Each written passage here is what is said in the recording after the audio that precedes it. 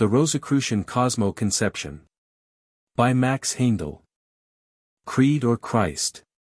No man loves God who hates his kind. Who tramples on his brother's heart and soul.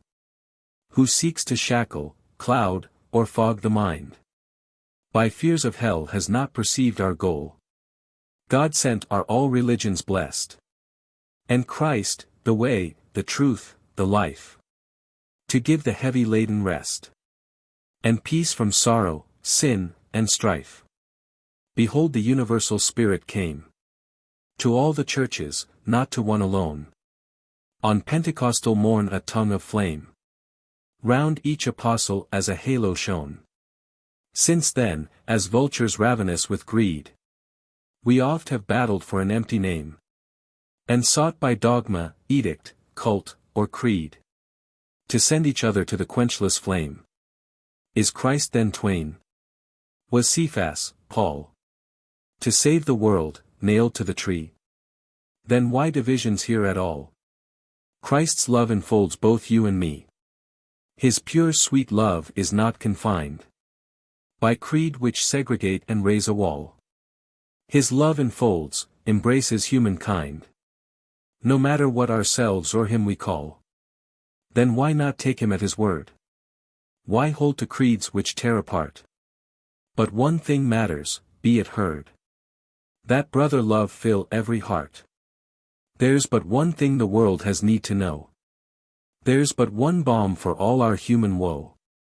There's but one way that leads to heaven above. That way is human sympathy and love. Max Heindel. How do you find this book? Any thoughts about the book or the author? Any suggestion for improvement? Please take a moment to share your thoughts in a comment. If you like it, share it with your friends who might enjoy it as well. Subscribe to keep in touch. Visit CompleteAudiobooks.com for more quality content. A word to the wise.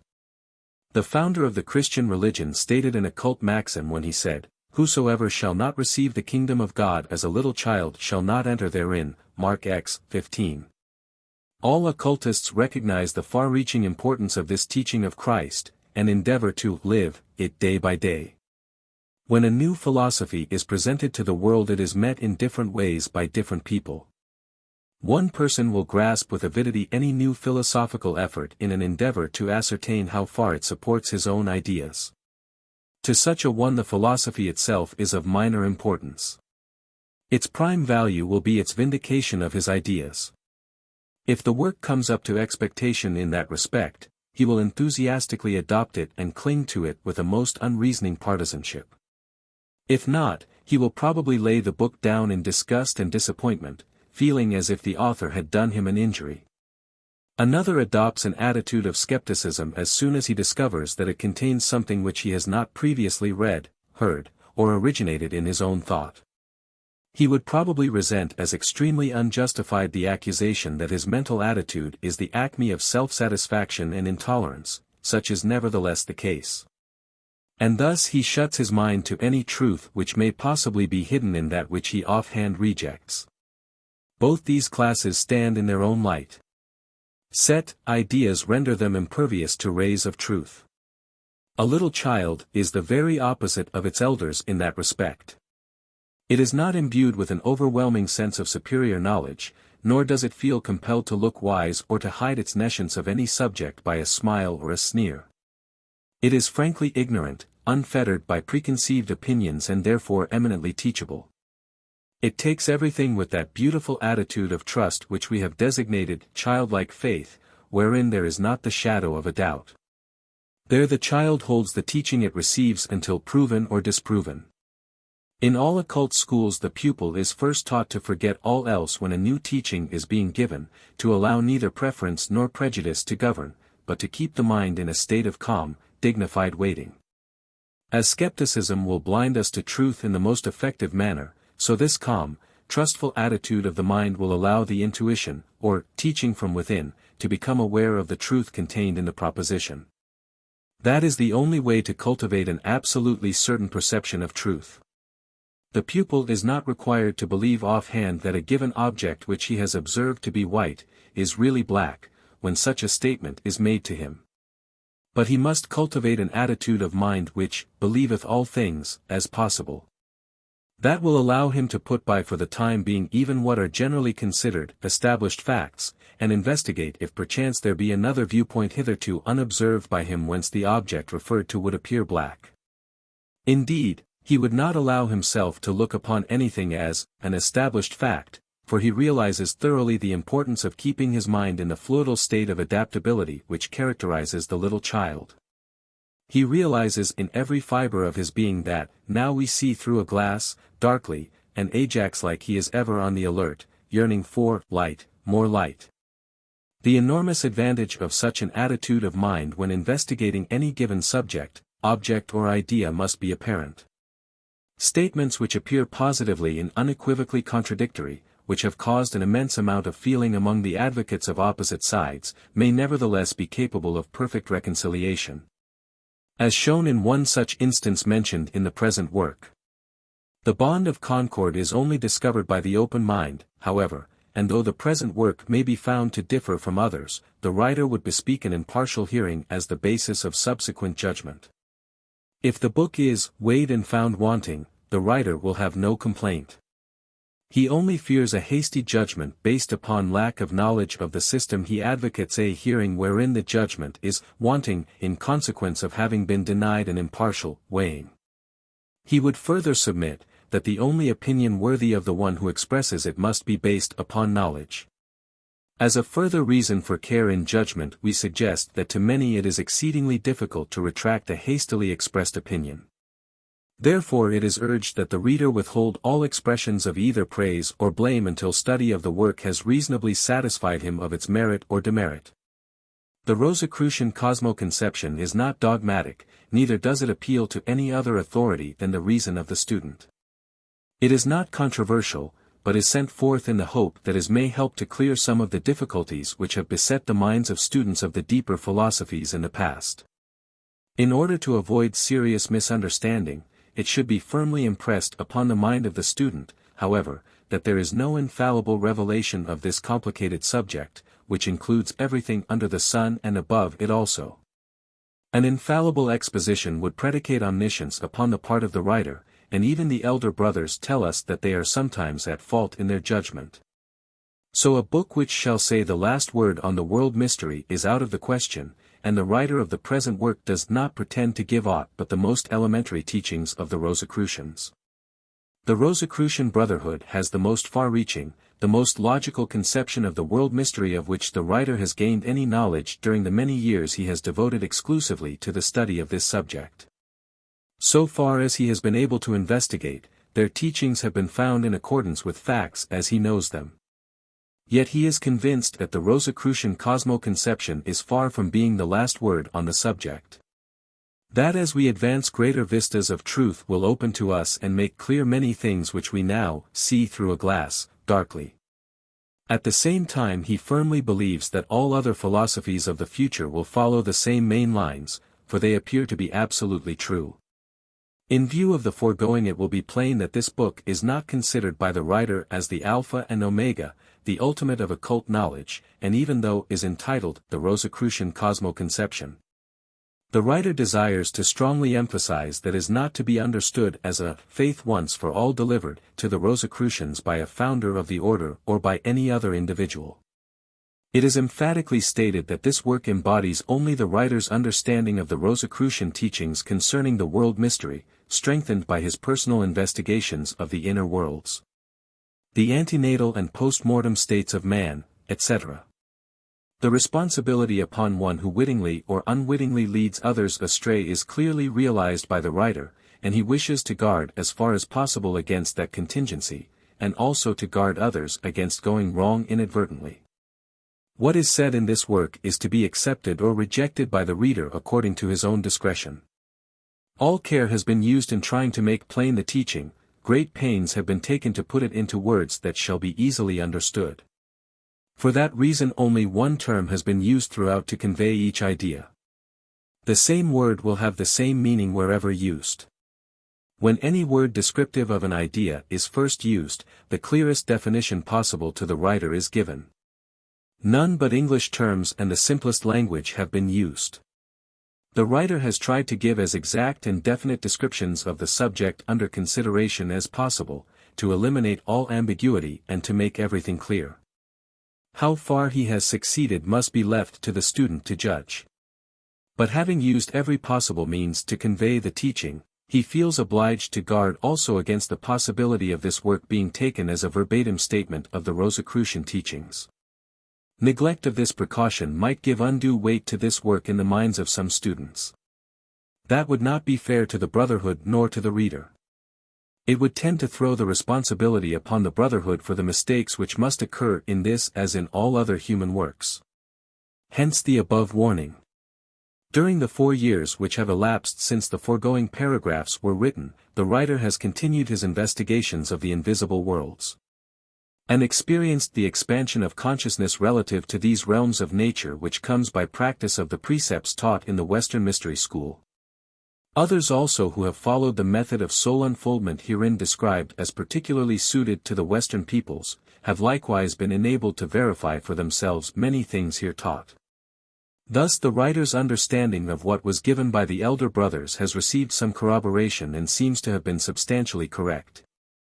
Therefore he feels it a duty to state this for the encouragement of those who are still unable to see for themselves.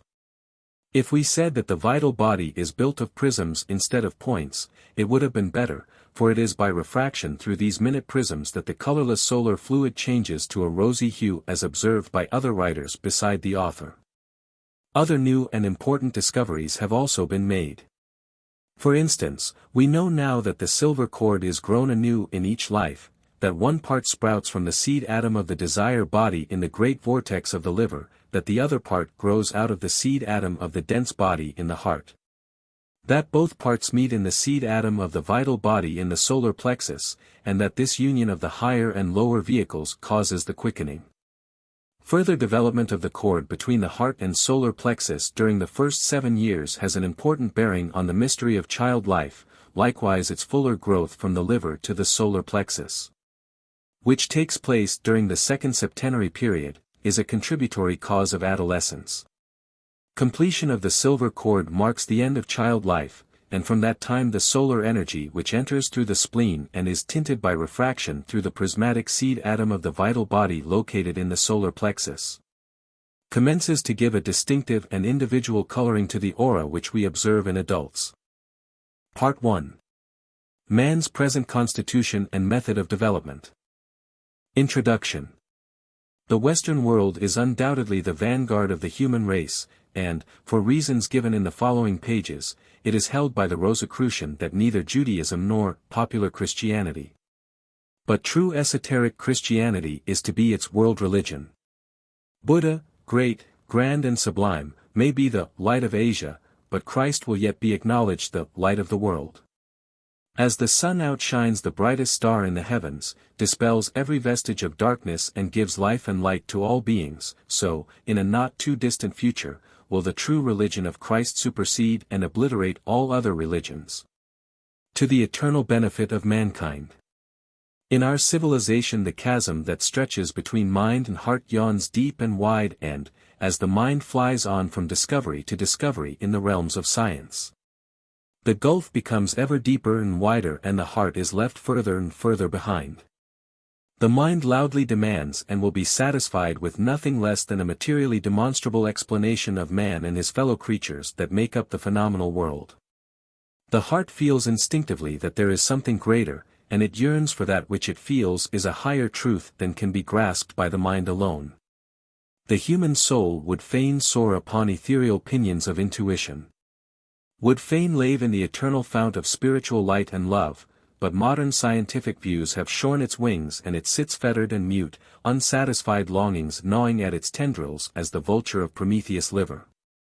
Is this necessary? Is there no common ground upon which head and heart may meet, each assisting the other, each by the help of the other becoming more effective in the search for universal truth, and each receiving equal satisfaction?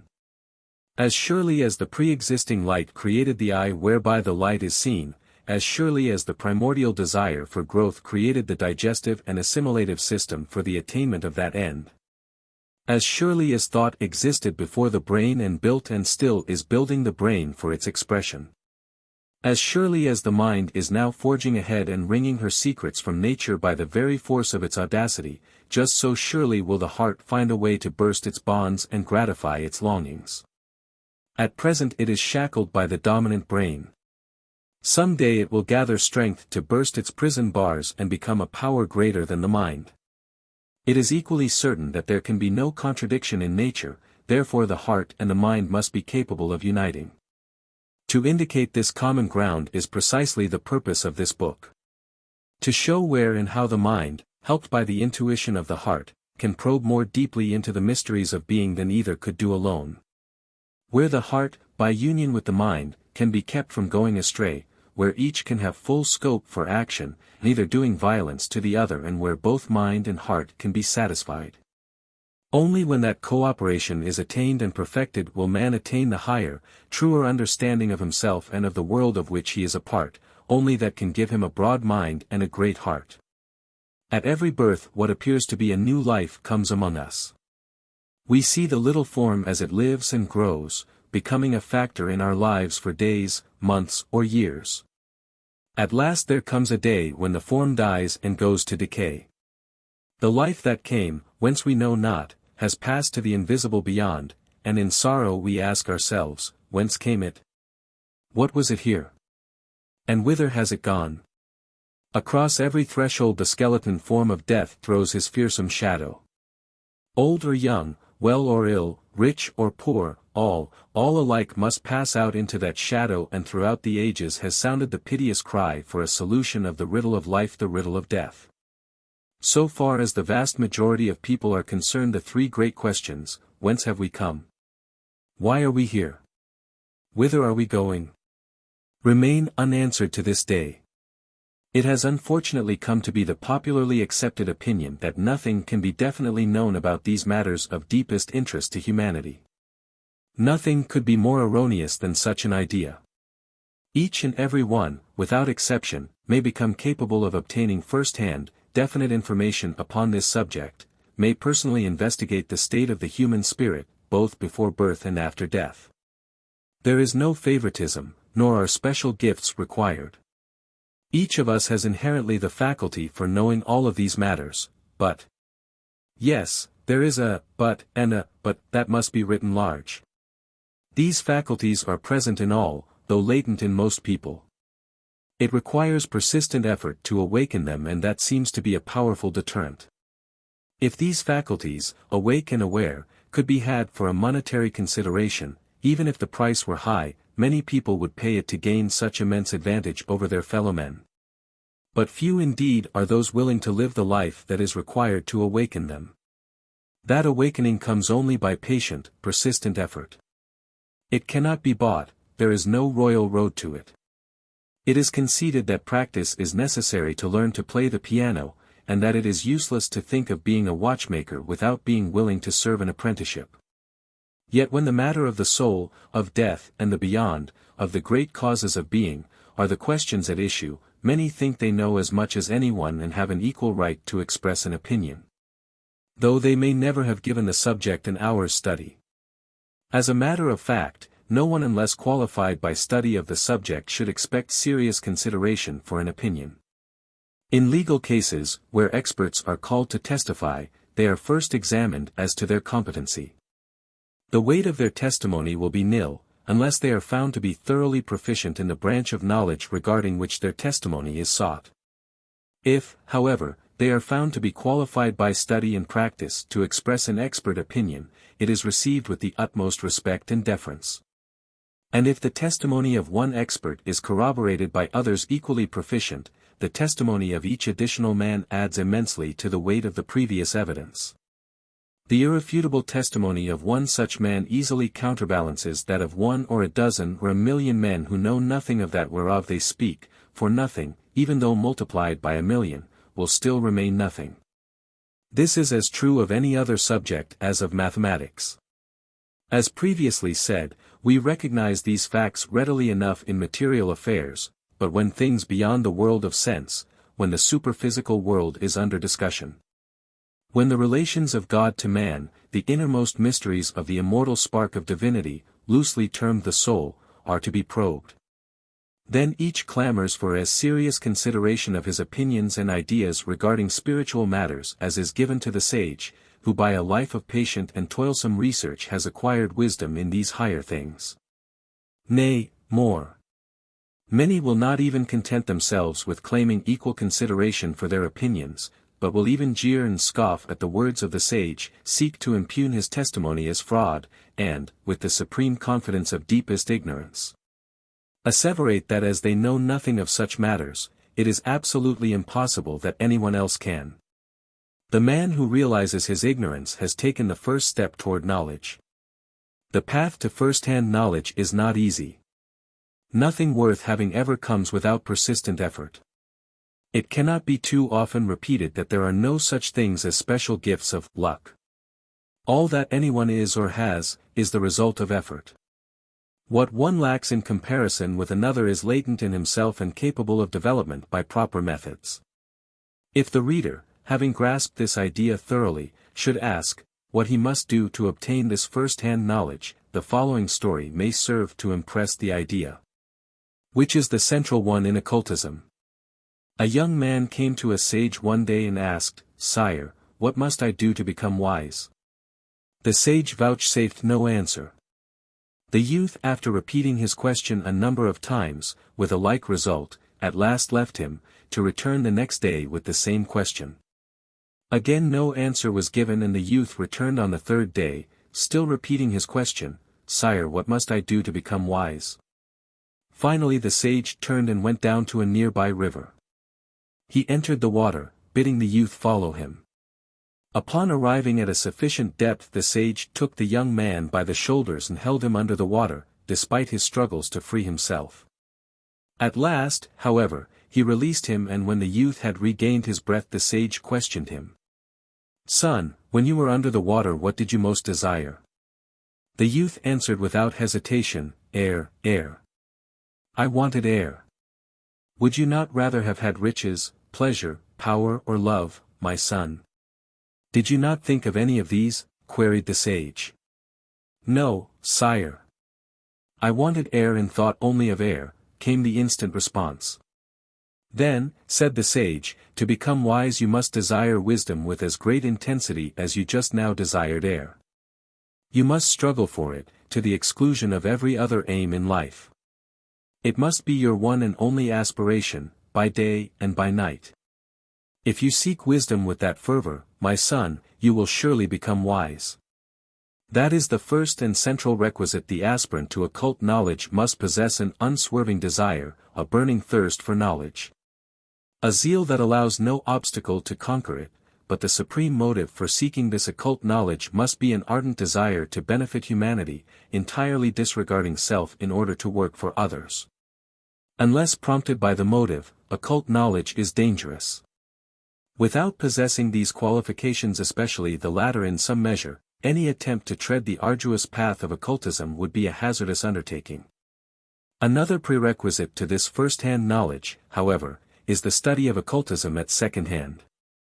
Certain occult powers are necessary for the first-hand investigation of matters connected with the prenatal and post-mortem states of man, but no one need despair of acquiring information about these conditions because of undeveloped occult powers. As a man may know about Africa either by going there personally or by reading descriptions written by travelers who have been there, so may he visit the superphysical realms if he will but qualify himself therefore.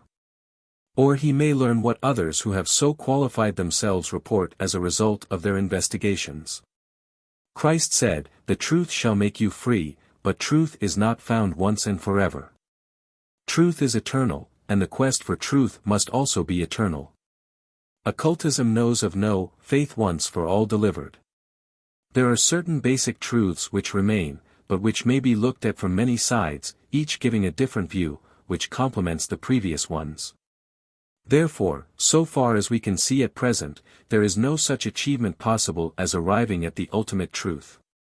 Wherein this work differs from some philosophical works, the variations are caused by difference of viewpoint, and all respect is paid to the conclusions reached and the ideas set forth by other investigators.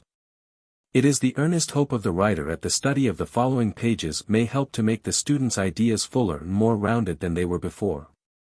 Chapter 1. The Visible and Invisible Worlds. The first step in occultism is the study of the invisible worlds. These worlds are invisible to the majority of people because of the dormancy of the finer and higher senses whereby they may be perceived, in the same way that the physical world about us is perceived through the physical senses.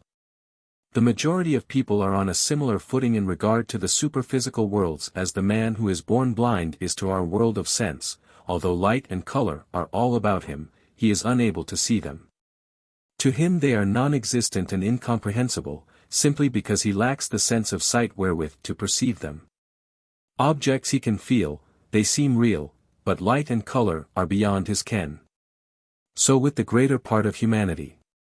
They feel, and see objects and hear sounds in the physical world, but the other realms, which the clairvoyant calls the higher worlds, are as incomprehensible to them as light and color are to the blind man. Because the blind man cannot see color and light, however, is no argument against their existence and reality. Neither is it an argument, that because most people cannot see the superphysical worlds no one can do so. If the blind man obtains his sight, he will see light and color. If the higher senses of those blind to the superphysical worlds are awakened by proper methods, they also will be able to behold the worlds which are now hidden from them. While many people make the mistake of being incredulous concerning the existence or reality of the supersensuous worlds, there are also many who go to the other extreme, and, having become convinced of the verity of invisible worlds, think that when a person is clairvoyant all truth is at once open to him. That when one can see, he at once knows all about these higher worlds. This is a great mistake. We readily recognize the fallacy of such a contention in matters of everyday life. We do not think that a man who was born blind, but has obtained his sight, at once knows all about the physical world. Nay, more. We know that even those of us who have been able to see the things about us all our lives are far from having a universal knowledge of them. We know that it requires arduous study and years of application to know about even that infinitesimal part of things that we handle in our daily lives, and reversing the Hermetic aphorism, as above, so below. We gather at once that it must be the same in the other worlds. At the same time it is also true that there are much greater facilities for acquiring knowledge in the superphysical worlds than in our present dense physical condition. But not so great as to eliminate the necessity for close study and the possibility of making a mistake in observation. In fact, all the testimony of reliable and qualified observers prove that much more care in observation is needed there than here. Clairvoyants must first be trained before their observations are of any real value, and the more proficient they become the more modest they are about telling of what they see. The more they defer to the versions of others, knowing how much there is to learn and realizing how little the single investigator can grasp of all the detail incident to his investigations. This also accounts for the varied versions, which superficial people think are an argument against the existence of the higher worlds. They contend that if these worlds exist, investigators must necessarily bring back identical descriptions. If we take an illustration from everyday life, the fallacy of this becomes apparent. Suppose a newspaper sends 20 reporters to a city with orders to write it up. Reporters are, or ought to be, trained observers. It is their business to see everything and they should be able to give as good descriptions as can be expected from any source. Yet it is certain that of the 20 reports, no two would be exactly alike. It is much more likely that they would be totally different. Although some of them might contain leading features in common, others might be unique in quality and quantity of description. Is it an argument against the existence of the city that these reports differ? Certainly not. It is easily accounted for by the fact that each saw the city from his own particular point of view, and instead of these varying reports being confusing and detrimental, it is safe to say that a perusal of them all would give a fuller, better understanding and description of the city than if only one were read and the others were thrown in the wastebasket. Each report would round out and complement the others. The same is true regarding accounts made by investigators of the higher worlds. Each has his own peculiar way of looking at things and can describe only what he sees from his particular point of view. The account he gives may differ from those of others, yet all be equally truthful from each individual observer's viewpoint. It is sometimes asked, why investigate these worlds? Why is it not best to take one world at a time? To be content for the present time with the lessons to be learned in the physical world, and, if there are invisible worlds, why not wait until we reach them before investigating? Sufficient unto the day is the evil thereof. Why borrow more? If we knew without doubt that at some time, sooner or later, each one of us must be transported to a far country where, under new and strange conditions, we must live for many years. Is it not reasonable to believe that if we had an opportunity to learn of that country in advance of our removal to it we would gladly do so? Knowledge would render it much easier for us to accommodate ourselves to new conditions. There is only one certainty in life, and that is death. As we pass into the beyond and are confronted by new conditions, knowledge of them is sure to be of the greatest help. But that is not all. To understand the physical world, which is the world of effects, it is necessary to understand the superphysical world, which is the world of causes. We see street cars in motion and we hear the clicking of telegraph instruments, but the mysterious force which causes phenomena remains invisible to us. We say it is electricity, but the name gives us no explanation. We learn nothing of the force itself, we see and hear only its effects. If a dish of cold water be placed in an atmosphere of a sufficiently low temperature, ice crystals immediately begin to form and we can see the process of their formation. The lines along which the water crystallizes were in it all the time as lines of force, but they were invisible until the water congealed. The beautiful frost flowers on a windowpane are visible manifestations of currents of the higher worlds which operate upon us all the time, unrecognized by most of us, but none the less potent. The higher worlds are thus the worlds of causes, of forces, and we cannot really understand this lower world unless we know the others and realize the forces and causes of which all material things are but the effects. As to the reality of these higher worlds compared with that of the physical world, strange as it may seem, these higher worlds, which to the majority appear as mirages, or even less substantial, are, in truth, much more real and the objects in them more lasting and indestructible than the objects in the physical world. If we take an example we shall readily see this. An architect does not start to build a house by procuring the material and setting the workmen to laying stone upon stone in a haphazard way, without thought or plan. He thinks the house out. Gradually it takes form in his mind and finally there stands a clear idea of the house that is to be a thought form of a house. This house is yet invisible to all but the architect. He makes it objective on paper. He draws the plans and from this objective image of the thought form the workmen construct the house of wood, iron, or stone, accurately corresponding to the thought form originated by the architect. Thus the thought form becomes a material reality. The materialist would assert that it is much more real, lasting and substantial than the image in the architect's mind. But let us see. The house could not have been constructed without the thought form. The material object can be destroyed by dynamite, earthquake, fire, or decay, but the thought form will remain. It will exist as long as the architect lives and from it any number of houses similar to the one destroyed may be constructed. Not even the architect himself can destroy it. Even after his death this thought form can be recovered by those who are qualified to read the memory of nature, which will be dealt with later.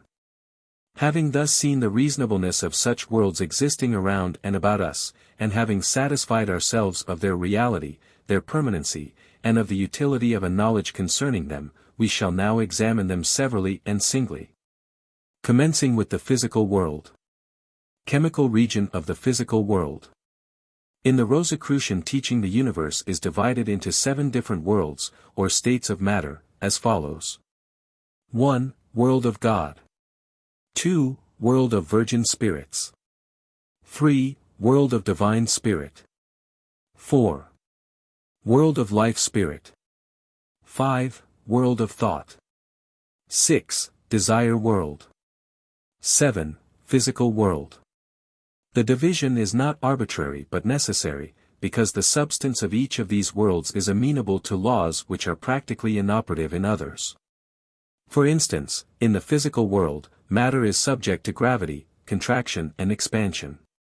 In the desire world there is neither heat nor cold, and forms levitate as easily as they gravitate. Distance and time are also governing factors of existence in the physical world, but are almost non-existent in the desire world. The matter of these worlds also varies in density, the physical world being the densest of the seven. Each world is subdivided into 7 regions or subdivisions of matter. In the physical world, the solids, liquids, and gases form the 3 denser subdivisions, the remaining 4 being ethers of varying densities. In the other worlds similar subdivisions are necessary, because the matter of which they are composed is not of uniform density.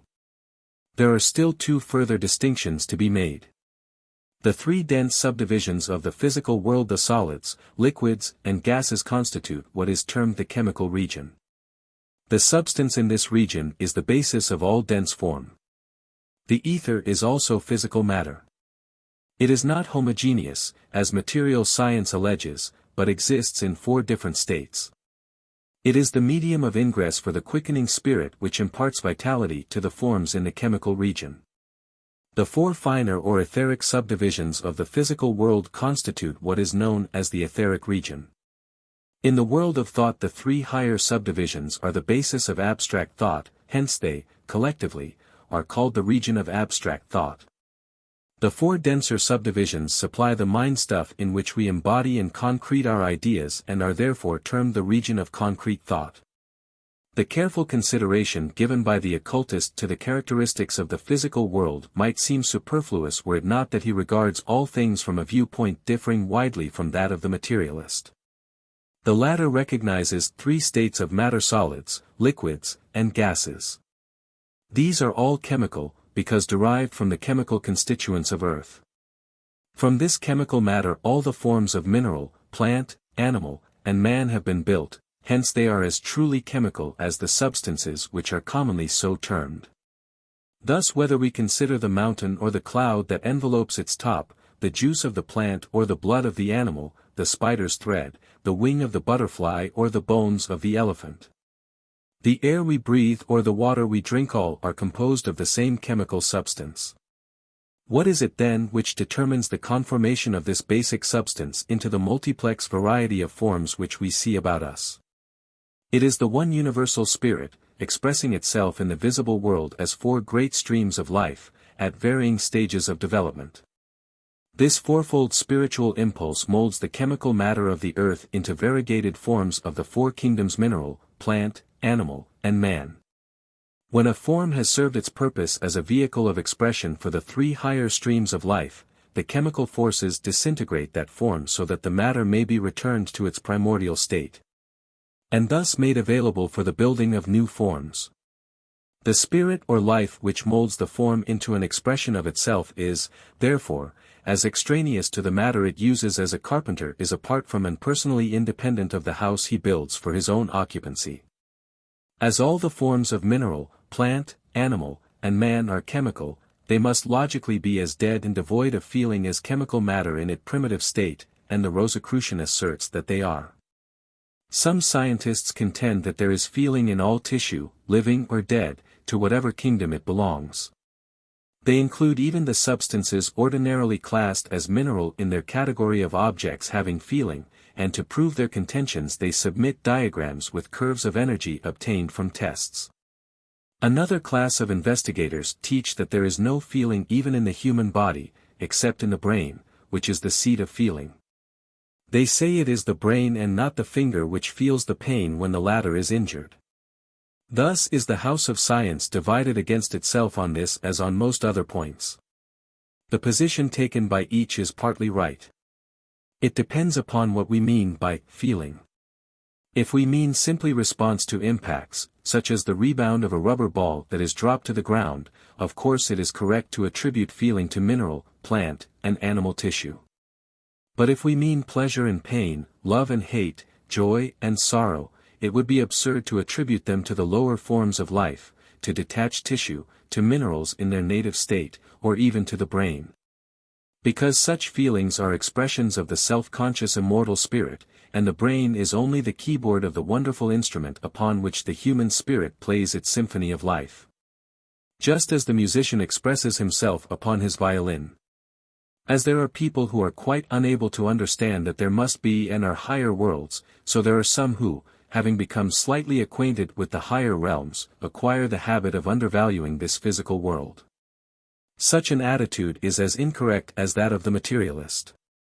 The great and wise beings who carry out the will and design of God placed us in this physical environment to learn great and important lessons which could not be learned under other conditions. And it is our duty to use our knowledge of the higher worlds in learning to the best of our ability the lessons which this material world has to teach us. In one sense the physical world is a sort of model school or experiment station to teach us to work correctly in the others. It does this whether or not we know of the existence of those other worlds, thereby proving the great wisdom of the originators of the plan. If we had knowledge of none but the higher worlds, we would make many mistakes which would become apparent only when physical conditions are brought to bear as criterion. To illustrate, let us imagine the case of an inventor working out his idea of a machine. First he builds the machine in thought, and in his mind he sees it complete and in operation, performing most beautifully the work it is designed to do. He next makes a drawing of the design, and in doing so perhaps finds that modifications in his first conception are necessary. When, from the drawings, he has become satisfied that the plan is feasible, he proceeds to build the actual machine from suitable material. Now it is almost certain that still further modifications will be found necessary before the machine will work as intended. It may be found that it must be entirely remodeled, or even that it is altogether useless in its present form, must be discarded and a new plan evolved. But mark this, for here is the point, the new idea or plan will be formulated for the purpose of eliminating the defects in the useless machine. Had there been no material machine constructed, thereby making evident the faults of the first idea, a second and correct idea would not have been formed. This applies equally to all conditions of life, social, mercantile, and philanthropic. Many plans appear excellent to those conceiving them, and may even look well on paper, but when brought down in the actual test of utility they often fail. That, however, should not discourage us. It is true that, we learn more from our mistakes than from our successes, and the proper light in which to regard this physical world is as a school of valuable experience, in which we learn lessons of the utmost importance. The etheric region of the physical world. As soon as we enter this realm of nature we are in the invisible, intangible world, where our ordinary senses fail us, hence this part of the physical world is practically unexplored by material science. Air is invisible, yet modern science knows that it exists. By means of instruments its velocity as wind can be measured, by compression it can be made visible as liquid air. With either, however, that is not so easy. Material science finds that it is necessary to account in some way for the transmission of electricity, with or without wires. It is forced to postulate some substance of a finer kind that it knows, and it calls that substance ether. It does not really know that ether exists, as the ingenuity of the scientist has not, as yet, been able to devise a vessel in which it is possible to confine this substance. Which is altogether too elusive for the comfort of the wizard of the laboratory. He cannot measure, weigh, nor analyze it by any apparatus now at his disposal. Truly, the achievements of modern science are marvelous. The best way to learn the secrets of nature, however, is not by inventing instruments, but by improving the investigator himself. Man has within himself faculties which eliminate distance and compensate for lack of size to a degree as much greater than the power of telescope and microscope as theirs exceeds that of the naked eye. These senses or faculties are the means of investigation used by occultists. They are their open sesame in searching for truth. To the trained clairvoyant ether is as tangible as are the solids, liquids, and gases of the chemical region to ordinary beings. He sees that the vital forces which give life to the mineral forms of plant, animal, and man flow into these forms, by means of the four states of ether. The names and specific functions of these four ethers are as follows. Chemical ether. This ether is both positive and negative in manifestation. The forces which cause assimilation and excretion work through it. Assimilation is the process whereby the different nutritive elements of food are incorporated into the body of plant, animal and man. This is carried on by forces with which we shall become acquainted later. They work along the positive pole of the chemical ether and attract the needed elements, building them into the forms concerned. These forces do not act blindly nor mechanically, but in a selective way, well known to scientists by its effects, thereby accomplishing their purpose, which is the growth and maintenance of the body. Excretion is carried on by forces of the same kind, but working along the negative pole of the chemical ether. By means of this pole they expel from the body the materials in the food which are unfit for use, or those which have outlived their usefulness in the body and should be expurgated from the system. This, like all other processes independent of man's volition, is also wide, selective, and not merely mechanical in its operation, as seen, for instance, in the case of the action of the kidneys, where only the urine is filtered through when the organs are in health. But it is known that when the organs are not in health, the valuable albumin is allowed to escape with the urine, the proper selection not being made because of an abnormal condition. Life ether. As the chemical ether is the avenue for the operation of the forces the object of which is the maintenance of the individual form, so the life ether is the avenue for the operation of the forces which have for their object the maintenance of the species, the forces of propagation. Like the chemical ether, the life ether also has its positive and negative pole. The forces which work along the positive pole are those which work in the female during gestation. They enable her to do the positive, active work of bringing forth a new being. On the other hand, the forces which work along the negative pole of the life ether enable the male to produce semen. In the work on the impregnated ovum of the animal and man, or upon the seed of the plant, the forces working along the positive pole of the life ether produce male plants, animals and men, while the forces which express themselves through the negative pole generate females. Light ether. This ether is both positive and negative, and the forces which play along its positive pole are the forces which generate that blood heat in the higher species of animal and in man, which makes them individual sources of heat.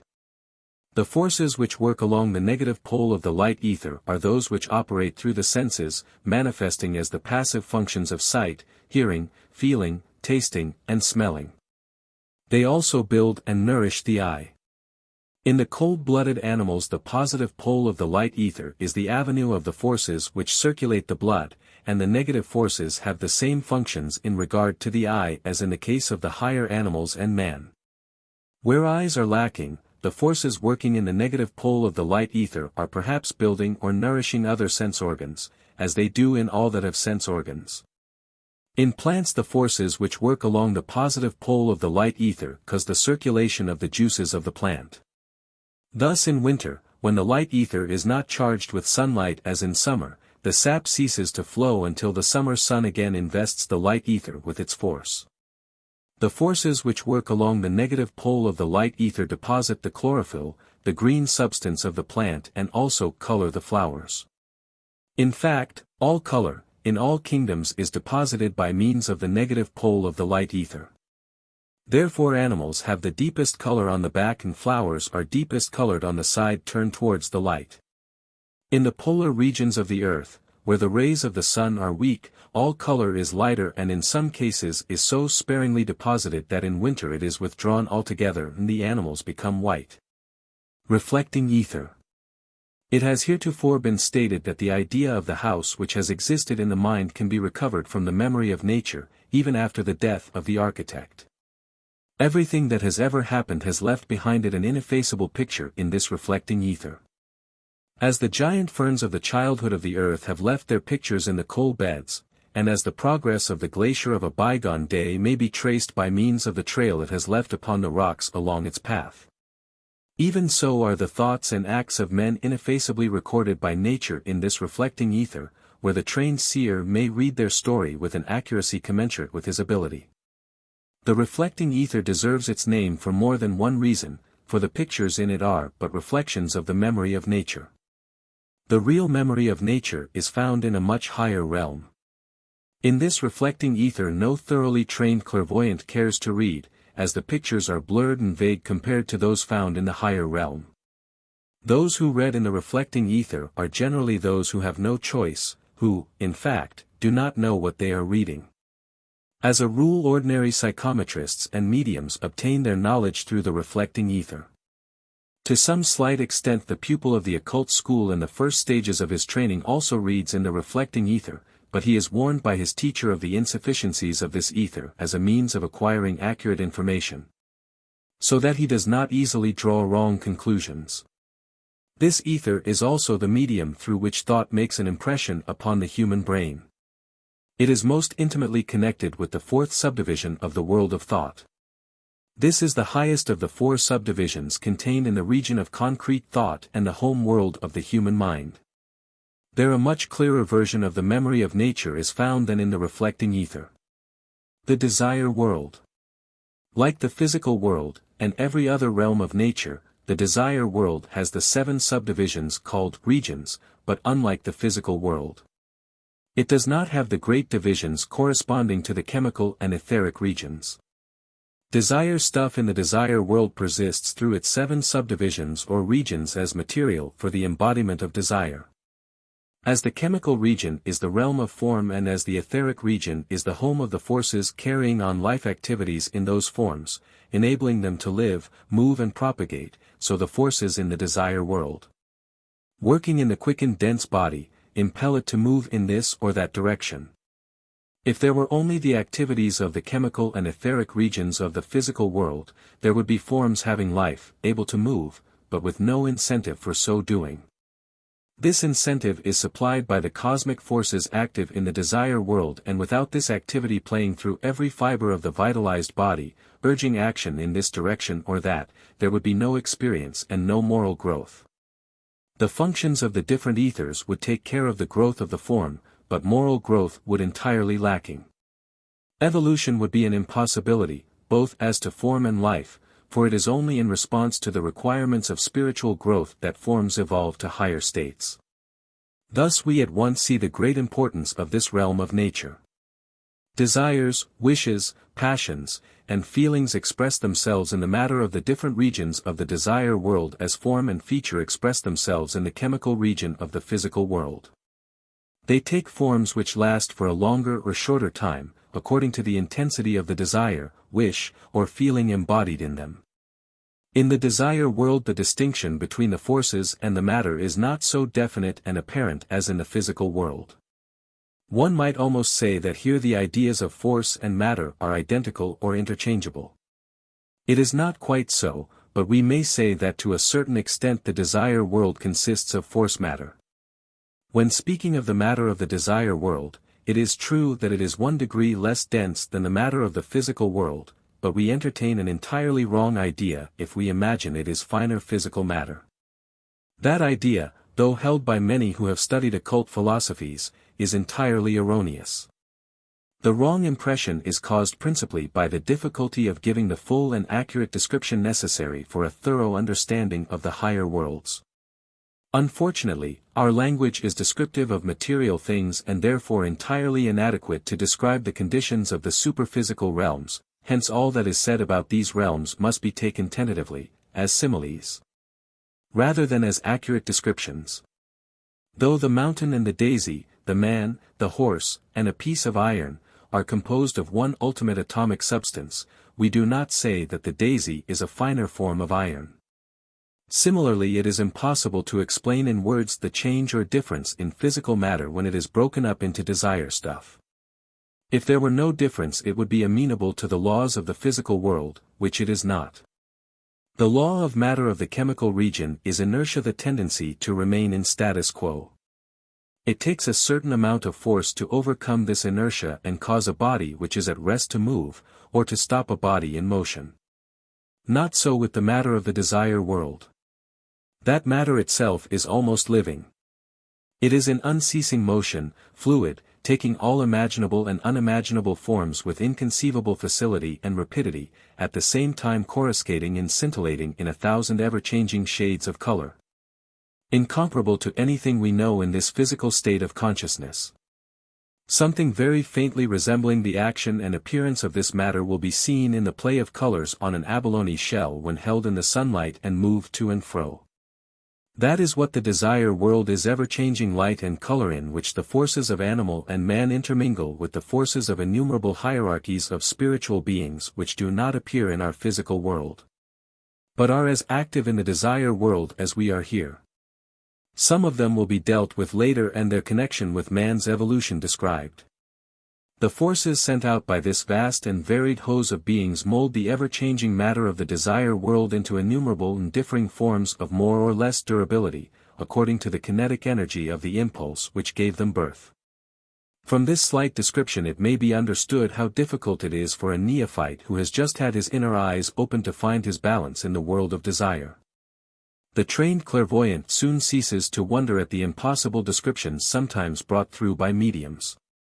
They may be perfectly honest, but the possibilities of parallax, and of getting out of focus are legion, and of the subtlest nature, and the real wonder is that they ever communicate anything correctly. All of us had to learn to see, in the days of our infancy, as we may readily find by watching a young babe. It will be found that the little one will reach for objects on the other side of the room or the street, or for the moon. He is entirely unable to gauge distances.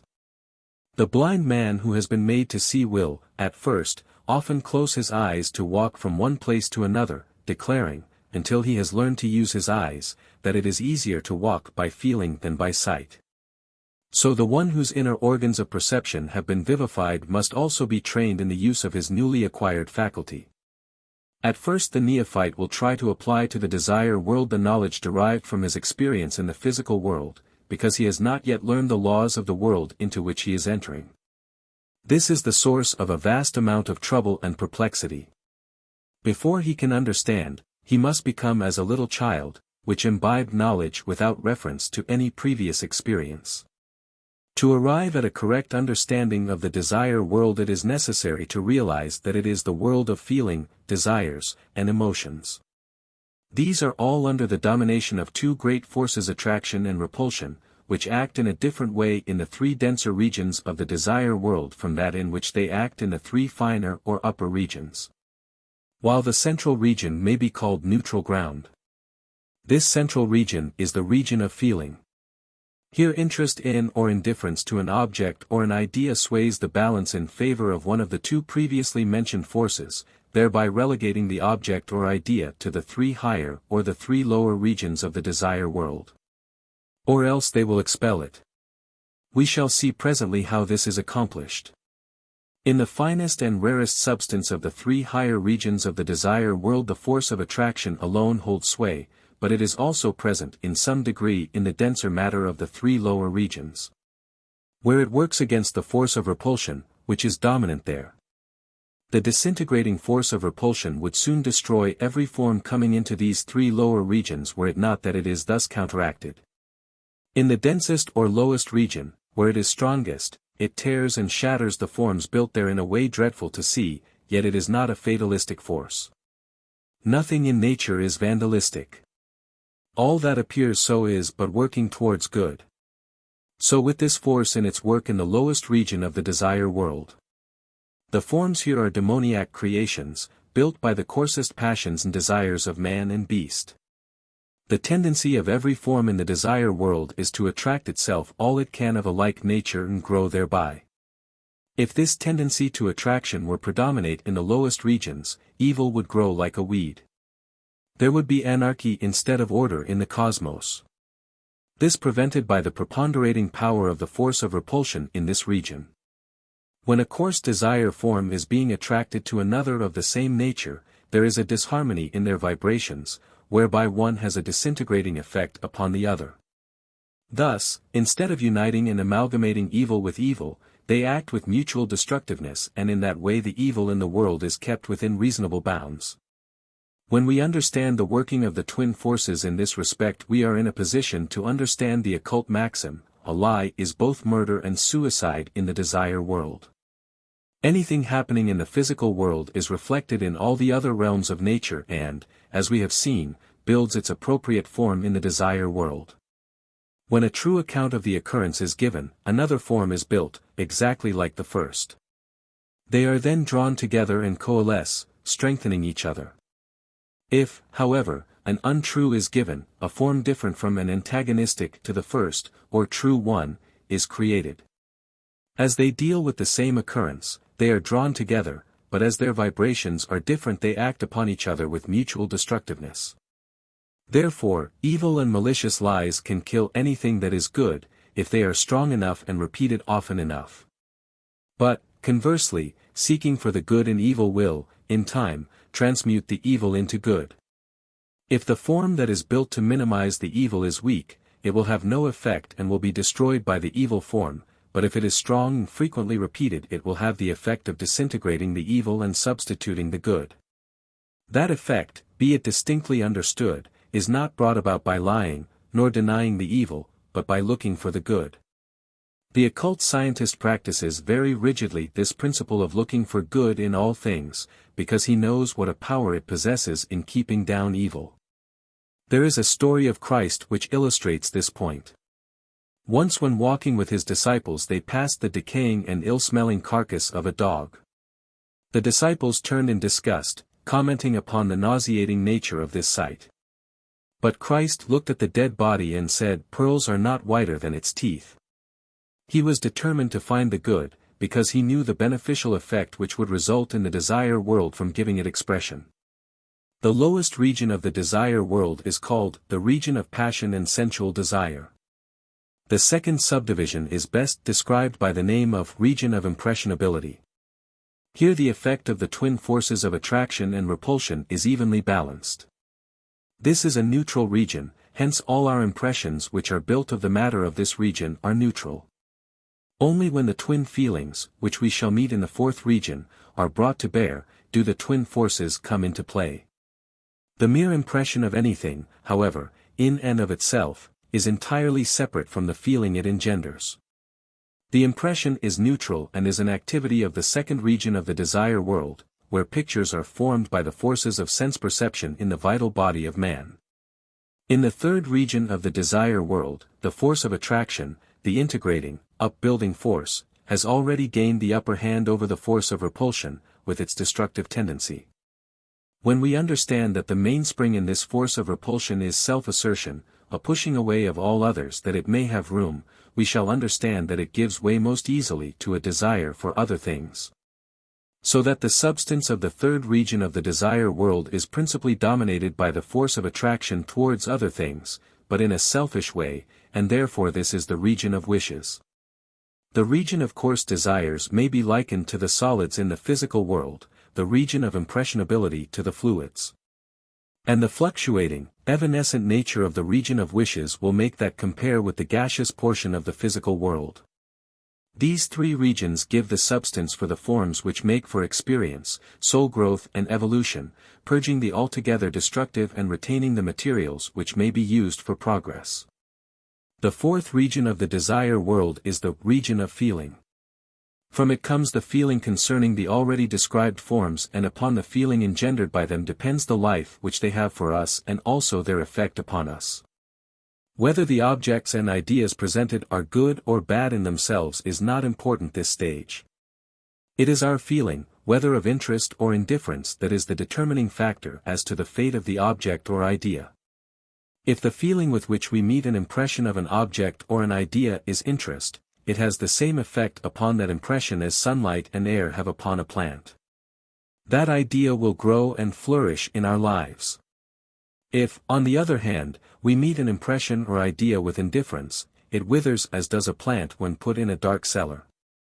Thus from this central region of the desire world come the incentive to action, or the decision to refrain therefrom, though the latter is also action in the eyes of the occult scientist. For at the present stage of our development the twin feelings, interest and indifference furnish the incentive to action and are the springs that move the world. At a later stage these feelings will cease to have any weight. Then the determining factor will be duty. Interest starts the forces of attraction or repulsion. Indifference simply withers the object or idea against which it is directed, so far as our connection with it is concerned. If our interest in an object or an idea generates repulsion, that naturally causes us to expurgate from our lives any connection with the object or idea which roused it. But there is a great difference between the action of the force of repulsion and the mere feeling of indifference. Perhaps an illustration will make more clear the operation of the twin feelings and the twin forces. 3 men are walking along a road. They see a sick dog. It is covered with sores and is evidently suffering intensely from pain and thirst. This much is evident to all 3 men. Their senses tell them that. Now feeling comes. 2 of them take an interest in the animal, but in the third there is a feeling of indifference. He passes on, leaving the dog to its fate. The others remain. They are both interested, but each manifests it in a quite different way. The interest of one man is sympathetic and helpful, impelling him to care for the poor beast, to assuage pains and nurse it back to health. In him the feeling of interest has aroused the force of attraction. The other man's interest is of a different kind. He sees only a loathsome sight which is revolting to him and wishes to rid himself and the world of it as quickly as possible. He advises killing the animal outright and burying it. In him the feeling of interest generates the destructive force of repulsion. When the feeling of interest arouses the force of attraction and it is directed toward low objects and desires, these work themselves out in the lower regions of the desire world, where the counteracting force of repulsion operates. As previously described. From the battle of the twin forces attraction and repulsion results all the pain and suffering incident to wrongdoing or misdirected effort, whether intentional or otherwise. Thus we may see how very important is the feeling we have concerning anything, for upon that depends the nature of the atmosphere we create for ourselves. If we love the good, we shall keep and nourish as guardian angels all that is good about us. If the reverse, we shall people our path with demons and our own breeding. The names of the 3 upper regions of the desire world are region of soul life, region of soul light, and region of soul power. In these abide art, altruism, philanthropy, and all the activities of the higher soul life. When we think of these regions as radiating the qualities indicated by their names, into the forms of the 3 lower regions, we shall understand correctly the higher and lower activities. Soul power, however, may for a time be used for evil purposes as well as for good, but eventually the force of repulsion destroys vice and the force of attraction builds virtue upon its shattered ruins. All things, in the ultimate, work together for good. The physical and the desire worlds are not separated from each other by space. They are closer than hands and feet. It is not necessary to move to get from one to the other, nor from one region to the next. Just as solids, liquids, and gases are all together in our bodies, interpenetrating one another, so are the different regions of the desire world within us also. We may again compare the lines of force along which ice crystals form in water to the invisible causes originating in the desire world, which appear in the physical world and give us the incentive to action, in whatever direction it may be. The desire world, with its innumerable inhabitants, permeates the physical world, as the lines of force do the water invisibly, but everywhere present and potent as the cause of everything in the physical world. The world of thought. The world of thought also consists of 7 regions of varying qualities and densities, and, like the physical world, the world of thought is divided into 2 main divisions: the region of concrete thought, comprising the 4 densest regions, and the region of abstract thought, comprising the 3 regions of finest substance. This world of thought is the central one of the 5 worlds from which man obtains his vehicles. Here spirit and body meet. It is also the highest of the 3 worlds in which man's evolution is being carried forward at the present time, the 2 higher worlds being practically in abeyance as yet, so far as man is concerned. We know that the materials of the chemical region are used in building all physical forms. These forms are given life and the power of motion by the forces at work in the etheric region, and some of these living forms are stirred into activity by means of the twin feelings of the desire world. The region of concrete thought furnishes the mind stuff in which ideas generated in the region of abstract thought clothe themselves as thought forms. To act as regulators and balance wheels upon the impulses engendered in the desire world by impacts from the phenomenal world. Thus we see how the three worlds, in which man is at present evolving, complement one another, making a whole that shows forth the supreme wisdom of the great architect of the system to which we belong, and whom we reverence by the holy name of God. Taking a more detailed view of the several divisions of the region of concrete thought, we find that the archetypes of physical form, no matter to what kingdom they may belong, are found in its lowest subdivision, or the continental region. In this continental region are also the archetypes of the continents and the isles of the world, and corresponding to these archetypes are they fashioned. Modifications in the crust of the earth must first be wrought in the continental region. Not until the archetypal model has been changed can the intelligences which we, to hide our ignorance concerning them, call the laws of nature, bring about the physical conditions which alter the physical features of the earth according to the modifications designed by the hierarchies in charge of evolution. They plan changes as an architect plans the alteration of a building before the workmen give it concrete expression. In like manner are changes in the flora and fauna due to metamorphoses in their respective archetypes. When we speak of the archetypes of all the different forms in the dense world, it must not be thought that these archetypes are merely models in the same sense in which we speak of an object constructed in miniature, or in some material other than that appropriate for its proper and final use. They are not merely likenesses nor models of the forms we see about us, but are creative archetypes. That is, they fashion the forms of the physical world in their own likeness or likenesses, for often many work together to form one certain species, each archetype giving part of itself to build the required form. The second subdivision of the region of concrete thought is called the oceanic region.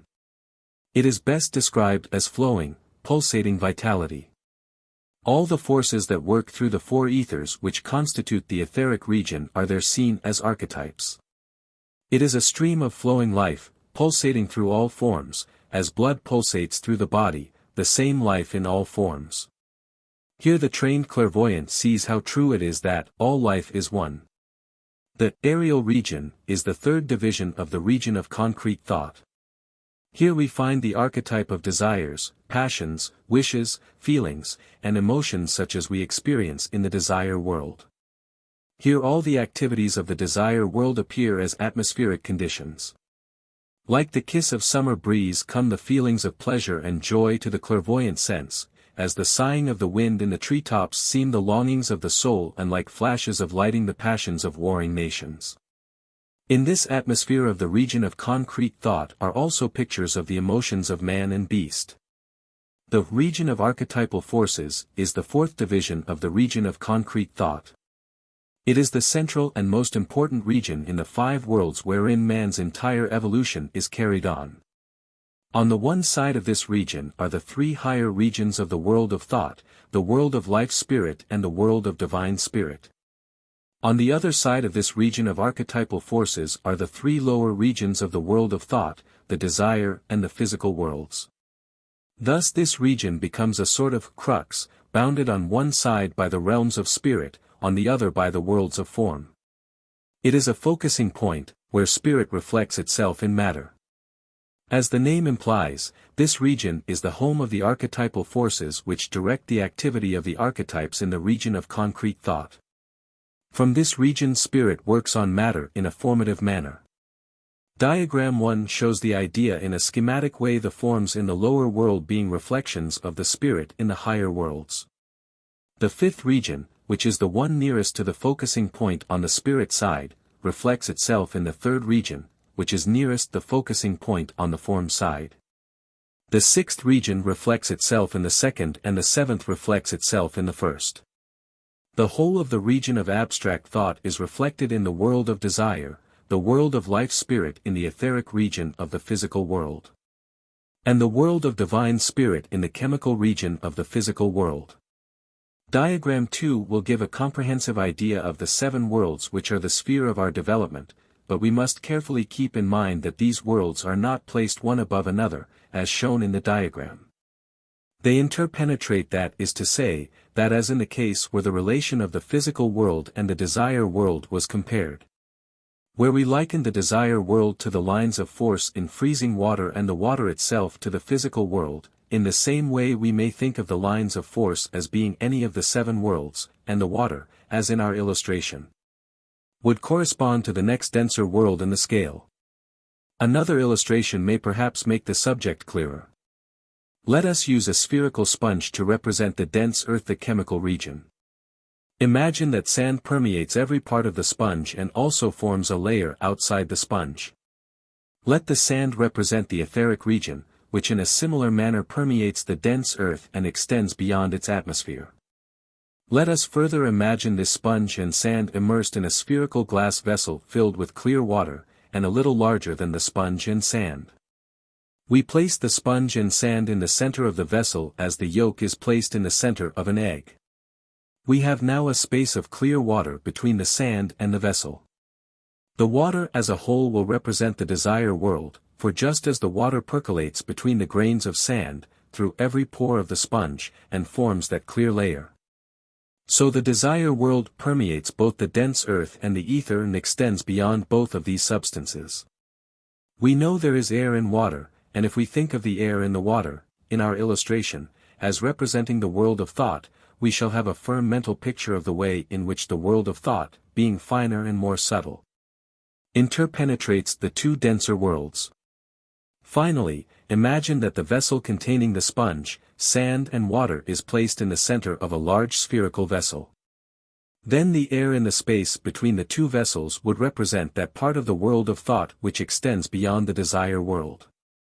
Each of the planets in our solar system has 3 such interpenetrating worlds, and if we think of each of the planets consisting of 3 worlds as being individual sponges, and of the 4th world, the world of life spirit, as being the water in a large vessel where these 3 cold separate sponges swim, we shall understand that as the water in the vessel fills the space between the sponges and percolates through them, so the world of life spirit pervades interplanetary space and interpenetrates the individual planets. It forms a common bond between them, so that as it is necessary to have a boat and be able to control it, if we wish to sail from America to Africa, so it is necessary to have a vehicle correlated to the world of life spirit under our conscious control in order to be able to travel from one planet to another. In a manner similar to that in which the world of life spirit correlates us to the other planets in our own solar system does the world of divine spirit correlate us to the other solar systems. We may regard the solar systems as separate sponges, swimming in a world of divine spirit. And thus it will be apparent that in order to travel from one solar system to another it would be necessary to be able to function consciously in the highest vehicle of man, the divine spirit. Chapter 2. The 4 Kingdoms. The 3 worlds of our planet are at present the field of evolution for a number of different kingdoms of life, at various stages of development. Only 4 of these need concern us at present, viz. the mineral, plant, animal, and human kingdoms. These 4 kingdoms are related to the 3 worlds in different ways, according to the progress these groups of evolving life have made in the school of experience. So far as form is concerned, the dense bodies of all the kingdoms are composed of the same chemical substances, the solids, liquids, and gases of the chemical region. The dense body of a man is as truly a chemical compound as is the stone, although the latter is ensouled by mineral life only. But even when speaking from the purely physical standpoint, and laying aside all other considerations for the time being, there are several important differences when we compare the dense body of the human being with the mineral of the earth. Man moves, grows, and propagates his species. The mineral, in its native state, does none of these things. Comparing man with the forms of the plant kingdom, we find that both plant and man have a dense body, capable of growth and propagation. But man has faculties not possessed by the plant. He feels, has the power of motion, and the faculty of perceiving things exterior to himself. When we compare man with the animal, we see that both have the faculties of feeling, motion, growth, propagation, and sense perception. In addition, man has the faculty of speech, a superior structure of the brain, and also hands, which are a very great physical advantage. We may note especially the development of the thumb, which makes the hand much more valuable than even that of the anthropoid. Man has also evolved a definite language in which to express his feelings and thoughts, all of which places the dense body of the human being in a class by itself, beyond the three lower kingdoms. To account for these differences in the four kingdoms we must go to the invisible worlds, and seek the causes which give one kingdom that which is denied to another. To function in any world, and express the qualities peculiar to it, we must first possess a vehicle made of its material. In order to function in the dense physical world it is necessary to have a dense body, adapted to our environment. Otherwise we should be ghosts, as they are commonly called, and be invisible to most physical beings. So we must have a vital body before we can express life, grow, or externalize the other qualities peculiar to the etheric region. To show feeling and emotion it is necessary to have a vehicle composed of the materials of the desire world, and a mind formed of the substance of the region of concrete thought is necessary to render thinking possible. When we examine the four kingdoms in relation to the etheric region, we find that the mineral does not possess a separate vital body, and at once we see the reason why it cannot grow, propagate, or show sentient life. As an hypothesis necessary to account for other known facts, material science holds that in the densest solid, as in the rarest and most attenuated gas, no two atoms touch each other, that there is an envelope of ether around each atom. That the atoms in the universe float in an ocean of ether. The occult scientist knows this to be true of the chemical region and that the mineral does not possess a separate vital body of ether. And as it is the planetary ether alone which envelopes the atoms of the mineral, that makes the difference described. It is necessary, as we have shown, to have a separate, vital body, desire body, etc. To express the qualities of a particular realm, because the atoms of the world of desire, of the world of thought and even of the higher worlds, interpenetrate the mineral as well as the dense human body. And if the interpenetration of the planetary ether, which is the ether that envelopes the atoms of the mineral, were enough to make it feel and propagate its interpenetration by the planetary world of thought would also be sufficient to make it think. This it cannot do, because it lacks a separate vehicle. It is penetrated by the planetary ether only, and is therefore incapable of individual growth. Only the lowest of the four states of ether, the chemical, is active in the mineral. The chemical forces in minerals are due to that fact. When we consider plant, animal, and man in relation to the etheric region, we note that each has a separate, vital body, in addition to being penetrated by the planetary ether which forms the etheric region. There is a difference, however, between the vital bodies of the plants and the vital bodies of animal and man. In the vital body of the plant only the chemical and the life ethers are fully active. Hence the plant can grow by the action of the chemical ether and propagate its species through the activity of the life ether of the separate, vital body which it possesses. The light ether is present, but is partially latent or dormant, and reflecting ether is lacking. Therefore it is evident that the faculties of sense perception and memory, which are the qualities of these ethers, cannot be expressed by the plant kingdom. Turning our attention to the vital body of the animal, we find that in it the chemical, life and light ethers are dynamically active. Hence the animal has the faculties of assimilation and growth, caused by the activities of the chemical ether. And the faculty of propagation by means of the life ether, these being the same as in plants. But in addition, it has the faculties of generating internal heat and of sense perception. The fourth ether, however, is inactive in the animal, hence it has no thought nor memory. That which appears as such will be shown later to be of a different nature. When we analyze the human being, we find that in him all four ethers are dynamically active in the highly organized vital body. By means of the activities of the chemical he is able to assimilate food and to grow. The forces at work in the life ether enable him to propagate his species. The forces in the light ether supply the dense body with heat, work on the nervous system and muscles, thus opening the doors of communication with the outside world by way of the senses. And the reflecting ether enables the spirit to control its vehicle by means of thought. This ether also stores past experience as memory. The vital body of plant, animal, and man, extends beyond the periphery of the dense body as the etheric region, which is the vital body of a planet, extends beyond its dense part, showing again the truth of the Hermetic axiom, as above, so below. The distance of this extension of the vital body of man is about 1.5 inches. The part which is outside the dense body is very luminous and about the color of a new-blown peach blossom. It is often seen by persons having very slight involuntary clairvoyance. The writer has found, when speaking with such persons, that they frequently are not aware they see anything unusual and do not know what they see. The dense body is built into the matrix of this vital body during antenatal life, and with one exception, it is an exact copy, molecule for molecule, of the vital body. As the lines of force in freezing water are the avenues of formation for ice crystals, so the lines of force in the vital body determine the shape of the dense body. All through life the vital body is the builder and restorer of the dense form. Were it not for the etheric heart, the dense heart would break quickly under the constant strain we put upon it. All the abuses to which we subject the dense body are counteracted, so far as lies in its power, by the vital body, which is continually fighting against the death of the dense body. The exception mentioned above is that the vital body of a man is female or negative, while that of a woman is male or positive. In that fact we have the key to numerous puzzling problems of life.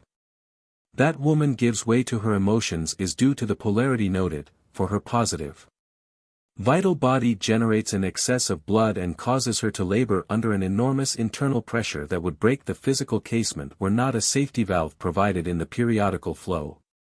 And another in the tears which relieve the pressure on special occasions for tears are white bleeding. Man may have and has as strong emotions as woman, but he is usually able to suppress them without tears, because his negative vital body does not generate more blood than he can comfortably control. Unlike the higher vehicles of humanity, the vital body, except under certain circumstances, to be explained when the subject of initiation is dealt with, does not ordinarily leave the dense body until the death of the latter. Then the chemical forces of the dense body are no longer held in check by the evolving life.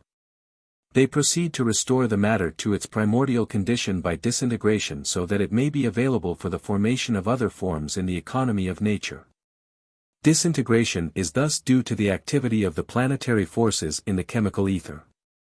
In texture the vital body may be crudely compared to one of those picture frames made of hundreds of little pieces of wood which interlock and present innumerable points to the observer.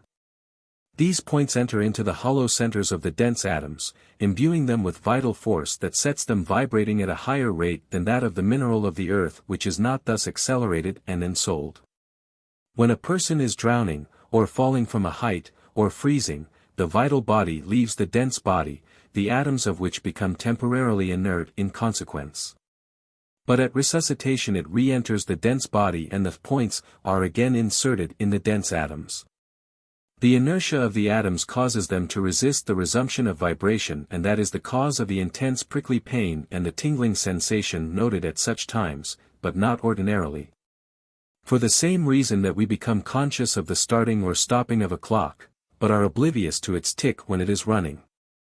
There are certain cases where the vital body partly leaves the dense body, such as when a hand goes to sleep. Then the etheric hand of the vital body may be seen hanging below the dense arm like a glove, and the points cause the peculiar pricking sensation felt when the etheric hand re-enters the dense hand. Sometimes in hypnosis the head of the vital body divides and hangs outside the dense head, one half over each shoulder, or lies around the neck like the collar of a sweater. The absence of prickly sensation at awakening in cases like this is because during the hypnosis part of the hypnotist's vital body had been substituted for that of the victim.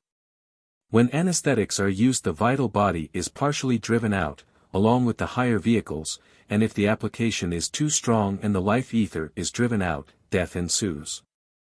This same phenomenon may also be observed in the case of materializing mediums.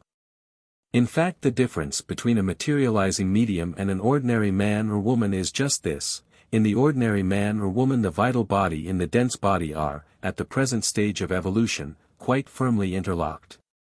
While in the medium they are loosely connected. It has not always been so, and the time will come again when the vital body may normally leave the dense vehicle, but that is not normally accomplished at present. When a medium allows his or her vital body to be used by entities from the desire world who wish to materialize, the vital body generally oozes from the left side through the spleen, which is its particular gate. Then the vital forces cannot flow into the body as they do normally, the medium becomes greatly exhausted, and some of them resort to stimulants to counteract the effects, in time becoming incurable drunkards. The vital force from the sun, which surrounds us as a colorless fluid, is absorbed by the vital body through the etheric counterpart of the spleen, wherein it undergoes a curious transformation of color. It becomes pale rose-hued and spreads along the nerves all over the dense body. It is to the nervous system what the force of electricity is to a telegraph system. Though there be wires, instruments, and telegraph operators all in order, if the electricity is lacking, no message can be sent. The ego, the brain, and the nervous system may be in seemingly perfect order, but if the vital force be lacking to carry the message of the ego through the nerves to the muscles, the dense body will remain inert. This is exactly what happens when part of the dense body becomes paralyzed. The vital body has become diseased and the vital force can no longer flow. In such cases, as in most sickness, the trouble is with the finer invisible vehicles. In conscious or unconscious recognition of this fact, the most successful physicians use suggestion which works upon the higher vehicles as aid to medicine. The more a physician can imbue his patient with faith and hope, the speedier disease will vanish and give place to perfect health. During the health the vital body specializes a superabundance of vital force, which, after passing through a dense body, radiates in straight lines in every direction from the periphery thereof, as the radii of a circle do from the center. But during ill health, when the vital body becomes attenuated, it is not able to draw to itself the same amount of force and in addition the dense body is feeding upon it. Then the lines of the vital fluid which pass out from the body are crumpled and bent, showing the lack of force behind them. In health the great force of these radiations carries with it germs and microbes which are inimical to the health of the dense body, but in sickness, when the vital force is weak, these emanations do not so readily eliminate disease germs. Therefore the danger of contracting disease is much greater when the vital forces are low than when one is in robust health. In cases where parts of the dense body are amputated, only the planetary ether accompanies the separated part. The separate vital body and the dense body disintegrate synchronously after death. So with the etheric counterpart of the amputated limb. It will gradually disintegrate as the dense member decays, but in the meantime the fact that the man still possesses the etheric limb accounts for his assertion that he can feel his fingers or suffers pain in them. There is also a connection with a buried member, irrespective of distance. A case is on record where a man felt severe pain, as if a nail had been driven into the flesh of an amputated limb, and he persisted until the limb was exhumed. When it was found that a nail had been driven into it at the time it was boxed for burial. The nail was removed and the pain instantly stopped. It is also in accordance with these facts that people complain of pain in a limb for perhaps 2 or 3 years after the amputation. The pain will then cease.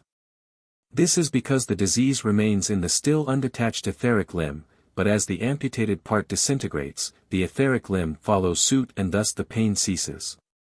Having noted the relations of the 4 kingdoms to the etheric region of the physical world, we will next turn our attention to their relation to the desire world. Here we find that both minerals and plants lack a separate desire body. They are permeated only by the planetary desire body, the desire world. Lacking the separate vehicle, they are incapable of feeling, desire, and emotion, which are faculties pertaining to the desire world. When a stone is broken, it does not feel. But it would be wrong to infer that there is no feeling connected with such an action. That is the materialistic view, or the view taken by the uncomprehending multitude. The occult scientist knows that there is no act, great or small, which is not felt throughout the universe, and even though the stone, because it has no separate desire body, cannot feel. The spirit of the earth feels because it is earth's desire body that permeates the stone. When a man cuts his finger, the finger, having no separate desire body, does not feel the pain, but the man does, because it is his desire body which permeates the finger. If a plant is torn up by the roots, it is felt by the spirit of the earth as a man would feel if a hair were torn from his head. This earth is a living, feeling body, and all the forms which are without separate desire bodies through which their informing spirits may experience feeling, are included in the desire body of the earth, and that desire body has feeling. The breaking of a stone and the breaking off of flowers are productive of pleasure to the earth, while the pulling out of plants by the root causes pain. The reason is given in the latter part of this work, for at this stage of our study the explanation would be incomprehensible to the general reader. The planetary desire world pulsates through the dense and vital bodies of animal and man in the same way that it penetrates the mineral and plant, but in addition to this, animal and man have separate desire bodies, which enable them to feel desire, emotion and passion. There is a difference, however. The desire body of the animal is built entirely of the material of the denser regions of the desire world, while in the case of even the lowest of human races a little matter of the higher regions enters into the composition of the desire body. The feelings of animals and the lowest human races are almost entirely concerned with the gratification of the lowest desires and passions which find their expression in the matter of the lower regions of the desire world. Hence, in order that they may have such emotions to educate them for something higher, it is necessary that they should have the corresponding materials in their desire bodies. As man progresses in the school of life, his experiences teach him, and his desires become purer and better. Thus by degrees the material of his desire body undergoes a corresponding change. The purer and brighter material of the higher regions of the desire world replaces the murky colors of the lower part. The desire body also grows in size, so that in a saint it is truly a glorious object to behold, the purity of its colors and its luminous transparency being beyond adequate simile. It must be seen to be appreciated. At present the materials of both the lower and the higher regions enter into the composition of the desire bodies of the great majority of mankind. None are so bad that they have not some good trait. This is expressed in the materials of the higher regions which we find in their desire bodies. But, on the other hand, very, very few are so good that they do not use some of the materials of the lower regions. In the same way that the planetary vital and desire bodies interpenetrate the dense material of the earth, as we saw in the illustration of the sponge, the sand, and the water, so the vital and desire bodies interpenetrate the dense body of plant, animal, and man. But during the life of man his desire body is not shaped like his dense and vital bodies. After death it assumes that shape. During life it has the appearance of a luminous ovoid which, in waking hours, completely surrounds the dense body, as the albumen does the yolk of an egg. It extends from 12 to 16 inches beyond the dense body. In this desire body there are a number of sense centers, but, in the great majority of people, they are latent. It is the awakening of these centers of perception that corresponds to the opening of the blind man's eyes in our former illustration. The matter in the human desire body is in incessant motion of inconceivable rapidity. There is in it no settled place for any particle, as in the dense body. The matter that is at the head one moment may be at the feet in the next and back again. There are no organs in the desire body, as in the dense and vital bodies, but there are centers of perception, which, when active, appear as vortices, always remaining in the same relative position to the dense body, most of them about the head. In the majority of people they are mere eddies and are of no use as centers of perception. They may be awakened in all, however, but different methods produce different results. In the involuntary clairvoyant developed along improper, negative lines, these vortices turn from right to left, or in the opposite direction to the hands of a clock counterclockwise. In the desire body of the properly trained voluntary clairvoyant, they turn in the same direction as the hands of a clock clockwise, glowing with exceeding splendor, far surpassing the brilliant luminosity of the ordinary desire body. These centers furnish him with means for the perception of things in the desire world, and he sees, and investigates as he wills, while the person whose centers turn counterclockwise is like a mirror, which reflects what passes before it. Such a person is incapable of reaching out for information. The reason for this belongs to a later chapter, but the above is one of the fundamental differences between a medium and a properly trained clairvoyant. It is impossible for most people to distinguish between the two, yet there is one infallible rule that can be followed by anyone: no genuinely developed seer will ever exercise this faculty for money or its equivalent. Nor will he use it to gratify curiosity, but only to help humanity. No one capable of teaching the proper method for the development of this faculty will ever charge so much a lesson. Those demanding money for the exercise of, or for giving lessons in these things never have anything worth paying for. The above rule is a safe and sure guide, which all may follow with absolute confidence. In a far distant future man's desire body will become as definitely organized as are the vital and dense bodies. When that stage is reached we shall all have the power to function in the desire body as we do now in the dense body, which is the oldest and best organized of these bodies of man, the desire body being the youngest. The desire body is rooted in the liver, as the vital body is in the spleen. In all warm-blooded creatures, which are the highest evolved, and have feelings, passions and emotions, which reach outward into the world with desire, which may be said to really live in the fuller meaning of the term and not merely vegetate, in all such creatures the currents of the desire body flow outward from the liver. The desire stuff is continually welling out in streams or currents which travel in curved lines to every point of the periphery of the ovoid and then return to the liver through a number of vortices. Much as boiling water is continually welling outward from the source of heat and returning to it after completing its cycle. The plants are devoid of this impelling, energizing principle, hence they cannot show life and motion as can the more highly developed organisms. Where there is vitality and motion, but no red blood, there is no separate desire body. The creature is simply in the transition stage from plant to animal, and therefore it moves entirely in the strength of the group spirit. In the cold-blooded animals which have a liver and red blood, there is a separate desire body and the group spirit directs the currents inward. Because in their case the separate spirit, of the individual fish or reptile for instance, is entirely outside the dense vehicle. When the organism has evolved so far that the separate spirit can commence to draw into its vehicles, then it, the individual spirit, commences to direct the currents outward, and we see the beginning of passionate existence and warm blood. It is the warm, red blood in the liver of the organism sufficiently evolved to have an indwelling spirit which energizes the outgoing currents of desire stuff that cause the animal or the man to display desire and passion. In the case of the animal the spirit is not yet entirely indwelling. It does not become so until the points in the vital body and the dense body come into correspondence, as explained in chapter 12. For this reason the animal is not a liver, that is, he does not live as completely as does man, not being capable of as fine desires and emotions, because not as fully conscious. The mammalia of today are on a higher plane than was man at the animal stage of his evolution, because they have warm, red blood, which man did not have at that stage.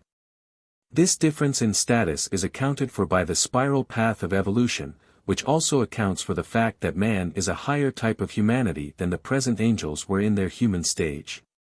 The present mammalia, which have in their animal stage attained to the possession of warm, red blood, and are therefore capable of experiencing desire and emotion to some extent will, in the Jupiter period, be a purer and better type of humanity than we are now, while from among our present humanity there will be some, even in the Jupiter period, who will be openly and avowedly wicked. Moreover, they will not then be able to conceal their passions as is now possible, but will be unabashed about their evil doing. In the light of this exposition of the connection between the liver and the life of the organism, it is noteworthy that in several European languages, English, German, and the Scandinavian tongues, the same word signifies the organ of the body, the liver, and also, one who lives. When we turn our attention to the four kingdoms in their relation to the world of thought we find that minerals, plants and animals lack a vehicle correlating them to that world. Yet we know some animals think, but they are the highest domesticated animals which have come into close touch with man for generations and have thus developed a faculty not possessed by other animals, which have not had that advantage. This is on the same principle that a highly charged wire will induce a weaker current of electricity in a wire brought close to it. Or that a man of strong morals will arouse a like tendency in a weaker nature, while one morally weak will be overthrown if brought within the influence of evil characters. All we do, say, or are, reflects itself in our surroundings. This is why the highest domestic animals think. They are the highest of their kind, almost on the point of individualization, and man's thought vibrations have induced in them a similar activity of a lower order. With the exceptions noted, the animal kingdom has not acquired the faculty of thought. They are not individualized. This is the great and cardinal difference between the human and other kingdoms. Man is an individual. The animals, plants and minerals are divided into species. They are not individualized in the same sense that man is. It is true that we divide mankind into races, tribes and nations. We note the difference between the Caucasian, the Negro, the Indian, etc., but that is not to the point. If we wish to study the characteristics of the lion or the elephant or any other species of the lower animals, all that is necessary is to take any member of that species for that purpose. When we learn the characteristics of one animal, we know the characteristics of the species to which it belongs. All members of the same animal tribe are alike. That is the point. A lion, or its father, or its son, all look alike. There is no difference in the way they will act under like conditions. All have the same likes and dislikes, one is the same as another. Not so with human beings. If we want to know about the characteristics of Negroes, it is not enough that we examine one single individual. It would be necessary to examine each individually, and even then we will arrive at no knowledge concerning Negroes as a whole, simply because that which was a characteristic of the single individual does not apply to the race collectively. If we desire to know the character of Abraham Lincoln, it will avail us nothing to study his father, his grandfather, or his son, for they would differ entirely. Each would have his own peculiarities quite distinct from the idiosyncrasies of Abraham Lincoln. On the other hand, minerals, plants, and animals are described if we devote our attention to the description of one of each species. While there are as many species among human beings as there are individuals. Each individual person is a species, a law unto himself, altogether separate and apart from any other individual, as different from his fellow men as one species in the lower kingdom is from another. We may write the biography of a man, but an animal can have no biography. This is because there is in each man an individual, indwelling spirit which dictates the thoughts and actions of each individual human being. While there is one group spirit common to all the different animals or plants of the same species. The group spirit works on the all from the outside. The tiger which roams in the wilds of the Indian jungle and the tiger penned up in the cage of a menagerie are both expressions of the same group spirit. It influences both alike from the desire world, distance being almost annihilated in the inner worlds. The group spirits of the three lower kingdoms are variously located in the higher worlds, as we shall see when we investigate the consciousness of the different kingdoms. But to properly comprehend the positions of these group spirits in the inner worlds, it is necessary to remember and to clearly understand what has been said about all the forms that are in the visible world having crystallized from models and ideas in the inner worlds. As illustrated by the architect's house and the inventor's machine. As the juices of the soft body of the snail crystallize into the hard shell which it carries upon its back, so the spirits in the higher worlds have, in a similar manner, crystallized out from themselves the dense material bodies of the different kingdoms. Thus the so-called higher bodies, although so fine and cloudy as to be invisible, are not by any means emanations from the dense body, but the dense vehicles of all kingdoms correspond to the shell of the snail, which is crystallized from its juices, the snail representing the spirit, and the juices of its body in their progress towards crystallization representing the mind, desire body and vital body.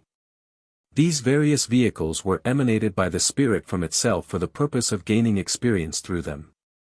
It is the spirit that moves the dense body where it will, as the snail moves its house, and not the body that controls the movements of the spirit. The more closely the spirit is able to enter into touch with its vehicle, the better can it control and express itself through that vehicle, and vice versa. That is the key to the different states of consciousness in the different kingdoms. A study of Diagram 3 and Diagram 4 should give a clear understanding of the vehicles of each kingdom, the manner in which they are correlated to the different worlds and the resulting state of consciousness. From Diagram 3 we learn that the separate ego is definitely segregated within the universal spirit in the region of abstract thought. It shows that only man possesses the complete chain of vehicles correlating him to all divisions of the three worlds. The animal lacks one link of chain, the mind, the plant lacks two links, the mind and the desire body. And the mineral lacks three links of the chain of the vehicles necessary to function in a self-conscious manner in the physical world: the mind, the desire, and the vital bodies. The reason for the various deficiencies is that the mineral kingdom is the expression of the latest stream of evolving life, the plant kingdom is ensouled by a life wave that has been longer upon the path of evolution. The life wave of the animal kingdom has a still longer past, while man, that is to say, the life now expressing itself in the human form, has behind it the longest journey of all the four kingdoms, and therefore leads. In time, the three life waves which now animate the three lower kingdoms will reach the human, and we shall have passed to higher stages of development. To understand the degree of consciousness which results from the possession of the vehicles used by the life evolving in the four kingdoms, we turn our attention to Diagram 4, which show that man, the ego, the thinker, has descended into the chemical region of the physical world. Here he has marshaled all his vehicles, thereby attaining the state of waking consciousness. He is learning to control his vehicles. The organs of neither the desire body nor the mind are yet evolved. The latter is not yet even a body. At present it is simply a link, a sheath for the use of the ego as a focusing point. It is the last of the vehicles that have been built. The spirit works gradually from finer into coarser substance, the vehicles also being built in finer substance first, then in coarser and coarser substance. The dense body was built first and has now come into its fourth stage of density. The vital body is in its third stage and the desire body in its second, hence it is still cloud-like, and the sheath of mind is filmier still. As those vehicles have not, as yet, evolved any organs, it is clear that they alone would be useless as vehicles of consciousness. The ego, however, enters into the dense body and connects these organless vehicles with the physical sense centers and thus attains the waking state of consciousness in the physical world. The student should particularly note that it is because of their connection with the splendidly organized mechanism of the dense body that these higher vehicles become of value at present. He will thus avoid a mistake frequently made by people who, when they come into the knowledge that there are higher bodies, grow to despise the dense vehicle. To speak of it as low and vile, turning their eyes to heaven and wishing that they might soon be able to leave this earthly lump of clay and fly about in their higher vehicles. These people generally do not realize the difference between higher and perfect. Certainly, the dense body is the lowest vehicle in the sense that it is the most unwieldy, correlating man to the world of sense with all the limitations thus implied. As stated, it has an enormous period of evolution back of it. Is in its fourth state of development and has now reached a great and marvelous degree of efficiency. It will, in time, reach perfection, but even at present it is the best organized of man's vehicles. The vital body is in its third stage of evolution, and less completely organized than the dense body. The desire body and the mind are, as yet, mere clouds almost entirely unorganized. In the very lowest human beings these vehicles are not even definite ovoids, they are more or less undefined in form. The dense body is a wonderfully constructed instrument and should be recognized as such by everyone pretending to have any knowledge of the constitution of man. Observe the femur, for instance. This bone carries the entire weight of the body.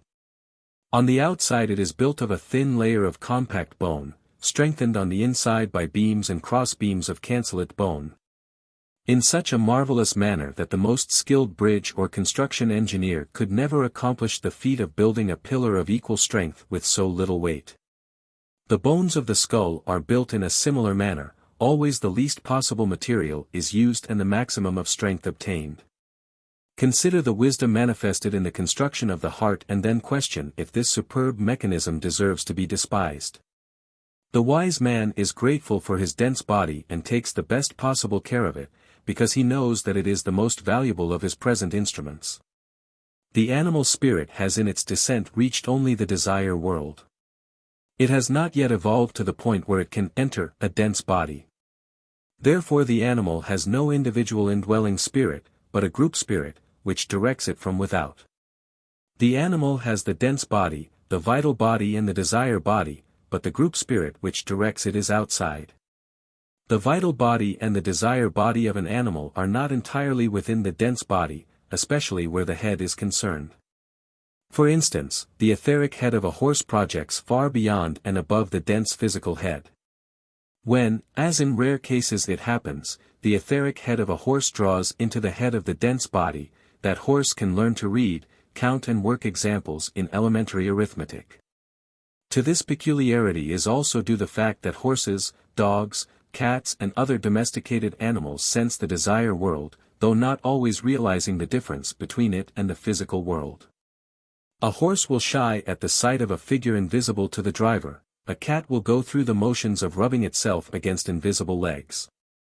The cat sees the ghost, however, without realizing that it has no dense legs available for frictional purposes.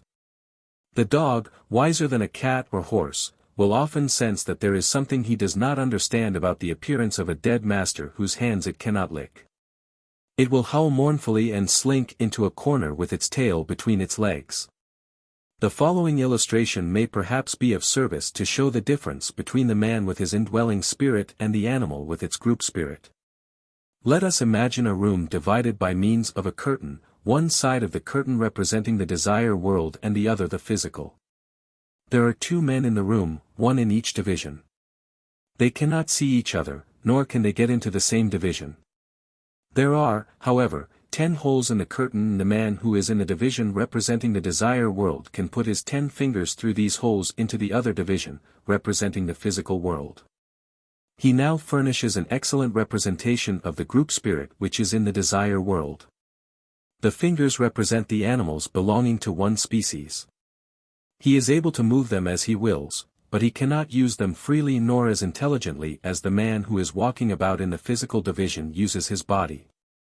The latter sees the fingers which are thrust through the curtain and he observes that they all move, but he does not see the connection between them. To him it appears as if they were all separate and distinct from one another.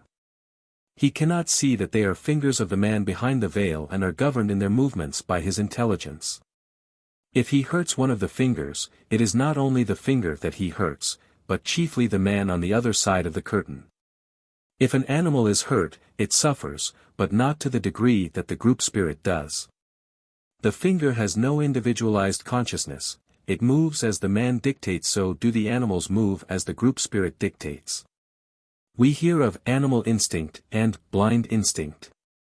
There is no such vague, indefinite thing as blind instinct. There is nothing blind about the way the group spirit guides its members. There is wisdom, spelled with capitals. The trained clairvoyant, when functioning in the desire world, can communicate with these spirits of the animal species and finds them much more intelligent than a large percent of human beings. He can see the marvelous insight they display in marshalling the animals which are their physical bodies. It is the spirit of the group which gathers its flocks of birds in the fall and compels them to migrate to the south, neither too early nor too late to escape the winter's chilly blast. That directs their return in the spring, causing them to fly at just the proper altitude, which differs for the different species. The group spirit of the beaver teaches it to build its dam across a stream at exactly the proper angle. It considers the rapidity of the flow, and all the circumstances, precisely as a skilled engineer would do, showing that it is as up-to-date in every particular of the craft as the college-bred, technically educated man. It is the wisdom of the group spirit that directs the building of the hexagon cell of the bee with such geometrical nicety, that teaches the snail to fashion its house in an accurate, beautiful spiral. That teaches the ocean mollusk the art of decorating its iridescent shell. Wisdom, wisdom everywhere. So grand, so great that one who looks with an observant eye is filled with amazement and reverence. At this point the thought will naturally occur that if the animal group spirit is so wise, considering the short period of evolution of the animal as compared with that of man, why does not the latter display wisdom to a much greater degree, and why must man be taught to build dams and geometrize, all of which the group spirit does without being taught? The answer to that question has to do with the descent of the universal spirit into matter of ever-increasing density. In the higher worlds, where its vehicles are fewer and finer, it is in closer touch with cosmic wisdom which shines out in a manner inconceivable in the dense physical world, but as the spirit descends, the light of wisdom becomes temporarily more and more dimmed, until in the densest of all the worlds, it is held almost entirely in abeyance. An illustration will make this clearer. The hand is man's most valuable servant, its dexterity enables it to respond to his slightest bidding. In some vocations, such as bank teller, the delicate touch of the hand becomes so sensitive that it is able to distinguish a counterfeit coin from a genuine in a way so marvelous that one would almost think the hand were endowed with individual intelligence. Its greatest efficiency is perhaps reached in the production of music. It is capable of producing the most beautiful, soul-stirring melodies. The delicate, caressing touch of the hand elicits the tenderest strains of soul speech from the instrument, telling of the sorrows, the joys, the hopes, the fears and the longings of the soul in a way that nothing but music can do. It is the language of the heaven world, the spirit's true home, and comes to the divine spark imprisoned in flesh as a message from its native land. Music appeals to all, regardless of race, creed, or other worldly distinction. The higher and more spiritual the individual, the plainer does it speak to him, and even the savage breast is not unmoved by it. Let us now imagine a master musician putting on thin gloves and trying to play his violin. We note at once that the delicate touch is less subtle, the soul of the music is gone. If he puts another and a heavier pair of gloves over the first pair, his hand is hampered to such an extent that he may occasionally create a discord instead of the former harmony. Should he at last put on, in addition to the 2 pairs of gloves already hampering him, a pair of still heavier mittens, he would, temporarily, be entirely unable to play. And one who had not heard him play previously to the time he put on the gloves and the mittens, would naturally think that he had never been able to do so, especially if ignorant of the hampering of his hands. So it is with the spirit, every step down, every descent into coarser matter is to it what the putting on of a pair of gloves would be to the musician.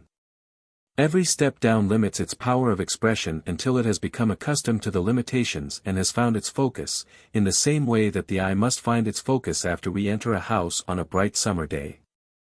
The pupil of the eye contracts to its limit in the glare of the sun, and on entering the house all seems dark. But, as the pupil expands, and admits the light, the man is enabled to see as well in the dimmer light of the house as he did in the sunlight. The purpose of man's evolution here is to enable him to find his focus in the physical world, where at present the light of wisdom seems obscured. But when in time we have found the light, the wisdom of man will shine forth in his actions, and far surpass the wisdom expressed by the group spirit of the animal. Besides, a distinction must be made between the group spirit and the virgin spirits of the life wave now expressing itself as animals. The group spirit belongs to a different evolution and is the guardian of the animal spirits. The dense body in which we function is composed of numerous cells, each having separate cell consciousness, though of a very low order. While these cells form part of our body, they are subjected to and dominated by our consciousness. An animal group spirit functions in a spiritual body, which is its lowest vehicle. This vehicle consists of a varying number of virgin spirits imbued for the time being with the consciousness of the group spirit. The latter directs the vehicles built by the virgin spirits in its charge, caring for them and helping them to evolve their vehicles. As its wards evolve, the group spirit also evolves, undergoing a series of metamorphoses, in a manner similar to that in which we grow and gain experience by taking into our bodies the cells of the food we eat, thereby also raising their consciousness by enduing them with ours for a time. Thus, while a separate, self-conscious ego is within each human body and dominates the actions of its particular vehicle, the spirit of the separate animal is not yet individualized and self-conscious. but forms part of the vehicle of a self-conscious entity belonging to a different evolution, the group spirit. The group spirit dominates the actions of the animals in harmony with cosmic law, until the virgin spirits in its charge shall have gained self-consciousness and become human. Then they will gradually manifest wills of their own, gaining more and more freedom from the group spirit and becoming responsible for their own actions. The group spirit will influence them, however, although in a decreasing degree, as race, tribe, community, or family spirit until each individual has become capable of acting in full harmony with cosmic law. Not until that time will the ego be entirely free and independent of the group spirit, which will then enter a higher phase of evolution. The position occupied by the group spirit in the desire world gives to the animal a consciousness different from that of man, who has a clear, definite waking consciousness. Man sees things outside of himself in sharp, distinct outlines. Owing to the spiral path of evolution, the higher domestic animals, particularly the dog, horse, cat and elephant, see objects in somewhat the same way, though perhaps not so clearly defined. All other animals have an internal, picture consciousness similar to the dream state in man. When such an animal is confronted by an object, a picture is immediately perceived within, accompanied by a strong impression that the object is inimical or beneficial to its welfare. If the feeling is one of fear, it is associated with a suggestion from the group spirit how to escape the threatened danger. This negative state of consciousness renders it easy for the group spirit to guide the dense bodies of its charges by suggestion, as the animals have no will of their own. Man is not so easily managed from without, either with or without his consent. As evolution progresses and man's will develops more and more, he will become non-amenable to outside suggestion and free to do as he pleases regardless of suggestions from others. This is the chief difference between man and the other kingdoms. They act according to law and the dictates of the group spirit, which we call instinct, while man is becoming more and more a law unto himself. We do not ask the mineral whether or not it will crystallize, nor the flower whether it will or will not bloom, nor the lion whether it will or will not cease to prey. They are all, in the smallest as in the greatest matter, under the absolute domination of the group spirit, being without free will and initiative which, in some degree, are possessed by every human being. All animals of the same species look nearly alike, because they emanate from the same group spirit, while among the 1,500 millions of human beings who people the earth no two look exactly alike, not even twins when adolescent. Because the stamp that is put upon each by the indwelling individual ego makes the difference in appearance as well as in character. That all oxen thrive on grass, and all lions eat flesh. While one man's meat is another man's poison, is another illustration of the all-inclusive influence of the group spirit as contrasted with the ego, which makes each human being require a different proportion of food from every other. Doctors note with perplexity the same peculiarity in administering medicine. It acts differently upon different individuals, while the same medicine will produce identical effects on two animals of the same species. Owing to the fact that animals all follow the dictates of the group spirit and cosmic law always act similarly in identical circumstances. Man alone is, in some measure, able to follow his own desires within certain limits. That his mistakes are many and grievous, is granted, and to many it might seem better if he were forced into the right way, but if this were done, he would never learn to do right. Lessons of discrimination between good and evil cannot be learned unless he is free to choose his own course and has learned to eschew the wrong as a veritable womb of pain. If he did right only because he had no choice, and had no chance to do otherwise, he would be but an automaton and not an evolving God. As the builder learns by his mistakes, correcting past errors in future buildings, so man, by means of his blunders, and the pain they cause him, is attaining to a higher, because self-conscious, wisdom than the animal, which acts wisely because it is impelled to action by the group spirit. In time the animal will become human, have liberty of choice and will make mistakes and learn by them as we do now. Diagram 4 shows that the group spirit of the plant kingdom has its lowest vehicle in the region of concrete thought. It is 2 steps removed from its dense vehicle and consequently the plants have a consciousness corresponding to that of dreamless sleep.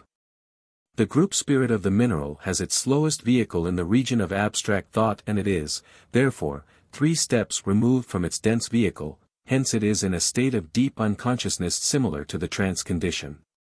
We have now shown that man is an individual indwelling spirit, an ego separate from all other entities, directing and working in one set of vehicles from within. And that plants and animals are directed from without by a group spirit having jurisdiction over a number of animals or plants in our physical world. They are separate only in appearance.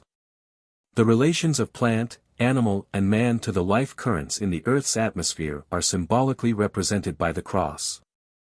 The mineral kingdom is not represented, because as we have seen, it possesses no individual vital body, hence cannot be the vehicle for currents belonging to the higher realms. Plato, who was an initiate, often gave occult truths. He said, "The world soul is crucified." The lower limb of the cross indicates the plant with its root in the chemical mineral soil. The group spirits of plants are at the center of the earth. They are, it will be remembered, in the region of concrete thought, which interpenetrates the earth, as do all the other worlds. From these group spirits flow streams or currents in all directions to the periphery of the earth, passing outward through the length of plant or tree. Man is represented by the upper limb, his is the inverted plant. The plant takes its food through the root. Man takes his food through the head. The plant stretches its generative organs towards the sun. Man, the inverted plant, turns his towards the center of the earth. The plant is sustained by the spiritual currents of the group spirit in the center of the earth, which enter into it by way of the root. Later it will be shown that the highest spiritual influence comes to man from the sun, which sends its rays through man, the inverted plant, from the head downwards. The plant inhales the poisonous carbon dioxide exhaled by man and exhales the life-giving oxygen used by him. The animal, which is symbolized by the horizontal limb of the cross, is between the plant and the man. Its spine is in a horizontal position and through it play the currents of the animal group spirit which encircle the earth. No animal can be made to remain constantly upright, because in that case the currents of the group spirit could not guide it, and if it were not sufficiently individualized to endure the spiritual currents which enter the vertical human spine, it would die. It is necessary that a vehicle for the expression of an individual ego shall have 3 things: an upright walk, that it may come into touch with the currents just mentioned. An upright larynx, for only such a larynx is capable of speech. Parrots and starlings are examples of this effect of the upright larynx, and, owing to the solar currents, it must have warm blood. The latter is of the utmost importance to the ego, which will be logically explained and illustrated later. These requisites are simply mentioned here as the last words on the status of the 4 kingdoms in relation to each other and to the worlds. Chapter 3. Man and the Method of Evolution. Activities of Life. Memory and Soul Growth. Our study thus far of the 7 worlds or states of matter has shown us that each serves a definite purpose in the economy of nature, and that God, the Great Spirit, in whom we actually and in fact live and move and have our being, is the power that permeates and sustains the whole universe with its life. But while that life flows into and is immanent in every atom of the 6 lower worlds and all contained therein, in the 7th the highest the triune God alone is. The next highest or 6th realm is the world of virgin spirits. Here those sparks from the divine flame have their being before they commence their long pilgrimage through the 5 denser worlds for the purpose of developing latent potentialities into dynamic powers. As the seed unfolds its hidden possibilities by being buried in the soil, so these virgin spirits will, in time, when they have passed through matter, the school of experience, also become divine flames, capable of bringing forth universes from themselves. The 5 worlds constitute the field of man's evolution, the 3 lower or denser being the scene of the present phase of his development. We will now consider his as related to these 5 worlds by means of his appropriate vehicles, remembering the 2 grand divisions into which 2 of these worlds are divided, and then man has a vehicle for each of these divisions. The 7-fold constitution of man. In the waking state these vehicles are all together. They interpenetrate one another as the blood, the lymph, and other juices of the body interpenetrate. Thus is the ego enabled to act in the physical world. We ourselves, as egos, function directly in the subtle substance of the region of abstract thought, which we have specialized within the periphery of our individual aura. Thence we view the impressions made by the outer world upon the vital body through the senses, together with the feelings and emotions generated by them in the desire body, and mirrored in the mind. From these mental images we form our conclusions, in the substance of the region of abstract thought, concerning the subjects with which they deal. Those conclusions are ideas. By the power of will we project an idea through the mind, where it takes concrete shape as a thought form by drawing mind stuff around itself from the region of concrete thought. The mind is like the projecting lens of a stereopticon. It projects the image in one of three directions, according to the will of the thinker, which ensouls the thought form.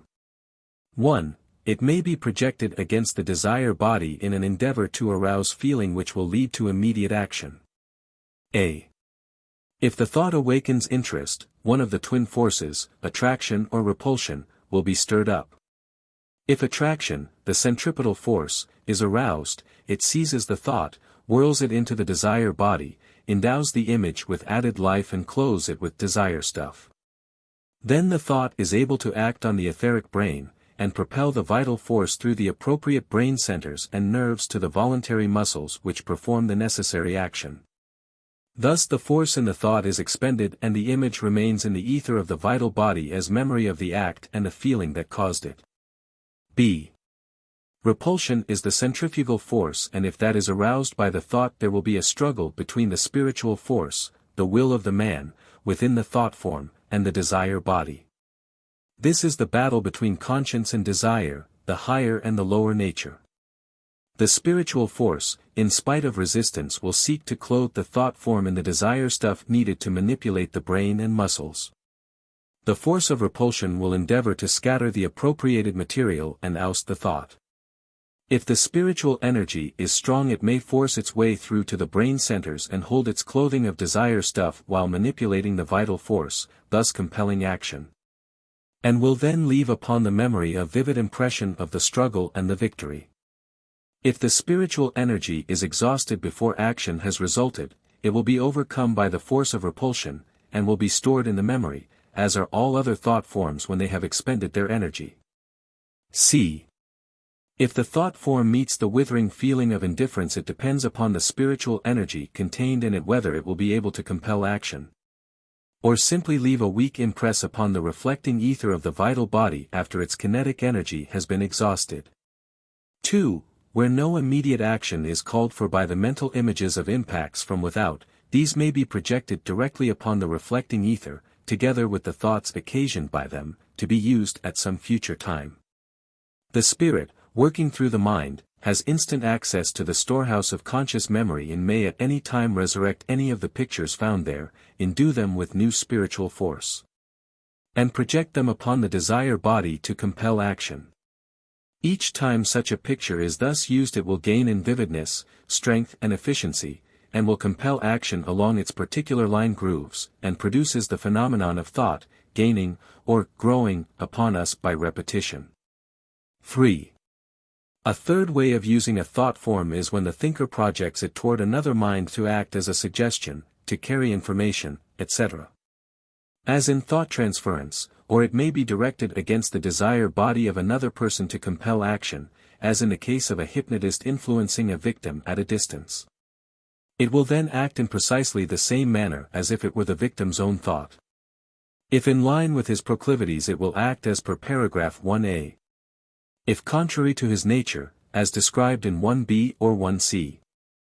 When the work designed for such a projected thought form has been accomplished, or its energy expended in vain attempts to achieve its object, it gravitates back to its creator, bearing with it the indelible record of the journey. Its success or failure is imprinted on the negative atoms of the reflecting ether of its creator's vital body, where it forms that part of the record of the thinker's life and action which is sometimes called the subconscious mind. This record is much more important than the memory to which we have conscious access, for the latter is made up from imperfect and elusive sense perceptions and is the voluntary memory or conscious mind. The involuntary memory or subconscious mind comes into being in a different way, altogether beyond our control at present. As the ether carries to the sensitive film in the camera an accurate impression of the surrounding landscape, taking in the minutest detail regardless of whether the photographer has observed it or not. So the ether contained in the air we inspire carries with it an accurate and detailed picture of all our surroundings. Not only of material things, but also the conditions existing each moment within our aura.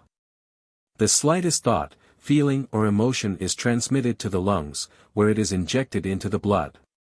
The blood is one of the highest products of the vital body as it is the carrier of nourishment to every part of the body, and the direct vehicle of the ego. The pictures it contains are impressed upon the negative atoms of the vital body, to serve as arbiters of the man's destiny in the post-mortem state.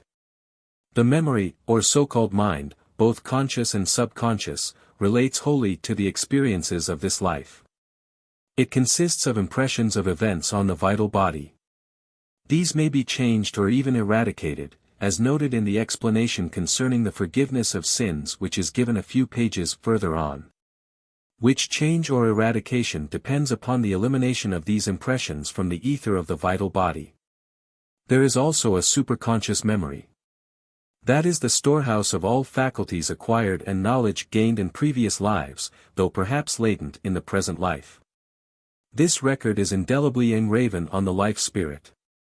It manifests ordinarily, though not to the full extent, as conscience and character which in soul all thought forms, sometimes as counselor, sometimes compelling action with resistless force, even contrary to reason and desire.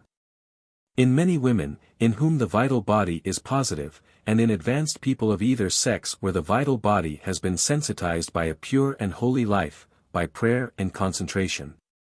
This superconscious memory inherent in the life spirit is occasionally, to some extent, above the necessity of clothing itself in mind stuff and desire matter in order to compel action. It does not always need to incur the danger of being subjected to and perhaps overruled by a process of reasoning.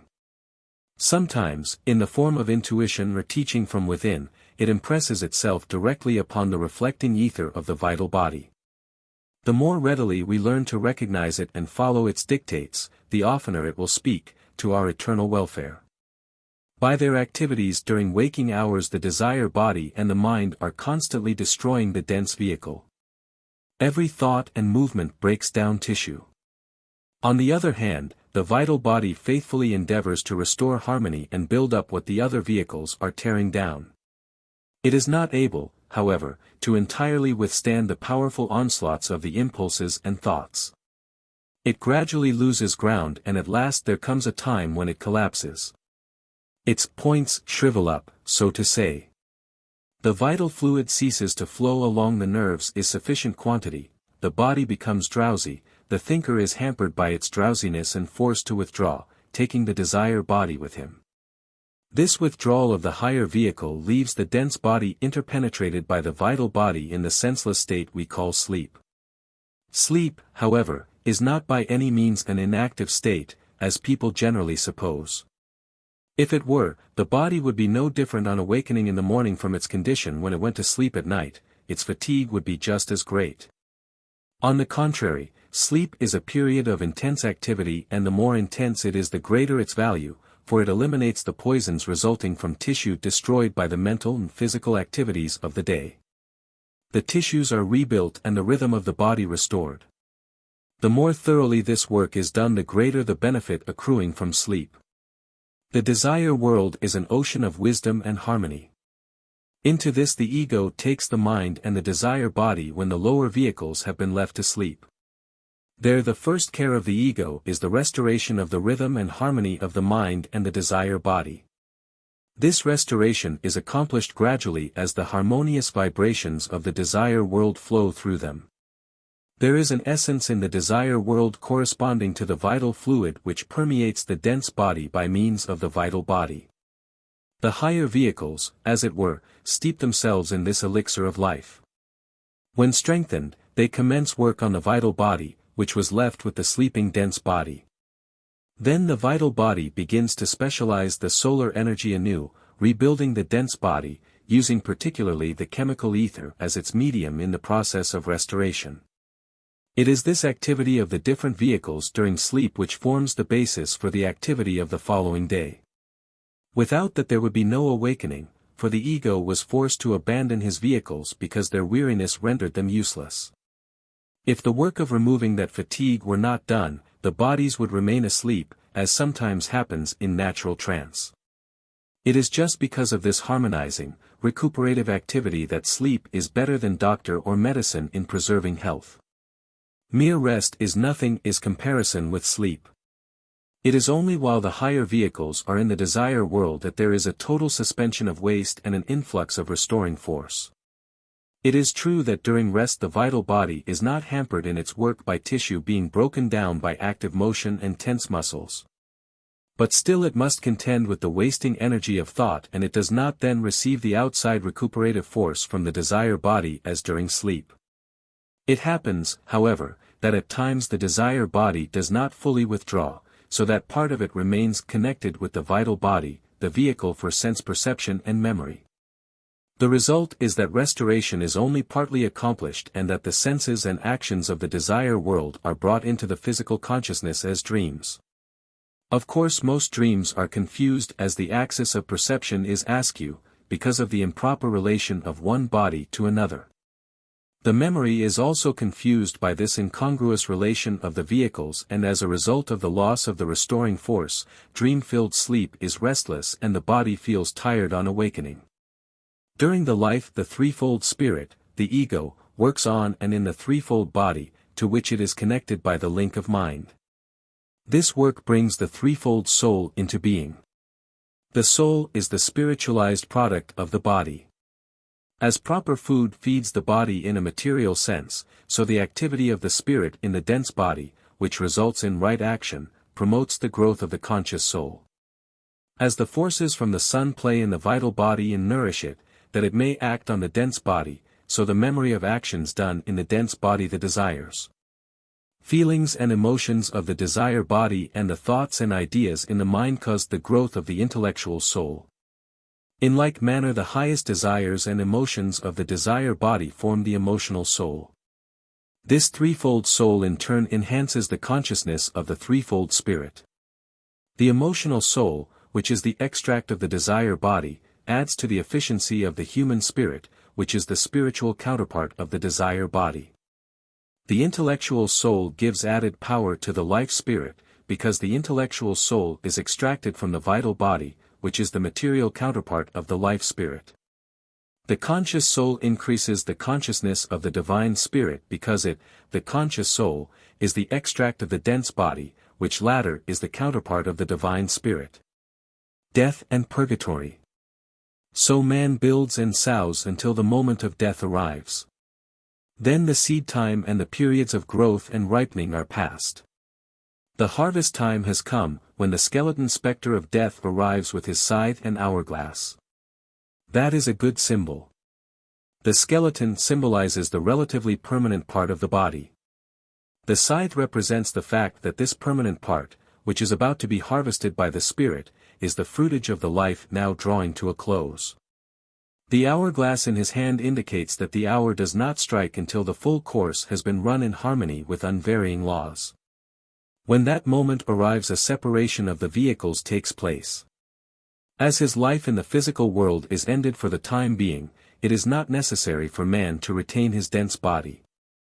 The vital body, which as we have explained, also belongs to the physical world, is withdrawn by way of the head, leaving the dense body inanimate. The higher vehicle's vital body, desire body and mind are seen to leave the dense body with a spiral movement, taking with them the soul of one dense atom. Not the atom itself, but the forces that played through it. The results of the experiences passed through in the dense body during the life just ended have been impressed upon this particular atom. While all the other atoms of the dense body have been renewed from time to time, this permanent atom has remained.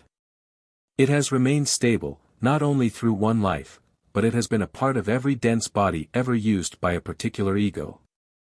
It is withdrawn at death only to reawaken at the dawn of another physical life, to serve again as the nucleus around which is built the new dense body to be used by the same ego.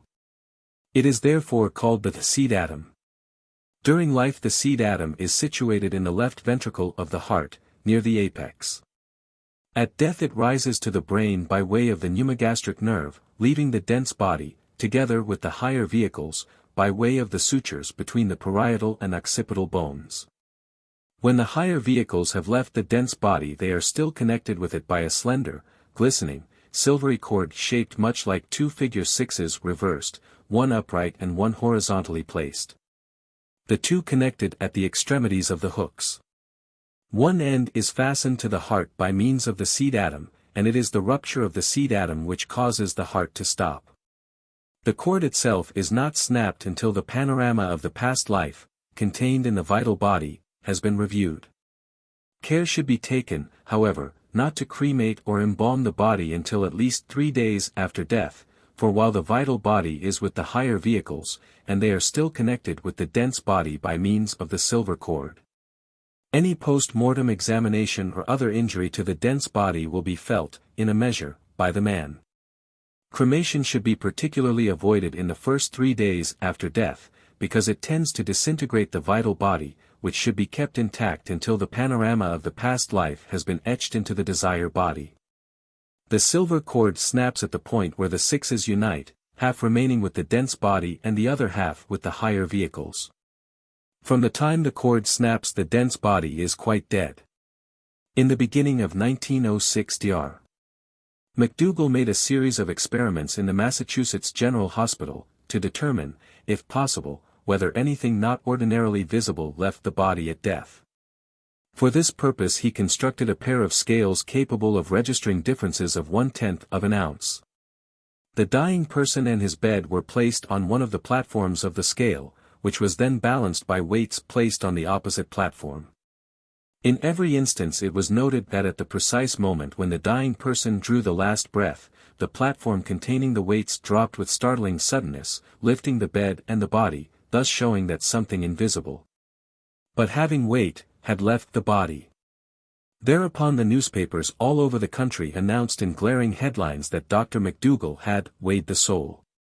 Occultism hails with joy the discoveries of modern science, as they invariably corroborate what occult science has long taught. The experiments of Dr. McDougall showed conclusively that something invisible to ordinary sight left the body at death, as trained clairvoyants had seen, and as had been stated in lectures and literature for many years previous to Dr.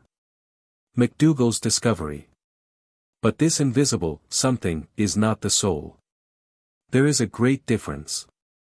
The reporters jump at conclusions when they state that the scientists have weighed the soul. The soul belongs to higher realms and can never be weighed on physical scales, even though they registered variations of 1/1,000,000th part of a grain instead of 1/10 of an ounce. It was the vital body which the scientists weighed. It is formed of the 4 ethers and they belong to the physical world. As we have seen, a certain amount of this ether is superimposed upon the ether which envelopes the particles of the human body and is confined there during physical life, adding in a slight degree to the weight of the dense body of plant, animal and man. In death it escapes, hence the diminution in weight noticed by Dr. McDougall when the persons with whom he experimented expired. Dr. McDougall also tried his scales in weighing dying animals. No diminution was found here, though one of the animals was a St. Bernard dog. That was taken to indicate that animals have no souls. A little later, however, Professor Law V. Twining, head of the science department of the Los Angeles Polytechnic School, experimented with mice and kittens, which he enclosed in hermetically sealed glass flasks. His scales were the most sensitive procurable and were enclosed in a glass case from which all moisture had been removed. It was found that all the animals observed lost weight at death.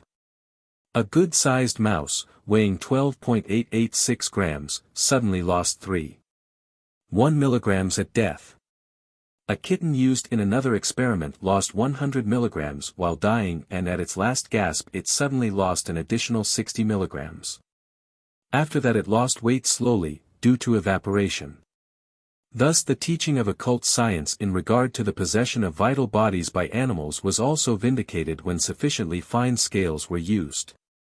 And the case where the rather insensitive scales did not show diminution in the weight of the St. Bernard Dog shows that the vital bodies of animals are proportionately lighter than in man. When the silver cord is loosened in the heart, and man has been released from his dense body, a moment of the highest importance comes to the ego. And it cannot be too seriously impressed upon the relatives of a dying person that it is a great crime against the departing soul to give expression to loud grief and lamentations. For it is just then engaged in a matter of supreme importance, and a great deal of the value of the past life depends upon how much attention the soul can give to this matter. This will be made clearer when we come to the description of man's life in the desire world. It is also a crime against the dying to administer stimulants which have the effect of forcing the higher vehicles back into the dense body with a jerk, thus imparting a great shock to the man. It is not torture to pass out, but it is torture to be dragged back to endure further suffering. Some who have passed out have told investigators that they had, in that way, been kept dying for hours and had prayed that their relatives would cease their mistaken kindness and let them die. When the man is freed from the dense body, which was the heaviest clog upon his spiritual power, like the heavy mitten on the hand of the musician in our previous illustration, his spiritual power comes back in some measure. And he is able to read the pictures in the negative pole of the reflecting ether of his vital body, which is the seat of the subconscious memory. The whole of his past life passes before his sight like a panorama, the events being presented in reverse order. The incidents of the days immediately preceding death come first and so on back through manhood or womanhood to youth, childhood and infancy. Everything is remembered. The man stands as a spectator before this panorama of his past life. He sees the pictures as they pass and they impress themselves upon his higher vehicles, but he has no feeling about them at this time. That is reserved until the time when he enters into the desire world, which is the world of feeling and emotion. At present he is only in the etheric region of the physical world. This panorama lasts from a few hours to several days, depending upon the length of time the man could keep awake, if necessary. Some people can keep awake only 12 hours, or even less, others can do so, upon occasion, for a number of days, but as long as the man can remain awake, the panorama lasts. This feature of life after death is similar to that which takes place when one is drowning or falling from a height.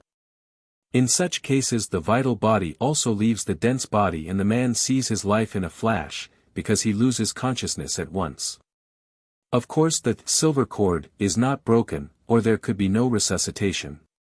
When the endurance of the vital body has reached its limit, it collapses in the way described when we were considering the phenomenon of sleep.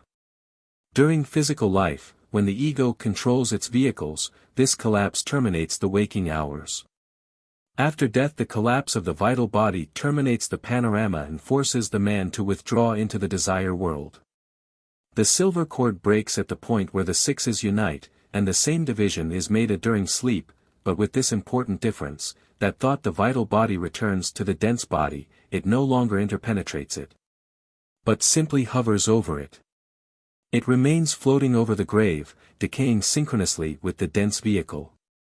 Hence, to the trained clairvoyant, a graveyard is a nauseating sight, and if only more people could see it as he does. Little argument would be necessary to induce them to change from the present unsanitary method of disposing of the dead to the more rational method of cremation, which restores the elements to their primordial condition without the objectionable features incident to the process of slow decay. In leaving the vital body the process is much the same as when the dense body is discarded. The life forces of one atom are taken, to be used as a nucleus for the vital body of a future embodiment. Thus, upon his entrance into the desire world the man has the seed atoms of the dense and the vital bodies, in addition to the desire body and the mind.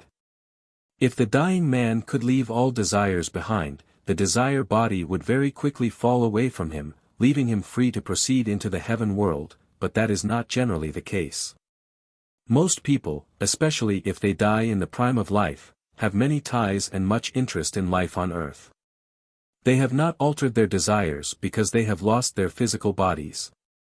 In fact, often their desires are even augmented by a very intense longing to return. This acts in such a manner as to bind them to the desire world in a very unpleasant way, although unfortunately, they do not realize it. On the other hand, old and decrepit persons and those who are weakened by long illness and are tired of life, pass on very quickly. The matter may be illustrated by the ease with which the seed falls out of the ripe fruit, no particle of the flesh clinging to it, while in the unripe fruit the seed clings to the flesh with the greatest tenacity. Thus it is especially hard for people to die who were taken out of their bodies by accident while at the height of their physical health and strength, engaged in numerous ways in the activities of physical life. Held by the ties of wife, family, relatives, friends, pursuits of business and pleasure. The suicide, who tries to get away from life, only to find that he is as much alive as ever, is in the most pitiable plight. He is able to watch those whom he has, perhaps, disgraced by his act, and worst of all, he has an unspeakable feeling of being hollowed out. The part in the ovoid aura where the dense body used to be is empty, and although the desire body has taken the form of the discarded dense body, it feels like an empty shell. Because the creative archetype of the body in the region of concrete thought persists as an empty mold, so to speak, as long as the dense body should properly have lived. When a person meets a natural death, even in the prime of life, the activity of the archetype ceases, and the desire body adjusts itself so as to occupy the whole of the form. But in the case of suicide, that awful feeling of emptiness remains until the time comes when, in the natural course of events, his death would have occurred. As long as the man entertains the desires connected with earth life, he must stay in his desire body, and as the progress of the individual requires that he pass on to higher regions. The existence in the desire world must necessarily become purgative, tending to purify him from his binding desires. How this is done is best seen by taking some radical instances. The miser who loved his gold and earth life loves it just as dearly after death. But in the first place he cannot acquire any more, because he has no longer a dense body wherewith to grasp it, and worst of all, he cannot even keep what he hoarded during life. He will, perhaps, go and sit by his safe and watch the cherished gold or bonds. But the heirs appear, and with, it may be, a stinging jeer at the stingy old fool, whom they do not see, but who both sees and hears them, will open his safe, and though he may throw himself over his gold to protect it, they will put their hands through him, neither knowing nor caring that he is there, and will then proceed to spend his hoard, while he suffers in sorrow and impotent rage. He will suffer keenly, his sufferings all the more terrible on account of being entirely mental, because the dense body dulls even suffering to some extent. In the desire world, however, these sufferings have full sway, and the man suffers until he learns that gold may be a curse. Thus he gradually becomes contented with his lot, and at last is freed from his desire body and is ready to go on. Or take the case of the drunkard. He is just as fond of intoxicants after death as he was before. It is not the dense body that craves drink. It is made sick by alcohol and would rather be without it. It vainly protests in different ways, but the desire body of the drunkard craves the drink and forces the dense body to take it, that the desire body may have the sensation of pleasure resulting from the increased vibration. That desire remains after the death of the dense body, but the drunkard has in his desire body neither mouth to drink nor stomach to contain physical liquor. He may and does get into saloons, where he interpolates his body into the bodies of the drinkers to get a little of their vibrations by induction, but that is too weak to give him much satisfaction. He may and also does sometimes get inside a whiskey cask, but that is of no avail either, for there are in the cask no such fumes as are generated in the digestive organs of a tippler. It has no effect upon him, and he is like a man in an open boat on the ocean. Water, water everywhere, but not a drop to drink, consequently he suffers intensely. In time, however, he learns the uselessness of longing for drink which he cannot obtain. As with so many of our desires in the earth life, all desires in the desire world die for want of opportunity to gratify them. When the drunkard has been purged, he is ready, so far as this habit is concerned, to leave this state of purgatory and ascend into the heaven world. Thus we see that it is not an avenging deity that makes purgatory or hell for us, but our own individual evil habits and acts. According to the intensity of our desires will be the time and suffering entailed in their expurgation. In the cases mentioned it would have been no suffering to the drunkard to lose his worldly possessions. If he had any, he did not cling to them. Neither would it have caused the miser any pain to have been deprived of intoxicants. It is safe to say that he would not have cared if there were not a drop of liquor in the world. But he did care about his gold, and the drunkard cared about his drink, and so the unerring law gave to each that which was needed to purge him of his unhallowed desires and evil habits. This is the law that is symbolized in the scythe of the reaper, death, the law that says, "Whatsoever a man soweth, that shall he also reap." It is the law of cause and effect, which rules all things in the three worlds, in every realm of nature, physical, moral and mental. Everywhere it works inexorably, adjusting all things, restoring the equilibrium wherever even the slightest action has brought about a disturbance, as all action must. The result may be manifested immediately, or it may be delayed for years or for lives, but sometime, somewhere, just and equal retribution will be made. The student should particularly note that its work is absolutely impersonal. There is in the universe neither reward nor punishment. All is the result of invariable law. The action of this law will be more fully elucidated in the next chapter, where we shall find it associated with another great law of the cosmos, which also operates in the evolution of man. The law we are now considering is called the law of consequence. In the desire world it operates in purging man of the baser desires and the correction of the weaknesses and vices which hinder his progress, by making him suffer in the manner best adapted to that purpose. If he had made others suffer, or has dealt unjustly with them, he will be made to suffer in that identical way. Be it noted, however, that if a person has been subject to vices, or has done wrong to others, but has overcome his vices, or repented and, as far as possible, made right the wrong done, such repentance, reform and restitution have purged him of those special vices and evil acts. The equilibrium has been restored and the lesson learned during that embodiment, and therefore will not be a cause of suffering after death. In the desire world life is lived about 3 times as rapidly as in the physical world. A man who has lived to be 50 years of age in the physical world would live through the same life events in the desire world in about 16 years. This is, of course, only a general gauge. There are persons who remain in the desire world much longer than their term of physical life. Others again, who have led lives with few gross desires, pass through in a much shorter period, but the measure above given is very nearly correct for the average man of present day. It will be remembered that as the man leaves the dense body at death, his past life passes before him in pictures, but at that time he has no feeling concerning them. During his life in the desire world also these life pictures roll backwards, as before, but not the man has all the feelings that it is possible for him to have as, one by one, the scenes pass before him. Every incident in his past life is now lived over again. When he comes to a point where he has injured someone, he himself feels the pain as the injured person felt it. He lives through all the sorrow and suffering he has caused to others and learns just how painful is the hurt and how hard to bear is the sorrow he has caused. In addition there is the fact already mentioned that the suffering is much keener because he has no dense body to dull the pain. Perhaps that is why the speed of life there is tripled, that the suffering may lose in duration what it gains in sharpness. Nature's measures are wonderfully just and true. There is another characteristic peculiar to this phase of post-mortem existence which intimately connected with the fact, already mentioned, that distance is almost annihilated in the desire world. When a man dies, he at once seems to swell out in his vital body, he appears to himself to grow into immense proportions.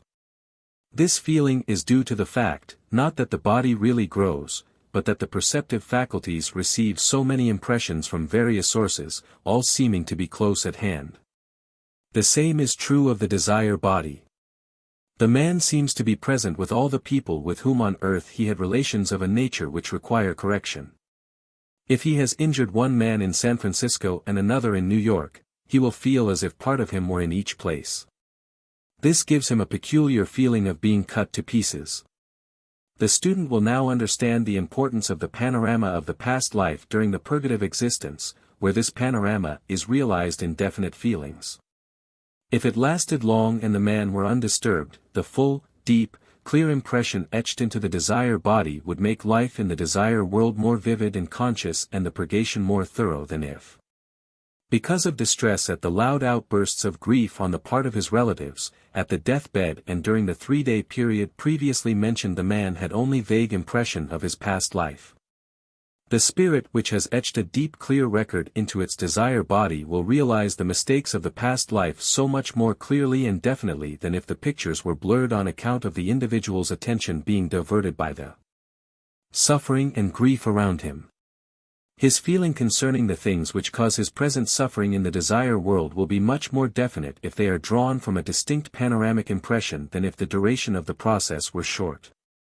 This sharp, clear-cut feeling is of immense value in future lives. It stamps upon the seed atom of the desire body an ineffaceable impression of itself. The experiences will be forgotten in succeeding lives, but the feeling remains. When opportunities occur to repeat the error in later lives, this feeling will speak to us clearly and unmistakably. It is the still, small voice, which warns us, though we do not know why. But the clearer and more definite the panoramas of past lives has been, the oftener, stronger and clearer shall we hear this voice. Thus we see how important it is that we leave the passing spirit in absolute quietness after death. By so doing we help it to reap the greatest possible benefit from the life just ended and to avoid perpetuating the same mistakes in future lives, while our selfish, hysterical lamentations may deprive it of much of the value of the life it has just concluded. The mission of purgatory is to eradicate the injurious habits by making their gratification impossible. The individual suffers exactly as he has made others suffer through his dishonesty, cruelty, intolerance, or what not. Because of this suffering he learns to act kindly, honestly, and with forbearance toward others in future. Thus, in consequence of the existence of this beneficent state, man learns virtue and right action.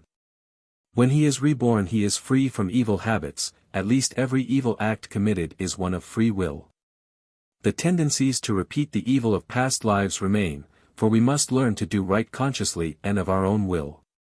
Upon occasion these tendencies tempt us, thereby affording us an opportunity of ranging ourselves on the side of mercy and virtue as against vice and cruelty.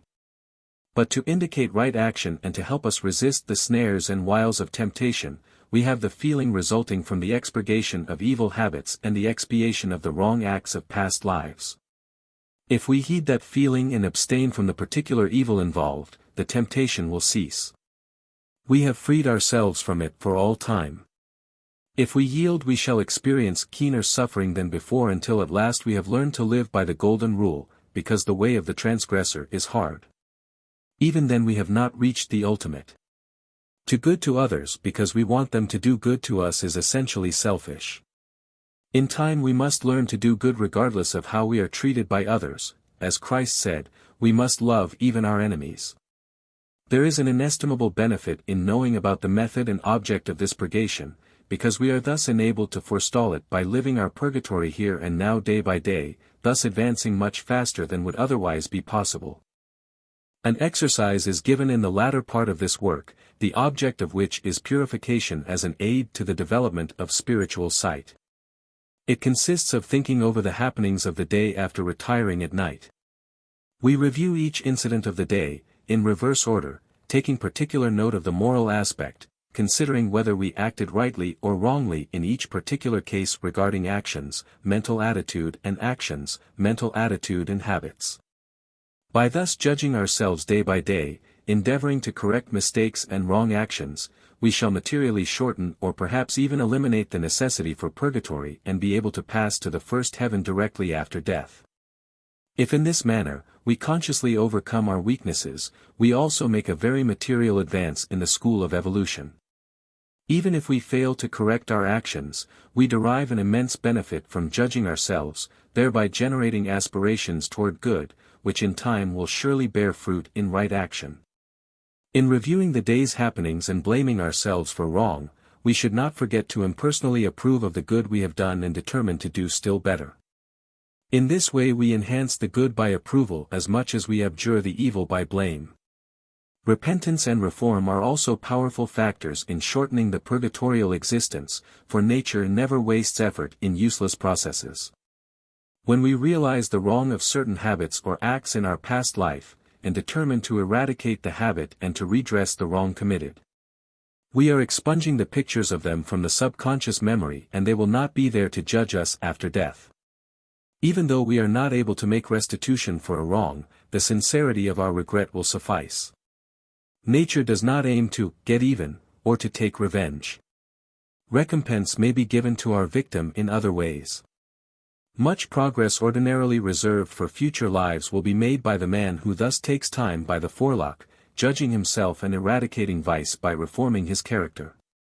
This practice is earnestly recommended. It is perhaps the most important teaching in the present work. The borderland. Purgatory occupies the three lower regions of the desire world. The first heaven is in the upper regions. The central regions is a sort of borderland, neither heaven nor hell. In this region we find people who are honest and upright, who wronged no one, but were deeply immersed in business and thought nothing of the higher life.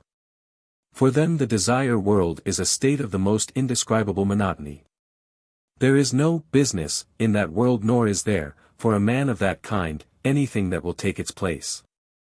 He has a very hard time until he learns to think of higher things than ledgers and drafts.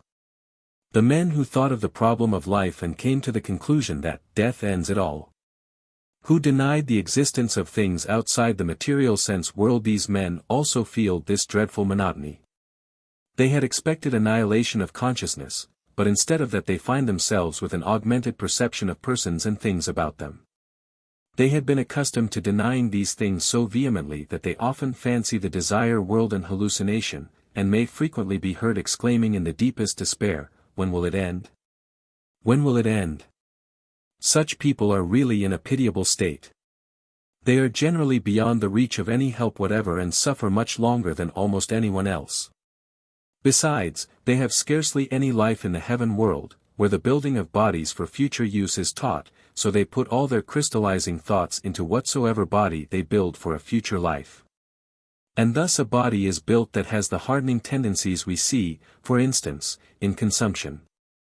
Sometimes the suffering incident to such decrepit bodies will turn the thoughts of the entities ensouling them to God, and their evolution can proceed.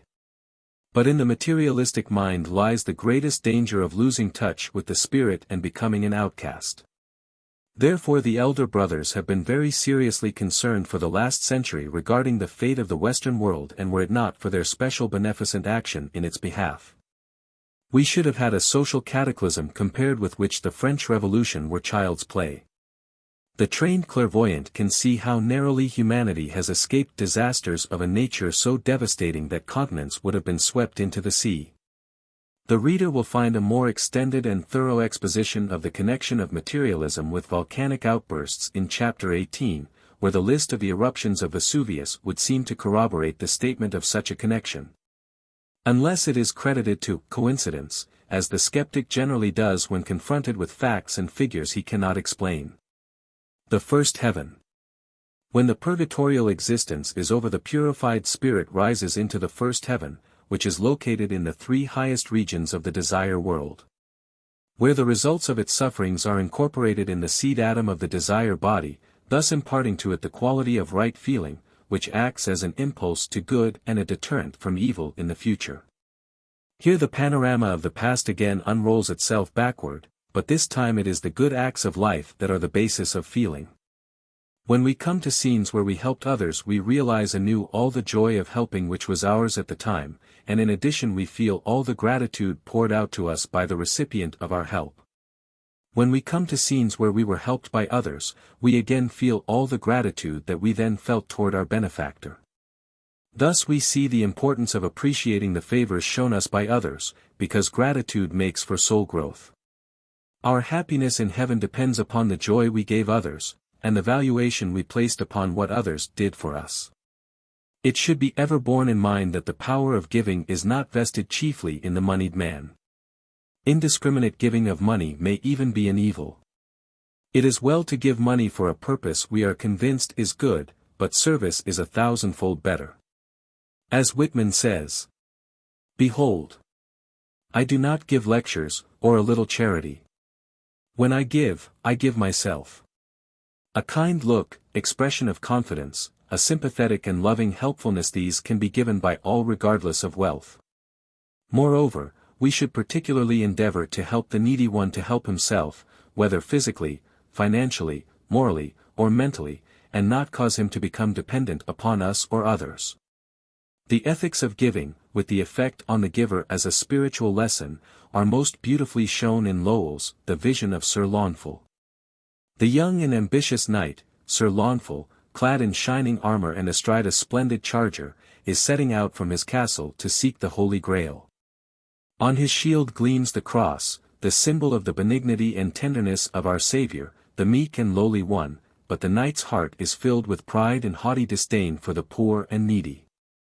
He meets a leper asking alms and with a contemptuous frown throws him a coin, as one might cast a bone to a hungry cur, but the leper raised not the gold from the dust.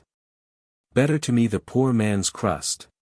Better the blessing of the poor, though I turn empty from his door. That is not true alms which the hand can hold. He gives only worthless gold. Who gives from a sense of duty? But he who gives from a slender might, and gives to that which is out of sight. That thread of all-sustaining beauty, which runs through all and doth all unite. The hand cannot clasp the whole of his alms. The heart outstretches its eager palms. For a God goes with it and makes it store. To the soul that was starving in darkness before. On his return Sir Launfal finds another in possession of his castle, and is driven from the gate. An old bent man, worn out and frail. He came back from seeking the Holy Grail. Little he recked of his earldom's loss. No more on his surcoat was blazoned the cross. But deep in his heart the sign he wore. The badge of the suffering and the poor. Again he meets the leper, who again asks alms. This time the knight responds differently. And Sir Launfal said, I behold in thee an image of him who died on the tree. Thou also hast had thy crown of thorns. Thou also hast had the world's buffets and scorns. And to thy life were not denied the wounds in the hands and feet inside. Mild Mary's son, acknowledge me. Behold, through him I give to thee a look in the leper's eye brings remembrance and recognition, and the heart within him was ashes and dust. He parted in twain his single crust. He broke the ice on the streamlet's brink, and gave the leper to eat and drink. A transformation takes place. The leper no longer crouched by his side, but stood before him glorified. And the voice that was softer that silence said, Lo, it is I, be not afraid. In many lands, without avail, thou hast spent thy life for the Holy Grail. Behold, it is here, this cup which thou didst fill at the streamlet for me but now. This crust is my body broken for thee. This water the blood I shed on the tree. The Holy Supper is kept, indeed, in whatso we share with another's need. Not what we give, but what we share.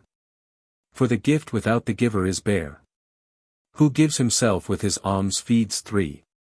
Himself, his hungering neighbor, and me. The first heaven is a place of joy without a single drop of bitterness. The spirit is beyond the influence of the material, earthly conditions, and assimilates all the good contained in the past life as it lives it over again. Here all ennobling pursuits to which the man aspired are realized in fullest measure.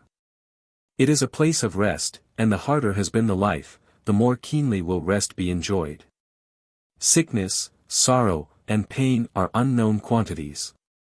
This is the summerland of the spiritualists. There the thoughts of the devout Christian have built the New Jerusalem.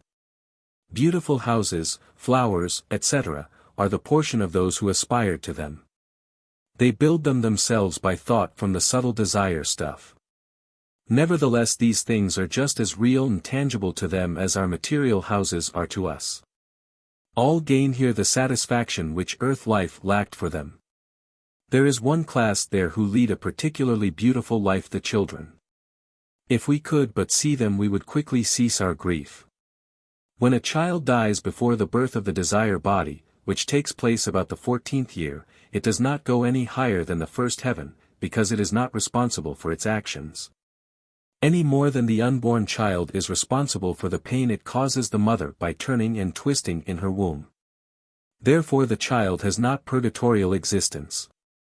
That which is not quickened cannot die, hence the desire body of a child, together with the mind, will persist until a new birth.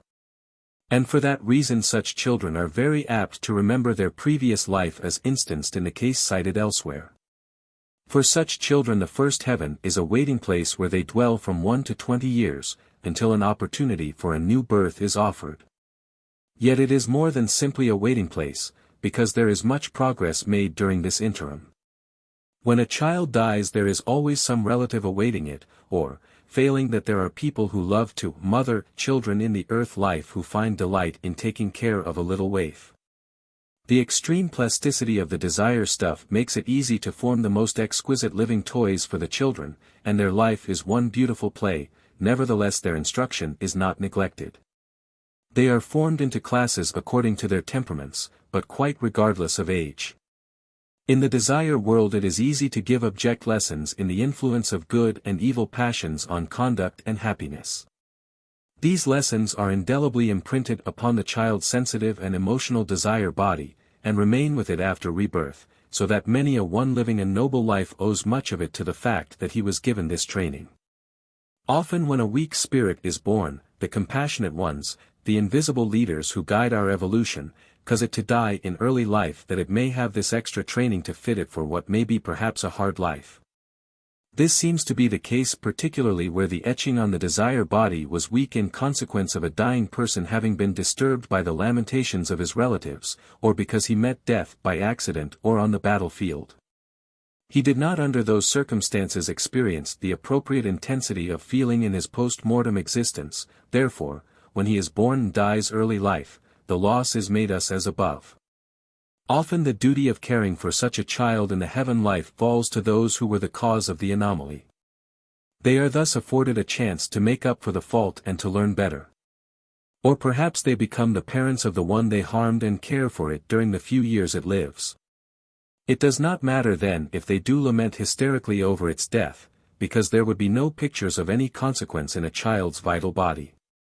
This heaven is also a place of progression for all who have been studious, artistic, or altruistic. The student and the philosopher have instant access to all the libraries of the world. The painter has endless delight in ever-changing color combinations. He soon learns that his thought blends and shapes these colors at will. His creations glow and scintillate with a life impossible of attainment to one who works with the dull pigments of earth. He is, as it were, painting with living, glowing materials and able to execute his designs with a facility which fills his soul with delight. The musician has not yet reached the place where his art will express itself to the fullest extent. The physical world is the world of form. The desire world, where we find purgatory in the first heaven, is particularly the world of color, but the world of thought, where the second and third heavens are located, is the sphere of tone. Celestial music is a fact and not a mere figure of speech. Pythagoras was not romancing when spoke of the music of the spheres, for each one of the heavenly orbs has its definite tone and together they sound the celestial symphony which Goethe also mentions in the prologue to his Faust. Where the scene is laid in heaven. The archangel Raphael says, "The sun intones his ancient song. Mid rival chant of brother spheres. His prescribed course he speeds along. In thunderous way throughout the years. Echoes of that heavenly music reach us even here in the physical world.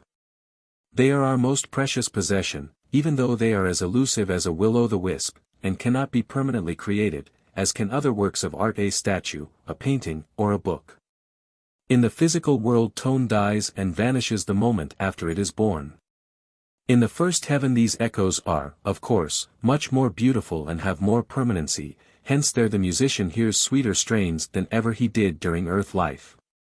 The experiences of the poet are akin to those of the musician. For poetry is the soul's expression of its innermost feelings in words which are ordered according to the same laws of harmony and rhythm that govern the outpouring of the spirit in music. In addition, the poet finds a wonderful inspiration in the pictures and colors which are the chief characteristics of the desire world. Thence he will draw the material for use in his next incarnation. In like manner does the author accumulate material and faculty.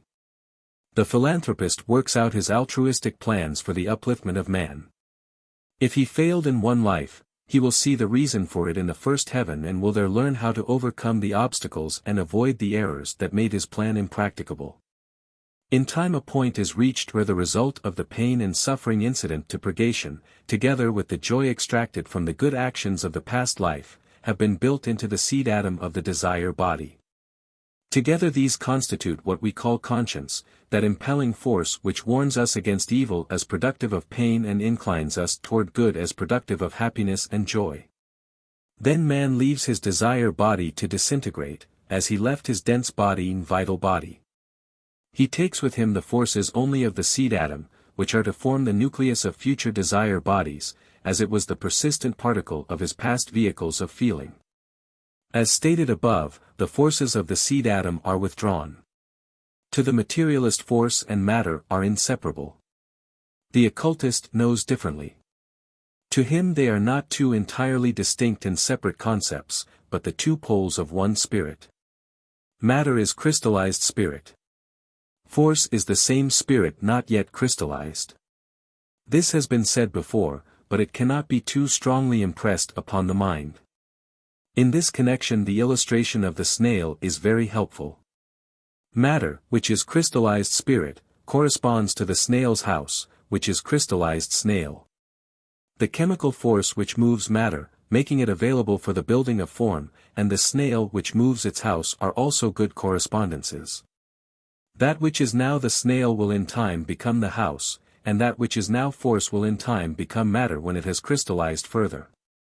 The reverse process of resolving matter back into spirit is also going on continually. The coarser phase of this process we see as decay when a man is leaving his vehicles behind, and at that time the spirit of an atom is easily detachable from the coarser spirit which has been manifesting as matter. The second heaven. At last the man, the ego, the threefold spirit, enters the second heaven. He is clad in the sheath of mind, which contains the three seed atoms, the quintessence of the three discarded vehicles. When the man dies and loses his dense and vital bodies, there is the same condition as when one falls asleep. The desire body, as has been explained, has no organs ready for use. It is now transformed from an ovoid to a figure resembling the dense body which has been abandoned. We can easily understand that there must be an interval of unconsciousness resembling sleep, and then the man awakes in the desire world. It not infrequently happens, however, that such people are, for a long time, unaware of what has happened to them. They do not realize that they have died. They know that they are able to move and think. It is sometimes even a very hard matter to get them to believe that they are really dead. They realize that something is different, but they are not able to understand what it is. Not so, however, when the change is made from the first heaven, which is in the desire world, to the second heaven, which is in the region of concrete thought. Then the man leaves his desire body. He is perfectly conscious. He passes into a great stillness. For the time being everything seems to fade away. He cannot think. No faculty is alive, yet he knows that he is. He has a feeling of standing in the great forever, of standing utterly alone, yet unafraid. And his soul is filled with a wonderful peace, which passeth all understanding. In occult science this is called the Great Silence. Then comes the awakening.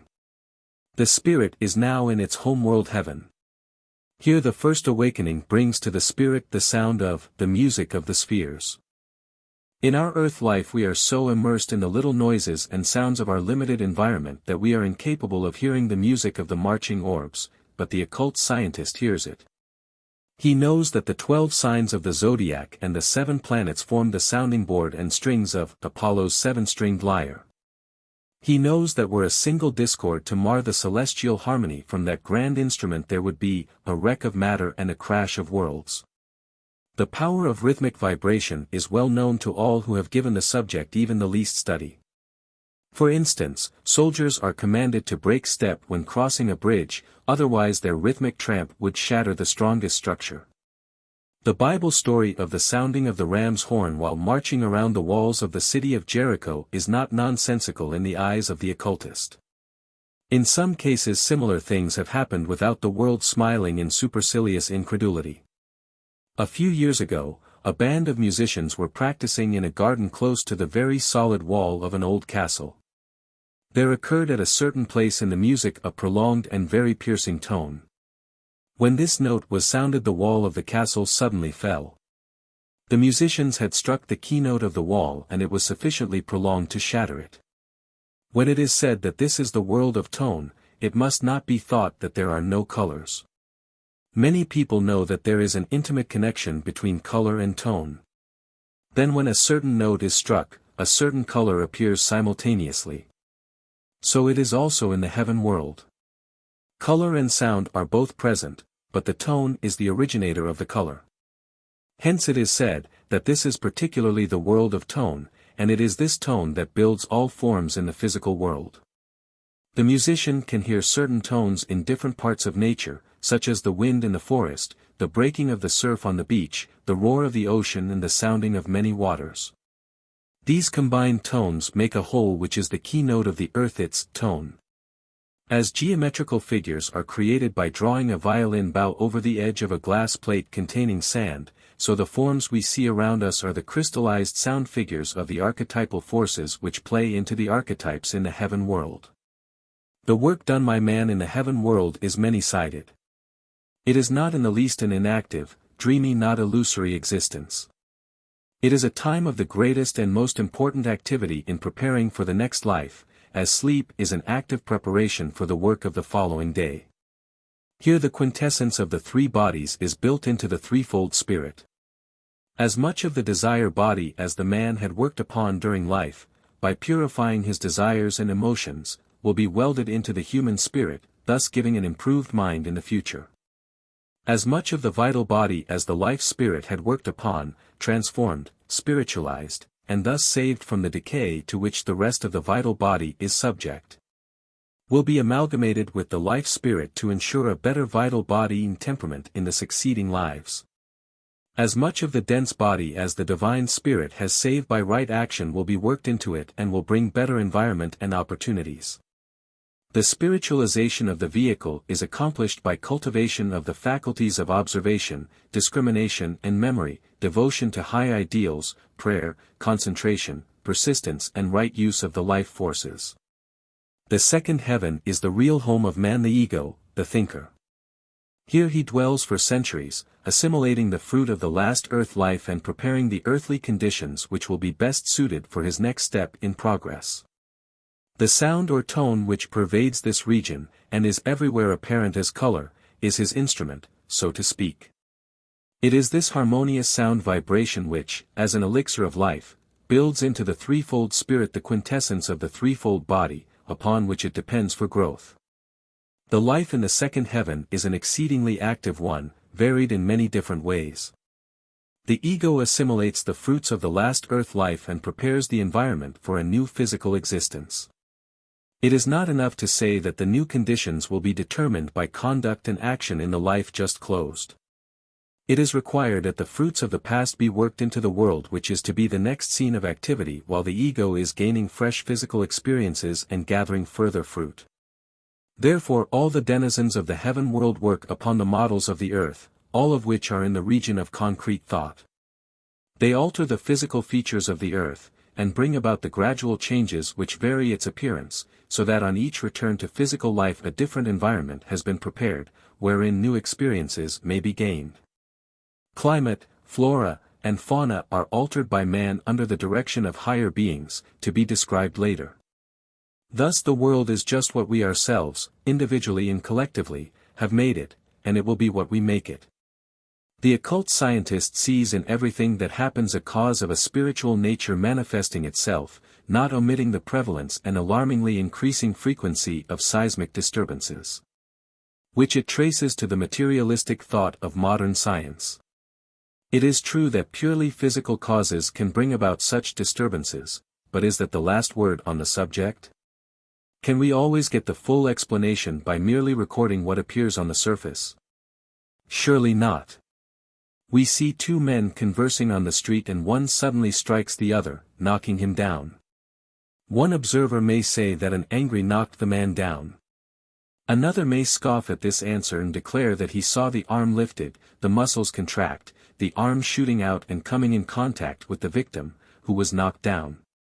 That is also true, but it is safe to say that had there not first been the angry thought, the blow would not have been struck. In like manner the occultist says that if materialism had not been, seismic disturbances would not have occurred. Man's work in the heaven world is not confined solely to the alternation of the surface of the earth which is to be the scene of his future struggles in the subjugation of the physical world. He is also actively engaged in learning how to build a body which shall afford a better means of expression. It is man's destiny to become a creative intelligence and he is serving his apprenticeship all the time. During his heaven life he is learning to build all kinds of bodies, the human included. We have spoken of the forces which work along the positive and negative poles of the different ethers. Man himself is part of that force. Those whom we call dead are the ones who help us to live. They in turn are helped by the so-called nature spirits, which they command.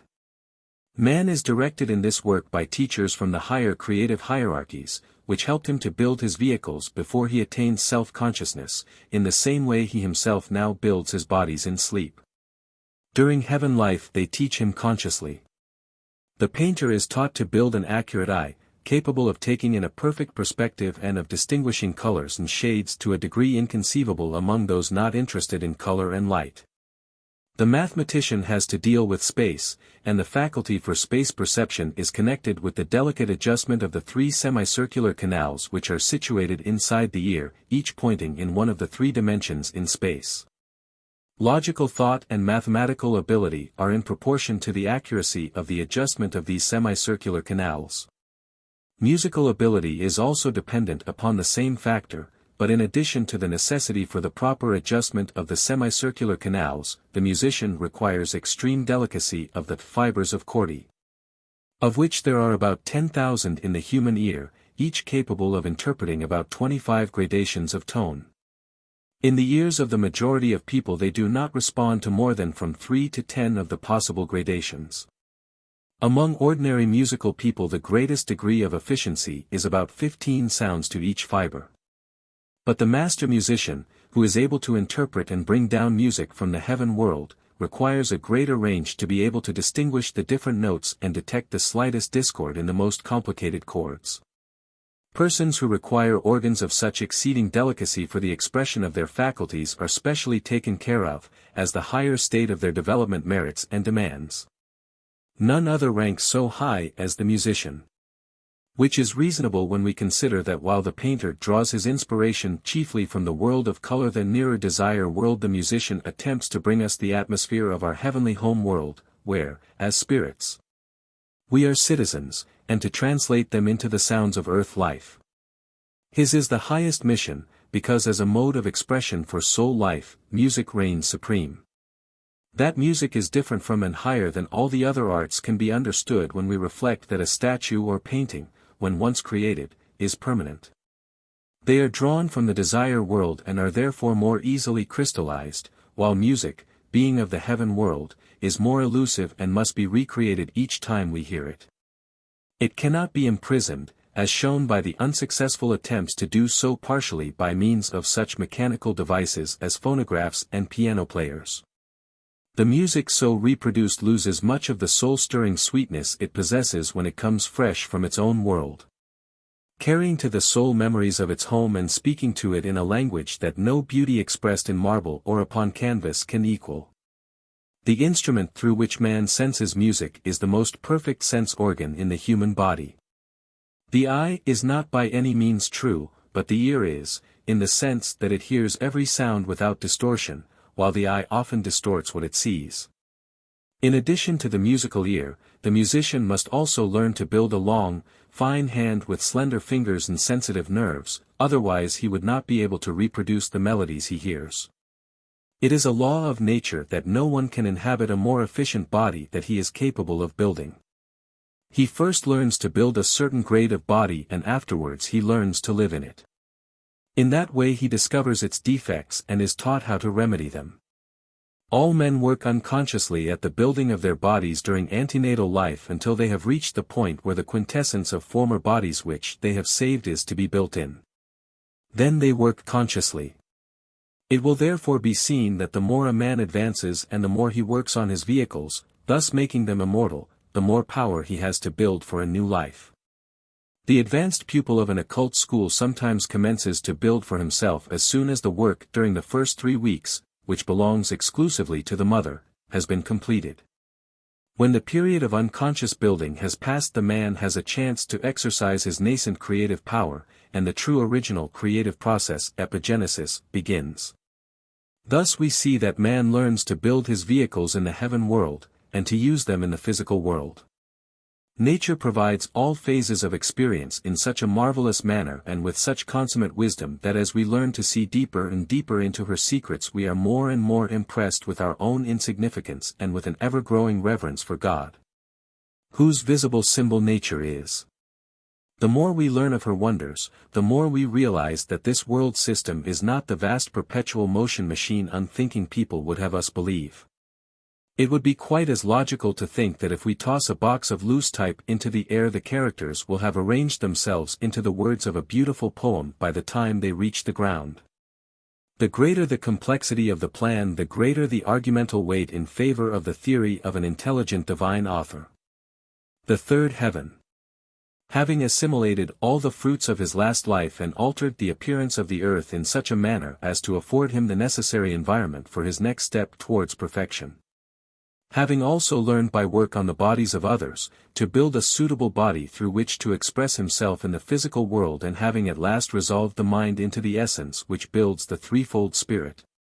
The naked individual spirit ascends into the higher region of the world of thought, the third heaven. Here, by the ineffable harmony of this higher world, it is strengthened for its next dip into matter. After a time comes the desire for new experience and the contemplation of a new birth. This conjures up a series of pictures before the vision of the spirit, a panorama of the new life in store for it. But, mark this well, this panorama contains only principal events. The spirit has free will as to detail. It is as if a man going to a distant city had a time-limit ticket, with initial choice of route. After he has chosen and begun his journey, it is not sure that he can change to another route during the trip. He may stop over in as many places as he wishes, within his time limit, but he cannot go back. Thus as he proceeds on his journey, he becomes more and more limited by his past choice. If he had chosen a steam road, using soft coal, he must expect to be soiled and dusty. Had he chosen a road burning anthracite or using electricity, he would have been cleaner. So it is with the man in a new life. He may have to live a hard life, but he is free to choose whether he will live it cleanly or wallow in the mire. Other conditions are also within his control, subject to limits of his past choices and acts. The pictures in the panorama of the coming life, of which we have just spoken, begin at the cradle and end at the grave. This is the opposite direction to that in which they travel in the after-death panorama, already explained, which passes before the vision of the spirit immediately following its release from the dense body. The reason for this radical difference in the two panoramas is that in the before-birth panorama the object is to show the returning ego how certain causes or acts always produce certain effects. In the case of the after-death panorama the object is the reverse, i.e., to show how each event in the past life was the effect of some cause further back in the life. Nature, or God, does nothing without a logical reason, and the further we search the more apparent it becomes to us that nature is a wise mother, always using the best means to accomplish her ends. But it may be asked, why should we be reborn? Why must we return to this limited and miserable earth existence? Why can we not get experience in those higher realms without coming to earth? We are tired of this dreary, weary earth life. Such queries are based upon misunderstandings of several kinds. In the first place, let us realize and engrave it deep upon the tablets of our memory that the purpose of life is not happiness, but experience. Sorrow and pain are our most benevolent teachers, while the joys of life are but fleeting. This seems a stern doctrine, and the heart cries out passionately at even the thought that it may possibly be true. Nevertheless, it is true, and upon examination it will be found not such a stern doctrine after all. Consider the blessings of pain. If we could place our hand upon a hot stove and feel no pain, the hand might be allowed to remain until it and perhaps the arm were burned away, without our knowing anything about it until too late to save them. It is the pain resulting from the contact with the hot stove which makes us snatch our hand away before serious damage is done. Instead of losing the hand, we escape with a blister which quickly heals. This is an illustration from the physical world. We find that same principle applies in the moral and mental worlds. If we outrage morality, the pangs of conscience bring us pain that will prevent us from repeating the act, and if we do not heed the first lesson, nature will give us harder and harder experiences until at last the fact is forced into our consciousness that the way of the transgressor is hard. This will continue until at last we are forced to turn in a new direction and take a step onward toward a better life. Experience is knowledge of the effects which follow acts. This is the object of life, together with the development of will, which is the force whereby we apply the results of experience. Experience must be gained, but we have the choice whether we gain it by the hard path of personal experience or by observation of other people's acts, reasoning and reflecting thereon, guided by the light of whatever experience we have already had. This is the method by which the occult student should learn, instead of requiring the lash of adversity and pain. The more willing we are to learn in that way, the less we shall feel the stinging thorns of the path of pain, and the more quickly shall we gain the path of peace. The choice is ours, but so long as we have not learned all there is to learn in this world, we must come back to it. We cannot stay in the higher worlds and learn there until we have mastered the lessons of earth life. That would be as sensible as to send a child to kindergarten one day and to college the next. The child must return to the kindergarten day after day and spend years in the grammar school and the high school before its study has developed its capacity sufficiently to enable it to understand the lessons taught in college. Man is also in school, the school of experience. He must return many times before he can hope to master all the knowledge in the world of sense. No one earth life, however rich in experience, could furnish the knowledge, so nature decrees that he must return to earth, after intervals of rest, to take up his work where he dropped it, exactly as a child takes up its work in school each day, after the intervening sleep of night. It is not argument against this theory to say that man does not remember his former lives. We cannot recall all the events of our present lives. We do not recollect our labors in learning to write, yet we have acquired a knowledge of the art of writing, which proves that we did learn. All the faculties we possess are a proof that we acquired them sometime, somewhere. Some people do remember their past, however, as a remarkable instance related at the end of the next chapter will show, and is but one among many.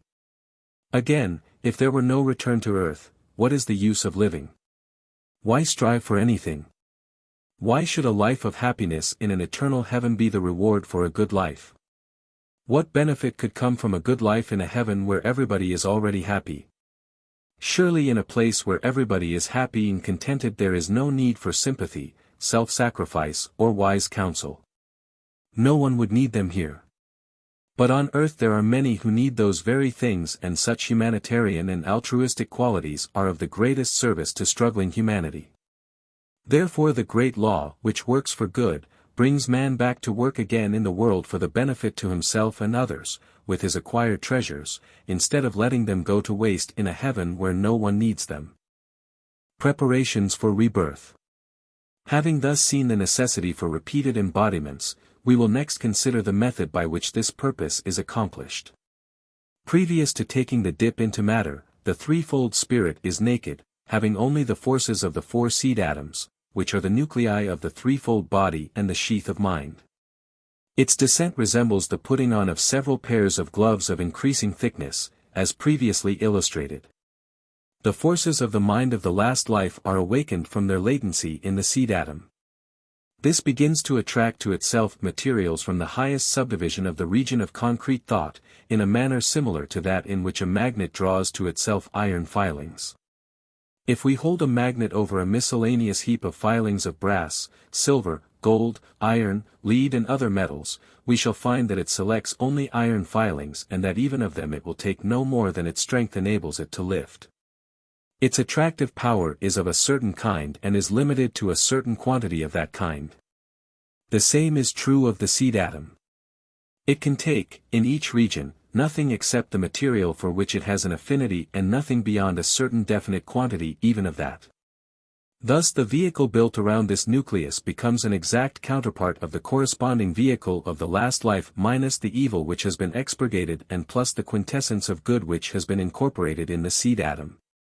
The material selected by the threefold spirit forms itself into a great bell-shaped figure, open at the bottom and with the seed atom at the top. If we conceive of the illustration spiritually, we may compare it to a diving bell descending into a sea composed of fluids of increasing density. These correspond to the different subdivisions of each world. The matter taken into the texture of the bell-shaped body makes it heavier, so that it sinks into the next lower subdivision and it takes from that its proper quota of matter. Thus it becomes still heavier and sinks yet deeper until it has passed through the four subdivisions of the region of concrete thought and the sheath of the new mind of the man is complete. Next the forces in the seed atom of the desire body are awakened.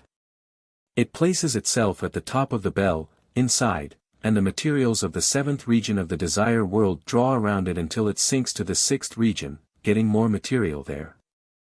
And this process continues until the first region of the desire world is reached. The bell has now two layers: the sheath of mind outside and the new desire body inside. The seed atom of the vital body is next aroused into activity, but here the process of information is not so simple as in the case of the mind and the desire body, for it must be remembered that those vehicles were comparatively unorganized. While the vital body and the dense body are more organized and very complicated. The material, of a given quantity and quality, is attracted in the same manner and under the operation of the same law as in the case of the higher bodies. But the building of the new body and the placement in the proper environment is done by four great beings of immeasurable wisdom, which are the recording angels, the lords of destiny. They impress the reflecting ether of the vital body in such a way that the pictures of the coming life are reflected in it. It, the vital body, is built by the inhabitants of the heaven world and the elemental spirits in such a manner as to form a particular type of brain. But mark this, the returning ego itself incorporates therein the quintessence of its former vital bodies and in addition to this also does a little original work. This is done that in the coming life there may be some room for original and individual expression, not predetermined by past action. It is very important to remember this fact. There is too great a tendency to think that all which now exists is the result of something that previously existed, but if that were the case there would be no margin left for new and original effort and for new causes. The chain of cause and effect is not a monotonous repetition. There is an influx of new and original causes all the time. That is the real backbone of evolution, the only thing that gives it meaning and makes it other than an unrolling of latent actualities. This is epigenesis, the free will that consists of the freedom to inaugurate something entirely new, not merely a choice between two courses of action. This is the important factor which alone can explain the system to which we belong in a satisfactory manner.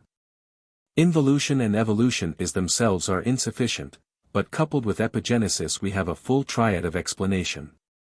The fate of an individual generated under the law of consequence, is of great complexity and involves association with egos in and out of physical existence, at all times. Even those living at one time may not be living in the same locality, so that it is impossible for one individual's destiny to be all worked out in one lifetime or in one place. The ego is therefore brought into a certain environment and family with which it is some way related. As regards the fate to be worked out, it is sometimes immaterial into which one of several environmental the ego is reborn, and when such is the case, it is allowed its choice as far as possible. But once an ego is so placed, the agents of the Lords of Destiny watch unseen, that no act of free will shall frustrate the working out of the portion of fate selected. If we do aught of such as to circumvent that part, they will make another move, so as to enforce fulfillment of the destiny. It cannot be too often reiterated, however, that this does not render man helpless. It is merely the same law that governs after we have fired a pistol. We are then unable to stop the bullet, or even to deflect it from its course in any way. Its direction was determined by the position in which the pistol was held when we fired. That could have been changed at any time before the trigger was pulled, as up to that time we had full control. The same is true regarding new actions which make future destiny. We may, up to a certain point, modify or even altogether counteract certain causes already set in motion, but once started, and no further action taken, they will get beyond our control. This is called ripe fate, and it is this kind that is meant when it is said that the Lords of Destiny check every attempt to shirk it. With regard to out past we are to a great extent helpless, but in regard to future action we have full control, except insofar as we are hampered by our past actions.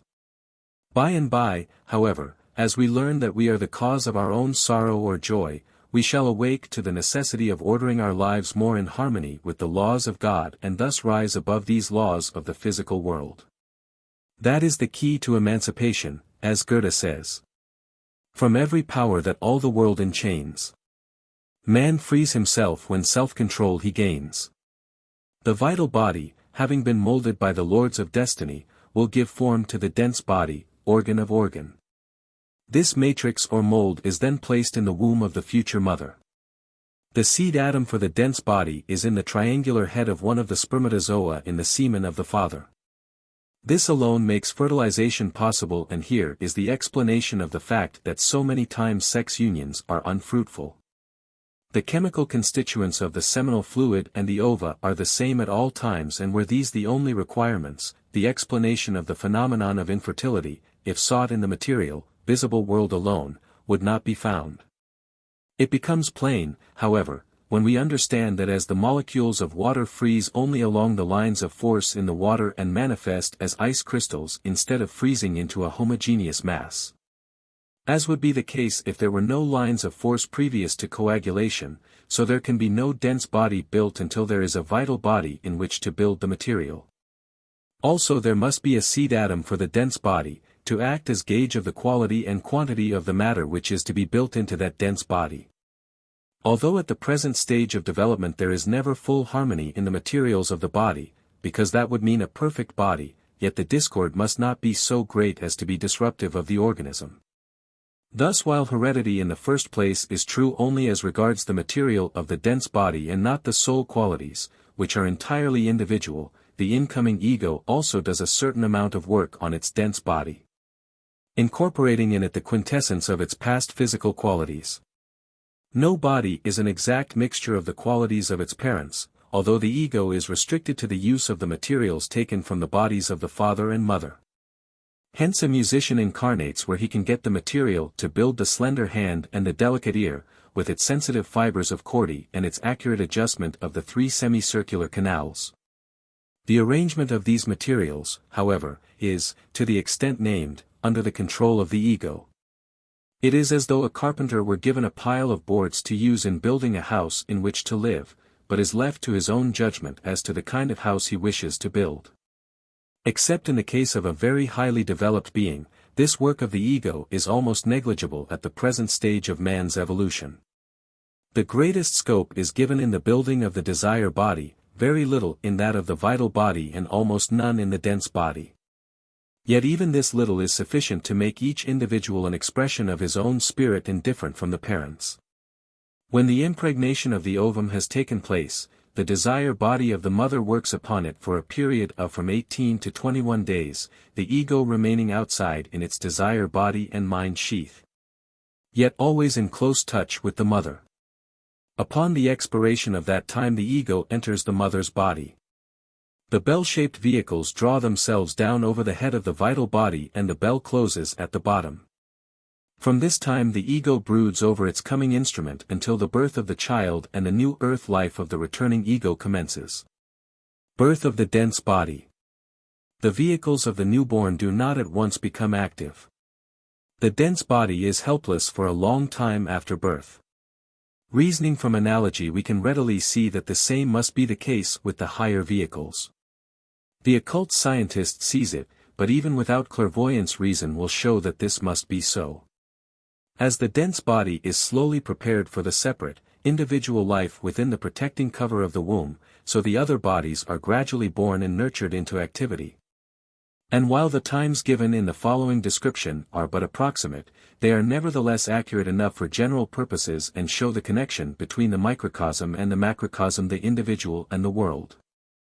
In the period immediately following birth, the different vehicles interpenetrate one another, as, in our previous illustration, the sand penetrates the sponge and the water both sand and sponge.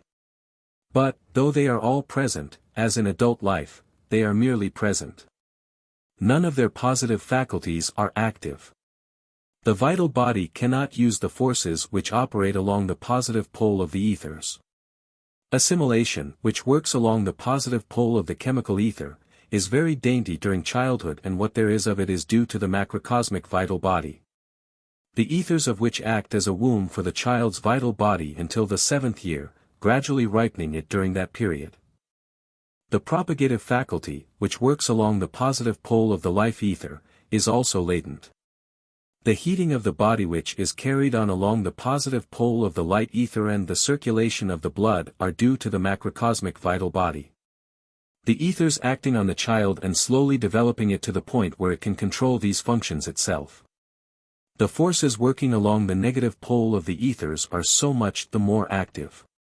The excretion of solids, carried on along the negative pole of the chemical ether, corresponding to the solid subdivision of the chemical region, is too unrestrained, as is also the excretion of fluid, which is carried on along the negative pole of the life ether, corresponding to the second or fluid subdivision of the chemical region. The passive sense perception, which is due to the negative forces of the light ether, is also exceedingly prominent. The child is very impressionable and it is all eyes and ears. During the earlier years, the forces operating along the negative pole of the reflecting ether are also extremely active. In those years children can see the higher worlds, and they often prattle about what they see until the ridicule of their elders or punishment for telling stories teaches them to desist. It is deplorable that the little ones are forced to lie or at least to deny the truth because of the incredulity of their wise elders. Even the investigations of the Society for Physical Research have proven that children often have invisible playmates, who frequently visit them until they are several years old. During those years the clairvoyance of the children is of the same negative character as that of the mediums. It is the same with the forces working in the desire body. The passive feeling of physical pain is present, while the feeling of emotion is almost entirely absent. The child will, of course, show emotion on the slightest provocation, but the duration of that emotion is but momentary. It all on the surface. The child also has the link of mind, but is almost incapable of individual thought activity. It is exceedingly sensitive to forces working along the negative pole and is therefore imitative and teachable. Thus it is shown that all the negative qualities are active in the newborn entity, but before it is able to use its different vehicles, the positive qualities must be ripened. Each vehicle is therefore brought to a certain degree of maturity by the activity of the corresponding vehicle of the macrocosm, which acts as a womb for it until that degree is reached. From the 1st to the 7th year the vital body grows and slowly matures within the womb of the macrocosmic vital body, and because of the greater wisdom of this vehicle of the macrocosm the child's body is more rounded and well-built than in later life. Birth of the vital body. While the macrocosmic vital body guides the growth of the child's body, it is guarded from the dangers which later threaten it when the unwise individual vital body takes unchecked charge. This happens in the 7th year, when the period of excessive, dangerous growth begins, and continues through the next 7 years. During this time the macrocosmic desire body performs the function of a womb for the individual desire body. Were the vital body to have continual and unrestrained sway in the human kingdom, as it has in the plant, man would grow to an enormous size. There was a time in the far distant past when man was constituted like a plant, having only a dense body and a vital body. The traditions of mythology and folklore all over the world concerning giants in olden times are absolutely true, because then men grew as tall trees, and for the same reason. Birth of the desire body. The vital body of the plant builds leaf after leaf, carrying the stem higher and higher. Were it not for the macrocosmic desire body, it would keep on in that way indefinitely, but the macrocosmic desire body steps in at a certain point and checks further growth. The force that is not needed for further growth is then available for other purposes and is used to build the flower and the seed. In like manner the human vital body, when the dense body comes under its sway, after the 7th year, makes the latter grow very rapidly. But about the 14th year the individual desire body is born from the womb of the macrocosmic desire body and is then free to work on its dense body. The excessive growth is then checked and the force theretofore used for that purpose becomes available for propagation, that the human plant may flower and bring forth. Therefore the birth of the personal desire body marks the period of puberty. From this period the attraction towards the opposite sex is felt, being especially active and unrestrained in the 3rd septenary period of life from the 14th to the 21st year, because the restraining mind is then still unborn. Birth of the mind. After the 14th year, the mind is in turn brooded over and nurtured by the macrocosmic mind, unfolding its latent possibilities and making it capable of original thought. The forces of the individual's different vehicles have now been ripened to such a degree that he can use them all in his evolution, therefore at the 21st year the ego comes into possession of its complete vehicle. It does this by means of the blood heat and by developing individual blood. This is done in connection with the full development of the light ether. The blood the vehicle of the ego. In infancy, and up to the 14th year, the red marrow bones do not make all the blood corpuscles. Most of them are supplied by the thymus gland, which is largest in the fetus and gradually diminishes as the individual blood-making faculty develops in the growing child. The thymus gland contains, as it were, a supply of blood corpuscles given by the parents, and consequently the child, which draws its blood from that source, does not realize its individuality. Not until the blood is made by the child does it think of itself as I, and when the thymus gland disappears, at the age of 14, the I feeling reaches its full expression, for then the blood is made and dominated entirely by the ego. The following will make clear the idea and its logic. It will be remembered that assimilation and growth depend upon the forces working along the positive pole of the vital body's chemical ether. That is set free at the 7th year, together with the balance of the vital body. Only the chemical ether is fully ripe at that time, the other parts need more ripening. At the 14th year the life ether of the vital body, which has to do with propagation, is fully ripe. In the period from 7 to 14 years of age the excessive assimilation has stored up an amount of force which goes to the sex organs and is ready at the time the desire body is set free. This force of sex is stored in the blood during the 3rd of the 7-year periods and in that time the light ether, which is the avenue for the blood heat, is developed and controls the heart, so that the body is neither too hot nor too cold. In early childhood the blood very often rises to an abnormal temperature. During the period of excessive growth it is frequently the reverse, but in the hot-headed, unrestrained youth, passion and temper very often drive the ego out by overheating the blood. We very appropriately call this an ebullition or boiling over of temper and describe the effect as causing the person to lose his head, i.e., become incapable of thought. That is exactly what happens when passion, rage, or temper overheats the blood, thus drawing the ego outside the bodies. The description is accurate when, of a person in such a state, we say, he has lost control of himself. The ego is outside of his vehicles and they are running amok, bereft of the guiding influence of thought, part of the work of which is to act as a brake on impulse. The great and terrible danger of such outbursts is that before the owner re-enters his body some disembodied entity may take possession of it and keep him out. This is called obsession. Only the man who keeps cool and does not allow excess of heat to drive him out can think properly. As proof of the assertion that the ego cannot work in the body when the blood is either too hot or too cold, we will call attention to the well-known fact that excessive heat makes one sleepy and, if carried beyond a certain point, it drives the ego out, leaving the body in a faint, that is, unconscious.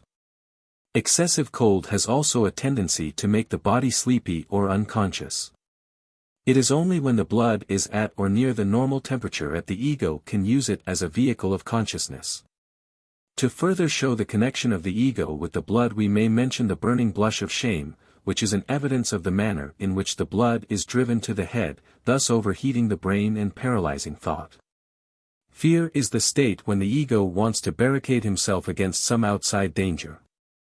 He then drives the blood to the center and grows pale, because the blood has left the periphery of the body and has lost heat, thus paralyzing thought.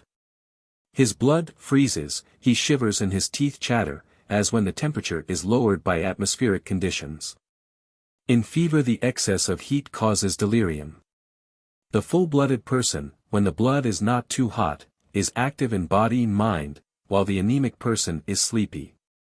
In one the ego has better control, in the other less. When the ego wants to think, it drives blood, at the proper heat, to the brain. When a heavy meal centers the activity of the ego upon the digestive tracts, the man cannot think, he is sleepy. The old Norsemen and the Scots recognized that the ego is in the blood. No stranger could become associated with them as a relative until he had mixed blood with them and thus become one of them. Goethe, who was an initiate, also showed this in his Faust. Faust is about to sign the compact with Mephistopheles and asks, why not sign with ordinary ink? Why use blood? Mephisto answers, blood is a most peculiar essence. He knows, that who has the blood has the man, that without the warm blood, no ego can find expression. The proper heat for the real expression of the ego is not present until the mind is born from the macrocosmic concrete mind, when the individual is about 21 years old.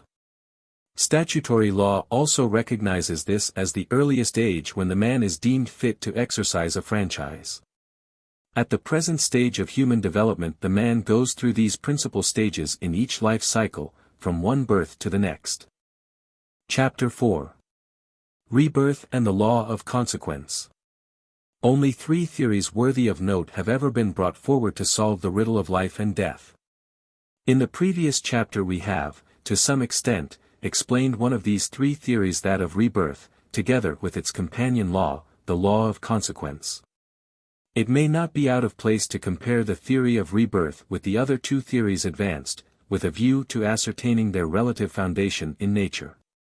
To the occultist there can be no question. He does not say that he believes in it any more than we need to say that we believe as to the blooming of the rose or the flowing of the river, or the operation of any of the visible workings of the material world, which are continually going on before our eyes. We do not say of these things that we believe, we say that we know, because we see them.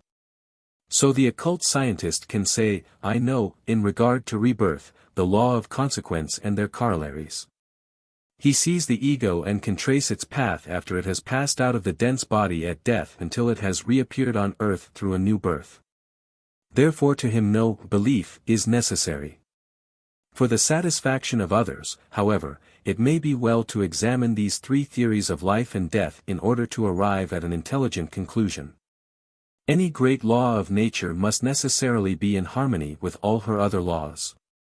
Therefore it may be very helpful to the inquirer to examine these theories in their relation to what are admitted by all parties to be known laws of nature, as observed in that part of our universe with which we are more familiar. To this end we will first state the 3 theories. 1. The materialistic theory holds that life is a journey from the womb to the tomb, that mind is the result of certain correlations of matter, then man is the highest intelligence in the cosmos, and that his intelligence perishes when the body disintegrates at death. 2. The theory of theology asserts that at each birth a newly created soul enters the arena of life fresh from the hand of God, passing from an invisible state through the gate of birth into visible existence. That at the end of one short span of life in the material world it passes out through the gate of death into the invisible beyond, whence it returns no more. That its happiness or misery there is determined for all eternity by its actions during the infinitesimal period intervening between birth and death. 3.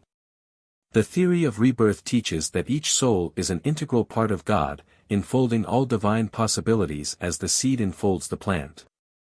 That by means of repeated existences in an earthly body of gradually improving quality, the latent possibilities are slowly developed into dynamic powers. That none are lost by this process, but that all mankind will ultimately attain the goal of perfection and reunion with God. The first of these theories is monistic. It seeks to explain all facts of existence as processes within the material world. The two other theories agree in being dualistic, that is, they ascribe some of the facts and phases of existence to a superphysical, invisible state, but they differ widely on other points. Bringing the materialistic theory into comparison with the known laws of the universe, we find that the continuity of force is as well established as the continuity of matter, and both are beyond the need of elucidation. We also know that matter and force are inseparable in the physical world. This is contrary to the materialistic theory, which holds that mind perishes at death. When nothing can be destroyed, mind must be included. Moreover, we know that mind is superior to matter, for it molds the fact, so that it becomes a reflection or mirror of the mind. We have discovered that the particles of our bodies are constantly changing. That at least once in 7 years there is a change in every atom of matter composing them. If the materialistic theory were true, the consciousness ought also to undergo an entire change, with no memory of that which preceded, so that at no time could man remember any event more than 7 years. We know that is not the case. We remember the events of our childhood. Many of the most trivial incidents, though forgotten in ordinary consciousness, have been distinctly recalled in a swift vision of the whole life by drowning persons, who have related the experience after resuscitation. Similar experiences in states of trance are also common. Materialism is unable to account for these phases of sub- and superconsciousness. It ignores them. At the present stage of scientific investigation, where leading scientists have established beyond a doubt the existence of these phenomena, the policy of ignoring them is a serious defect in a theory claiming to solve the greatest problem of life itself. We may therefore safely pass from the materialistic theory as being inadequate to solve the mystery of life and death and turn to a consideration of the next theory. One of the greatest objections to the orthodox theological doctrine, as it is expounded, is its entire and confessed inadequacy. Of the myriads of souls which have been created and have inhabited this globe since the beginning of existence, even if that beginning dates back no further than 6,000 years, the insignificant number of only 144,000 are to be saved. The rest are to be tortured forever and ever. The devil gets the best of it all the time. One cannot help saying with Buddha, if God permits such misery to exist he cannot be good, and if he is powerless to prevent it, he cannot be God. Nothing in nature is analogous to such a method of creation in order that destruction may follow. It is represented that God desires all should be saved and is averse to the destruction of any, having for their salvation given his only Son, and yet this glorious plan of salvation fails to save. If a transatlantic liner with 2,000 souls on board sent a wireless message that she was sinking just off Sandy Hook, would it be regarded as a glorious plan of salvation if a fast motorboat capable of rescuing only 2 or 3 people were sent to her aid? Certainly not. It would more likely be denounced as a plan of destruction if adequate means were not provided for the saving of at least the majority of those in danger. But the theologian's plan of salvation is vastly worse than this, because 2 or 3 of 2,000 is an immensely greater proportion than the orthodox theological plan of saving only 144,000 out of all the myriads of souls created. We may safely reject this theory also, as being untrue, because unreasonable. If God were all-wise he would have evolved a more efficacious plan. So he has, and the above is only the theory of the theologian. The teaching of the Bible is very different, as will appear later. We turn now to consider the doctrine of rebirth, which postulates a slow process of development, carried on with unwavering persistence through repeated embodiments in forms of increasing efficiency whereby all are, in time, brought to a height of spiritual splendor at present inconceivable to us. There is nothing unreasonable nor difficult to accept in such a theory. As we look about us we find everywhere in nature this striving for perfection in a slow, persistent manner. We find no sudden process of creation or destruction, such as the theologian postulates, but we do find evolution. Evolution is the history of the progression of the spirit in time. Everywhere, as we see about us the varied phenomena in the universe, we realize that the path of evolution is a spiral. Each loop of the spiral is a cycle. Each cycle merges into the next, as the loops of the spiral are continuous, each cycle being the improved product of those preceding it and the creator of those more developed states which succeed it. A straight line is but the extension of a point. It occupies but one dimension in space. The theory of the materialist and that of the theologian would be analogous to this line. The materialist makes the line of life start at birth, and to be consistent, the death hour must terminate it. The theologian commences his line with the creation of the soul just previous to birth. After death the soul lives on, its fate irretrievably determined by the deeds of a few short years. There is no coming back to correct mistakes. The line runs straight on, implying a modicum of experience and no elevation for the soul after death. Natural progression does not follow a straight line such as these two theories imply, nor even a circular path, for that would imply a never-ending round of the same experiences and the use of only two dimensions in space. All things move in progressive cycles, and in order to take full advantages of all the opportunities for advancement offered by our three-dimensional universe, it is necessary that the evolving life should take the three-dimensional path, the spiral which goes ever onward and upward. Whether we look at the modest little plant in our garden, or go to the Redwood district of California and examine one of the giant sequoias with its 30-foot diameter, it is always the same every branch. Twig or leaf will be found growing in either a single or a double spiral, or in opposite pairs, each balancing either, analogous to ebb and flow, day and night, life and death and other alternating activities in nature. Examine the vaulted arch of the sky and observe the fiery nebulae or the path of the solar systems. Everywhere the spiral meets the eye. In the spring the earth discards its white blanket and emerges from its period of rest, its winter sleep. All activities are exerted to bring forth new life everywhere. Time passes. The corn and the grape are ripened and harvested. Again the busy summer fades into the silence and inactivity of the winter. Again the snowy coverlet enwraps the earth. But her sleep is not forever, she will wake again to the song of the new spring, which will mark for her a little further progress along the pathway of time. So with the sun. He rises in the morning of each day, but each morning he is further along on his journey through the year. Everywhere the spiral onward, upward, forever. Is it possible that this law, so universal in all other realms, should be inoperative in the life of man?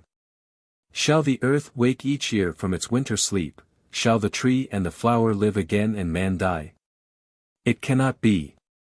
The same law that wakes the life in the plant to new growth will wake the human being to new experience, to further progress toward the goal of perfection. Therefore the theory of rebirth, which teaches repeated embodiment in gradually improving vehicles, is in perfect accord with evolution and the phenomena of nature, which the other two theories are not.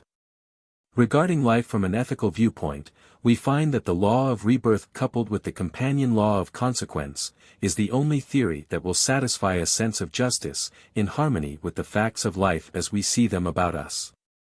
It is not easy for the logical mind to understand how a just and loving God can require the same virtues from the milliards whom he has been pleased to place in differing circumstances, according to no apparent rule nor system, but willy-nilly, according to his own capricious mood. One lives in luxury, the other on kicks and crusts. One has a moral education and an atmosphere of high ideals, the other is placed in squalid surroundings and taught to lie and steal, and that the more he does of both, the more of a success he is. It is just to require the same of both. Is it right to reward one for living a good life when he was placed in an environment that made it extremely difficult for him to go astray, or to punish the other, who was handicapped to such an extent that he never had an idea of what constitutes true morality? Surely not. Is it not more logical to think that we may have misinterpreted the Bible than to impute to God such a monstrous plan and method of procedure? It is useless to say that we must not inquire into the mysteries of God. That they are past our finding out. The inequalities of life can be satisfactorily explained by the twin laws of rebirth and consequence and made to harmonize with the conception of a just and loving God, as taught by Christ himself. Moreover, by means of these twin laws a way to emancipation from present undesirable position or environment is shown, together with the means of attaining to any degree of development, no matter how imperfect we may be now. What we are, what we have, all our good qualities are the result of our own actions in the past. What we lack in physical, moral, or mental excellence may yet be ours in the future. Exactly as we cannot do otherwise than take up our lives each morning where we laid them down the preceding night, so by our work in previous lives have we made the conditions under which we now live and labor, and are at present creating the conditions of our future lives. Instead of bemoaning the lack of this or that faculty which we covet, we must set to work to acquire it. If one child plays beautifully on a musical instrument, with hardly an effort at learning, while another, despite persistent effort, is a poor player in comparison, it merely shows that one expended the effort in a previous life and is easily regaining a former proficiency, while the efforts of the other have been started only in the present life, and in consequence we see the uphill work. But, if the latter persist, he may, even in the present life, become superior to the former unless the former constantly improves. That we do not remember the effort made in acquiring a faculty by hard work is immaterial, it does not alter the fact that the faculty remains with us. Genius is the hallmark of the advanced soul, which by hard work in many previous lives has developed itself in some way beyond the normal achievements of the race. It reveals a glimpse of the degree of attainment which will be the common possession of the coming race. It cannot be accounted for by heredity, which applies only in part to the dense body and not to qualities of the soul. If genius could be accounted for by heredity, why is there not a long line of mechanical ancestry previous to Thomas Edison, each more capable than his predecessor? Why does not genius propagate itself? Why is not Siegfried the son, greater than Richard Wagner, the father? In cases where the expression of genius depends upon the possession of specially constructed organs, requiring ages of development, the ego naturally is reborn in a family the egos of which have, for generations, labored to build a similar organism. That is why 29 musicians of more or less genius were born in the Bach family during a period of 250 years. That genius is an expression of the soul and not of the body is shown by the fact that it did not gradually improve and reach efflorescence in the person of Johann Sebastian Bach, but that the proficiency which reached its highest expression in him towered high above ancestors and descendants alike. The body is simply an instrument, the work it yields being dependent upon the ego which guides it, as the quality of the melody is dependent upon the musician's skill, aided by the timbre of the instrument. A good musician cannot fully express himself on a poor instrument, and even upon the same instrument, all musicians do not and cannot play alike.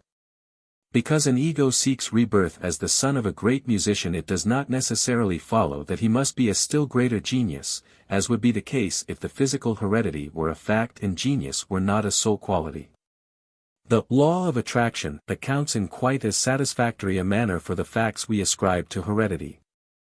We know that people of like tastes will seek another. If we know that a friend is in a certain city, but are ignorant of his address, we will naturally be governed by the law of association in our efforts to find him. If he is a musician, he will most likely be found where musicians are wont to assemble. If he is a student, inquiry will be made at public libraries, reading rooms, and bookstores, or if he is a sporting man we would seek him at race tracks, pool rooms or saloons. It is not probable that the musician or the student would frequent the latter places, and it is safe to say that our search for the sporting man would not be successful if we sought him in a library or at a classical concert. Similarly, the ego ordinarily gravitates to the most congenial associations. It is constrained to do so by one of the twin forces of the desire world, the force of attraction. The objection may be urged that there are people of entirely opposite tastes, or bitter enemies even, in the same family, and if the law of association governed, why should they be attracted thereto? The explanation of such cases is that during the ego's earth lives many relations have been established with various people. These relations were pleasant or otherwise, involving on one hand obligations which were not liquidated at the time, or on the other involving the infliction of an injury and a feeling of very strong hate between the injured and his enemy. The law of consequence requires an exact adjustment of the score. Death does not pay at all any more than moving to another city will liquidate a monetary debt. The time comes when the two enemies will meet again. The old hate has brought them together in the same family, because it is the purpose of God that all shall love one another. Therefore hate must be transformed into love, and though, perchance, they may spend many lives fighting it out, they will at some time learn the lesson and become friends and mutual benefactors instead of enemies. In such cases the interest these people had in one another set in action the force of attraction, and that brought them together. Had they simply been mutually indifferent they could not have become associated. Thus do the twin laws of rebirth and consequence solve, in a rational manner, all the problems incident to human life as man steadily advances toward the next stage in evolution, the Superman. The trend of humanity's progress is onward and upward forever. Says this theory not as some people think who have confounded the doctrine of rebirth with the foolish teaching of some Indian tribes who believe that man is reborn in animals or plants. That would be retrogression. No authority for this doctrine of retrogression can be found in nature or in the sacred books of any religion. In one, and one only, of the religious writings of India is it touched upon. In the Kathopanishad, chapter v. verse 9, it is stated that some men, according to their deeds, go into the womb and others into the sthanu. Sthanu is a Sanskrit word, which means motionless, but it also means a pillar, and has been interpreted to mean that some men, because of their sins, go back to the motionless plant kingdom. Spirits incarnate only to gain experience, to conquer the world, to overcome the lower self and attain self-mastery. When we realize this we shall understand that there comes a time when there is no further need for incarnation because the lessons have all been learned. The teaching of the Kathopanishad indicates that instead of remaining tied to the wheel of birth and death, man will at some time go into the motionless state of nirvana. In the book of Revelation we find these words, "Him that overcometh will I make a pillar in the temple of my God and he shall go no more out," referring to entire liberation from concrete existence. Nowhere is there any authority for the doctrine of the transmigration of souls. A man who has evolved so far as to have an individual, separate soul cannot turn back in his progress and enter the vehicle of animal or plant, which are under a group spirit. The individual spirit is a higher evolution than the group spirit and the lesser cannot obtain the greater. Oliver Wendell Holmes, in his beautiful poem, The Chambered Nautilus, has embodied this idea of constant progression in gradually improving vehicles and final liberation. The nautilus builds its spiral shell in chambered sections, constantly leaving the smaller ones, which it has outgrown. For the one last built, year after year beheld the silent toil that spread his lustrous coil. Still, as the spiral grew, he left the past year's dwelling for the new. Stole with soft step its shining archway through. Built up its idle door. Stretched in his last found home, and knew the old no more. Thanks for the heavenly message brought by thee. Child of the wandering sea. Cast from her lap forlorn. From thy dead lips a clearer note is born than ever Triton blew from wreathed horn. While on mine ear it rings. Through the deep caves of thought I hear a voice that sings. Build thee more stately mansions, O my soul. As the swift seasons roll. Leave thy low vaulted past. Let each new temple, nobler than the last, shut thee from heaven with a dome more vast. Till thou at length art free. Leaving thine outgrown shell by life's unresting sea. The necessity, previously referred to, of obtaining an organism of a specific nature, brings to mind an interesting phase of the twin laws of rebirth and consequence. These laws are connected with the motion of the cosmic bodies, the sun, the planets, and the signs of the zodiac. All move in harmony with these laws, guided in their orbits by their indwelling spiritual intelligences, the planetary spirits. On account of the precession of the equinoxes, the sun moves backward through the 12 signs of the zodiac at the rate of approximately 1 degree of space in 72 years, and through each sign, 30 degrees of space, in about 2,100 years. Or around the whole circle in about 26,000 years. This is due to the fact that the Earth does not spin upon a stationary axis. Its axis has a slow, swinging motion of its own, just like the wobble of a spinning top that has almost spent its force, so that it describes a circle in space, and thus one star after another becomes pole star. Because of this wobbling motion, the sun does not cross the equator in the same place every year, but a few hundred rods further back, hence the name, the precession of the equinoxes, because the equinox precedes, comes too early. All happenings on the Earth in connection with the other cosmic bodies and their inhabitants are connected with this and other cosmic movements. So are also the laws of rebirth and consequence. As the sun passes through the different signs in the course of the year, the climatic and other changes affect man and his activities in different ways. Similarly, the passage of the sun by the precession of the equinoxes, through the 12 signs of the zodiac, which is called a world year, brings about conditions on the Earth of a far greater variety. It is necessary to the growth of the soul that it should experience them all. In fact, as we have seen, the man himself makes these conditions while in the heaven world between births. Therefore, every ego is born twice during the time the sun is passing through one sign of the zodiac, and, as the soul itself is necessarily double-sexed, in order to obtain all experiences, it is reborn alternately in a male and a female body. This is because the experience of one sex differs widely from that of the other. At the same time, the outside conditions are not greatly altered in 1,000 years and therefore permit the entity to receive experience in the same identical environment from the standpoint of both man and woman. These are the general terms upon which the law of rebirth operates, but as it is not a blind law, it is subject to frequent modifications, determined by the lords of destiny, the recording angels, as, for instance, in a case where an ego needs a sensitive eye or ear and there is an opportunity for giving it the required instrument in a family with which relations have previously been established. The time for the re-embodiment of the ego in question may lack, perhaps, 200 years of being ripe according to the average period, but it is seen by the lords of destiny that unless this opportunity is embraced, the ego will perhaps have to spend 400 or 500 years in heaven in excess of the time required, before another chance will present itself. Therefore the ego is brought to rebirth ahead of schedule time, so to speak, the deficiency of rest in the third heaven being made up at another time. So we see that, not only do the departed work on us from the heaven world, but we also work on them, attracting or repelling them. A favorable opportunity for procuring a suitable instrument may attract an ego to rebirth. Had no instrument been available, he would have been kept longer in heaven and the surplus time deducted from his succeeding heaven lives.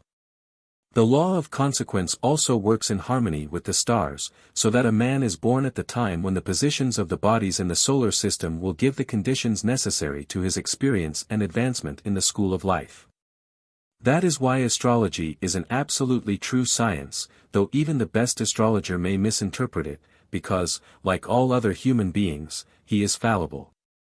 The stars show accurately the time in a man's life when the debt which the lords of destiny have selected for payment is due, and to evade it is beyond the power of man. Yes, they show the very day, although we are not always able to read them correctly. Perhaps the most striking instance known to the writer of this inability to escape what is written in the stars, though perfectly cognizant of it, occurred in Los Angeles, California, in 1906. Some instructions in astrology were given to Mr. L., a well-known lecturer. Mr. L's own horoscope was taken up, because a pupil will be more interested in that than in the nativity of a stranger.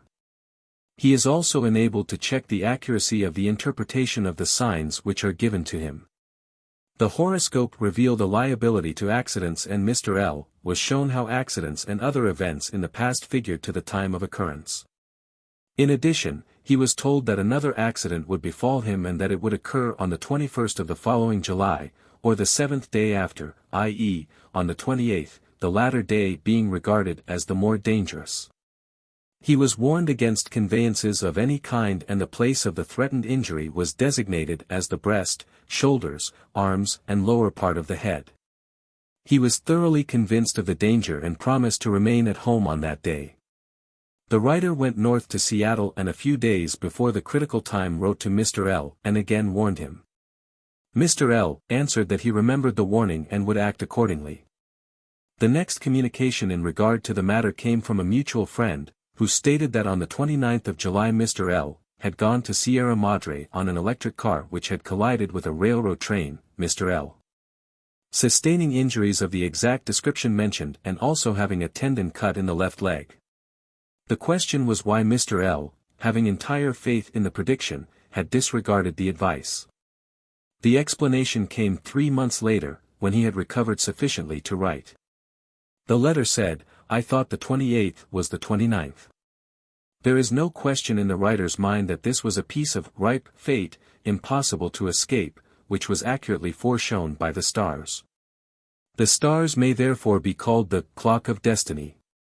The 12 signs of the zodiac correspond to the dial, the sun and the planets to the hour hand, indicating the month of the year when the different items in the score of ripe fate allotted to each life are due to work themselves out. It cannot be sufficiently emphasized, however, that though there are some things that cannot be escaped, man has a certain scope of free will in modifying causes already set going. A poet puts it thus. One ship sails east and another sails west. With the selfsame winds that blow. 'Tis the set of the sail and not the gale, which determines the way they go. As the winds of the sea are the ways of fate. As we voyage along through life, 'tis the act of the soul that determines the goal, and not the calm or the strife. The great point to grasp is that our present actions determine future conditions.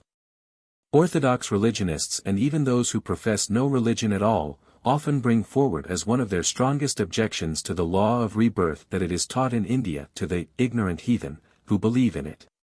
If it is a natural law, however, there is no objection strong enough to invalidate it or make it inoperative. Before we speak of ignorant heathen, or send missionaries to them, it might be well to examine our own knowledge a little. Educators everywhere complain of superficiality on the part of our students. Professor Wilbur L. Cross, of Yale, mentions among other startling cases of ignorance, the fact that in a class of 40 students, not one could place Judas Iscariot. It would seem as though the labors of missionaries could profitably be diverted from heathen countries and from slum work to enlighten the college-bred individuals of our own country, on the principle that charity begins at home. And, as God will not let the ignorant heathen perish, it would seem better to leave him in ignorance where he is sure of heaven, than to enlighten him and so render his chances of going to hell legion. Surely, this is a case of, where ignorance is bliss, 'tis folly to be wise. We would be doing ourselves and the heathen a signal service by letting him alone and looking after the ignorant Christian nearer home. Moreover, to call this a heathen doctrine does not disprove it. Its assumed priority in the East is not more an argument against it than the accuracy of the solution of a mathematical problem is invalidated because we do not happen to like the person who first solved it. The only question is it correct? If so, it is absolutely immaterial whence the solution first came. All other religions have been but leading up to the Christian religion. They were race religions and contain only in part that which Christianity has in fuller measure. The real esoteric Christianity has not yet been taught publicly, not will it be so taught until humanity has passed the materialistic stage and becomes fitted to receive it. The laws of rebirth and consequence have been secretly taught all the time, but, by the direct command of Christ himself, as we shall see, these two laws have not been publicly taught in the Western world for the past 2,000 years. Wine as a factor in evolution. To understand the reason for this omission and the means employed to obscure these teachings, we must go back to the beginning of man's history and see how, for his good, he has been led by the great teacher of humanity. In the teaching of occult science, the stages of development on the earth are divided into periods called epochs. There have been 4 of these epochs, which are designated as follows, respectively, the Polarian, the Hyperborean, the Lemurian, the Atlantean. The present epoch is called the Aryan epoch. In the first or Polarian epoch, what is now humanity had only a dense body, as the minerals have now, hence he was mineral-like. In the second or Hyperborean epoch, a vital body was added, and man in the making possesses a body constituted as are those of plants. He was not a plant, but was plant-like. In the third or Lemurian epoch, he obtained his desire body and became constituted like the animal and animal man. In the fourth or Atlantean epoch, mind was unfolded, and now, so far as his principles are concerned, he steps upon the stage of physical life as man.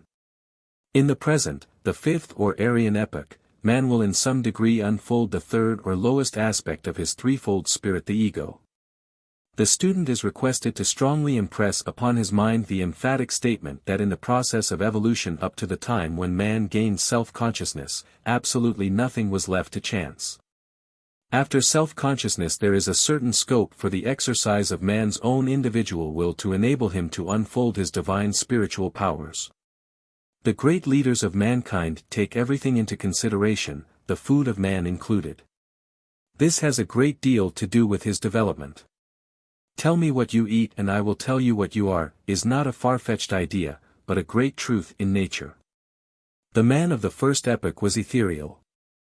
That does not contradict the statement that he was mineral-like, for all gases are mineral. The earth was still soft, not yet having solidified. In the Bible man is called Adam, and it is said that he was made of earth. Cain is described as an agriculturist. He symbolizes the man of the second epoch. He had a vital body like the plants which sustained him. In the third epoch food was obtained from living animals to supplement the former plant food. Milk was the means used for evolving the desire body, which made the mankind of that time animal-like. This is what is meant by the Bible statement that Abel was a shepherd. It is nowhere stated that he killed animals. In the fourth epoch man had evolved beyond animals, he had mind. Thought breaks down nerve cells, kills, destroys and causes decay. Therefore the food of the Atlantean was, by analogy, carcasses. He killed to eat, and that is why the Bible states that Nimrod was a mighty hunter. Nimrod represents the man of the fourth epoch. In the meanwhile, man had descended deeper and deeper into matter. His former ethereal body formed the skeleton within and had become solid. He had also lost by degrees the spiritual perception which was possessed by him in the earlier epochs. Thus it was designed. He is destined to get it back at a higher stage, plus the self-consciousness which he did not then possess. He had, however, during the first 4 epochs, a greater knowledge of the spiritual world. He knew he did not die, and that when one body wasted away it was like the drying of a leaf from the tree in the autumn, another body would grow to take its place. Therefore he had no real appreciation of the opportunities and advantages of this earth life of concrete existence. But it was necessary that he should become thoroughly awake to the great importance of this concrete existence, so that he might learn from it all that could be learned.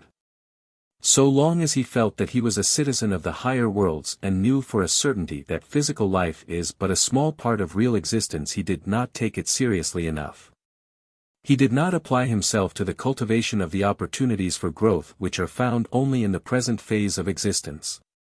He dallied his time away without developing the resources of the world, as do the people of India today, for the same reason. The only way in which an appreciation of concrete physical existence could be aroused in man was by depriving him of the memory of his higher, spiritual existence for a few lives. Thus, during his earth life, he came to hold no positive knowledge of any other than the one present physical life, and was in this way impelled to earnestly apply himself to living it. There had been religions previous to Christianity which had taught rebirth and the law of consequence, but the time had now come when it was no longer conducive to man's advancement that he should know this doctrine. And ignorance concerning it came to be regarded as a sign of progress. This one single life was to be made paramount. Therefore we find that the Christian religion, as publicly taught, does not embody the laws of consequence and rebirth. Nevertheless, as Christianity is the religion of the most advanced race, it must be the most advanced religion, and because of the elimination of this doctrine from its public teachings. The conquest of the world of matter is being made by the Anglo-Saxon and Teutonic races, in which this phase has been carried furthest. As some new addition to or change in the food of man has been made in every epoch to meet its conditions and accomplish its purposes, we now find added to the food of the previous epochs a new article wine. It was needed on account of its benumbing effect upon the spiritual principle in man, because no religion, in and of itself, could have made man forget his nature as a spirit and have caused him to think of himself as a worm of the dust. Or made him believe that we walk with the same force with which we think. Indeed, it was never intended that he should go so far as that. Hitherto only water had been used as a drink and in the ceremonies of the temple service, but after the submergence of Atlantis, a continent which once existed between Europe and America, where the Atlantic Ocean now lies, those who escaped destruction began to cultivate the vine and make wine, as we find narrated in the Bible story of Noah. Noah symbolizes the remnant of the Atlantean epoch, which became the nucleus of the fifth race, therefore our progenitors. The active principle of alcohol is a spirit, and as the humanity of the earlier epochs used the articles of food best suited to their vehicles, so this spirit was, in the fifth epoch, added to the foods previously used by evolving humanity. It acts upon the spirit of the fifth epoch man, temporarily paralyzing it, that it may know, esteem and conquer the physical world and value it at its proper worth. Thus man forgets, for the time being, his spiritual home, clinging to this form of existence, which he has previously despised, with all the tenacity born of a feeling that this is all there is, or at least preferring the certainty of this world to taking chances on a heaven which, in his present muddled state, he does not understand. Water only had been used in the temples, but now this is altered. Bacchus, a god of wine, appears, and under his sway the most advanced nations forget that there is a higher life. None who offer tribute to the counterfeit spirit of wine or any alcoholic liquor, the product of fermentation and decay, can ever know anything of the higher self, the true spirit, which is the very source of life. All this was preparatory to the coming of Christ, and it is of the highest significance that his first act was to change water into wine. John 2:11. In private he taught rebirth to his disciples. He not only taught them in words, but he took them into the mountain. This is a mystic term meaning a place of initiation.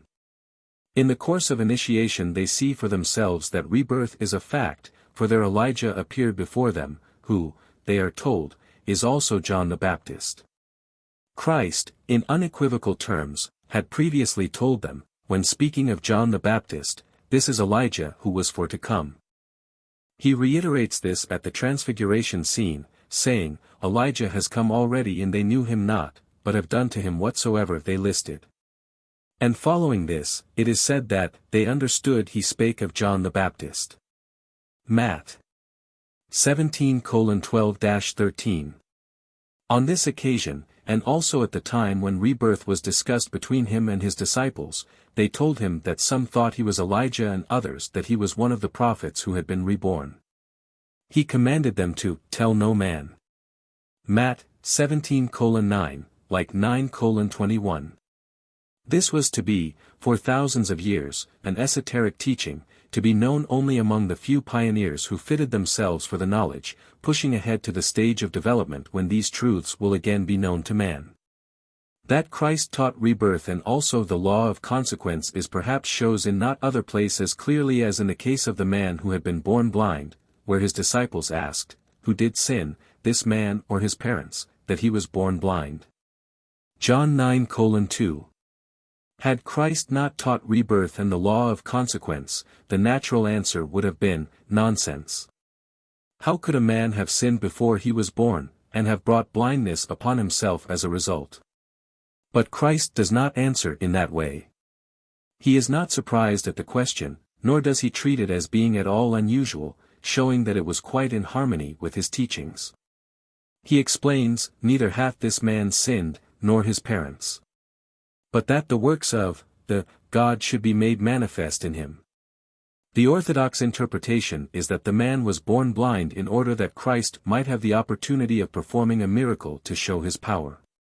It would have been a strange way for a God to obtain glory capriciously condemning a man to many years of blindness and misery that he might show off at a future time. We would consider a man who acted in such a manner a monster of cruelty. How much more logical to think that there may be another explanation. To impute to God conduct which, in a human being, we would denounce in the strongest terms, is surely unreasonable.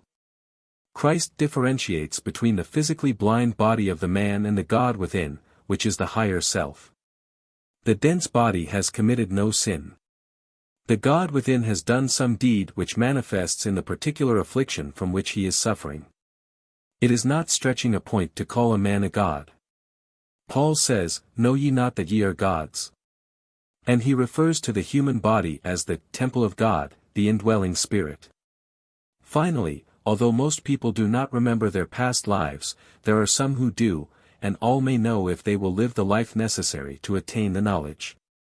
This requires great strength of character, because such knowledge will carry with it a knowledge of impending fate that may be hanging black and sinister over one, which will manifest in dire disaster. Nature has graciously hidden the past and the future from us, that we may not be robbed of peace of mind by suffering in anticipation of the pain in store for us. As we attain greater development we shall learn to welcome all things with equanimity, seeing in all troubles the result of past evil and feeling thankful that the obligations incurred thereby are being annulled. Knowing that so much less stands between us and the day of liberation from the wheel of birth and death. When a person dies in childhood in one life, he or she not infrequently remembers that life in the next body, because children under 14 years do not journey around the entire life cycle, which necessitates the building of a complete set of new vehicles. They simply pass into the upper regions of the desire world and there wait for a new embodiment, which usually takes place in from 1 to 20 years after death. When they return to birth, they bring with them the old mind and desire body, and if we listen to the prattle of children, we should often be able to discover and reconstruct such stories as the following. A remarkable story. One day in Santa Barbara, California, a man by the name of Roberts came to a trained clairvoyant who is also a lecturer on theosophy and asked for help in a perplexing case. Mr. Roberts had been walking in the street the previous day when a little 3-year-old girl came up to him and put her arms around his knees, calling him Papa. Mr. Roberts was indignant, thinking that someone was trying to father the child on him. But the mother of the child, who came up directly, was equally put out and tried to get the child away. The child, however, kept on clinging to Mr. R., insisting that he was her father. On account of circumstances to be told later, Mr. R. could not put it out of his mind, and sought out the clairvoyant, who accompanied him to the house of the child's parents, where the girl at once ran up to Mr. R., and again called him Papa. The clairvoyant, whom I call X, first took the child over to the window to note whether the iris of the eye would expand and contract when he turned her to and from the light, in order to see whether another entity than the rightful owner was in possession of the child's body, for the eye is the window of the soul and no obsessing entity can secure control of that part. Mr. X found, however, that the child was normal and next proceeded to question the little one carefully. After patient work carried on intermittently during the afternoon, so as not to tire the child, this is the story she told. She had lived with her papa, Mr. Roberts, and another mama in a little house that stood all alone, where no other house could be seen. There was a little brook close to the house where some flowers grew, and here she ran out and brought in some pussy willows, and there was a plank across the brook which she was cautioned against crossing, for fear she might fall into the brook. One day her papa had left her mother and herself and had not returned. When their supply of food was exhausted, her mamma lay down on the bed and became so still. At last she said quaintly, "Then I also died, but I didn't die." I came here.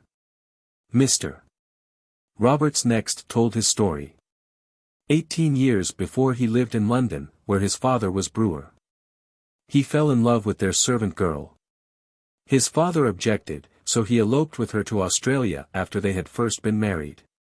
Here he went out into the bush and cleared a little farm, where he erected a small cabin by a brook, just as described by the little girl.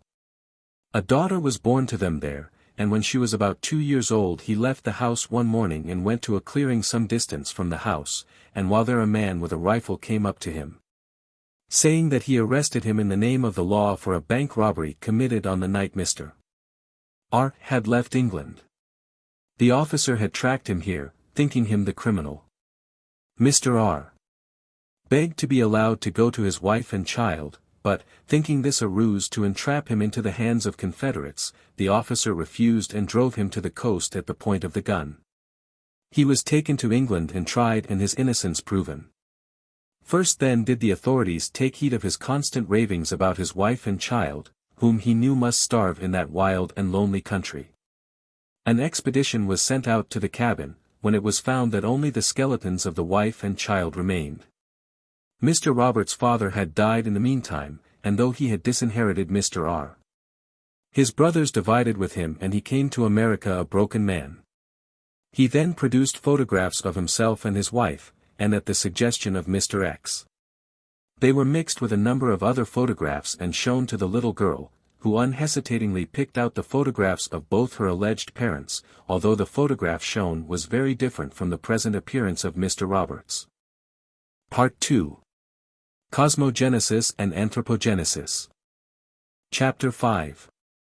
The relation of man to God. In the preceding chapters we have been considering man in relation to 3 of the 5 worlds which form the field of his evolution.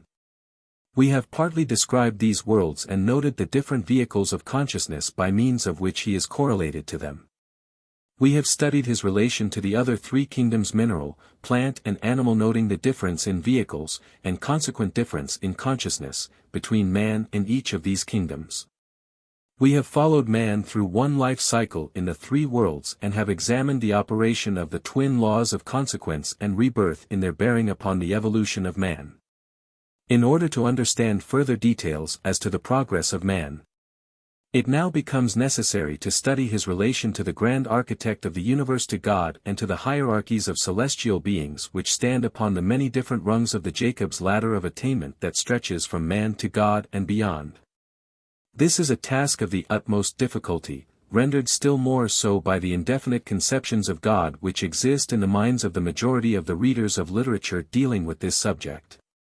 It is true that names, in and of themselves, are not important, but it matters greatly that we know what we mean by a name. Otherwise misunderstanding will result, and if a common nomenclature is not agreed upon by writers and teachers, the present confusion will be worse confounded.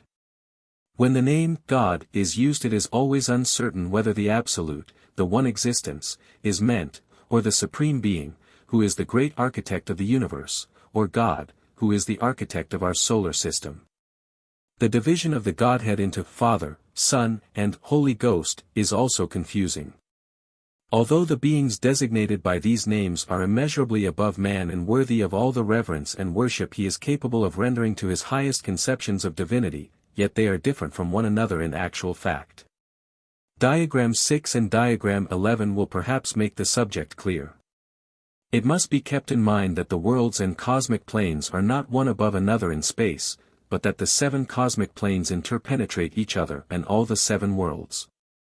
They are states of spirit matter, permeating one another, so that God and the other great beings who are mentioned are not far away in space.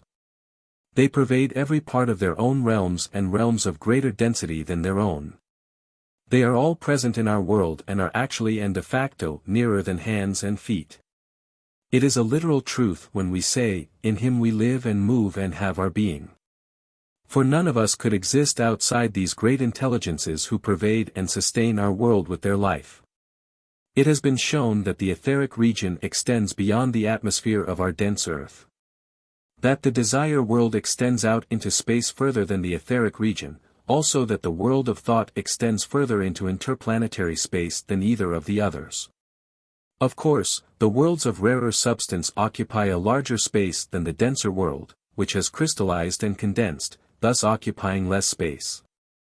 The same principle is operative in the cosmic planes. The densest of them is the seventh, counting from the top downward. It is represented in the diagram as larger than any of the others, the reason being that it is the plane with which we are most intimately concerned, and it was desired to indicate its principal subdivisions. In reality, however, it occupies less space than any of the other cosmic planes, although it must be borne in mind that, even with this comparatively restrictive qualification as to its extent, it is still immeasurably vast. Far beyond the utmost power of the human mind to conceive, comprising within its limits millions of solar systems similar to our own, which are the fields for the evolution of many grades of beings of approximately our own status. Of the 6 cosmic planes above our own we know nothing, save that we are told they are the fields of activity of great hierarchies of beings of indescribable splendor. Proceeding from our physical world to the inner and finer worlds and up through the cosmic planes, we find that God, the architect of our solar system, the source and goal of our existence, is found in the highest division of the 7th cosmic plane. This is his world. His realm includes the systems of evolution carried on in the other planets which belong to our system: Uranus, Saturn, Jupiter, Mars, Earth, Venus, Mercury, and their satellites. The great spiritual intelligences designated as the planetary spirits, which guide these evolutions, are called the 7 spirits before the throne. They are his ministers, each presiding over a certain department of the kingdom of God which is our solar system. The sun is also the field of evolution of the most exalted beings in our cosmos. They alone can endure and advance by means of the terrific solar vibrations. The sun is the nearest approach we have to a visible symbol of God, yet it is but a veil for that which is behind. What that is cannot be uttered publicly. When we try to discover the origin of the architect of our solar system, we find that we must pass to the highest of the 7 cosmic planes. We are then in the realm of the Supreme Being, who emanated from the Absolute. The Absolute is beyond comprehension. No expression nor simile which we are capable of conceiving can possibly convey any adequate idea. Manifestation implies limitation. Therefore, we may at best characterize the Absolute as boundless being. As the root of existence. From the root of existence the Absolute proceeds the Supreme Being, at the dawn of manifestation. This is the One. In the first chapter of John this great being is called God. From this Supreme Being emanates the Word, the creative fiat, without whom was not anything made, and this Word is the alone begotten Son, born of his Father, the Supreme Being, before all worlds but positively not Christ. Grand and glorious as is Christ, towering high above mere human nature, he is not this exalted being. Truly, the Word was made flesh, but not in the limited sense of the flesh of one body, but the flesh of all that is, in this and millions of other solar systems. The first aspect of the Supreme Being may be characterized as power. From this proceeds the second aspect, the Word, and from both of these proceeds the third aspect, motion. From this threefold Supreme Being proceed the 7 great logoi. They contain within themselves all the great hierarchies which differentiate more and more as they diffuse through the various cosmic planes. See diagram 6. There are 49 hierarchies on the 2nd cosmic plane. On the 3rd there are 343 hierarchies. Each of these is capable of septenary divisions and subdivisions, so that in the lowest cosmic plane, where the solar system manifests, the number of divisions and subdivisions is almost infinite. In the highest world of the 7th cosmic plane dwells the God of our solar systems in the universe. These great beings are also threefold in manifestation, like the Supreme Being. Their 3 aspects are will, wisdom and activity. Each of the 7 planetary spirits which proceeds from God and has charge of the evolution of life on one of the 7 planets, is also threefold and differentiates within itself creative hierarchies which go through a septenary evolution. The evolution carried on by one planetary spirit differs from the methods of development inaugurated by each of the others. It may be further stated that, at least in the particular planetary scheme to which we belong, the entities farthest evolved in the earliest stages, who had reached a high stage of perfection in previous evolutions. Assume the functions of the original planetary spirit and continue the evolution, the original planetary spirit withdrawing from active participation, but guiding its regions. The foregoing is the teaching relative to all the solar systems, but coming down to the particular system to which we belong. The following is the teaching which the sufficiently trained seer can obtain for himself by personal investigation of the memory of nature. Chapter 6. The Scheme of Evolution. The Beginning. In harmony with the Hermetic axiom, as above, so below, and vice versa, solar systems are born, die and come to birth anew in cycles of activity and rest, as does man. There is a constant flaming out and dying down of activity in every department of nature, corresponding to the alternations of ebb and flow, day and night, summer and winter, life and death. In the beginning of a day of manifestation it is taught that a certain great being, designated in the Western world by the name of God, but by other names in other parts of the earth, limits himself to a certain portion of space, in which he elects to create a solar system for the evolution of added self-consciousness. See Diagram 6. He includes in his own being hosts of glorious hierarchies of, to us, immeasurable spiritual power and splendor. They are the fruitage of past manifestations of this same being and also other intelligences, in descending degrees of development down to such as have not reached a stage of consciousness as high as our present humanity. And therefore these latter will not be able to finish their evolution in this system. In God, this great collective being, there are contained lesser beings of every grade of intelligence and stage of consciousness, from omniscience to an unconsciousness deeper than that of the deepest trance condition.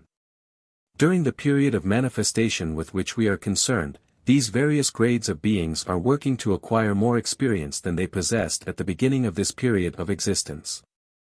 Those who, in previous manifestations, have attained to the highest degree of development work on those who have not yet evolved any consciousness. They induce in them a stage of self-consciousness from which they can take up further work themselves. Those who had started their evolution in a former day of manifestation, but had not progressed far at the close, now take up their task again, just as we take up our daily work in the morning where we left off the previous night. All the different beings, however, do not take up their evolution at the early stages of a new manifestation. Some must wait until those who precede them have made the conditions which are necessary for their further development. There are no instantaneous processes in nature. All is an exceedingly slow unfolding, a development which, though so exceedingly slow, is yet absolutely certain to attain ultimate perfection. Just as there are progressive stages in the human life, childhood, youth, manhood or womanhood, and old age, so in the macrocosm there are different stages corresponding to these various periods of the microcosmic life. A child cannot take up the duties of fatherhood or motherhood. Its undeveloped mental and physical condition render it incapable of doing such work. The same is true of the less evolved beings in the beginning of manifestation. They must wait until the higher evolved have made the proper conditions for them. The lower the grade of the intelligence of the evolving being, the more it is dependent upon outside help. At the beginning, then, the highest beings, those who are the farthest evolved, work upon those who have the greatest degree of unconsciousness. Later, they turn them over to some of the less evolved entities, who are then able to carry the work a little further. At last self-consciousness is awakened. The evolving life has become man. From the point where the self-conscious individual ego has come into being, he must go on and expand his consciousness without outside help. Experience and thought are then to take the place of outside teachers, and the glory, power and splendor he may attain are limitless. The period of time devoted to the attainment of self-consciousness and to the building of the vehicles through which the spirit in man manifests, is called involution. The subsequent period of existence, during which the individual human being develops self-consciousness into divine omniscience, is called evolution. The force within the evolving being which makes evolution what it is and not a mere unfoldment of latent germinal possibilities, which makes the evolution of each individual differ from that of every other. which provides the element of originality and gives scope to the creative ability which the evolving being is to cultivate that he may become a god. That force is called genius, and as previously explained, its manifestation is epigenesis. Many of the advanced philosophies of modern times recognize involution and evolution. Science recognizes only the latter, because it, science, deals only with the form side of manifestation. Involution belongs to the life side. But the most advanced scientists regard epigenesis as a demonstrable fact. The Rosicrucian Cosmo Conception combines all three as necessary to full understanding of the past, present and future development of the system to which we belong. The seven worlds. We might use a homely instance to illustrate the building of a cosmos. Suppose a man wants to establish a home in which to live. He first selects a suitable location and then proceeds to build a house, dividing it into various rooms to serve certain purpose. He makes a kitchen, dining room, bedrooms and bathroom, and furnishes them all to suit the special purpose they are intended to serve.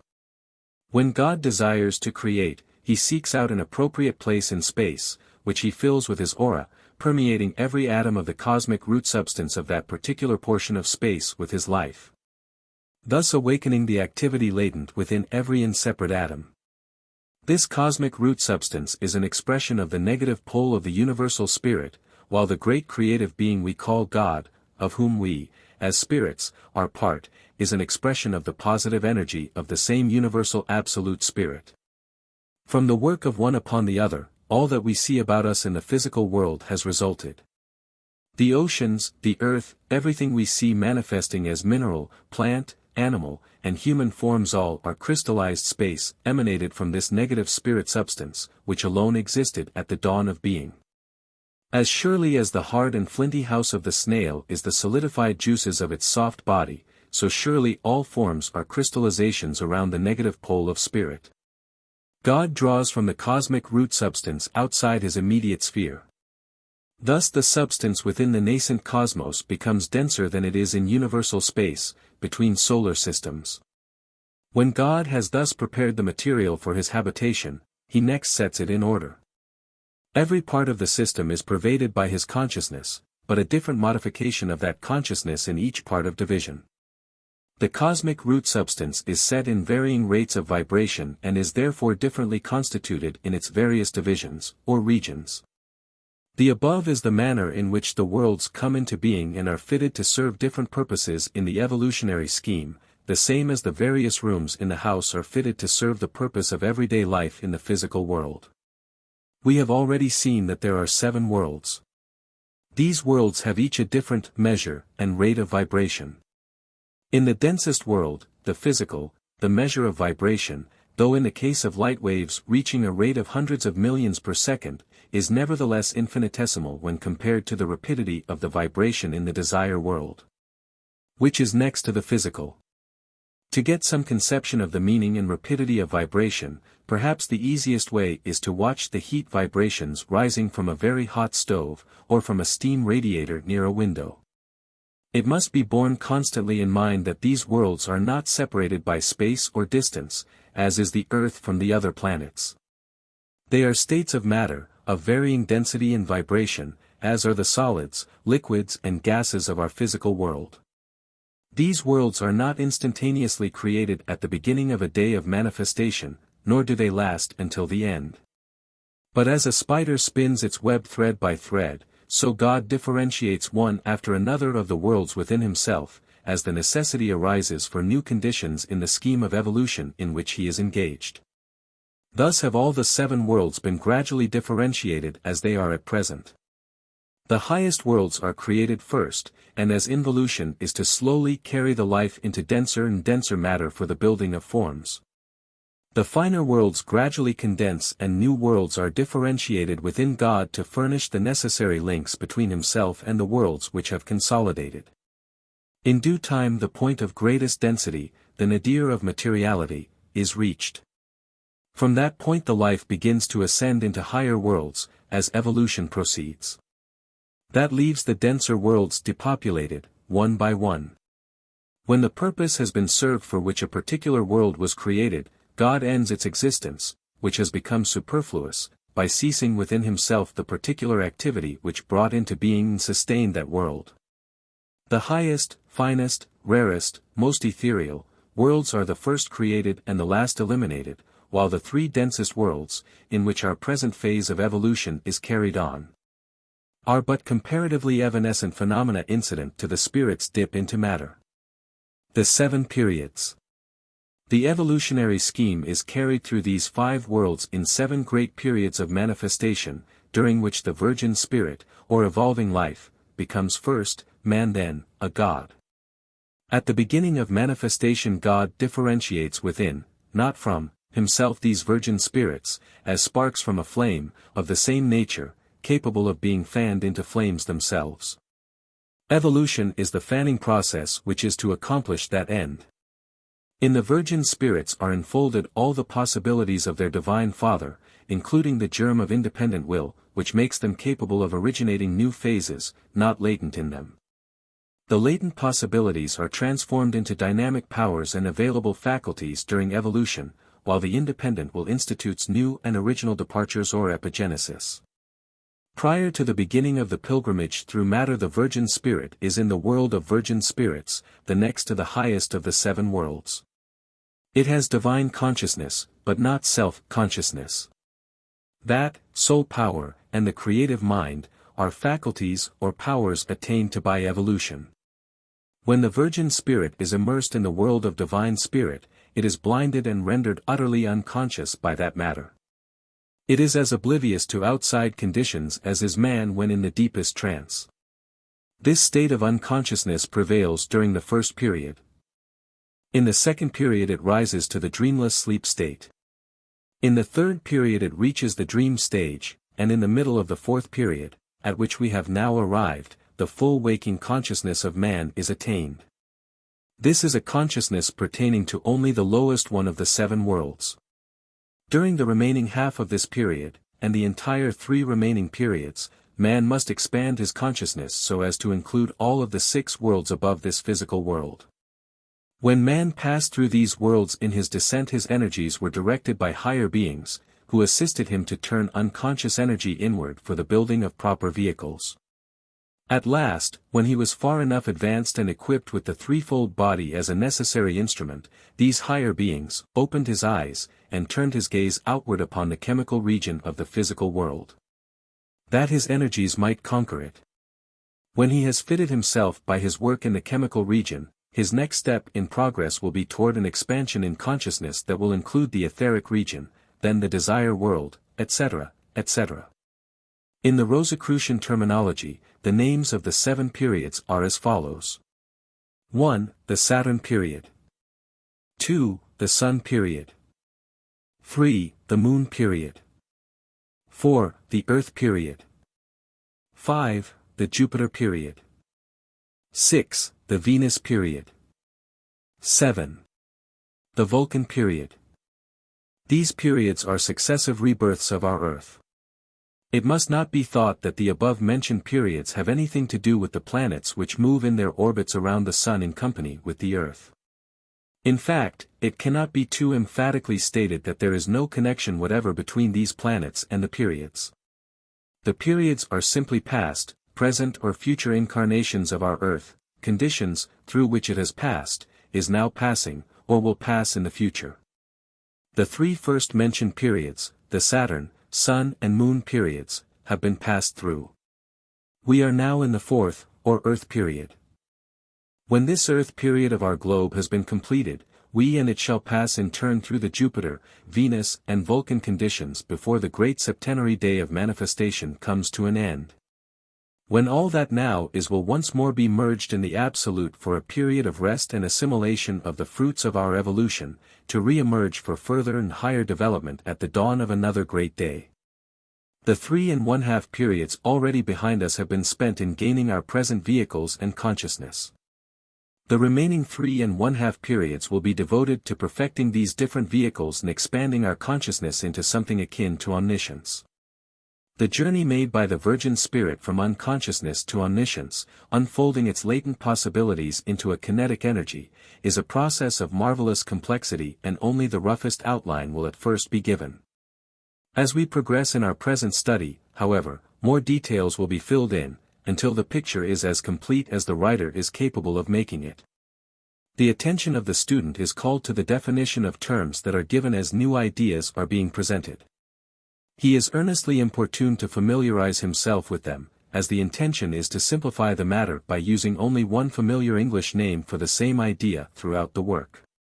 The name will be as descriptive as possible of the idea to be conveyed, in hopes that thereby much of the confusion arising from a multiplex terminology may be avoided. By paying strict attention to definition of terms, it should not be too difficult for any person of average intelligence to acquire a knowledge of at least the outlines of the scheme of evolution. That such a knowledge is of the utmost importance will, we think, be conceded by every intelligent individual. We live in this world, governed by the laws of nature. Under these laws we must live and work, and we are powerless to change them.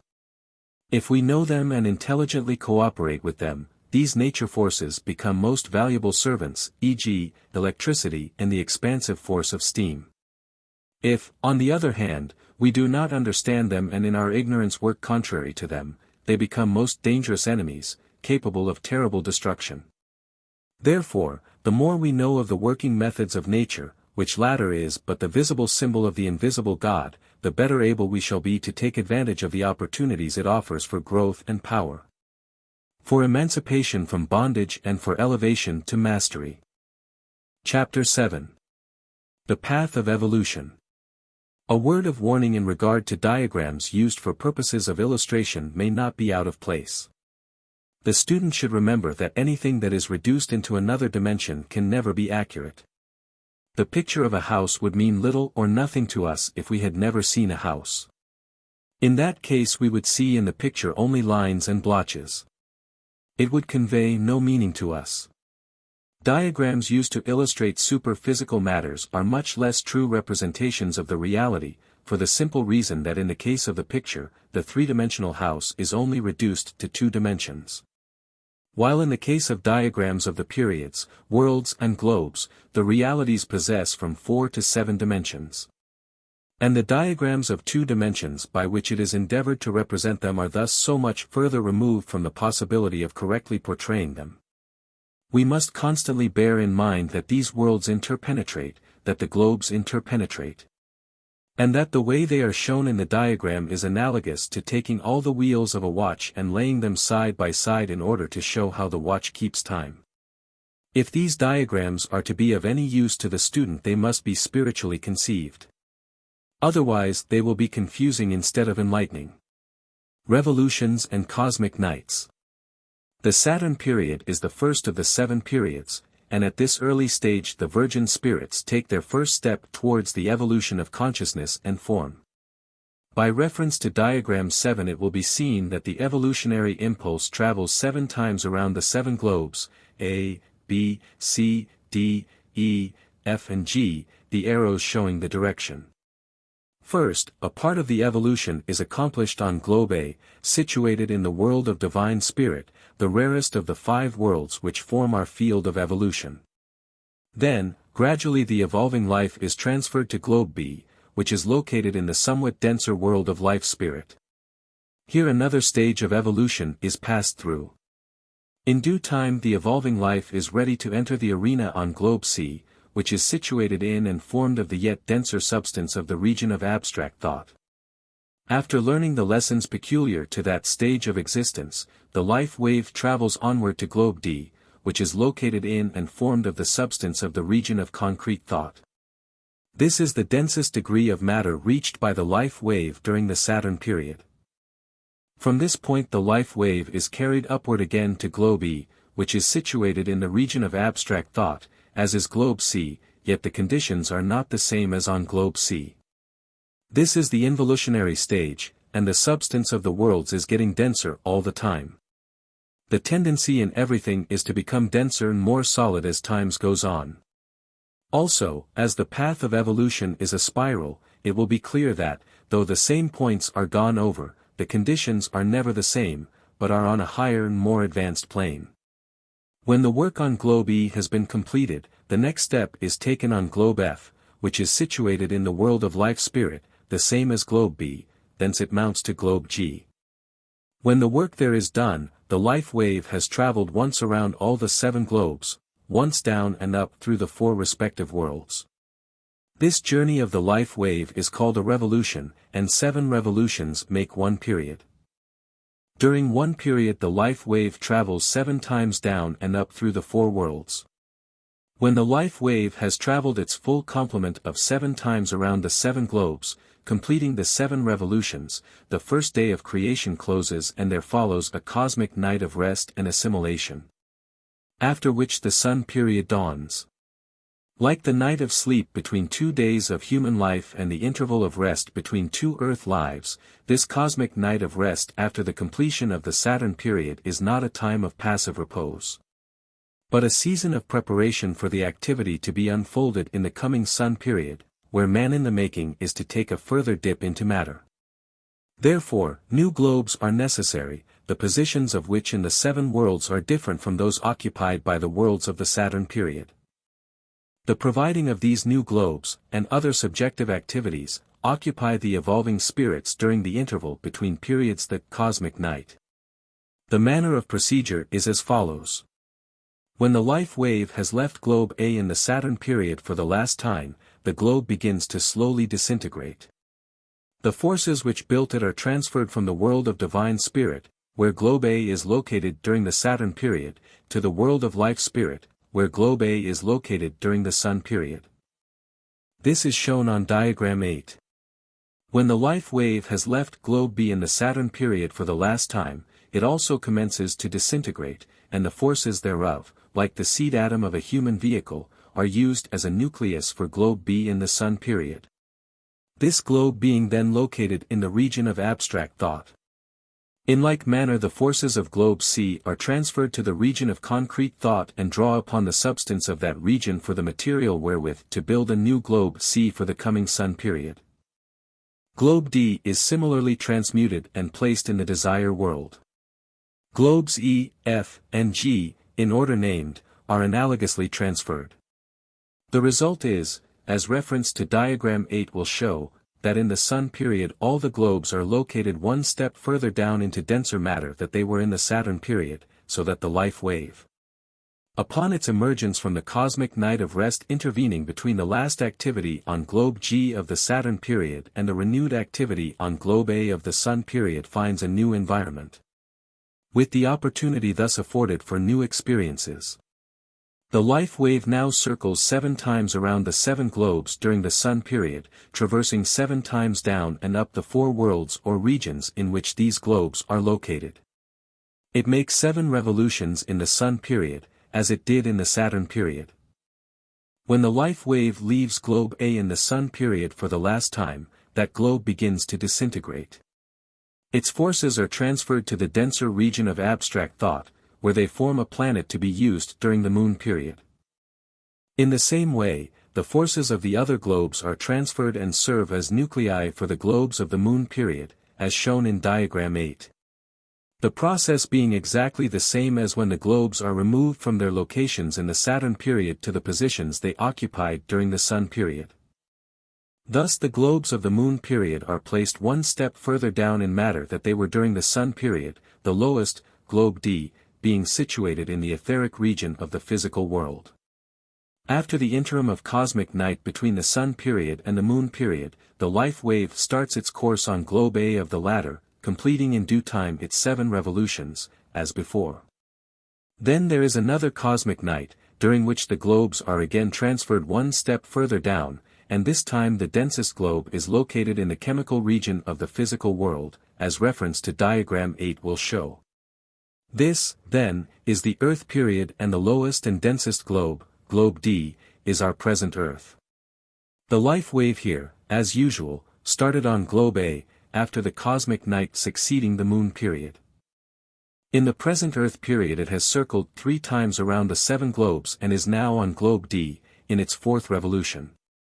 Here on Earth and in this present 4th revolution, the greatest density of matter, the nadir of materiality, was reached a few millions years ago. The tendency henceforth will be upward into rarer substance.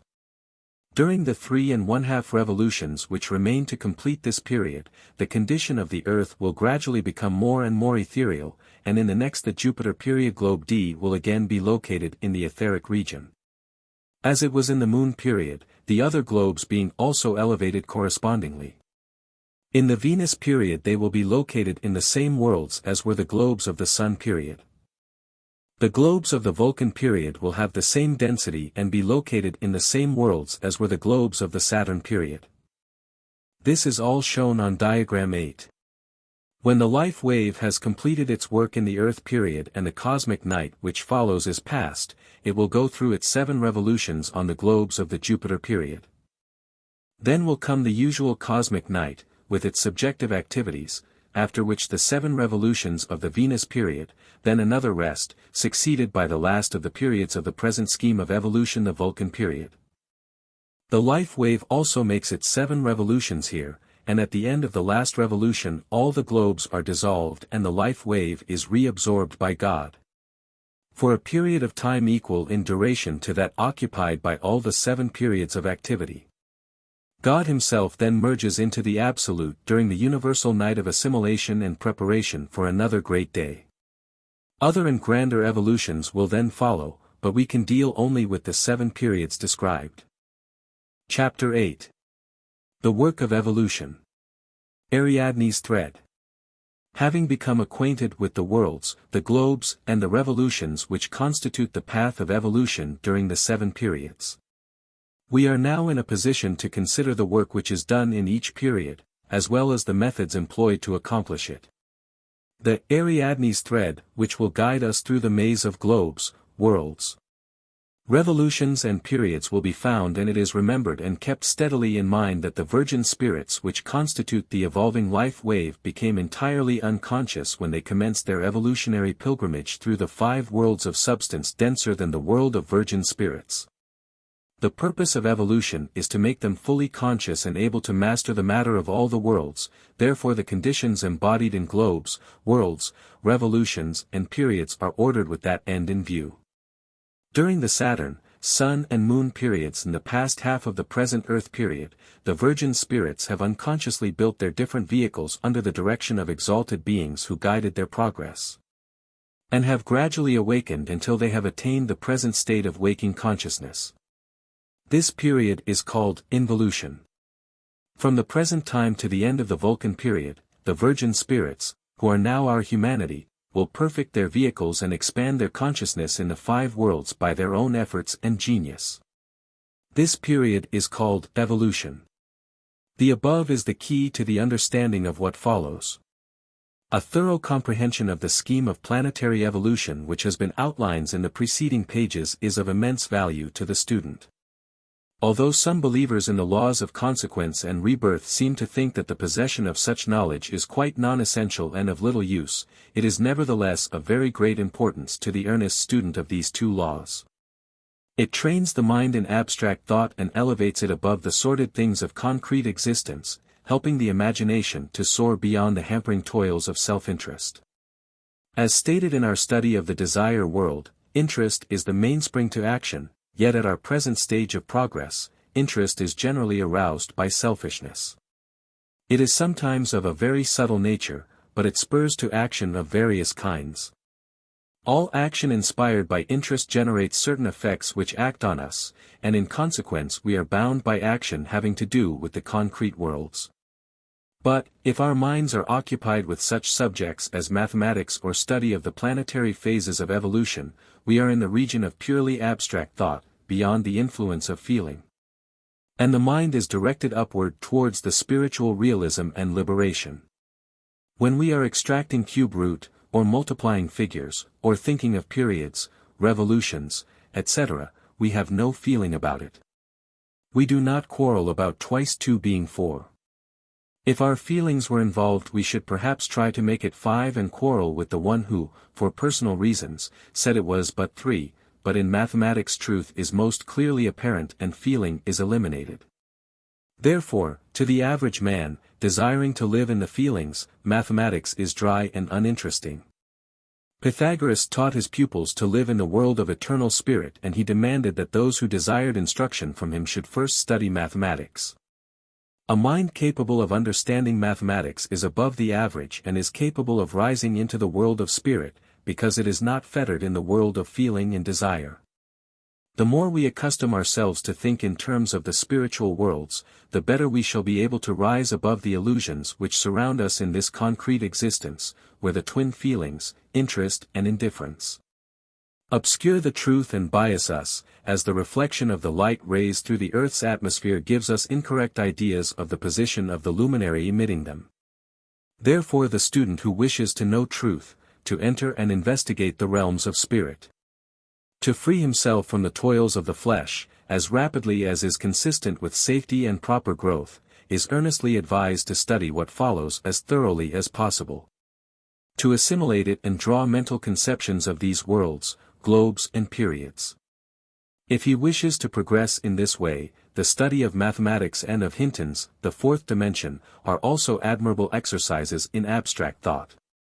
This work of Hinton's, though basically incorrect, because the four-dimensional desire world cannot be actually found by three-dimensional methods, has opened the eyes of several persons who have studied it, and made them clairvoyant.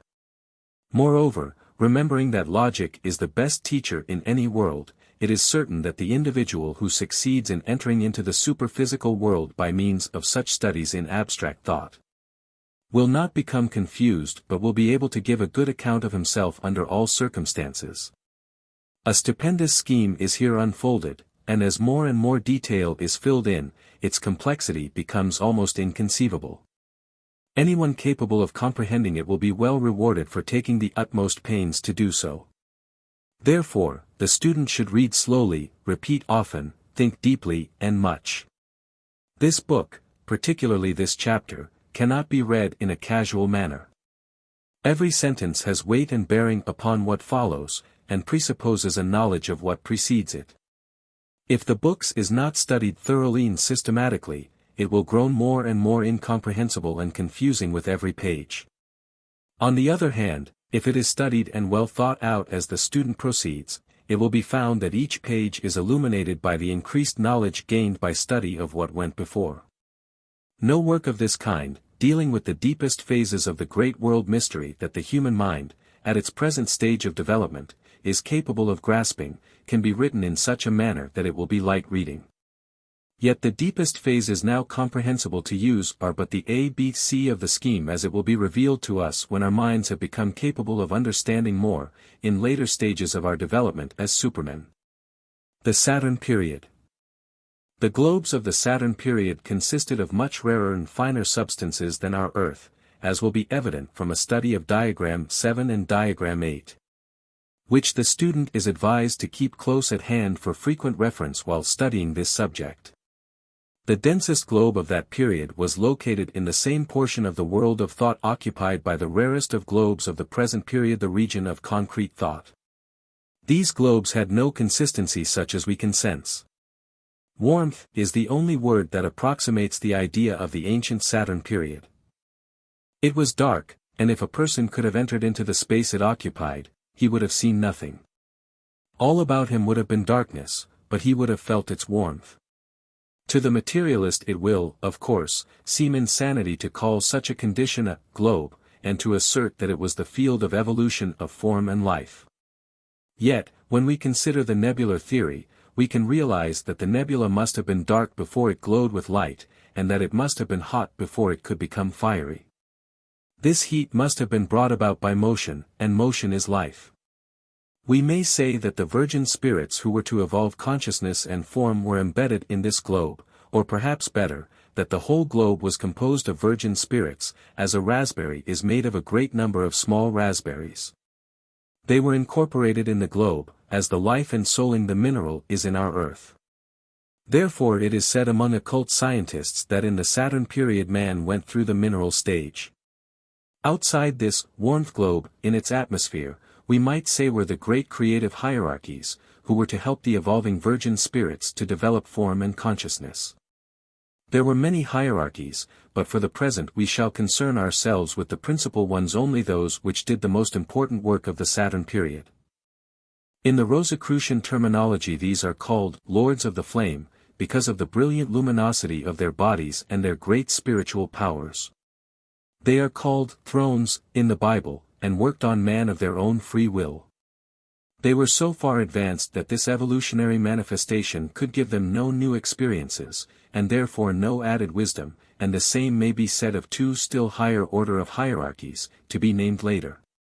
The rest of the creative hierarchies, in order to complete their own evolutions, were compelled to work on, in and with man. These Lords of the Flame were outside the dark Saturn globe and their bodies emitted a strong light. They, so to say, projected their pictures upon the surface of that ancient Saturn globe, which was so impressionable that it reflected, in a multiple or echo-like manner, everything that came in contact with it, giving back the images manifold. This is told in the Greek myth wherein it is said that Saturn destroyed his children. However, by repeated efforts during the first revolution, the Lords of the Flame succeeded in implanting in the evolving life the germ which has developed our present dense body. This germ was somewhat developed during the remainder of the first 6 revolutions, being given the capacity for developing the senses organs, particularly the ear. Therefore, the ear is the most highly developed organ we possess. It is the instrument which carries with the greatest accuracy the impressions of outside conditions to the consciousness. It is less subject to the illusions of the physical world than the other sense organs.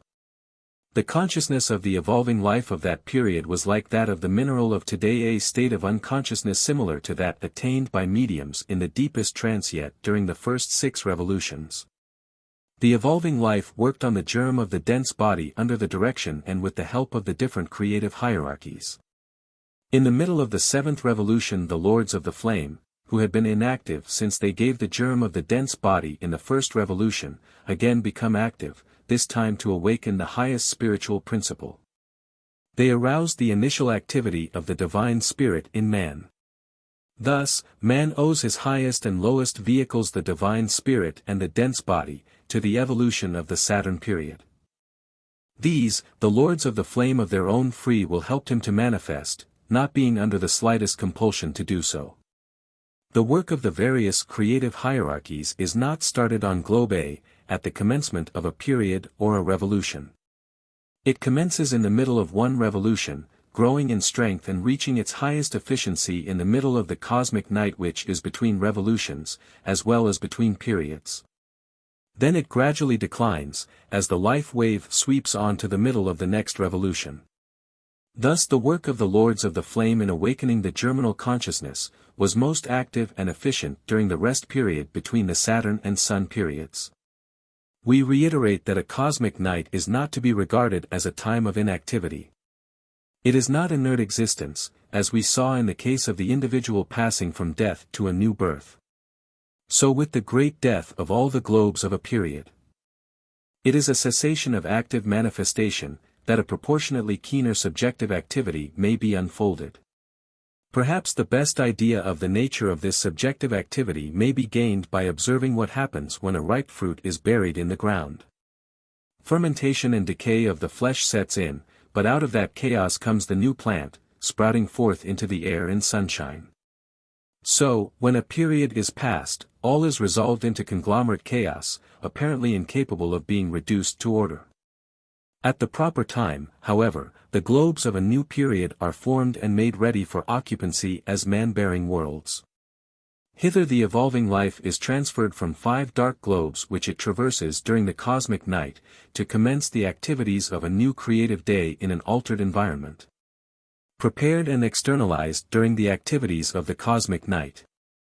As the forces of fermentation in the fruit stimulate the seed and fertilize the soil in which it grows, so the Lords of the Flame stimulated the germ of divine spirit, particularly during the cosmic night between the Saturn and Sun periods.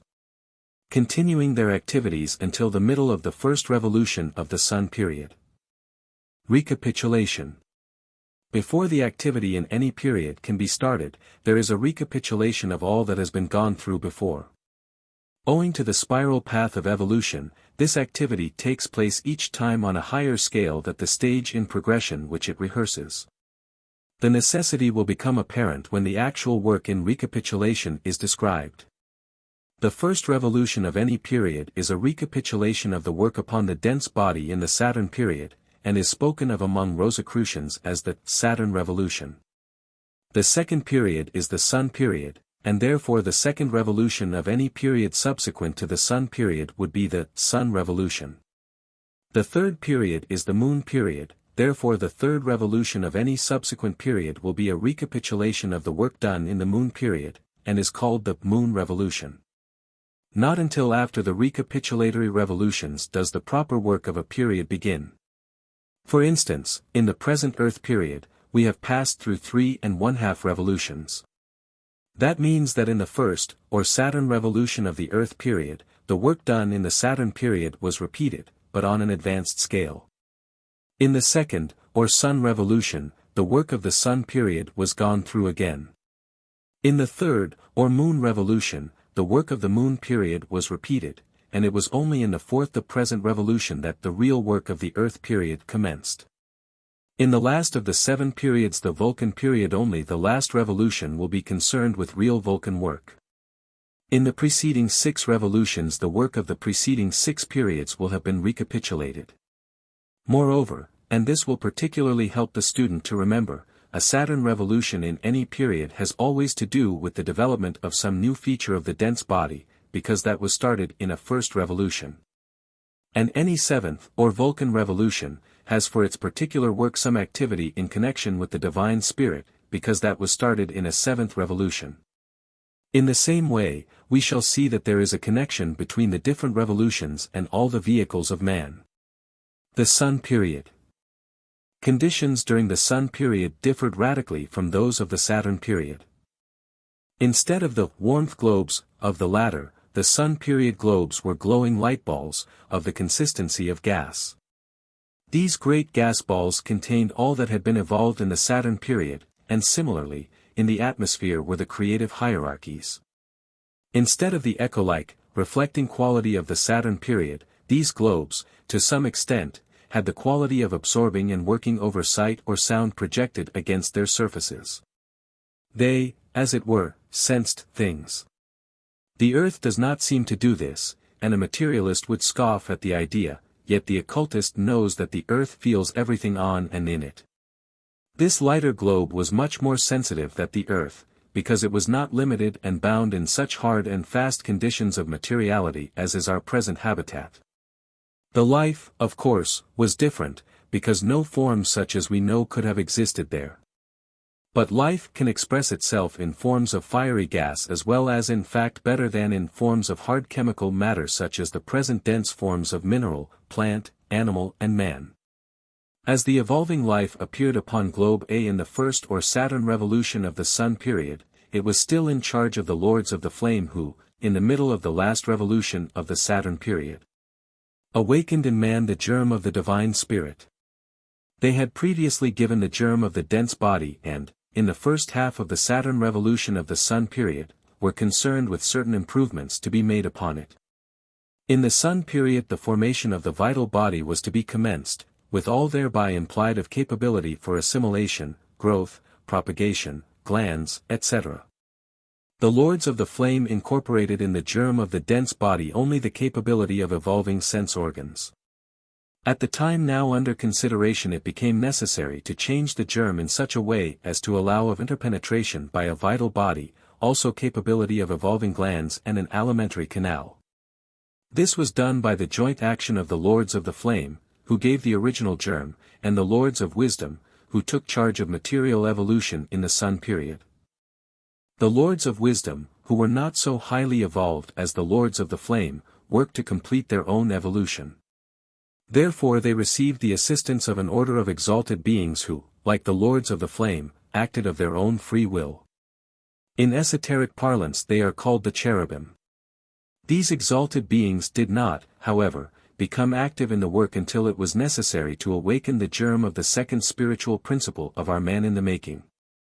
As the Lords of Wisdom were quite capable of doing the work connected with the vital body which was to be added to the constitution of man in the Sun period, but not of awakening the second spiritual principle.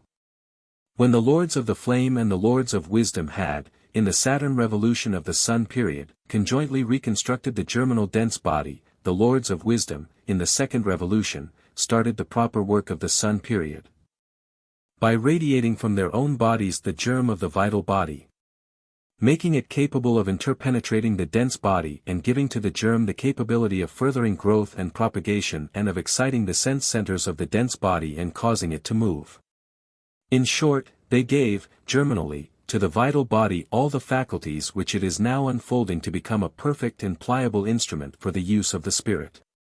This work occupied the second, third, fourth and fifth revolutions of the Sun period. In the sixth revolution the cherubim entered and awakened the germ of the second aspect of the threefold spirit in man, the life spirit. In the seventh and last revolution the newly awakened germ of the life spirit was linked to the germinal divine spirit, and this was still further worked upon. We remember that in the Saturn period our consciousness was similar to the trace condition. By the activity of the Sun period this was modified until it became like the consciousness of dreamless sleep. Evolution in the Sun period added to the constitution of the evolving embryonic man, the next highest and the next lowest of his present vehicles.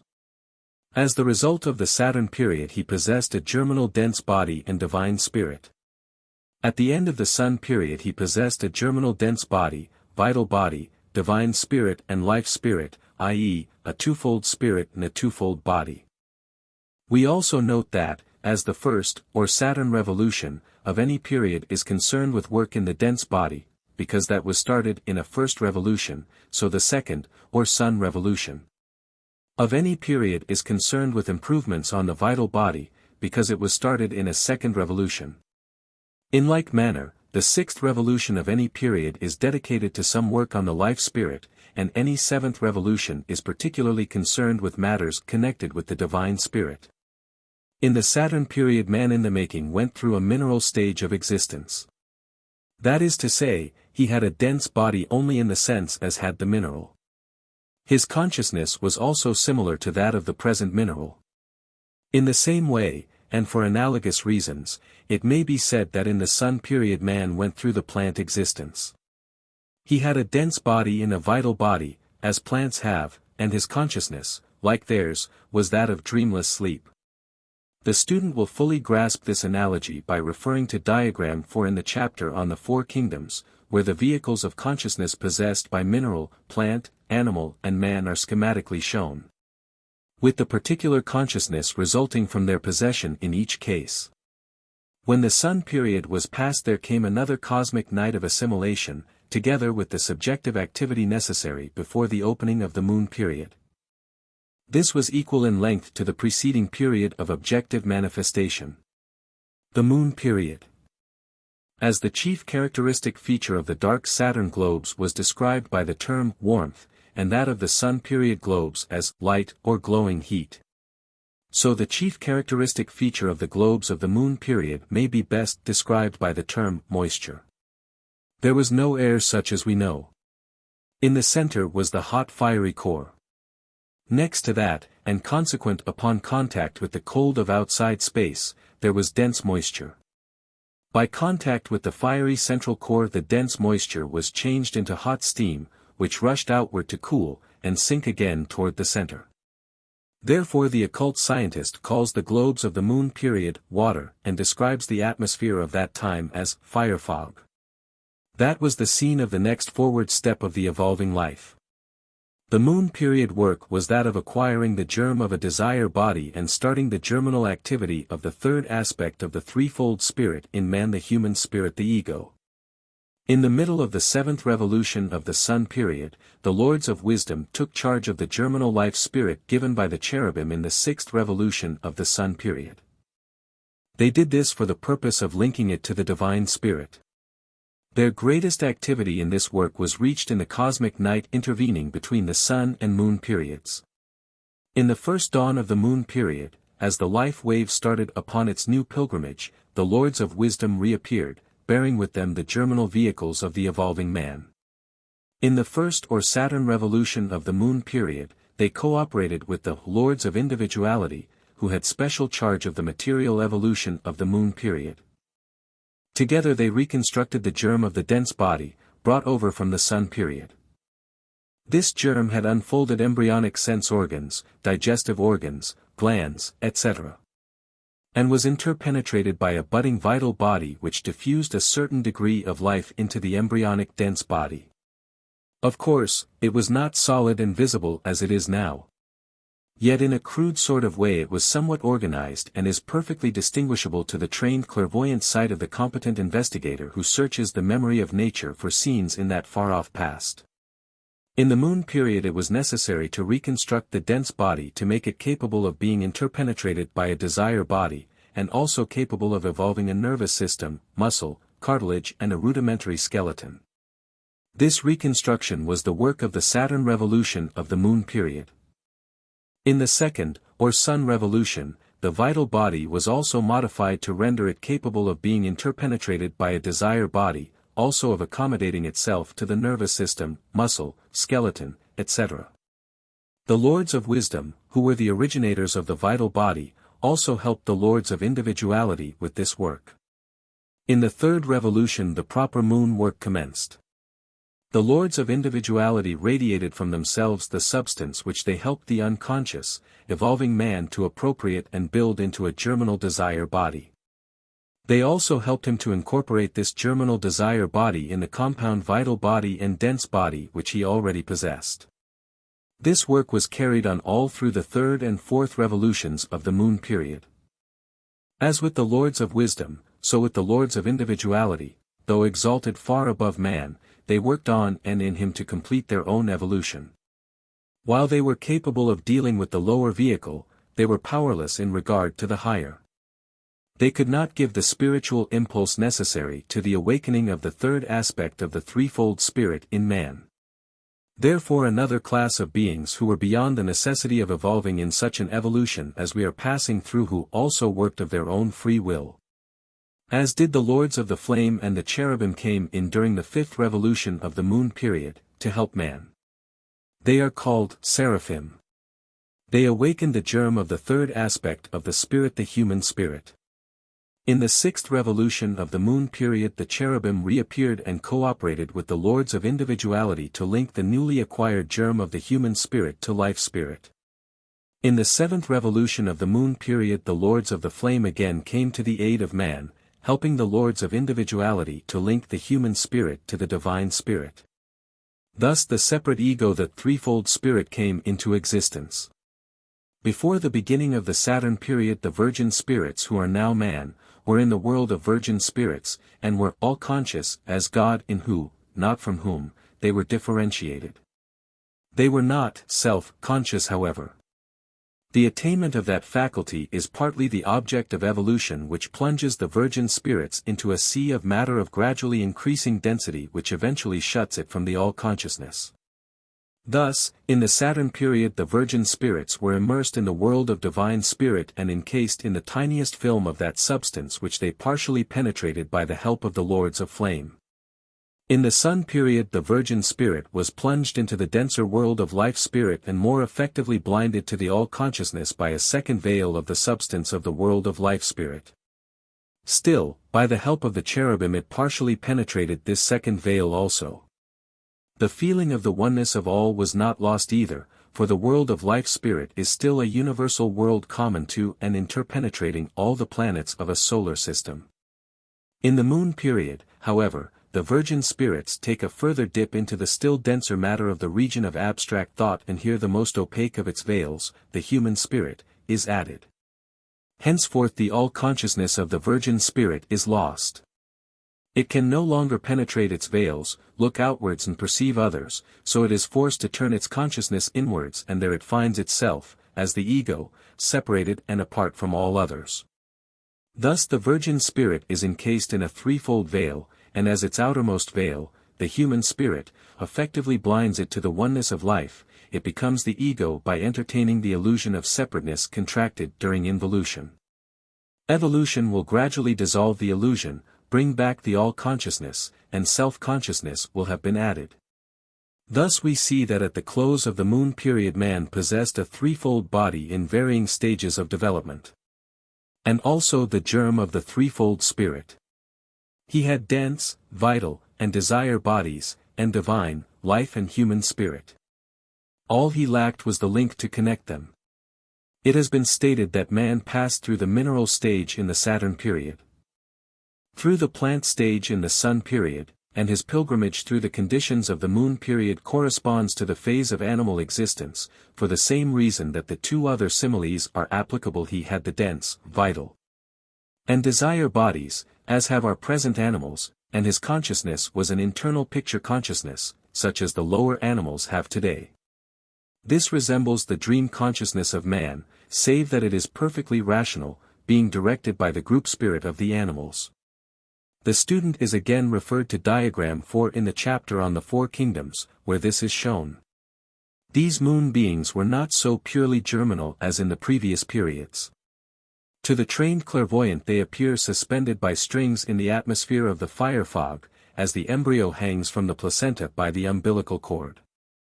Currents, common to all of them, which provided some sort of nourishment flowed in and out from the atmosphere, through those cords.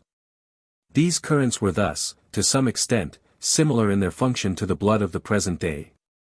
The name blood, as applied to these currents, however, is used merely to suggest an analogy, because the being of the Moon period possessed nothing like our present red blood, which is one of the very latest acquisitions of man.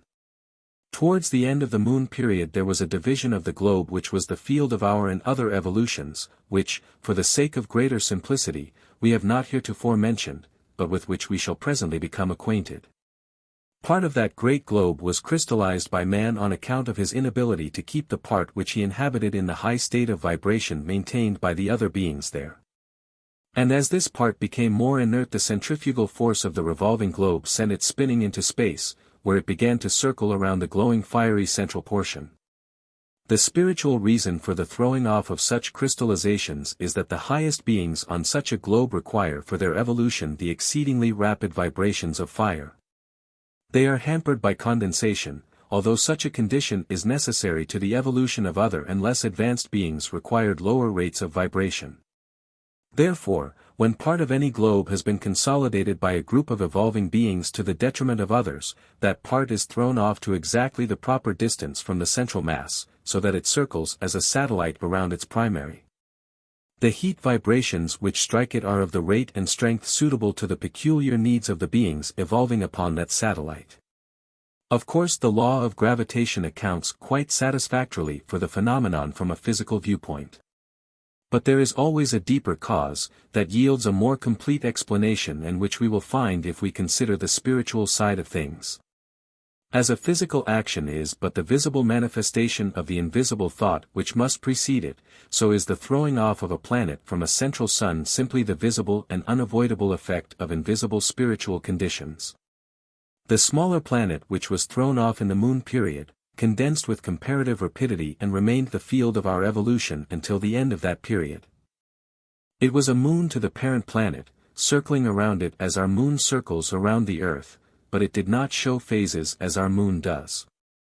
It revolved in such a manner that one half was always light and the other always dark, as is the case with Venus. One of its poles was pointed directly towards the large fiery globe, as one of the poles of Venus points directly towards the Sun. On this satellite of the Moon period there were currents which encircled it, as the group spirit currents encircle the Earth. The Moon beings followed those currents instinctively from the light to the dark side of this old Moon. At certain times of the year, when they were on the light side, a sort of propagation took place. We have the atavistic residue of those moon travels for propagation in the migrations of the birds of passage which, to the present day, follow the group spirit currents around the earth at certain seasons of the year, for identical purposes. Even the honey moon trips of human beings show that man himself has not yet outgrown the migratory impulse in connection with mating. The moon beings at this last stage were also capable of giving utterance to sounds, or cries. These were cosmic sounds, not expressions of individual joy or sorrow, for as yet there was no individual. The development of the individual came later in the Earth period. At the end of the Moon period once more came the interval of rest, the cosmic night. The divided parts were dissolved and merged in the general chaos which preceded the reorganization of the globe for the Earth period. The Lords of Wisdom had now evolved so far, that they were capable of taking charge as the highest creative hierarchy. They were given special charge of the divine spirit in man during the earth period. The lords of individuality were also sufficiently advanced to work upon the spirit in man, and the life spirit was therefore put under their charge. Another creative hierarchy had special care of the three germs of the dense, vital, and desire bodies as they were evolving. They were the ones who, under the direction of the higher orders, actually did the principal work on these bodies, using the evolving life as a kind of instrument. This hierarchy is called the Lords of Form. They were now evolved so far that they were given charge of the third aspect of the spirit in man, the human spirit in the coming earth period. There were 12 great creative hierarchies active in the work of evolution at the commencement of the Saturn period. 2 of these hierarchies did some work to help at the very beginning. No information has been given as to what they did, nor anything about them, except that they helped of their own free will, and then withdrew from limited existence into liberation. 3 more of the creative hierarchies followed them at the beginning of the earth period, the Lords of the Flame, the Cherubim and the Seraphim, leaving 7 hierarchies in active service when the earth period began. Diagram 9 will give a clear idea of the 12 creative hierarchies and their status. The Lords of Mind became experts at building bodies of mind stuff as we are becoming experts at building bodies of chemical matter. And for a similar reason, the region of concrete thought was the densest condition of matter reached during the Saturn period, where they were human, and the chemical region is the densest state to be contacted by our humanity. In the earth period the Lords of Mind reached the creator stage, and radiated from themselves into our being the nucleus of material from which we are now seeking to build an organized mind.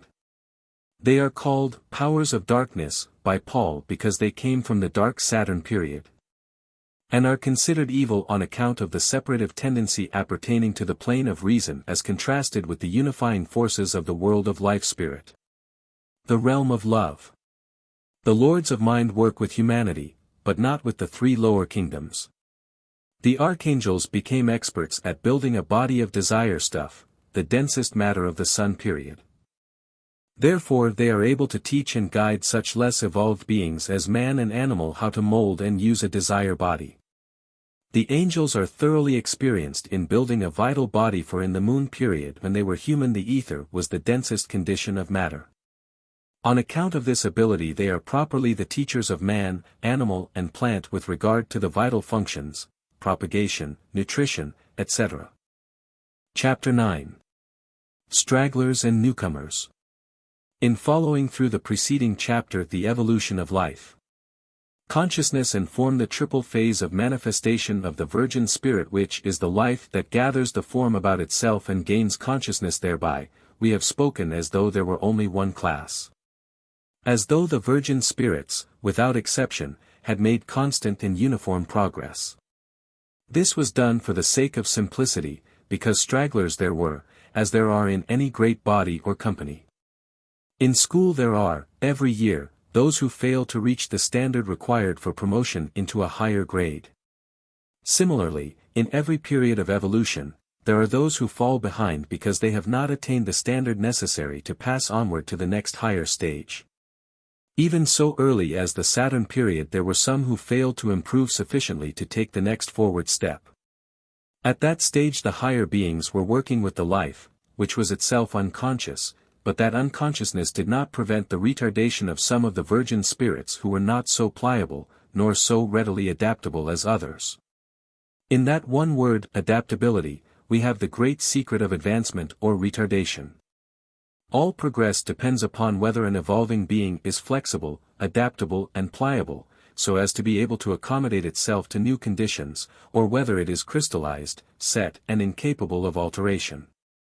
Adaptability is the quality which makes for progress, whether an entity is at a high or a low stage of evolution. Lack of it is the cause of the retardation of the spirit and retrogression of the form. This applies to the past, present and future, the division of the qualified and the unqualified, thus, being made with the exact and impersonal justice of the law of consequence. There never was, or ever shall be any arbitrary distinction made between the sheep and the goats. The hardened unresponsive condition of some of the Saturn beings prevented the awakening of the divine spirit within them, therefore they remained simply mineral, all they had gained being the germinal dense body. Thus there were two classes, or kingdoms, in the Sun period, i.e., the stragglers of the Saturn period, who were still mineral, and the pioneers of the Saturn period, who were capable of receiving the germ of a vital body and becoming plant-like. In addition to those two kingdoms there was also a third new life wave, which was just commencing its activity at the beginning of the Sun period. That is the life wave which now ensouls our animals. The matter into which the new life wave entered, together with the stragglers of the Saturn period, composed the mineral kingdom of the Sun period. There was, however, a great difference in those two subdivisions of the second kingdom. It is possible for the stragglers to make a spurt and overtake the pioneers, who are now our humanity, but impossible for the new life wave of the Sun period to do that. It will reach a stage corresponding to the human, but under very different conditions. The division of stragglers and pioneers took place in the seventh revolution of the Saturn period, when the divine spirit was awakened by the lords of the flame. Then it was found that some of the evolving entities were in such an unresponsive, hardened condition that it was impossible to arouse them. They therefore remained without the spark of spirit upon which their progress depended, and they were obliged to remain at the same level, being unable to follow the others in whom the spiritual spark was awakened. Truly, truly, all that we are or are not is the result of our own effort, or our own inaction.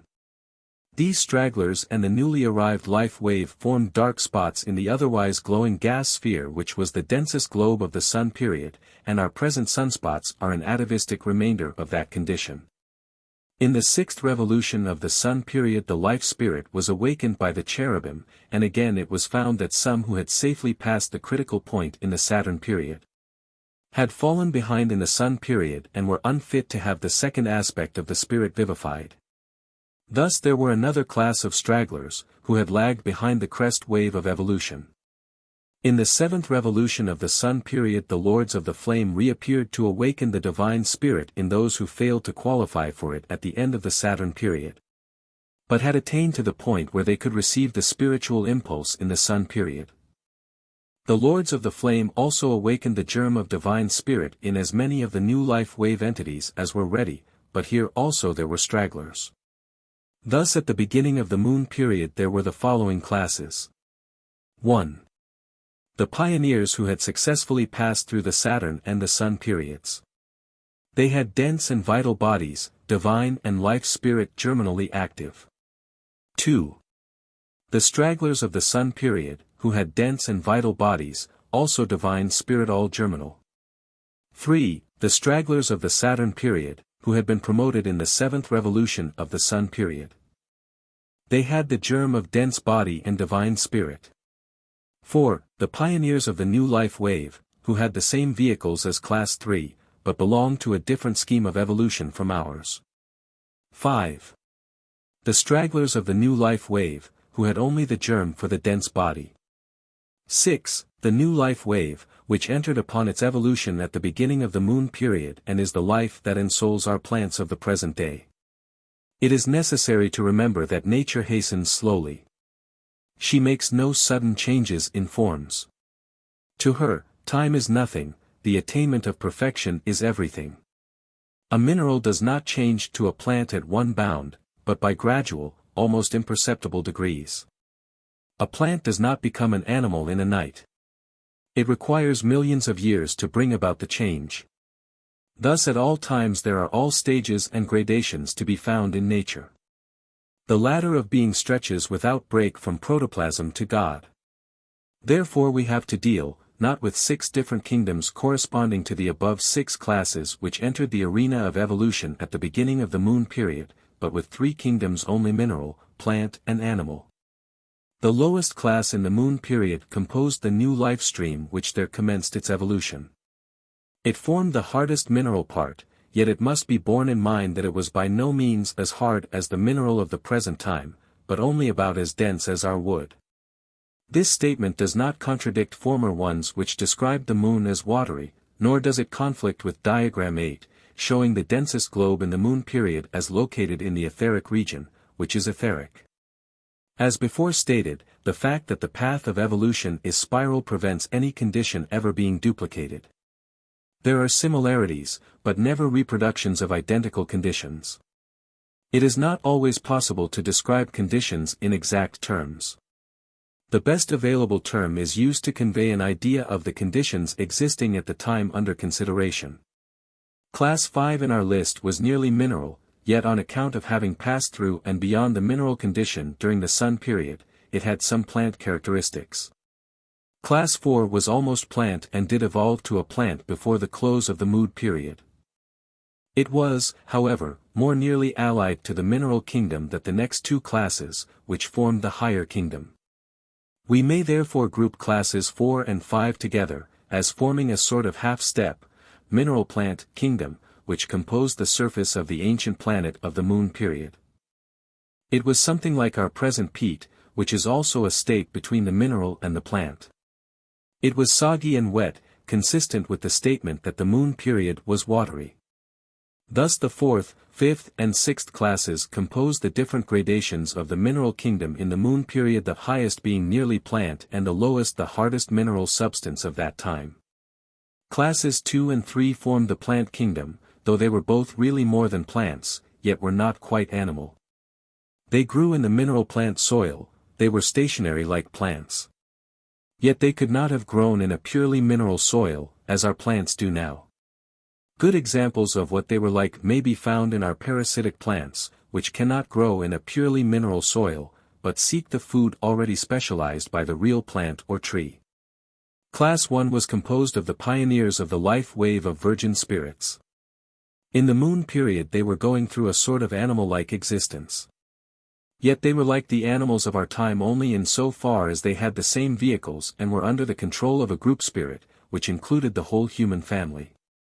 In appearance they were very different from our present animals, as shown by the partial description given in the previous chapter. They did not touch the surface of the planet, but floated suspended by umbilical-like cords. Instead of lungs they had a gill-like apparatus through which they breathed the hot steamy fire fog. These features of the moon existence are still recapitulated by the embryo during the period of gestation. At certain stages of development it has the gills. The moon beings at that time had also the horizontal spine of the animal. During the moon period several more divisions of classes occurred than in the preceding periods, because there were, of course, stragglers who failed to keep abreast of the crest wave of evolution. As a result there were, at the beginning of the Earth period, 5 classes, some of them containing several divisions, as diagram L0 will show. These divisions occurred at the following times and for the following reasons. In the middle of the 5th revolution of the moon period, when the seraphim bestowed the germ of the human spirit upon the pioneers who had fitted themselves to pass on. Some were found wanting when weighed in the balance and therefore unfit to receive the spiritual impulse which awakened the threefold spirit. In the 6th revolution of the moon period the cherubim reappeared and vivified the life spirit of those who had been left behind in the sun period but had since reached the necessary stage of development, class 2 in our previous list. And also in those stragglers of the sun period who had now evolved a vital body during their plant existence in the moon period. These latter were class 3 in the previous list. Class 4 in the previous list had been going through a low stage of plant existence. Nevertheless the majority of them had evolved the vital body sufficiently to allow of the awakening of the life spirit. Thus, the 3 last named all possessed the same vehicles at the beginning of the Earth period, although only the 2 first named, class 3A and 3B in diagram 10, belong to our life wave. And have a chance of even yet overtaking us if they pass the critical point which will come in the next revolution of the Earth period. Those who cannot pass that point will be held over until some future evolution reaches a stage where they can drop in and proceed with their development in a new human period. They will be debarred from going forward with our humanity because it will be advanced so far beyond their status that it would prove a serious clog to our progress to drag them along. They will not be destroyed, but simply held in waiting for another period of evolution. Progression with our present wave of evolution is what is meant when salvation is spoken of in the Christian religion, and it is something to be earnestly sought. For though the eternal damnation of those who are not saved does not mean destruction nor endless torture, it is nevertheless a very serious matter to be held in a state of inertia for inconceivable milliards of years. Before a new evolution shall have progressed to such a stage that those who fail here can have an opportunity to proceed. The spirit is not conscious of the lapse of time, but it is none the less a serious loss, and there must also be feeling of unhomelikeness when at last such spirits find themselves in a new evolution. So far as the present humanity is concerned, that possibility is so small as to be almost negligible. It is said, however, that of the total number of virgin spirits which started evolution in the Saturn period, only about 3/5 will pass that critical point in the next revolution and go on to the end. The greatest apprehension of occult scientists is materialism, which if carried too far, not only prevents progress but will destroy all the 7 vehicles of the virgin spirit, leaving it naked. Such an one will then have to commence at the very beginning of the new evolution. All the work it has done since the dawn of the Saturn period will have been utterly wasted. For this reason, the present period is to our humanity, the most critical of all. Therefore occult scientists speak of the 16 races, of which the Germano-Anglo-Saxon is one, as the 16 possibilities for destruction. May the reader safely pass them all, for their grip is worse than the retardation in the next revolution. Speaking generally, Class 5 in the foregoing list was given the germ of the divine spirit during the 7th revolution, when the Lords of Flame reappeared.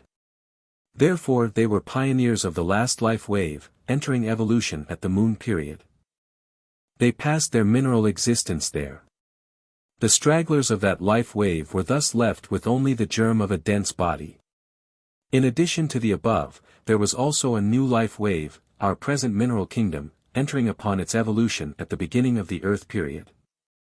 At the end of the Moon period these classes possessed the vehicles as they are classified in Diagram 10, and started with them in the beginning of the Earth period. During the time which has elapsed since then, the human kingdom has been evolving the link of mind, and has thereby attained full waking consciousness. The animals have obtained a desire body, the plants a vital body. The stragglers of the life wave which entered evolution in the Moon period have escaped the hard and fast conditions of rock soils, while the life wave that entered evolution here in the Earth period forms the hard rocks and stones. Thus have the different classes obtained the vehicles ascribed to them in Diagram 3, to which the reader is referred. Chapter 10. The Earth period. The globes of the Earth period are located in the 4 densest states of matter: the region of concrete thought, the desire world, the etheric, and the chemical regions, see Diagram 8. The densest globe, Globe D, is our present Earth. When we speak of the densest worlds, or the densest states of matter, the term must be taken in a relative sense. Otherwise it would imply a limitation in the absolute, and that is absurd. Dense and attenuated, up and down, east and west, are applicable only relatively to our own status and position. As there are higher, finer worlds than those touched by our life wave, so there are also denser states of matter which are the field of evolution for other classes of beings. Nor must it be thought that these denser worlds are elsewhere in space.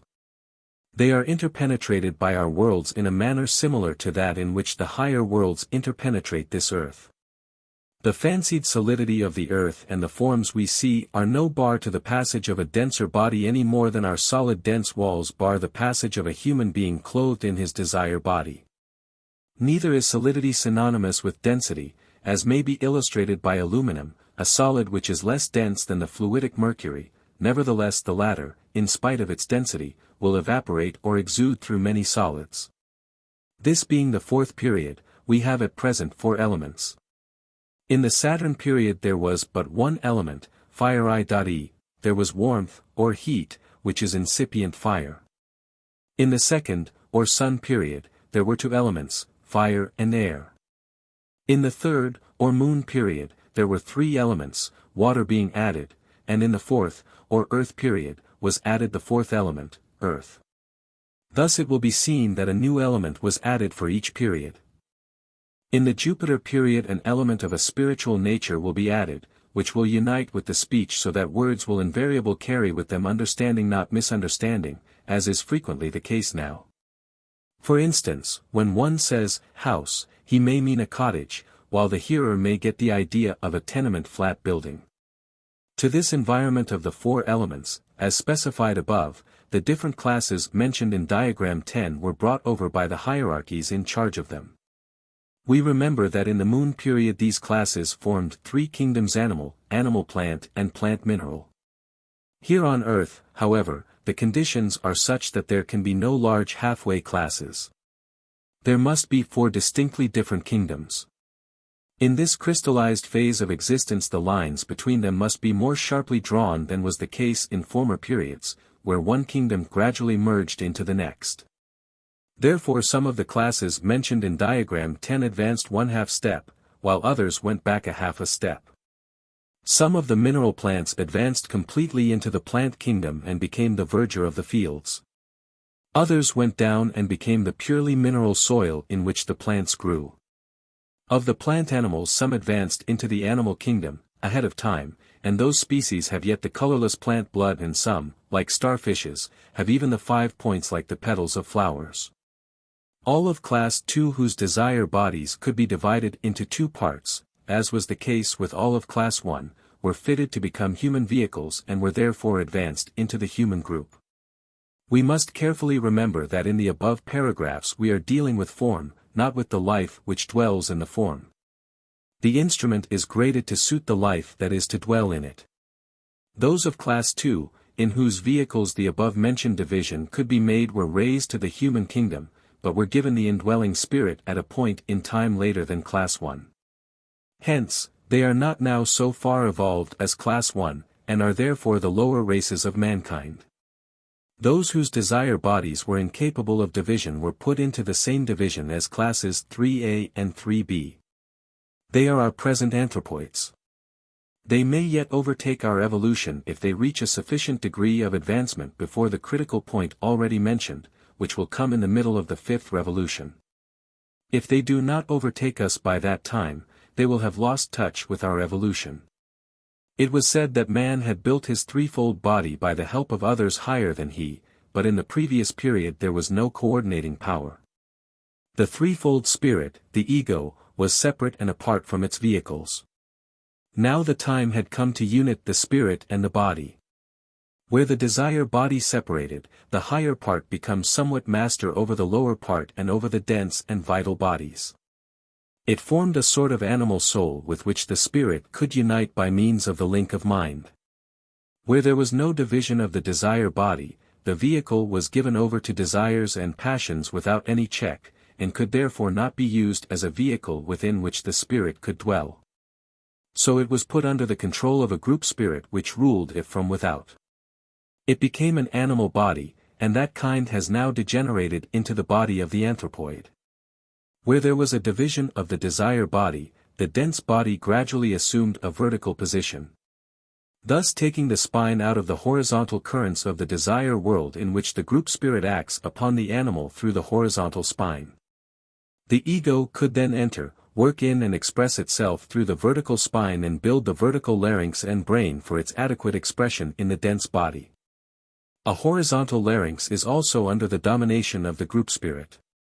While it is true that some animals, as the starling, raven, parrot, etc., previously mentioned, are able, because of the possession of a vertical larynx, to utter words, they cannot use them understandingly. The use of words to express thought is the highest human privilege and can be exercised only by a reasoning, thinking entity like man. If the student will keep this in mind, it will be easier to follow the different steps which lead up to this result. The Saturn revolution of the Earth period. This is the revolution during which, in each period, the dense body is reconstructed. This time it was given the ability to form a brain and become a vehicle for the germ of mind which was to be added later. This addition constituted the final reconstruction of the dense body, rendering it capable of attaining the highest degree of efficiency possible to such a vehicle. Unspeakable wisdom has been employed in its construction. It is a marvel. It can never be sufficiently impressed upon the mind of the student what immeasurable facilities for the gaining of knowledge are contained in this instrument, and what a great boon it is to man.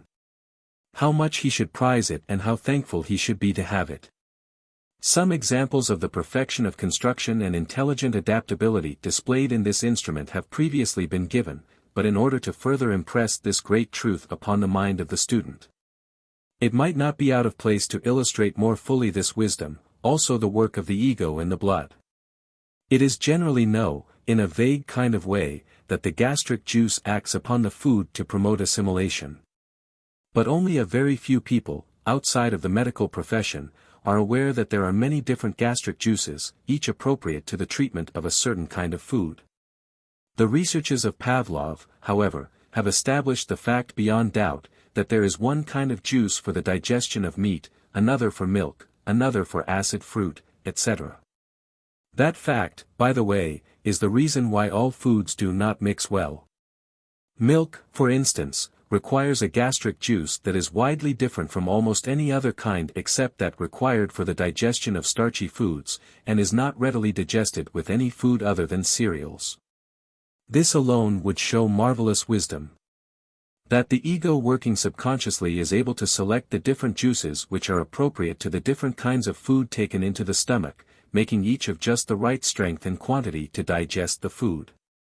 What makes the matter still more wonderful, however, is the fact that the gastric juice is poured into the stomach in advance of the food. We do not consciously direct the process of mixing this fluid. The great majority of people know nothing of metabolism or any other phrase of chemistry. So it is not enough to say that, as we taste what is coming, we direct the process by means of signals through the nervous system. When this fact of the selection of juices was first proven, scientists were sorely puzzled trying to learn how the right kind of juice was selected and caused to enter the stomach before the food. They thought the signal was given along the nervous system. But it was demonstrated beyond doubt that the proper juice was poured into the stomach even though the nervous system was blocked.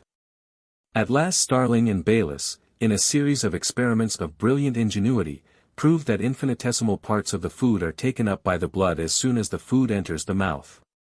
Go in advance to the digestive glands and cause a flow of the proper juice. This again, is only the physical side of the phenomena. To understand the whole wonderful connection, we must turn to occult science. That alone explains why the signal is carried by the blood. The blood is one of the highest expressions of the vital body. The ego guides and controls its dense instrument by means of the blood, therefore the blood is also the means used to act on the nervous system. During some of the time that digestion is going on, it acts partially through the nervous system, but, especially at the commencement of the digestive process, it acts directly upon the stomach. When, during scientific experiments, the nerves were blocked, the direct way through the blood was still open and the ego derived the necessary information in that way.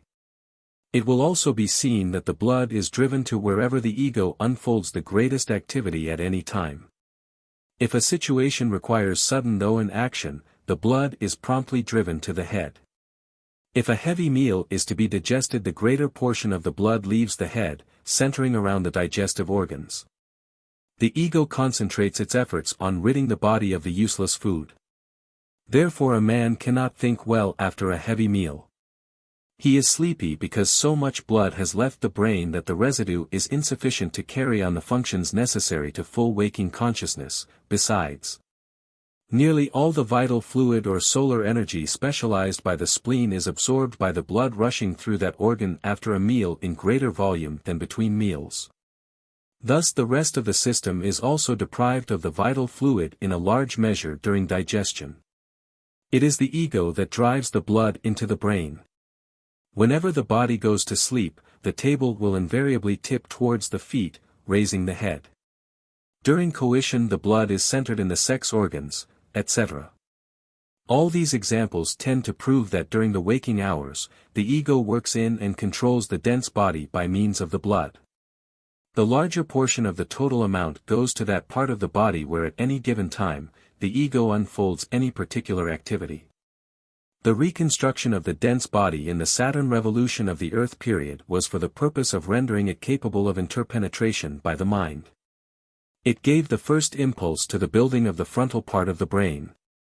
Also the incipient division in the nervous system which has since become apparent in its subdivisions, the voluntary and the sympathetic. The latter was the only one provided for in the Moon period.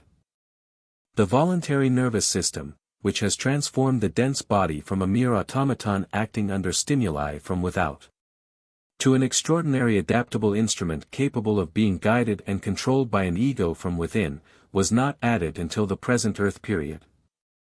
The principal art of the reconstructive work was done by the Lords of Form. They are the creative hierarchy which is most active in the Earth period, as were the Lords of Flame in the Saturn period, the Lords of Wisdom in the Sun period, and the Lords of Individuality in the Moon period. The Earth period is preeminently the period of form, for there the form or matter side of evolution reaches its greatest and most pronounced state. Here spirit is more helpless and suppressed and form is the most dominant factor, hence the prominence of the Lords of Form. The Sun revolution of the Earth period. During this revolution the vital body was reconstructed to accommodate the germinal mind. The vital body was fashioned more in the likeness of the dense body, so that it could become fitted for use as the densest vehicle during the Jupiter period, when the dense body will have become spiritualized. The angels, the humanity of the Moon period, were aided by the Lords of Form in reconstruction. The organization of the vital body is now next in efficiency to the dense body. Some writers on this subject call the former a link, and contend that it is simply a mold of the dense body, and not a separate vehicle. While not desiring to criticize, and admitting that this contention is justified by the fact that man, at his present stage of evolution, cannot ordinarily use the vital body as a separate vehicle because it always remains with the dense body, and to extract it in toto would cause death of the dense body, yet there was a time when it was not so firmly incorporated with the latter.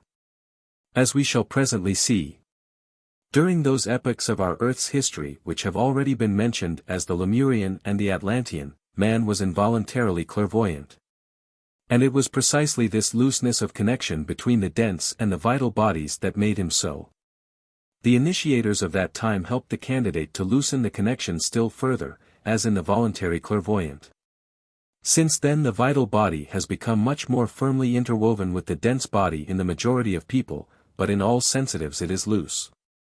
It is that looseness which constitutes the difference between the psychic and the ordinary person who is unconscious of all but the vibrations contacted by means of the five senses. All human beings have to pass through this period of close connection of the vehicles and experience the consequent limitation of consciousness.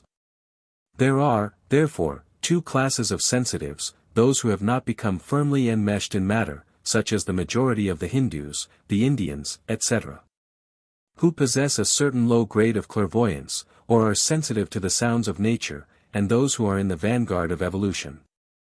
The latter are emerging from the acme of materiality, and are again divisible into two kinds, one of which develops in a passive, weak-willed manner. By the help of others they reawaken the solar plexus or other organs in connection with the involuntary nervous system. These are therefore involuntary clairvoyants, mediums who have no control of their faculty. They have retrograded. The other kind is made up of those who by their own wills unfold the vibratory powers of the organs now connected with the voluntary nervous system and thus become trained occultists, controlling their own bodies and exercising the clairvoyant faculty as they will to do. They are called voluntary or trained clairvoyants. In the Jupiter period man will function in his vital body as he now does in his dense body. And as no development in nature is sudden, the process of separating the two bodies has already commenced. The vital body will then attain a much higher degree of efficiency than the dense body of today. As it is a much more pliable vehicle, the spirit will then be able to use it in a manner impossible of realization in the case of the present dense vehicle. The Moon revolution of the Earth period.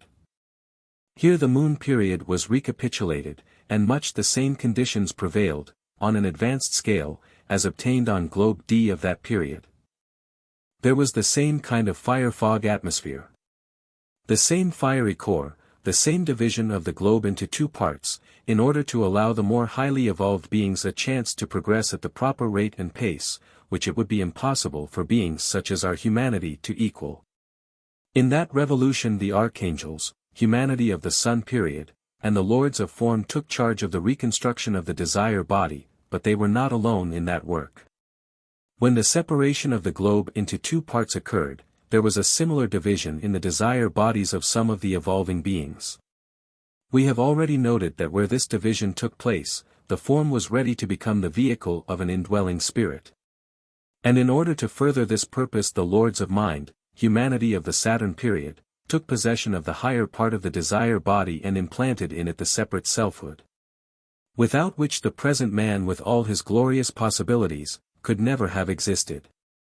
Thus in the latter part of the moon revolution the first germ of separate personality was implanted in the higher part of the desire body by the lords of mind. The archangels were active in the lower part of the desire body, giving it the purely animal desires. They also worked in the desire bodies where there was no division. Some of these were to become the vehicles of the animal group spirits, which work on them from without, but do not enter wholly into the animal forms, as the individual spirit does into the human body. The desire body was reconstructed to render it capable of being interpenetrated by the germinal mind which, during the Earth period, will be implanted in all those desire bodies in which it was possible to make the before-mentioned division. As has been previously explained, the desire body is an unorganized ovoid, holding the dense body as a dark spot within its center, as the white of an egg surrounds the yolk. There are a number of sense centers in the ovoid, which have appeared since the beginning of the Earth period. In the average human being these centers appear merely as eddies in a current and are not now awake, hence his desire body is of no use to him as a separate vehicle of consciousness. But when the sense centers are awakened they look like whirling vortices. Rest periods between revolutions. Hitherto we have noted only the cosmic nights between periods. We saw that there was an interval of rest and assimilation between the Saturn and the Sun periods, another cosmic night between the Sun and the Moon periods, etc. But in addition to these, there are also rests between the revolutions. We might liken the periods to the different incarnations of man, the cosmic nights between them to the intervals between deaths and new births, and the rest between revolutions would then be analogous to the rest of sleep between 2 days. When a cosmic night sets in, all manifested things are resolved into a homogeneous mass. The cosmos again becomes chaos. This periodical return of matter to primordial substance is what makes it possible for the spirit to evolve. Were the crystallizing process of active manifestation to continue indefinitely, it would offer an insurmountable barrier to the progress of spirit.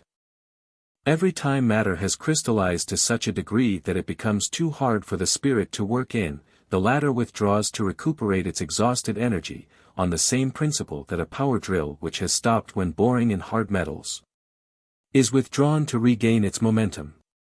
It is then able to bore its way further into the metal. Freed from the crystallizing energy of the evolving spirits, the chemical forces in matter turn cosmos to chaos by restoring matter to its primordial state.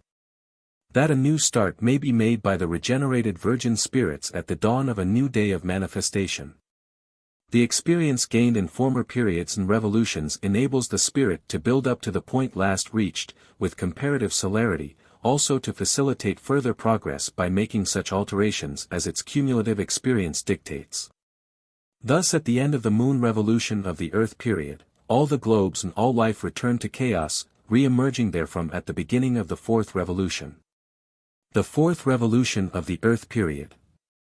In the exceeding complexity of the scheme of evolution, there are always spirals within spirals, ad infinitum. So it will not be surprising to learn that in every revolution the work of recapitulation and rest is applied to the different globes. When the life wave reappeared on globe A in this revolution, it went through the development of the Saturn period. Then after a rest which, however, did not involve the complete destruction of the globe, but only an alteration, it appeared on globe B, where the work of the Sun period was recapitulated. Then after a rest, the life wave passed on to globe C, and the work of the Moon period was repeated. Finally, the life wave arrived on globe D, which is our Earth, and not until then did the proper work of the Earth period begin. Even then, the spiral within the spiral precluded its beginning immediately on the arrival of the life wave from globe C, for the bestowal of the germ of mind did not actually take place until the fourth epoch. The first three epochs being still further recapitulations of the Saturn, Sun and Moon periods, but always on a higher scale. Chapter 11. The Genesis and Evolution of Our Solar System. Chaos. In the previous pages nothing has been said about our solar system, and of the different planets which compose it. Because it was not until the Earth period was reached that the present differentiation was made. The Earth period is the acme of diversification, and although we have been speaking of only one class of virgin spirits, those who, in the strictest and most limited sense, are concerned with the Earth evolution, there are in reality 7 rays, or streams of life, all pursuing different evolutions, yet all belonging to the original class of virgin spirits to which our humanity belongs. In the previous periods all of these different subclasses or rays found a suitable environment for their evolution on the same planet. But, in the Earth period, conditions became such that in order to provide for each class the degree of heat and the vibration necessary for its particular phase of evolution, they were segregated on different planets, at varying distances from the Sun, the central source of life. This is the raison d'etre of our system and all other solar systems in the universe. Before proceeding with the description of evolution of our humanity on the Earth after its separation from the central Sun, it is necessary for the maintenance of sequential order in the description to explain the differentiation which scattered the planets of our system in space. Active manifestation particularly in the physical world depends upon separateness, upon the limitation of life by form. But during the interim between periods and revolutions the marked distinction between form and life ceases. This applies not only to man and the lower kingdoms, but to the worlds and globes which are the basis of form for the evolving life. Only the seed atoms and the nuclei or centers of the world globes remain, all else is one homogeneous substance. There is but one spirit pervading space. Life and form, its positive and negative poles, are one. This state of things was what Greek mythology described as chaos. The ancient Norsemen and the Teutonic mythology call it Ginnungagap, which was bounded upon the northern side by the cold and foggy Niflheim, the land of mist and fog, and upon the south side by the fire Muspelheim. When heat and cold entered into space which was occupied by chaos or Ginnungagap, they caused the crystallization of the visible universe. The Bible also gives one the idea of infinite space preceding the activity of the Spirit. In our present materialistic period we have unfortunately lost the idea of all that lies behind that word space. We are so accustomed to speaking of empty space, that we have entirely lost the grand and holy significance of the word, and are thus incapable of feeling the reverence that this idea of space and chaos should inspire in our breasts. To the Rosicrucians, as to any occult school, there is no such thing as empty or void space. To them space is spirit in its attenuated form, while matter is crystallized space or spirit. Spirit in manifestation is dual, that which we see as form is the negative manifestation of spirit crystallized and inert. The positive pole of spirit manifests as life, galvanizing the negative form into action, but both life and form originated in spirit, space, chaos. To get an idea from everyday life which will illustrate, we may take the hatching of an egg. The egg is filled with a moderately viscous fluid. This fluid, or moisture, is subjected to heat, and out of the soft, fluidic substance comes a living chick, with hard bones and comparatively hard flesh, and with down that has a comparatively hard quill, etc.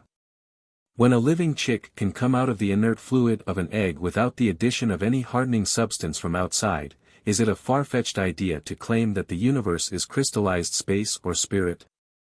There is no doubt that the claim will seem foolish to many, but this book is not for the purpose of convincing the world at large that these things are. It is intended to aid those who inherently feel that these things must be and to help them to see the light upon this great world mystery, which the writer has been permitted to behold. The special object at present is to show that spirit is active all the time in one way during manifestation, and in another during chaos. Modern science would sneer at the idea that life could exist upon a globe which is in the process of formation. That is because science cannot dissociate life and form and cannot conceive of form except as solid and tangible cognizable by one of our five physical senses. The occult scientist, in accordance with the above definitions of life and form, holds that life may exist independently of concrete form. May have forms not perceptible to our present limited senses, and amenable to none of the laws which apply to this present concrete state of matter. It is true that the nebular theory holds that all existence, which is to say all form, the worlds in space and whatever forms there may be upon them, has come from the fiery nebula. But it does not recognize the further fact insisted upon by occult science that the fiery nebula is spirit. It does not admit that the whole atmosphere around us, the space between the worlds, is spirit and that there is a constant interchange going on all the time, form dissolving into space, and space crystallizing into form. Chaos is not a state which has existed in the past and has now entirely disappeared. It is all around us at the present moment. Were it not that old forms having outlived their usefulness are constantly being resolved back into that chaos, which is also as constantly giving birth to new forms, there could be no progress. The work of evolution would cease and stagnation would prevent the possibility of advancement. It is axiomatic that, the oftener we die, the better we live. The poet initiate, Goethe says. Who has not this? Ever dying and bringing to birth. Will I remain a sorry guest upon this dismal earth? And Paul says, I die daily.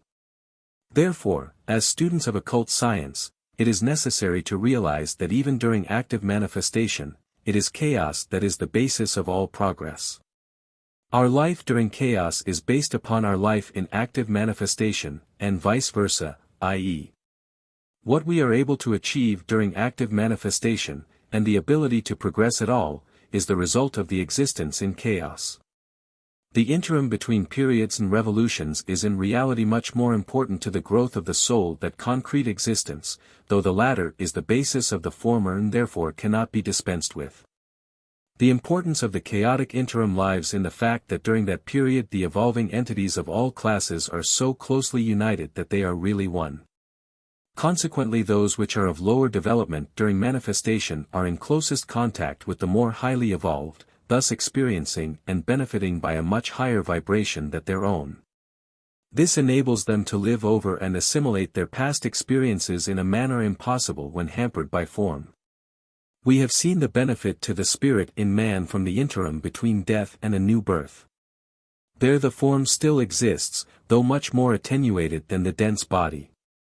But in the cosmic night and intervals of rest between periods and revolutions, when there is perfect freedom from form, the beneficial results of past experiences can be much more effectively assimilated.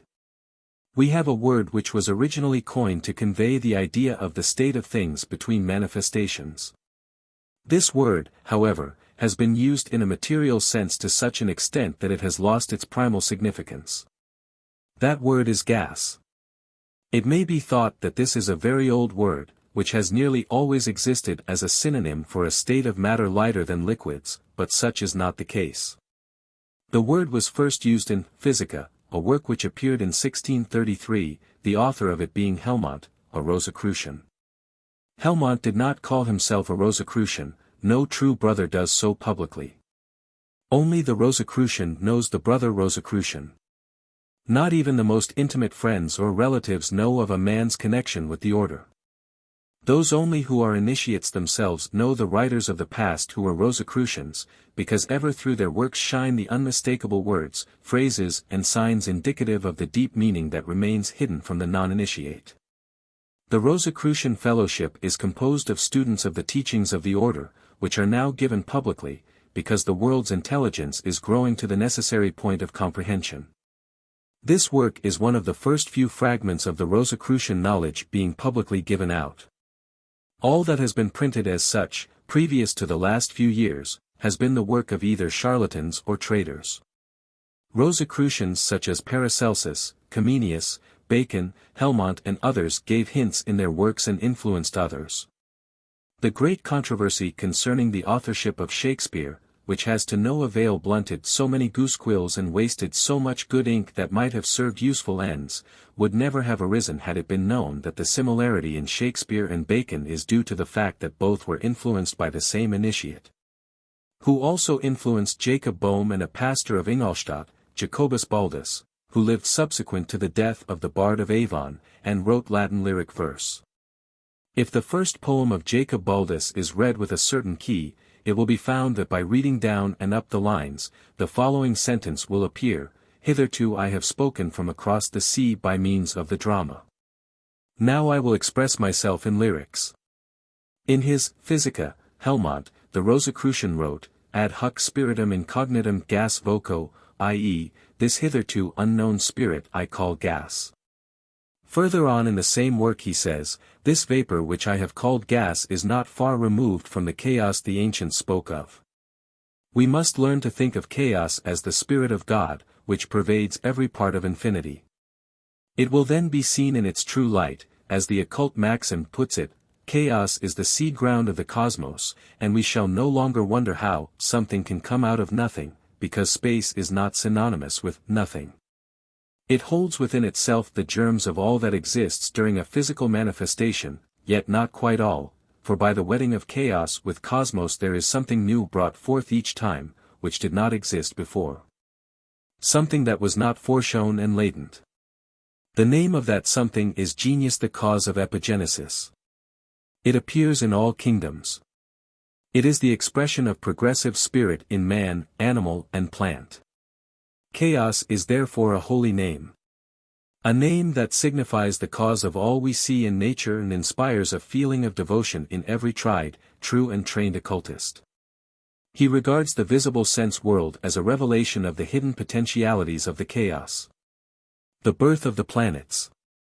To express himself in the dense physical world, it was necessary for man to evolve a suitable dense body. In a world like this he must have a body with limbs, organs, a muscular system by means of which to move about. Also a brain to direct and coordinate his movements. If the conditions had been different the body would have been modified accordingly. It is necessary for all beings, high or low in the scale of existence, to possess vehicles for expression in any particular world in which they may wish to manifest. Even the seven spirits before the throne must possess these necessary vehicles, which of course are differently conditioned for each of them. Collectively, they are God, and make up the triune Godhead, and he manifests in a different way through each of them. There is no contradiction in ascribing different numbers to God. We do not sin against the oneness of light because we distinguish three primary colors into which it divides itself. The white light of the sun contains the 7 colors of the spectrum. The occultist sees even 12 colors, there being 5 between red and violet going one way around the circle in addition to the red, orange, yellow, green, etc., of the visible spectrum. 4 of these colors are quite indescribable, but the 5th, the middle one of the 5, is similar to the tint of a new blown peach blossom. It is in fact the color of the vital body. Trained clairvoyants who describe it as bluish-gray, or reddish-gray, etc., are trying to describe a color that has no equivalent in the physical world.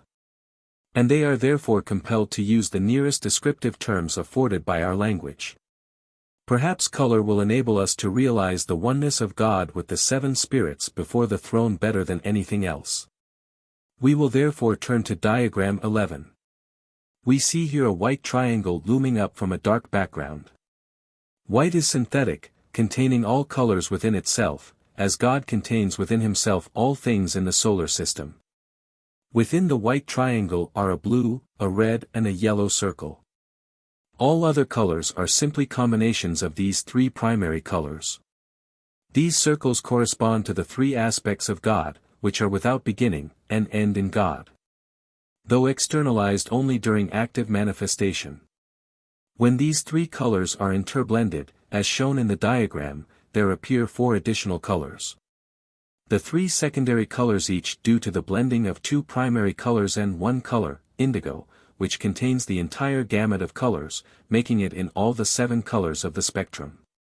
These colors represent the 7 spirits before the throne. The colors are different, as are also the 7 spirits, each having a different mission in the kingdom of God, our solar system. The 7 planets circling around the Sun are the dense bodies of the 7 planetary genii. Their names are, Uranus with 1 satellite, Saturn with 8 moons, Jupiter with 4 moons, Mars with 2 moons, the Earth and its moon, Venus and Mercury.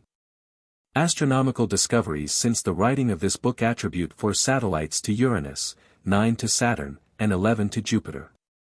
Bodies are always found to suit the purpose they are made to serve, hence the dense bodies of the 7 planetary spirits are spherical, that form being best adapted to the enormous velocity with which they travel through space.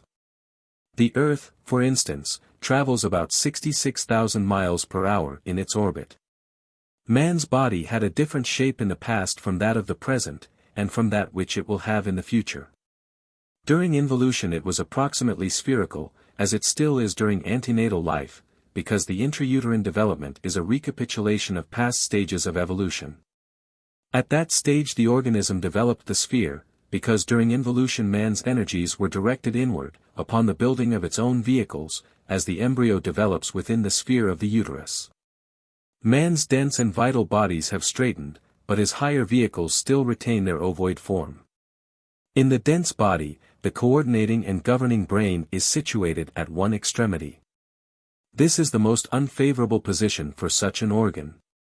Too long a time is required for impulses to travel from one extremity to the other, from the brain to the feet, or for impacts on the feet to reach the brain.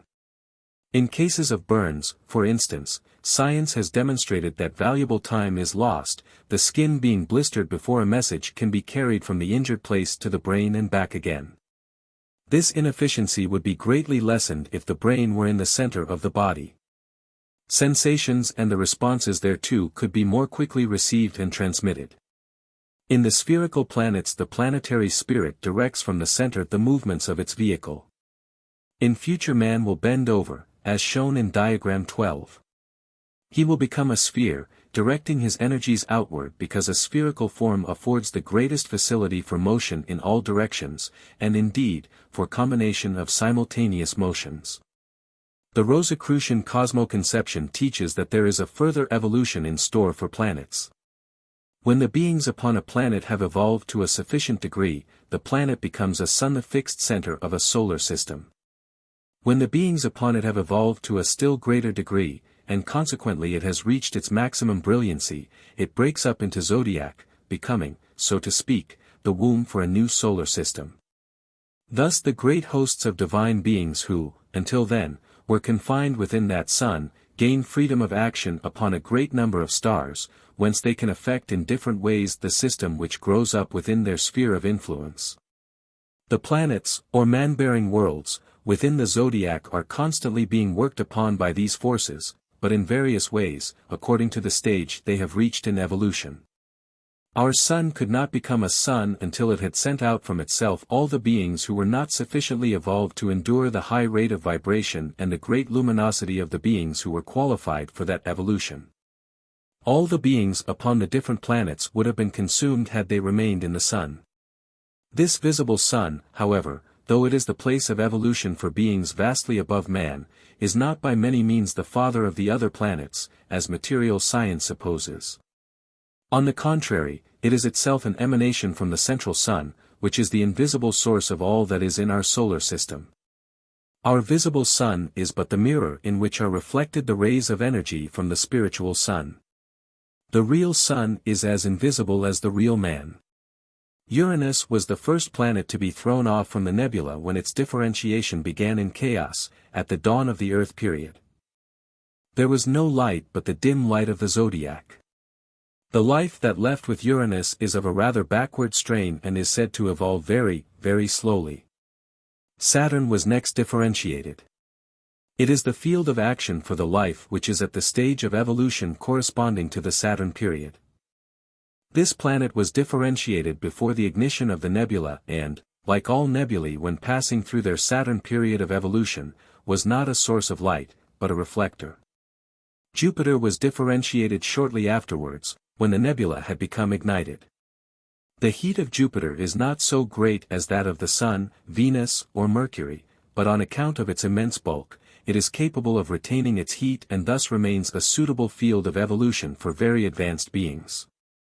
It corresponds to the stage which will be reached by the Earth itself in the Jupiter period.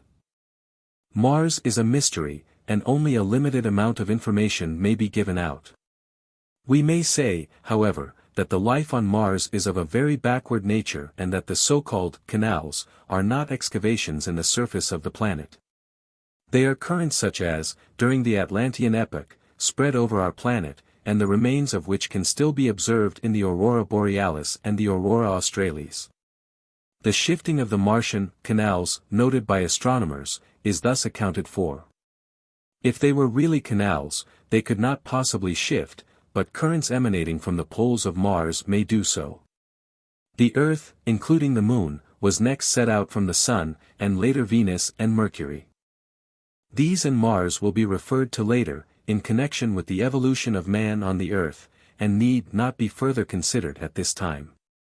When a planet has moons, it indicates that there are some beings in the life wave evolving on that planet who are too backward to share in the evolution of the main life wave. And they have therefore been set out from the planet to prevent them from hindering the progress of the pioneers. Such is the case with the beings inhabiting our moon. In the case of Jupiter, it is thought probable that the inhabitants of 3 of its moons will eventually be able to rejoin the life on the parent planet, but it is thought that at least one of the others is an 8th sphere, like our own moon.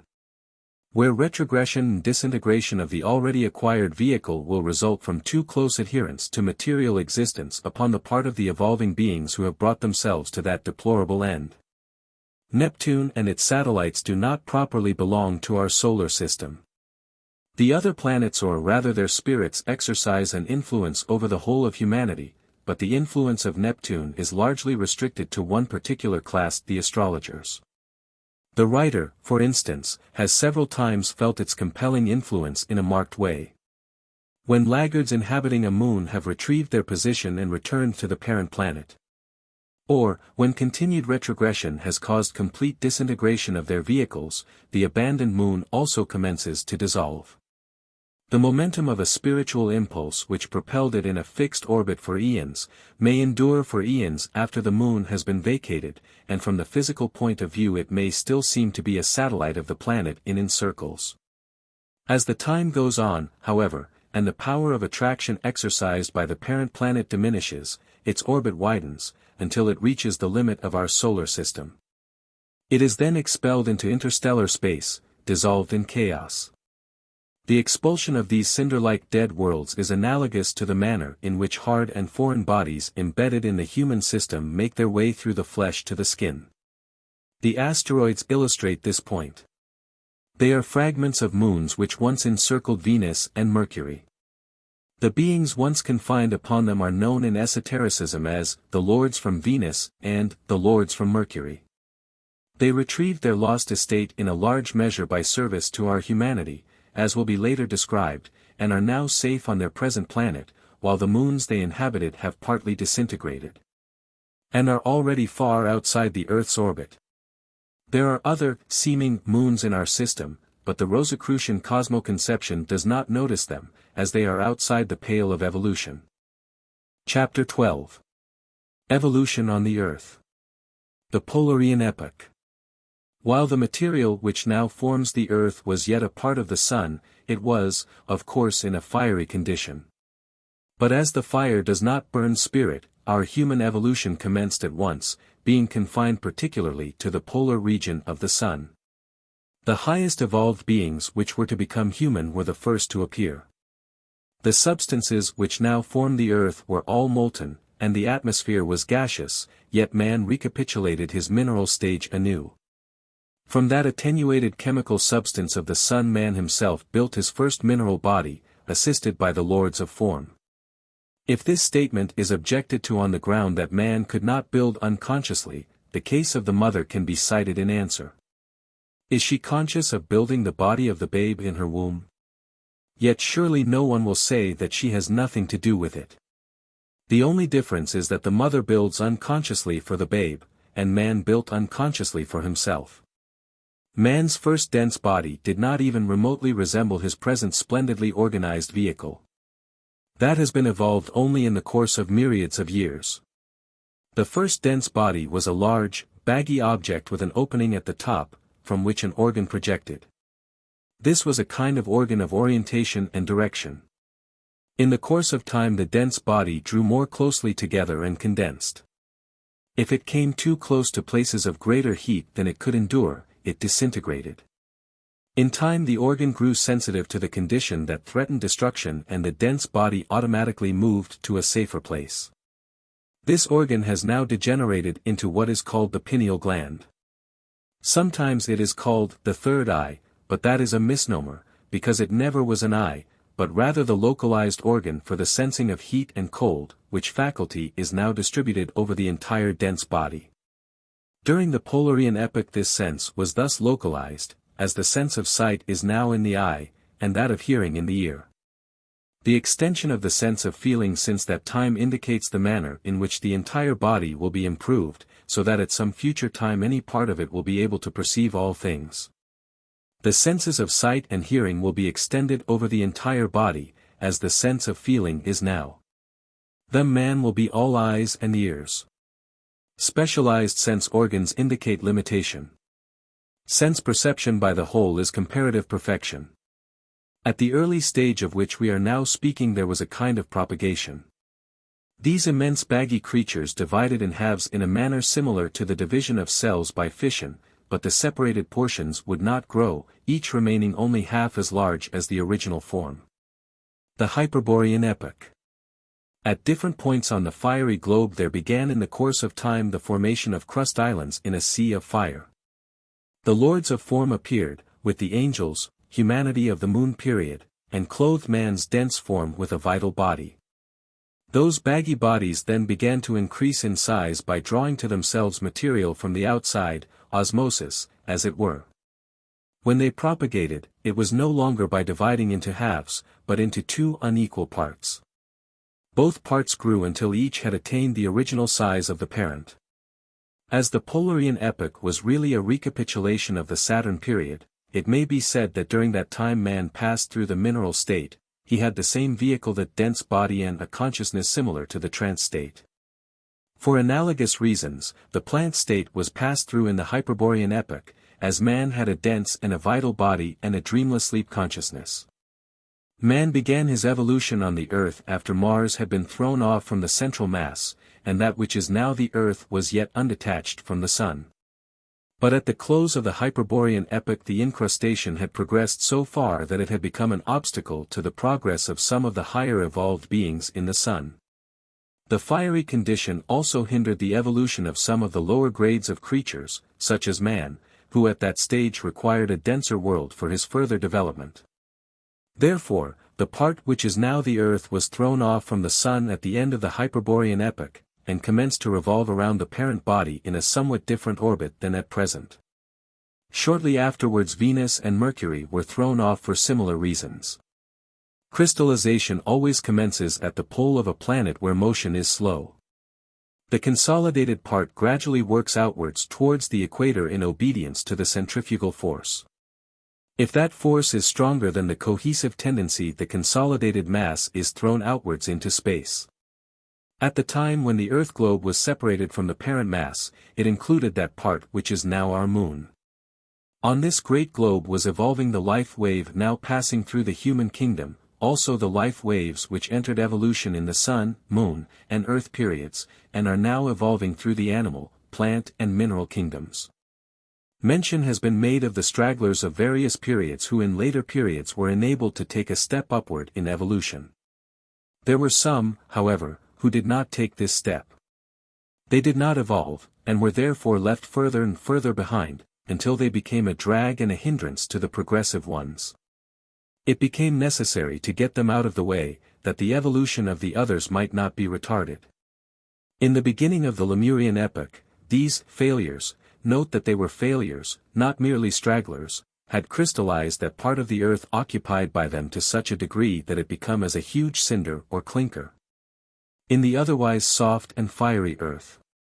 They were a hindrance and an obstruction, so they, with the part of the earth they had crystallized, were thrown out into space beyond recall. That is the genesis of the moon. The moon the eighth sphere. The seven globes, A to G, inclusive, are the field of evolution. The moon is the field of disintegration.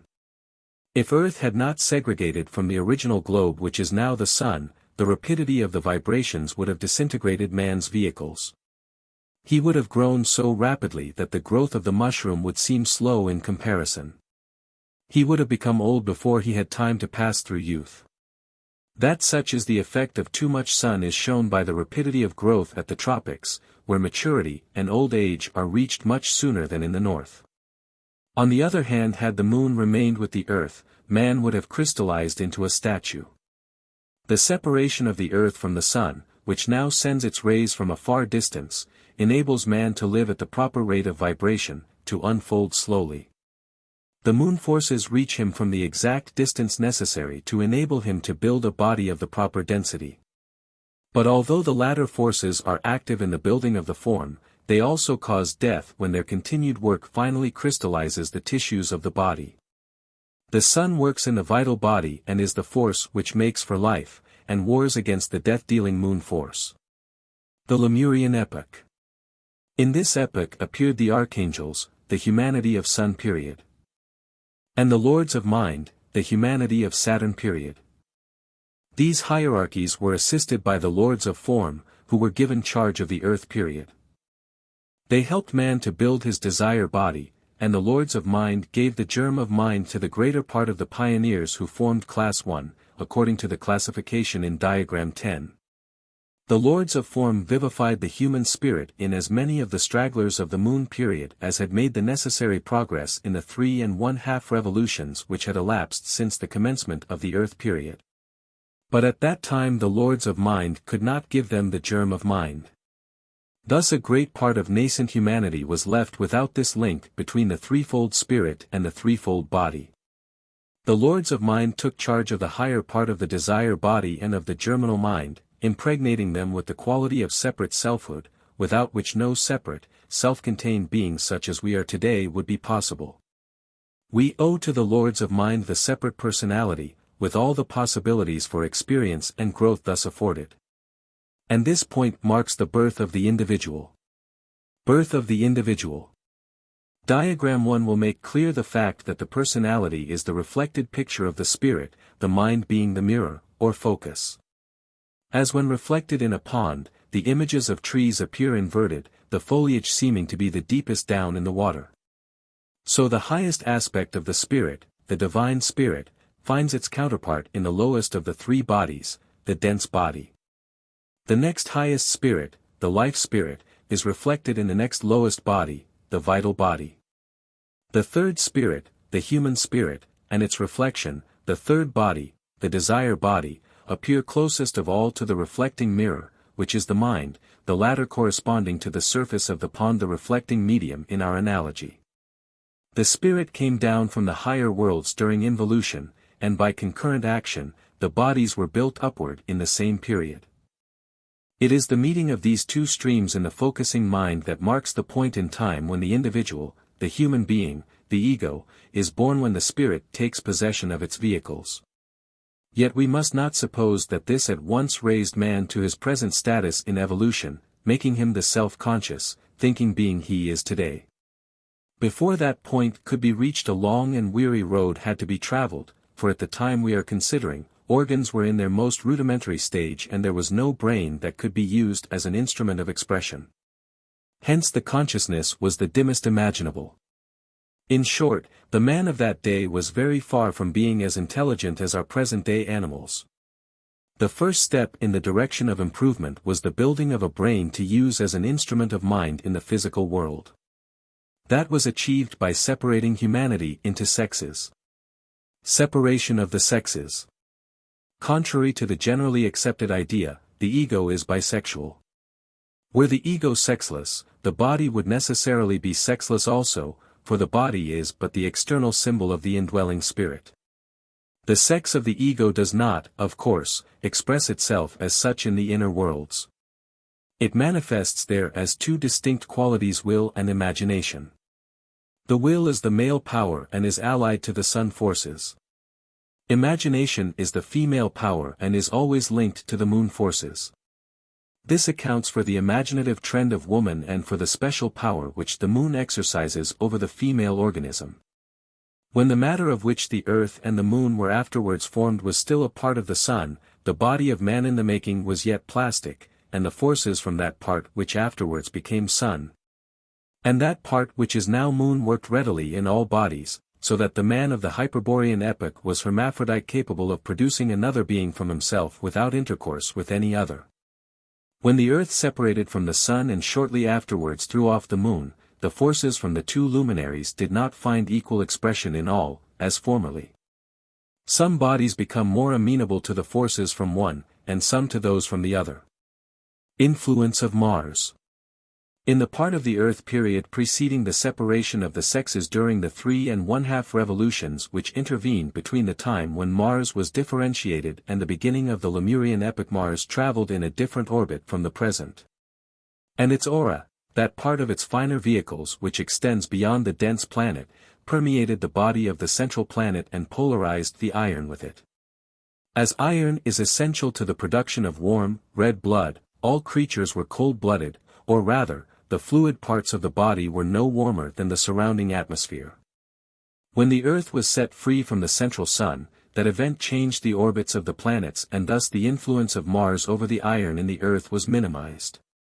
The planetary spirit of Mars finally withdrew the remainder of that influence, and although the desire bodies of the Earth and Mars still penetrate, the dynamic power of Mars over the iron, which is a Mars metal, and iron has become available for use on our planet. Iron is in reality the basis of separate existence. Without iron the red, heat-giving blood would be an impossibility, and the ego could have no hold in the body. When red blood developed in the latter part of the Lemurian epoch, the body became upright and the time had come when the ego could begin to dwell within the body and control it. But to dwell within is not the end and aim of evolution. It is simply a means by which the ego may better express itself through its instrument, that it may manifest in the physical world. To that end the sense organs, the larynx, and above all, a brain, must be built and perfected. During the early part of the Hyperborean epoch, while the Earth was still united with the Sun, the solar forces supplied man with all the sustenance he needed and he unconsciously radiated the surplus for the purpose of propagation. When the ego entered into possession of its vehicles, it became necessary to use part of this force for the building of the brain and larynx. The latter was originally a part of the creative organ. The larynx was built while the dense body was yet bent together in the bag-like shape already described, which is still the form of the human embryo. As the dense body straightened and became upright, part of the creative organ remained with the upper part of the dense body and later became the larynx. Thus the dual creative force which had hitherto worked in only one direction, for the purpose of the creating another being, became divided. One part was directed upward to build the brain and larynx, by means of which the ego was to become capable of thinking and communicating thoughts to other beings. As a result of this change, only one part of the force essential in the creation of another being was available to one individual, hence it became necessary for each individual to seek the cooperation of another, who possessed that part of the procreative force which the seeker lacked. Thus did the evolving entity obtain brain consciousness of the outside world at the cost of half its creative power. Previous to that time, it used within itself both parts of that power to externalize another being. As a result of that modification, however, it has evolved the power to create and express thought. Before then, it was a creator in the physical world only, since then it has become able to create in the three worlds. The races and their leaders. Before considering in detail the evolution of the Lemurians, it may be well to take a general survey of the races and their leaders. Some very valuable works on occultism, bringing before the public the teachings of the Eastern wisdom, have nevertheless contained certain mistakes owing to a misunderstanding of the teachings by those who were so fortunate as to receive them. All books, not written directly by the elder brothers, are liable to contain such errors. Considering the extreme intricacy and many complications of the subject, the wonder is not that mistakes do occur, but that they are not more frequent.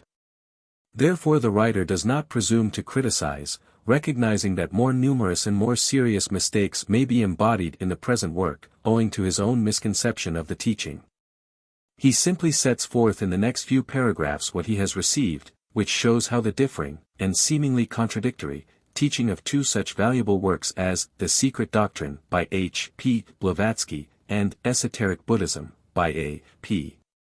Sinnott may be reconciled.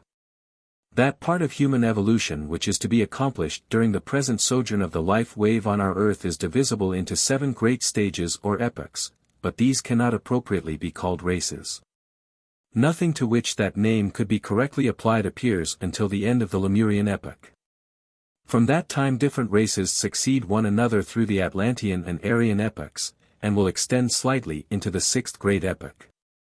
The total number of races past, present and future in our scheme of evolution is 16, 1 at the end of the Lemurian epoch, 7 during the Atlantean epoch, 7 more in our present Aryan epoch and 1 in the beginning of the 6th epoch.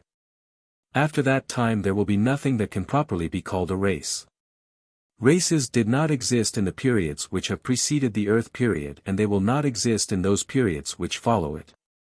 It is only here, at the very nadir of material existence, that the difference is so great between man and man as to warrant the separation into races. The immediate leaders of humanity, apart from the creative hierarchies, who helped man to take the first tottering steps in evolution, after involution had furnished him with vehicles, were beings much further advanced than man along the path of evolution. They came on this errand of love from the 2 planets which are located between the Earth and the Sun, Venus and Mercury. The beings who inhabit Venus and Mercury are not quite so far advanced as those whose present field of evolution is the Sun, but they are very much further advanced than our humanity. Therefore they stayed somewhat longer with the central mass than did the inhabitants of the Earth, but at a certain point their evolution demanded separate fields, so those 2 planets were thrown off, Venus first, and then Mercury. Each was given such proximity to the central orb as ensured the rate of vibration necessary for its evolution. The inhabitants of Mercury are the furthest advanced, hence are closer to the Sun. Some of the inhabitants of each planet were sent to the Earth to help nascent humanity and are known to occult scientists as the Lords of Venus and the Lords of Mercury. The Lords of Venus were leaders of the masses of our people. They were inferior beings of the Venus evolution, who appeared among men and were known as messengers of the gods. For the good of our humanity they led and guided it, step by step. There was no rebellion against their authority, because man had not yet evolved an independent will. It was to bring him to the stage where he would be able to manifest will and judgment that they guided him, until he should be able to guide himself. It was known that these messengers communed with the gods. They were held in deep reverence and their commands were obeyed without question. When under the tuition of these beings mankind had reached a certain stage of progress, the most advanced were placed under the guidance of the Lords of Mercury, who initiated them into the higher truths for the purpose of making them leaders of the people. These initiates were then exalted to kingship and were the founders of the dynasties of divine rulers who were indeed kings, by the grace of God, i.e., by the grace of the Lords of Venus and Mercury, who were as gods to infant humanity. They guided and instructed the kings for the good of the people and not for self-aggrandizement and arrogation of rights at their expense. At that time a ruler held a sacred trust to educate and help his people, to alleviate and promote equity and well-being. He had the light of God to give him wisdom and guide his judgment. Hence, while those kings reigned, all things prospered, and it was indeed a golden age. Yet, as we follow the evolution of man in detail, we shall see that the present phase or period of development, though it cannot be called a golden age in any but a material sense, is nevertheless a necessary one. In order to bring man to the point where he will be able to rule himself, for self-mastery is the end and aim of all rulership. No man can safely remain ungoverned who has not learned to govern himself, and at the present stage of development, that is the hardest task that can be given him. It is easy to command others, it is hard to force obedience from oneself. Influence of Mercury. The purpose of the Lords of Mercury at that time, and of all hierophants of mysteries since then, as also of all the occult schools of our day, was and is to teach the candidate the art of self-mastery. In the measure that a man has mastered himself, and in that measure only, is he qualified to govern others.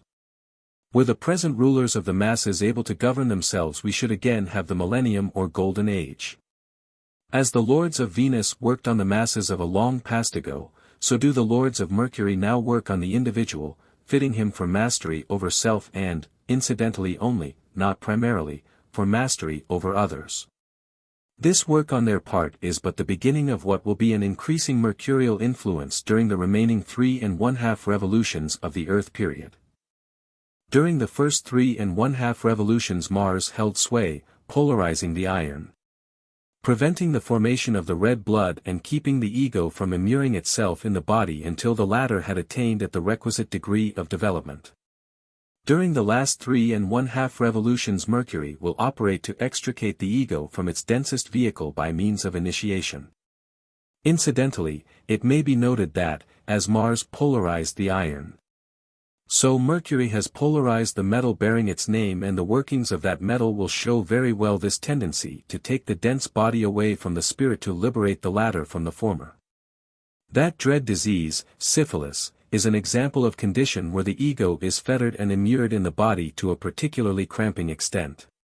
Sufficient Mercury relieves the condition, lessens the hold of the body upon the ego and leaves the latter to that comparative freedom within the body. An overdose of Mercury causes paralysis, thus taking the dense body from the man in an improper way.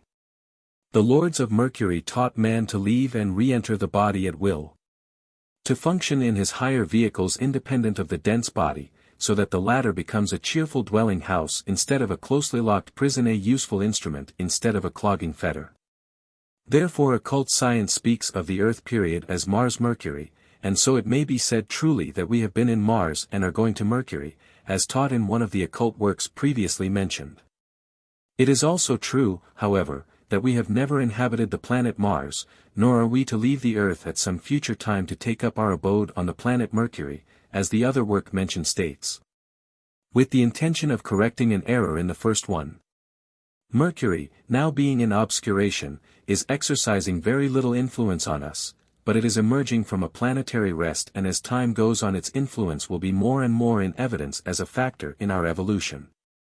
The coming races will have much help from the Mercurians, and the people of still later epochs and revolutions will have even more. The Lemurian race. We are now in a position to understand the information which is to follow concerning the people who lived in the latter part of the Lemurian epoch, whom we may call the Lemurian race. The atmosphere of Lemuria was still very dense, somewhat like the fire fog of the Moon period, but denser. The crust of the Earth was just starting to become quite hard and solid in some places, while in others it was still fiery, and between islands of crust was a sea of boiling, seething water. Volcanic outbursts and cataclysms marked this time when the nether fires fought hard against the formation of the encircling wall which was to imprison them. Upon the harder and comparatively cool spots man lived surrounded by giant fern forests and animals of enormous size. The forms of both man and animal were yet quite plastic. The skeleton had formed, but man himself had great power in molding the flesh of his own body and that of the animals about him. When he was born he could hear and feel, but his perception of light came later. We have analogous cases in animals like cats and dogs, the young of which receive the sense of sight some time after birth. The Lemurian had no eyes. He had two sensitive spots which were affected by the light of the sun as it shone dimly through the fiery atmosphere of ancient Lemuria, but it was not until nearly the close of the Atlantean epoch that he had sight as we have it today. Up to that time the building of the eye was in progress. While the sun was within, while the earth formed part of the light-giving mass, man need no external illuminant, he was luminous himself. But when the dark earth was separated from the sun it became necessary that the light should be perceived, therefore as the light rays impinged upon man, he perceived them.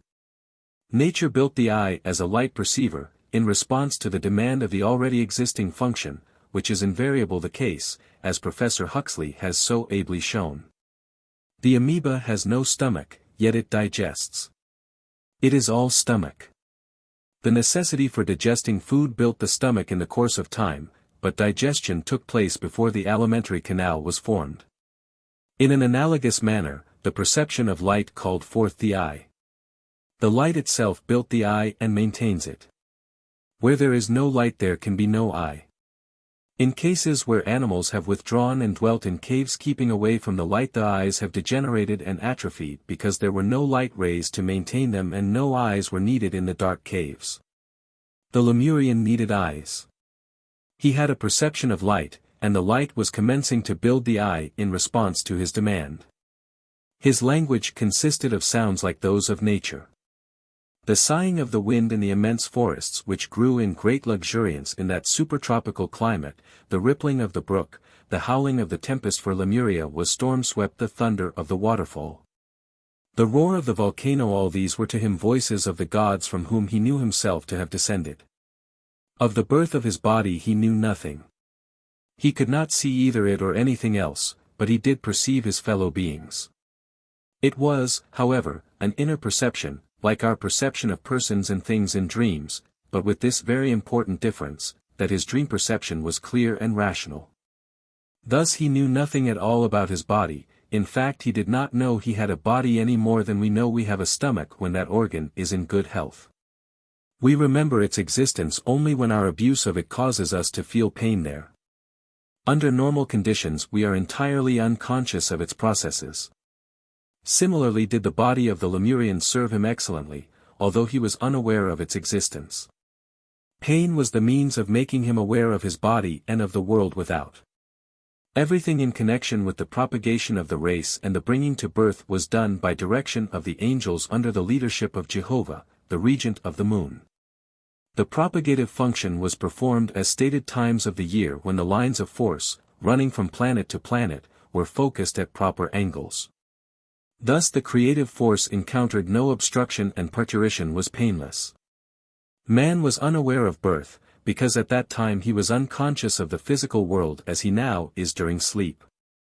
It was only in the intimate contact of sex relation that the spirit became aware of the flesh and the man knew his wife. That is shown in such passages of the Bible as, Adam knew Eve and she bore Seth, Elkanah knew Hannah and she bore Samuel, and Mary's question, how I shall conceive, seeing I know no man. This is also the key to the meaning of the tree of knowledge, the fruit of which opened the eyes of Adam and Eve, so that they came to know both good and evil. Previously they had known only good, but when they began to exercise the creative function independently, they were ignorant of stellar influences, as their descendants, and Jehovah's supposed curse was not a curse at all, but a simple statement of the result which must inevitably follow use of their generative force, which failed to take into consideration the effect of the stellar rays on childbirth. Thus the ignorant use of the generative force is primarily responsible for pain, sickness and sorrow. The Lemurian knew no death because when, in the course of long ages, his body dropped away, he entered another, quite unconscious of the change. His consciousness was not focused in the physical world, therefore the laying aside of one body and the taking of another was no more to him than a leaf or twig drying and falling away from the tree and being replaced by a new growth. Their language was to the Lemurians something holy. It was not a dead language like ours, a mere orderly arrangements of sounds. Each sound uttered by the Lemurian had power over his fellow beings, over the animals and even over nature around him. Therefore, under the guidance of the lords of Venus, who were the messengers of God, the agents of the creative hierarchies, the power of speech was used with great reverence, as something most holy. The education of the boys differed greatly from that of the girls. The Lemurian methods of education seem shocking to our more refined sensibilities. In order to spare the reader's feelings, only the least cruel of them will be touched upon. Strenuous in the extreme as they may seem, it must be remembered that the Lemurian body was not nearly so high-strung as are the human bodies of the present day. Also that it was only by the very harshest measures that the exceedingly dim consciousness could be touched at all. As time went on and the consciousness became more and more awakened, such extreme measures as those used then became unnecessary and have passed away. But at that time they were indispensable to arouse the slumbering forces of the spirit to a consciousness of the outside world. The education of the boys was designed especially to develop the quality of will. They were made to fight one another, and these fights were extremely brutal. They were impaled upon spits, with full power to release themselves, but by exercising the willpower they were to remain there in spite of the pain. They learned to make their muscles tense, and to carry immense burdens by the exercise of the will. The education of the girls was intended to promote the development of the imaginative facility. They also were subjected to strenuous and severe treatment. They were put out in the great forests, to let the sound of the wind in the tree tops speak to them and to listen to the furious outbursts of flood and tempest. They thus learned to have no fear of those paroxysms of nature and to perceive only the grandeur of the warring elements. The frequent volcanic outbursts were greatly valued as a means of education, being particularly conducive to the awakening of the faculty of memory. Such educational methods would be entirely out of the question at the present day, but they did not make the Lemurian morbid, because he had no memory. No matter what painful or terrifying experience he endured, everything was forgotten as soon as past. The above-mentioned strenuous experiences were for the purpose of developing memory, to imprint these violent and constantly repeated impacts from without upon the brain. Because memory is necessary that the experiences of the past may be used as guides to action. The education of the girls developed the first germinal, flickering memory. The first idea of good and evil was formulated by them because of their experiences, which worked chiefly on the imagination. Those experiences most likely to leave a recollection were thought good, those which did not produce that much desired result were considered evil.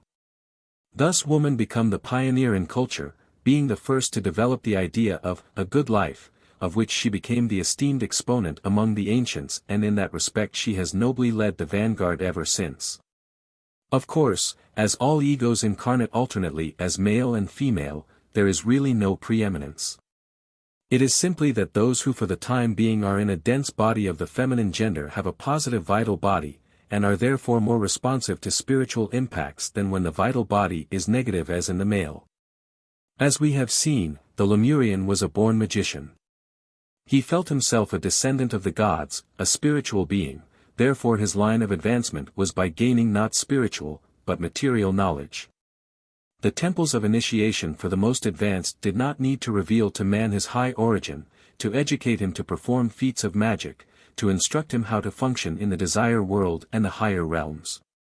Such instruction is necessary today because now the average man has no knowledge of the spiritual world, nor can he function in superphysical realism. The Lemurian, however, in his own way, did possess that knowledge and could exercise those faculties, but on the other hand, he was ignorant of the laws of the cosmos of facts regarding the physical world which are matters of common, everyday knowledge with us. Therefore at the school initiation he was taught art, the laws of nature and facts relating to the physical universe. His will was strengthened and his imagination and memory wakened so that he could correlate experiences and devise ways and means of action when his past experiences did not serve to indicate a proper course of procedure. Thus, the temples of initiation in the Lemurian times were high schools for the cultivation of willpower and imagination, with postgraduate courses in art and science. Yet, though the Lemurian was a born magician, he never misused his powers because he felt himself related to the gods. Under his direction of the messengers of the gods, already spoken of, his forces were directed toward the molding of forms in the animal and the plant worlds.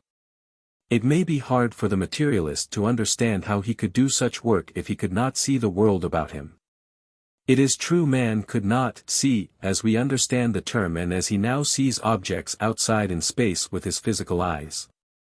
Still, as the purest of our children are clairvoyant to this day while they remain in a state of sinless innocence, the Lemurians possessed an internal perception which gave them only a dim idea of the outward shape of any object, but illuminated so much the brighter its inner nature, its soul quality, by a spiritual apperception born of innocent purity. Innocence, however, is not synonymous with virtue.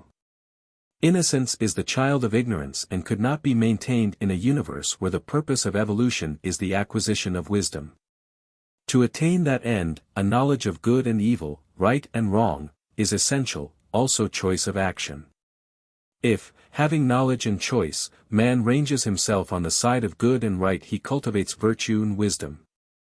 If he succumbs to temptation and does wrong knowingly, he fosters vice. God's plan is not to be brought to naught, however. Every act is a seed ground for the law of consequence. We reap what we sow. The weeds of wrong action bear flowers of sorrow and suffering, and when the seeds from them have fallen into a chastened heart, when they have been watered by the tears of repentance, virtue will eventually blossom forth. What blessed assurance, that out of every evil we do, good will eventually accrue, for in our Father's kingdom naught but good can endure. Therefore, the fall, with its consequent pain and suffering, is but a temporary state where we see through a glass darkly, but anon we shall behold again face to face the God within and without, who is ever perceived by the pure in heart. The fall of man. This is Kabbalistically described as the experience of one pair who, of course, represent humanity. The key is given in the verse where the messenger of the God says to the woman, "In sorrow thou shalt bring forth children." The clue is also found in the sentence of death which was pronounced at that same time. It will be observed that previous to the fall the consciousness was not focused in the physical world. Man was unconsciousness of propagation, birth and death. The angels who have charge of and work in the vital body, the medium of propagation, regulated the propagative function and brought the sexes together at certain seasons of the year. Using the solar and the lunar forces when they produced conditions most propitious for fecundation, the union being achieved unconsciously by the participants at first, but later it produced a momentary physical cognition. Then the period of gestation caused no inconvenience and parturition was painless, the parent being plunged in deep sleep. Birth and death involved no break in the conscious and were therefore non-existent to the Lemurians. Their consciousness was directed inward. They perceived physical things in a spiritual way, as we perceive them in a dream, at which time all that we see is within ourselves. When their eyes opened and their consciousness was directed outward toward the facts of the physical world, conditions were altered. Propagation was directed, not by the angels, but by man, who was ignorant of the operation of the sun and moon forces. He also abused the sex function, using it for sense gratification, with the result that pain attended the process of childbearing. Then his consciousness became focused in the physical world, although all things did not appear to his vision with clearly defined outlines until the latter part of the Atlantean epoch. Still he came by degrees to know death because of the break made in his consciousness when it was shifted to the higher worlds at death and back to the physical world at rebirth. The opening of the eyes was brought about in the following manner. We remember that when the sexes separated, the male became an expression for will, which is one part of the twofold soul force, the female expressing the other part, imagination. If woman were not imaginative, she could not build the new body in the womb, and were not the spermatozoa an embodiment of the concentrated human will, it could not accomplish impregnation and so commence the germination, which results in the continued segmentation of the ovum. These twin forces, will and imagination, are both necessary to the propagation of bodies. Since the separation of the sexes, however, one of these forces remains within each individual and only the part given out is available for propagation. Hence the necessity for a one-sexed being who expresses the complementary soul force. This was previously explained, also that the part of the soul force not used for propagation becomes available for inner growth. So long as man sent out the full, dual sex force for generation, he could accomplish nothing in the direction of soul growth for himself. But since then the part not used through the sex organ has been appropriated by the indwelling spirit to build the brain and the larynx for its expression. Thus man built on, all through the latter part of the Lemurian epoch and the first two-thirds of the Atlantean epoch until, by the above-mentioned use of this half of his sex force, he became a fully conscious, thinking, reasoning, being. In man the brain is the link between the spirit and the outside world. He can know nothing of the outside world except through the medium of the brain. The sense organs are merely carriers to the brain of impacts from without, and the brain is the instrument which interprets and coordinates those impacts. The angels belonged to a different evolution and had never been imprisoned in a dense and cumbrously slow vehicle such as ours. They had learned to obtain knowledge without a physical brain. Their lowest vehicle is the vital body. Wisdom came to them as a gift, without the necessity of laboriously thinking it out through a physical brain. Man, however, had to fall into generation, and work for his knowledge. The spirit, by means of one part of the sex force directed inward, built the brain to gather knowledge from the physical world, and the same force is feeding and building the brain today. It is subverted from its proper course inasmuch as it should have gone outward for procreation, but man retains it for selfish purposes.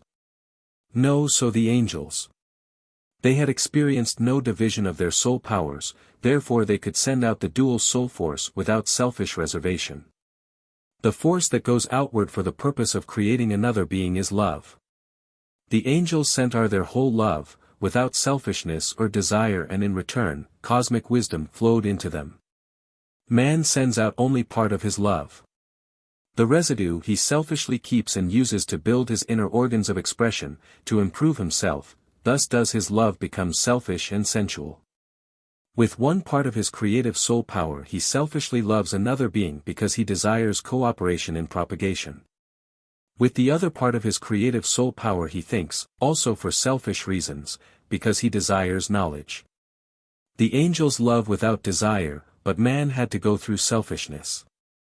He must desire and work for wisdom selfishly, that he may reach selflessness at a higher stage.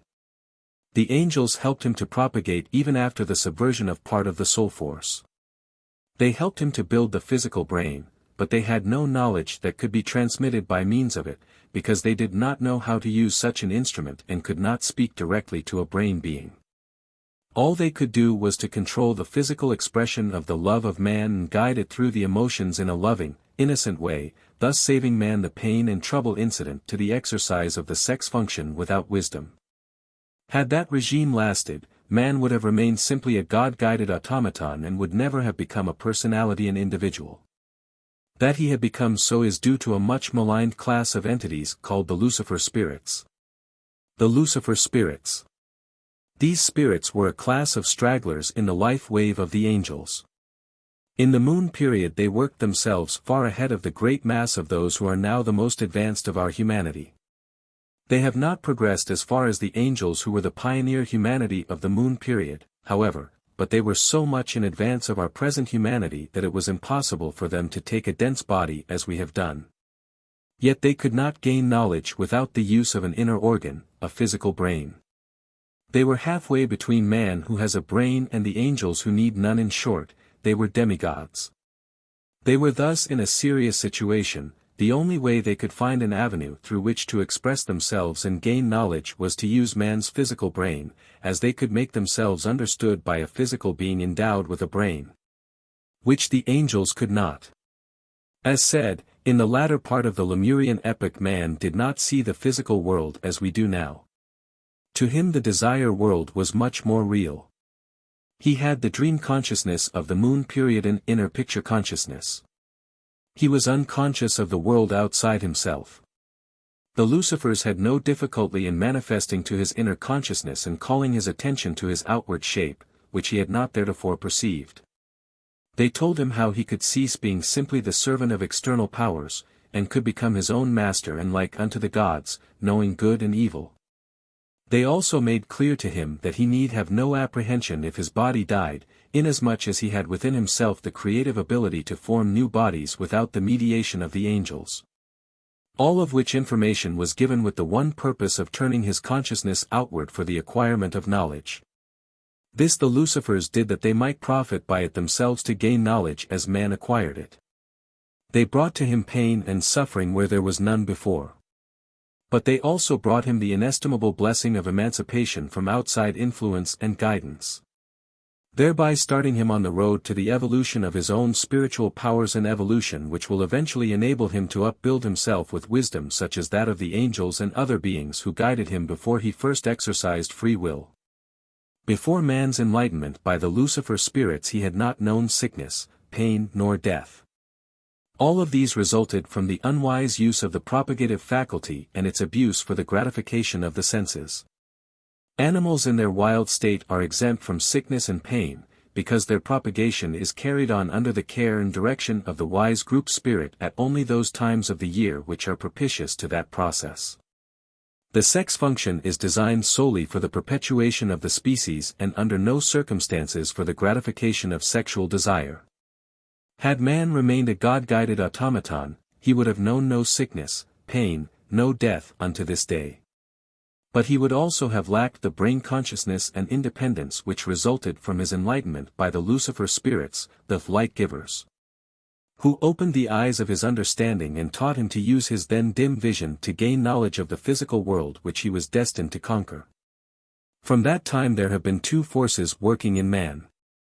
One force is that of the angels, who build new beings in the womb by means of love which is turned downward for procreation. They are therefore the perpetuators of the race. The other force is that of the Lucifers, who are the instigators of all mental activity, by means of the other part of the sex force, which is carried upward for work in the brain. The Lucifers are also called serpents and are variously represented in different mythologies. More will be said about them when we come to the analysis of Genesis. For the present enough has been said to warrant us in pursuing the main line of investigation, which leads us to follow the progress of man's evolution still further, through the Atlantean and Aryan epochs, down to the present day. What has been said about the enlightenment of the Lemurians applies to only a minor portion of those who lived in the latter part of that epoch, and who became the seed for the 7 Atlantean races. The greater part of the Lemurians were animal-like and the forms inhabited by them have degenerated into the savages and anthropoids of the present day. The student is requested to note carefully that it was the forms which degenerated.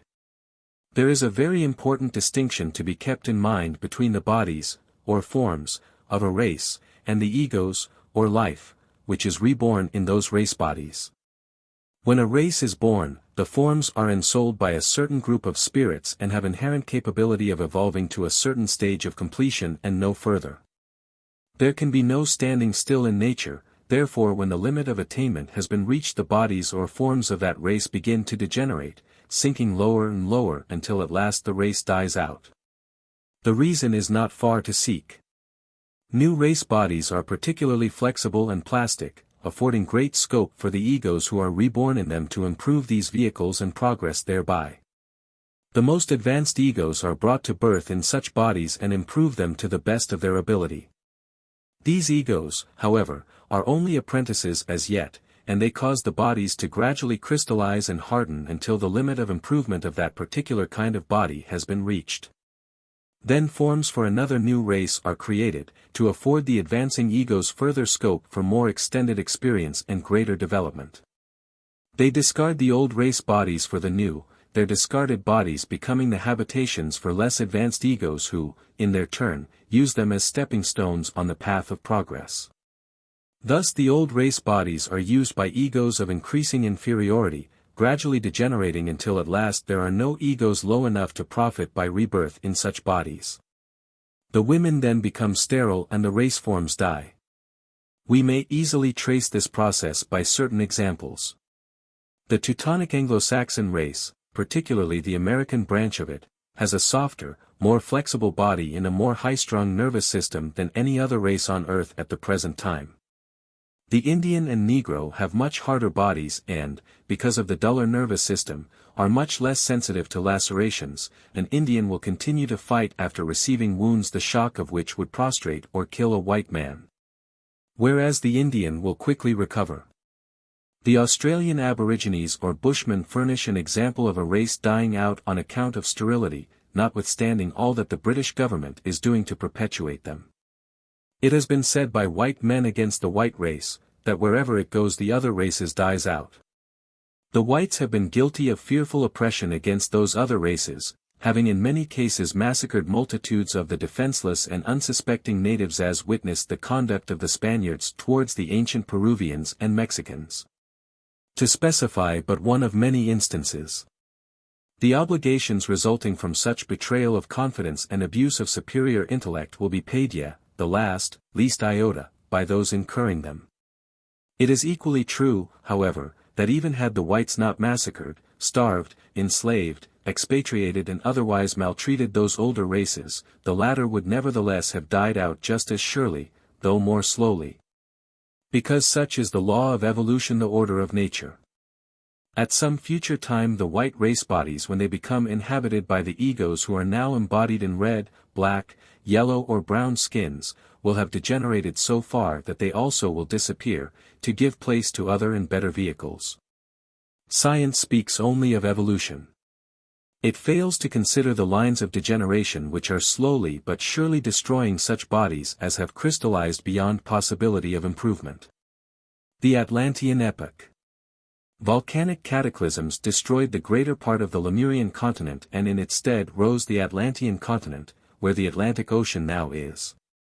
Material scientists, impelled by the story of Plato to undertake research regarding Atlantis, have demonstrated that there is ample foundation for the story that such a continent did exist.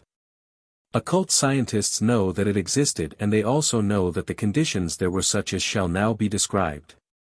Ancient Atlantis differed from our present world in many ways, but the greatest difference was in the constitution of the atmosphere and the water of that epoch. From the southern part of the planet came the hot, fiery breath of the volcanoes which were still abundantly active. From the north swept down the icy blasts of the polar region.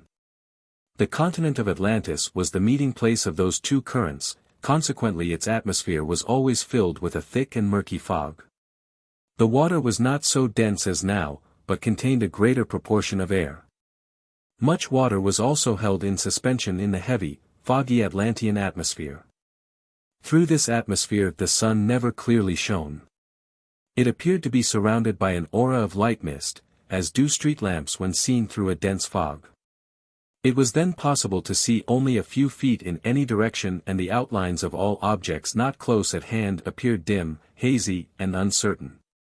Man was guided more by internal perception than by external vision. Not only the country, but also the man of that time was very different from anything existent on earth at the present time. He had a head, but scarcely any forehead, his brain had no frontal development. The head sloped almost abruptly back from a point just above the eyes. As compared with our present humanity, he was a giant, his arms and legs were much longer, in proportion to this body, than ours. Instead of walking, he progressed by a series of flying leaps, not unlike those of the kangaroo. He had small blinking eyes and his hair was round in section. The latter peculiarity, if no other, distinguishes the descendants of the Atlantean races who remain with us at the present day. Their hair was straight, glossy, black and round in section. That of the Aryan, though it may differ in color, is always oval in section. The ears of the Atlantean sat much further back upon the head than do those of the Aryan. The higher vehicles of the early Atlanteans were not drawn into a concentric position in relation to the dense body, as are ours. The spirit was not quite an indwelling spirit. It was partially outside, therefore could not control its vehicles with as great facility as though it dwelt entirely inside. The head of the vital body was outside of and held a position far above the physical head. There is a point between the eyebrows and about half an inch below the surface of the skin, which has a corresponding point in the vital body. This point is not the pituitary body, which lies much deeper in the head of the dense body. It might be called the root of the nose. When these 2 points in the dense and the vital bodies come into correspondence, as they do in man today, the trained clairvoyant sees then as a black spot, or rather as a vacant space, like the invisible core of a gas flame. This is the seat of the indwelling spirit in the man, the holy of holies in the temple of the human body, barred to all but that indwelling human ego whose home it is. The trained clairvoyant can see with more or less distinctness, according to his capacity and training, all the different bodies which form the aura of man. This spot alone is hidden from him. This is the Isis whose veil none may lift. Not even the highest evolved being on earth is capable of unveiling the ego of the humblest and least developed creature. That, and that alone upon earth, is so sacred that it is absolutely safe from intrusion. These 2 points just spoken of, the one in the dense body and its counterpart in the vital body, were far apart in the men of the early Atlanteans' days, as they are in the animals of our day. The head of the horse's vital body is far outside the head of its dense body. The 2 points are closer together in the dog than in any other animal except, perhaps, the elephant. When they come into correspondence we have an animal prodigy, able to count, spell, etc. On account of the distance between these 2 points, the Atlanteans' power of perception or vision was much keener in the inner worlds than in the dense physical world, obscured by its atmosphere of thick, heavy fog. In the fullness of time, however, the atmosphere slowly became clearer. At the same time, the point spoken of in the vital body came closer and closer to the corresponding point in the dense body. As the two approached each other, man gradually lost touch with the inner worlds. They became dimmer as the dense physical world became clearer in outline. Finally, in the last third of the Atlantean epoch, the point in the vital body was united to the corresponding point in the dense body. Not until then did man become fully awake in the dense physical world. But at the same time that full sight and perception in the physical world were gained, the capability of perceiving the inner worlds were gradually lost to most of the people. In an earlier time the Atlantean did not clearly perceive the outline of an object or a person, but he saw the soul and at once knew its attributes, whether they were beneficial to him or otherwise. He knew whether the man or animal he was regarding was kindly or inimically disposed toward him. He was accurately taught by spiritual perception how to deal with others and how to escape harm. Therefore when the spiritual world gradually faded from his consciousness, great was his sorrow at the loss. The Rimoahals were the first of the Atlantean races. They had but little memory and that little was chiefly connected with sensation. They remembered colors and tones, and thus to some extent they evolved feeling. The Lemurian had entirely lacked feeling, in the finer signification of the word. He had the sense of touch, could feel the physical sensations of pain, ease and comfort, but not the mental and spiritual ones of joy, sorrow, sympathy and antipathy. With memory came to the Atlanteans the rudiments of a language. They evolved words and no longer made use of mere sounds, as did the Lemurians. The Rimoahals began to give names to things. They were yet a spiritual race and, their soul powers being like the forces of nature, they not only named the objects around them, but in their words was power over the things they named. Like the last of the Lemurians, their feelings as spirits inspired them, and no harm was ever done to one another. To them the language was holy, as the highest direct expression of the spirit. The power was never abused or degraded by gossip or small talk. By the use of definite language the soul in this race first became able to contact the soul of things in the outside world. The Tlavatlis were the second Atlantean race. Already they began to feel their worth as separate human beings. They became ambitious, they demanded that their works be remembered. Memory became a factor in the life of the community. The remembrance of the deeds done by certain ones would cause a group of people to choose as their leader one who had done great deeds. This was the germ of royalty. This remembrance of the meritorious deeds of great men was carried even beyond the time when such leaders died. Mankind began to honor the memory of ancestors and to worship them and others who had shown great merit. That was the beginning of a form of worship which is practiced to this day by some Asiatics. The Toltecs were the third Atlantean race. They carried still further the ideas of their predecessors, inaugurating monarchy and hereditary succession. The Toltecs originated the custom of honoring men for the deeds done by their ancestors, but there was then a very good reason for so doing. Because of the peculiar training at that time, the father had the power to bestow his qualities upon his son in a way impossible to mankind at the present time. The education consisted of calling up before the soul of the child pictures of the different phases of life. The consciousness of the early Atlantean was, as yet, principally an internal picture consciousness. The power of the educator to call up these pictures before the soul of the child was the determining factor upon which depended the soul qualities that would be possessed by the grown man. The instinct and not the reason was appealed to and aroused, and by this method of education the son, in the great majority of cases, readily absorbed the qualities of the father. It is thus evident that there was at that time good reason for bestowing honor upon the descendants of great men, because the son almost always inherited most of his father's good qualities. Unfortunately, that is not the case in our time, although we still follow the same practices of honoring the sons of great men, but we have no reason whatever for doing so. Among the Toltecs, experience came to be highly valued.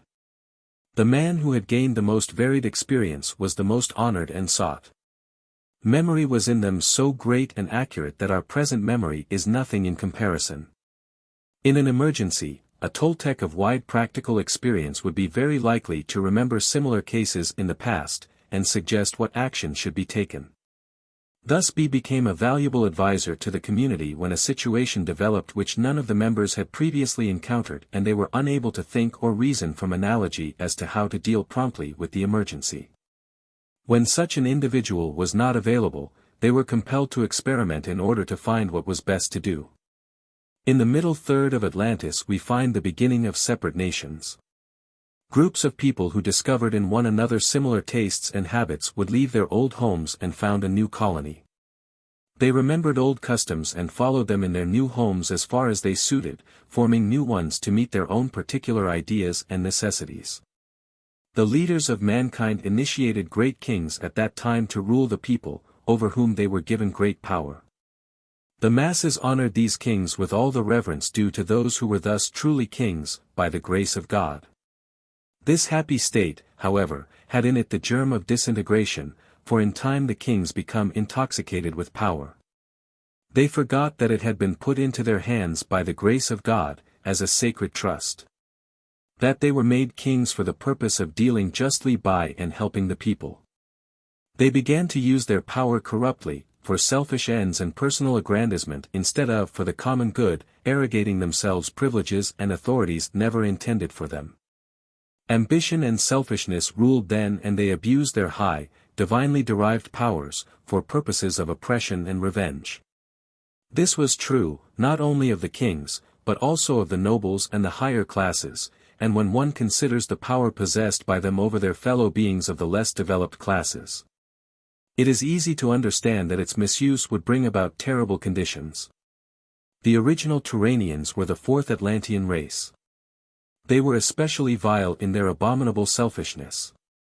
They erected temples where the kings were worshipped as gods, and caused the extreme oppression of the helpless lower classes. Black magic of the worst and most nauseating kind flourished and all their efforts were directed towards the gratification of vanity and external display. The original Semites were the fifth and most important of the 7 Atlantean races, because in them we find the first germ of the corrective quality of thought. Therefore the original Semitic race become the seed race for the 7 races of the present Aryan epoch. In the Polarian epoch man acquired a dense body as an instrument of action.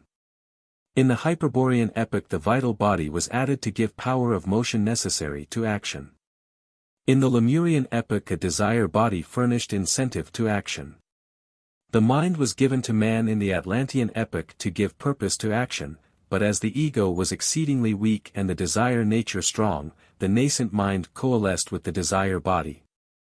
The faculty of cunning resulted and was the cause of all the wickedness of the middle third of the Atlantean epoch.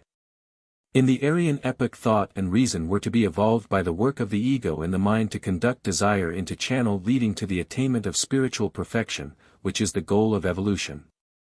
This faculty of thought and of forming ideas was gained by man at the expense of loss of control over the vital forces I.e., power over nature. With thought and mind man can at present exercise power over the chemicals and minerals only, for his mind is now in the first of mineral stage of its evolution, as was his dense body in the Saturn period. He can exercise no power over plant or animal life. Wood and various vegetable substances, together with different parts of the animals, are used by man in his industries. These substances are all in the final analysis chemical matter and sold by mineral life, of which the bodies in all the kingdoms are composed, as previously explained. Over all these varieties of chemical-mineral combinations man at his present stage may have dominion, but until he has reached the Jupiter period, that dominion will not be extended so that he can work with life. In that period, however, he will have the power to work with plant life as the angels do at present in the Earth period. Material scientists have labored for many years in an endeavor to create life, but they will not succeed until they have learned that they must approach the laboratory table with the deepest reverence. As they would draw near to the altar in a temple with purity of heart and with holy hands, devoid of greed and selfish ambition. Such is the wise decision of the elder brothers, who guard this and all the deep secrets of nature until man shall be fit to use them for the uplifting of the race for the glory of God and not for personal profit or self-aggrandizement. It was, however, this very loss of power over the vital forces which the Atlanteans suffered that made it possible for man to evolve further. After that, no matter how great his selfishness became, it could not prove absolutely destructive of himself and of nature. As would have been the case had the growing selfishness been accompanied by the great power possessed by man in his innocent former state.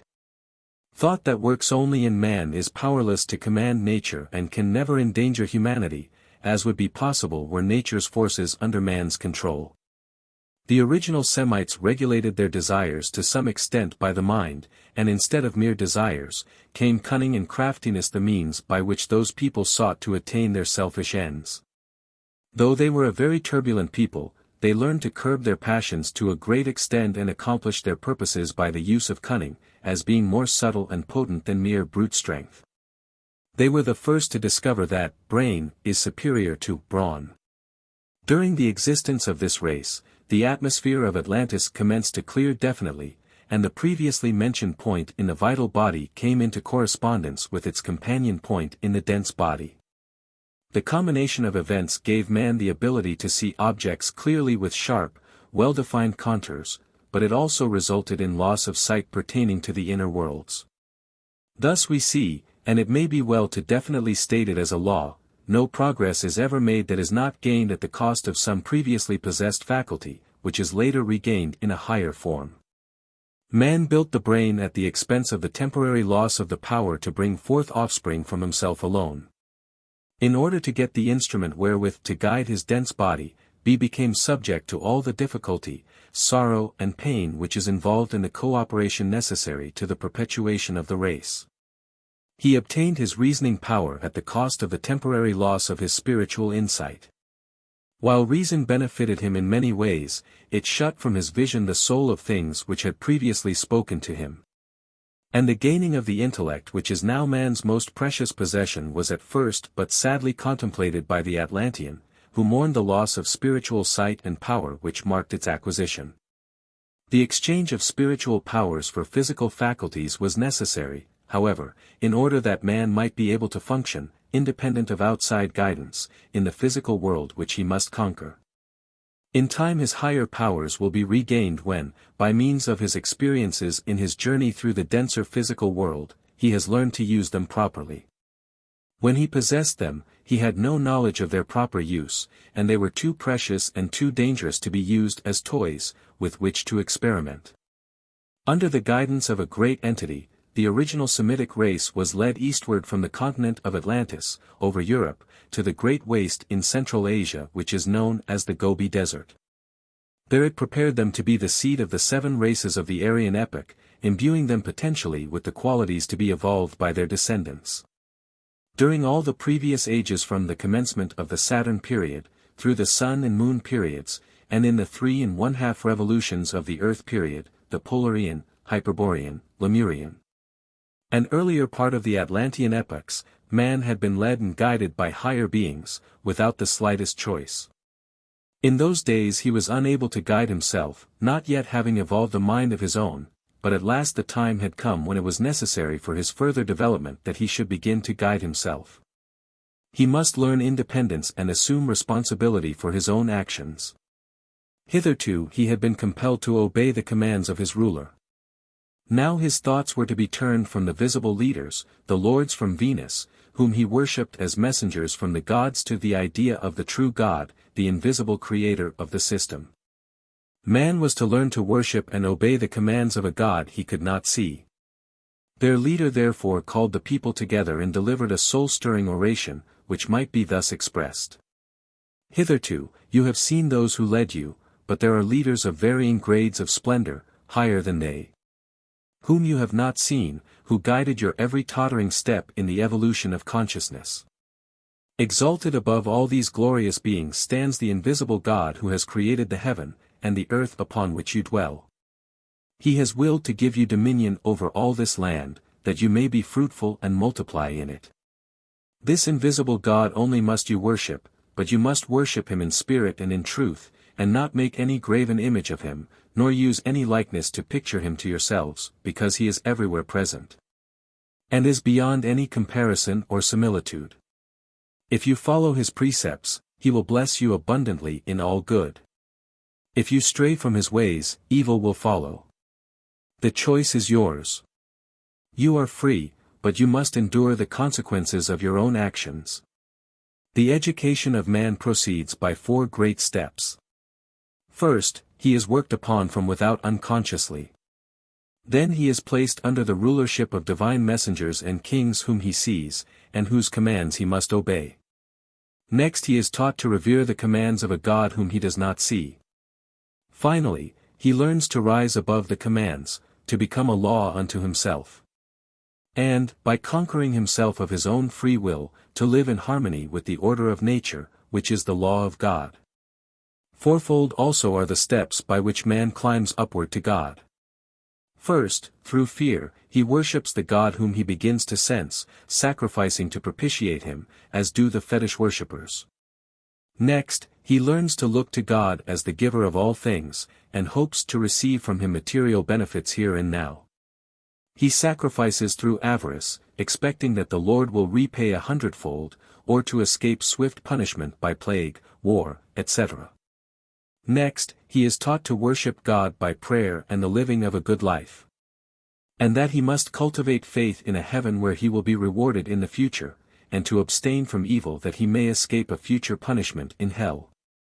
At last he comes to a point where he can do right without any thought of reward, bribe, or punishment, but simply because it is right to do right. He loves right for its own sake and seeks to govern his conduct thereby, regardless of present benefit or injury, or of painful results at some future time. The original Semites had reached the second of these steps. They were taught to worship an invisible God and to expect to be rewarded by material benefits, or punished by painful afflictions. Popular Christianity is at the third step.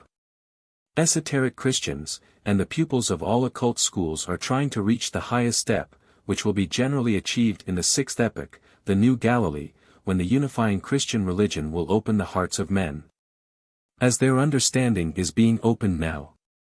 The Akkadians were the sixth and the Mongolians the seventh of the Atlantean races. They evolved the faculty of thought still further, but followed lines of reasoning which deviated more and more from the main trend of the developing life. The Chinese Mongolians maintain to this day that the old ways are the best. Progress constantly requires new methods and adaptability, keeping ideas in a fluid state, therefore those races fell behind and are degenerating, with the remainder of the Atlantean races. As the heavy fogs of Atlantis condensed more and more, the increased quantity of water gradually inundated that continent, destroying the greater part of the population and the evidences of their civilization. Great numbers were driven from the doomed continent by the floods, and wandered across Europe. The Mongolian races are the descendants of those Atlantean refugees. The Negroes and the savage races with curly hair are the last remnants of the Lemurians. The Aryan epoch. Central Asia was the cradle of the Aryan races, who descended from the original Semites. Thence have the different races gone out. It is unnecessary to describe them here, as historical researches have sufficiently revealed their main features. In the present, the fifth or Aryan epoch, man came to know the use of fire and other forces, the divine origin of which was purposely withheld from him, that he might be free to use them for higher purposes or his own development. Therefore we have in this present epoch two classes: one looks upon this earth and upon man as being of divine origin, the other sees all things from a purely utilitarian viewpoint. The most advanced among humanity at the beginning of the Aryan epoch were given the higher initiations, that they might take the place of the messengers of God, i.e. the lords of Venus. Such human initiates were from this time forth the only mediators between God and man. Even they did not appear publicly nor show any signs of wonders that they were leaders and teachers. Man was left entirely free to seek them or not, as he desired. At the end of our present epoch the highest initiate will appear publicly, when a sufficient number of ordinary humanity desire, and will voluntarily subject themselves to such a leader. They will thus form the nucleus for the last race, which will appear at the beginning of the sixth epoch. After that time races and nations will cease to exist. Humanity will form one spiritual fellowship as before the end of the Lemurian epoch. The names of the races which have spread over the earth during the fifth epoch, up to the present time, are as follows. 1. The Aryan, which went south to India. 2. The Babylonian Assyrian Chaldean. 3. The Persian Greco-Latin. 4. The Celtic. 5. The Teutonic Anglo-Saxon. From the mixture of the different nations now taking place in the United States will come the seed for the last race, in the beginning of the sixth epoch. 2 more races will be evolved in our present epoch, one of them being the Slav. When, in the course of a few hundred years, the sun, because of the precession of the equinoxes, shall have entered the sign Aquarius. The Russian people and the Slav races in general will reach a degree of spiritual development which will advance them far beyond their present condition. Music will be the chief factor in bringing this about, for on the wings of music the soul which is attuned may fly to the very throne of God, where the mere intellect cannot reach. Development attained in that manner, however, is not permanent, because it is one-sided, therefore not in harmony with the law of evolution, which demands that development, to be permanent, must be evenly balanced. In other words, that spirituality shall evolve through, or at least equally with, intellect. For this reason the Slavic civilization will be short-lived, but it will be great and joyful while it lasts, for it is being born of deep sorrow and untold suffering, and the law of compensation will bring the opposite in due time. From the Slavs will descend a people which will form the last of the 7 races of the Aryan epoch, and from the people of the United States will descend the last of all the races in this scheme of evolution, which will run its course in the beginning of the sixth epoch. The 16 Paths to Destruction. The 16 races are called the 16 Paths to Destruction, because there is always, in each race, a danger that the soul may become too much attached to the race. That it may become so enmeshed in race characteristics it cannot rise above the race idea, and will therefore fail to advance. That it may, so to speak, crystallize into that race and consequently be confined to the race bodies when they start to degenerate, as happened to the Jews. In periods, revolutions, and epochs where there are no races, there is much more time, and the likelihood of becoming fossilized is not so great, nor so frequent. But the 16 races are born and die in such a relatively short time there is grave danger that the one who gets too much attached to conditions may be left behind. Christ is the great unifying leader of the sixth epoch, and he enunciated this law when he uttered those little understood words, "If any man come to me, and hate not his father, and mother, and wife, and children, and brethren, and sisters, yea, and his own life also, he cannot be my disciple. And whosoever doth not bear his cross, and come after me cannot be my disciple. Whosoever he be of you that forsaketh not all that he hath, he cannot be my disciple." Not that we are to leave, nor underestimate family ties, but that we are to rise above them. Father and mother are bodies, all relations are part of the race which belongs to form. The souls must recognize that they are not bodies, nor races, but egos striving for perfection. If a man forgets this, and identifies himself with his race clinging to it with fanatic patriotism, he is likely to become enmeshed in and sink with it when his compeers have passed to greater heights on the path of attainment. Chapter 13. Back to the Bible. In our age the missionary spirit is strong. The Western churches are sending missionaries all over the world to convert the people of every nation to a belief in their creeds. Nor are they alone in their proselyting efforts. The East has commenced a strong invasion of Western fields. And many Christians who have become dissatisfied with the creeds and dogmas taught by the clergy and impelled to search for truth to satisfy the demands of the intellect for an adequate explanation of the problems of life, have familiarized themselves with, and in many cases accepted, the Eastern teachings of Buddhism, Hinduism, etc. From an occult point of view, this missionary effort, whether from east to west or vice versa, is not desirable, because it is contrary to the trend of evolution. The great leaders of humanity who are in charge of our development give us every aid necessary to that end. Religion is one of these aids, and there are excellent reasons why the Bible, containing not only one, but both the Jewish and Christian religions, should have been given to the West. If we earnestly seek for light, we shall see the supreme wisdom which has given us this double religion, and how no other religion of the present day is suitable to our peculiar needs. To this end we will in this chapter touch again upon certain points previously brought out in various places and connections. In the Polarian, Hyperborean and Lemurian epochs the task of leading humanity was a comparatively easy one, for man was then without mind, but when that disturbing element came in during the first part of the Atlantean epoch, he developed cunning, which is the product of the mind unchecked by the spirit. Cunning acts as an aid to desire, regardless of whether the desire is good or bad, whether it will bring joy or sorrow. In the middle of the Atlantean epoch the spirit had drawn completely into its vehicles and commenced to work in the mind to produce thought and reason, the ability to trace a given cause to its inevitable effect, and to deduce from a given effect the cause which produced it. The faculty of reasoning or logic was to become more fully developed in the Aryan epoch, and therefore the original Semites, the fifth race of the Atlantean epoch, were a chosen people. To bring out that germinal faculty to such a ripeness that it would be impregnated into the very fiber of their descendants, who would thus become the new race. To transmute cunning into reason proved no easy task. The earlier changes in man's nature had been easily brought about. He could then be led without difficulty because he had no conscious desire, nor mind to guide him.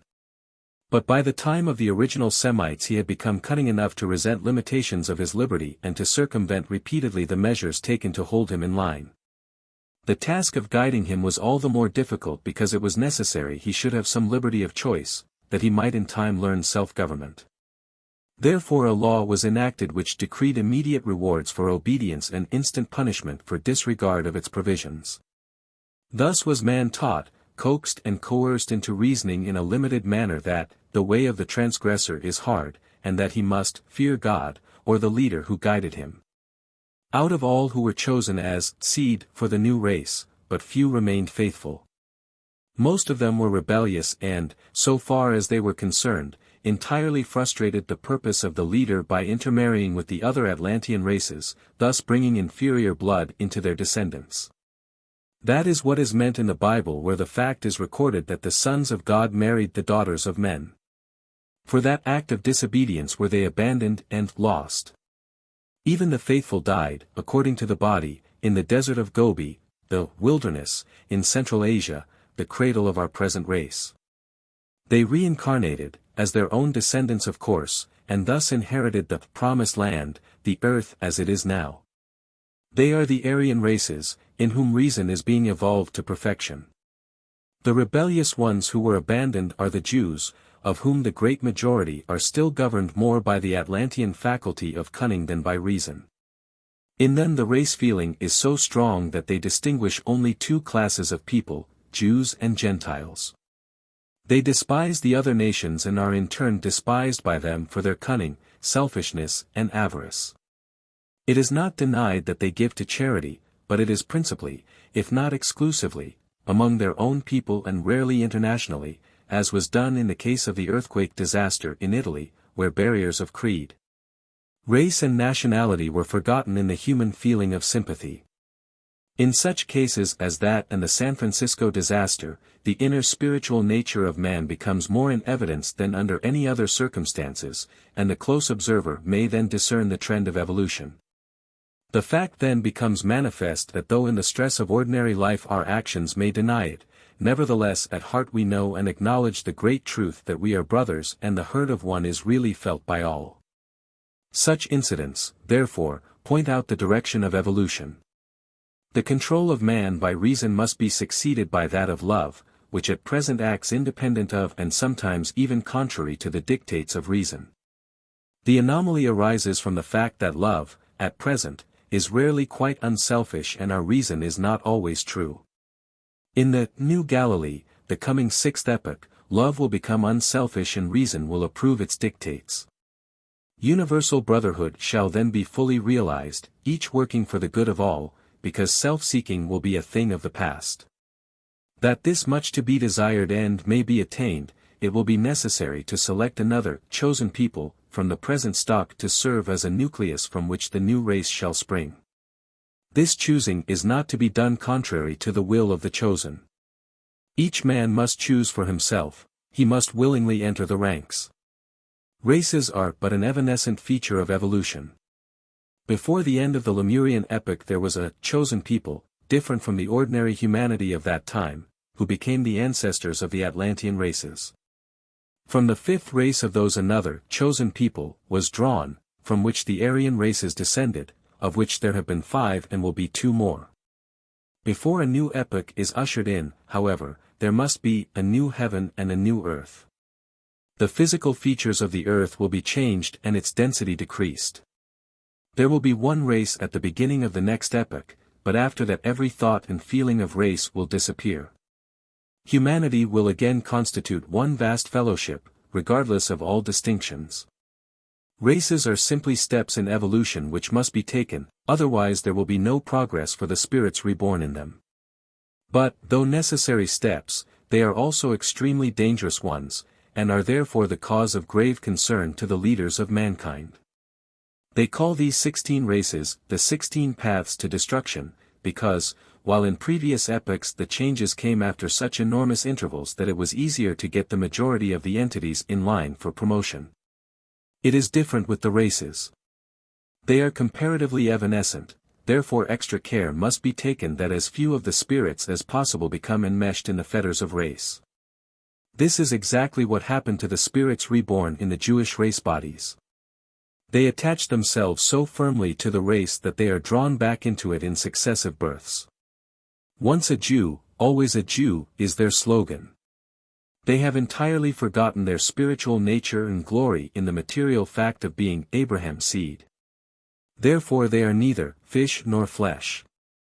They have no part in the advancing Aryan race and yet they are beyond those remnants of the Lemurian and Atlantean peoples which are still with us. They have become a people without a country, an anomaly among mankind. Because of their bondage to the race idea, their one-time leader was forced to abandon them, and they became lost. That they might cease to regard themselves as separate from other peoples, other nations were stirred up against them at various times by the leaders of humanity and they were led captive from the country where they had settled, but in vain. They stubbornly refused to amalgamate with others. Again and again they returned in a body to their arid land. Prophets of their own race were raised up who mercilessly rebuked them and predicted dire disaster, but without avail.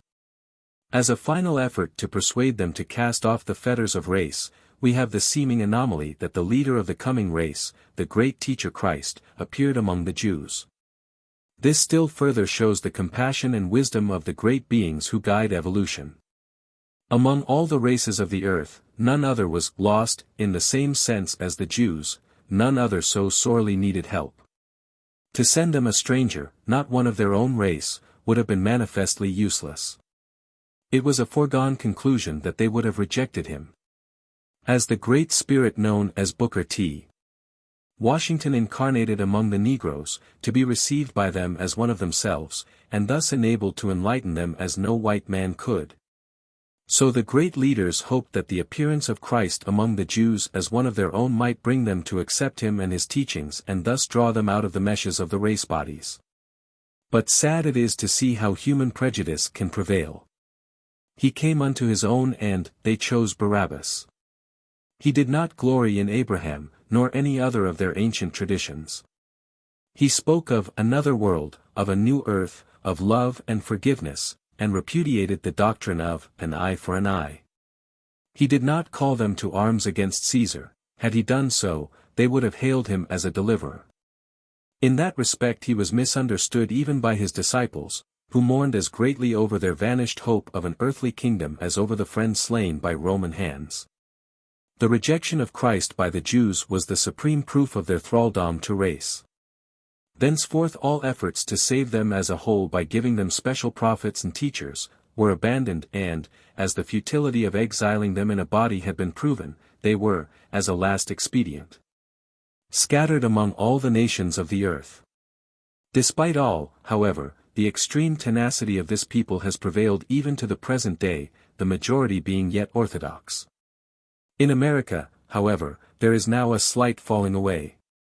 The younger generation is commencing to marry outside the race. In time, an increasing number of bodies, with fewer and fewer of the race characteristics, will thus be provided for the incarnating spirits of the Jews of the past. In this manner will they be saved in spite of themselves. They become lost by marrying into inferior races, they will be saved by amalgamating with those more advanced. As the present Aryan races are reasoning human beings, capable of profiting by past experience, the logical means of helping them is by telling them of past stages of growth and the fate that overtook the disobedient Jews. Those rebels had a written record of how their leaders had dealt with them. It set forth how they had been chosen and rebelled, were punished, but were yet hopeful of ultimate redemption. That record may be profitably used by us, that we may learn how not to act.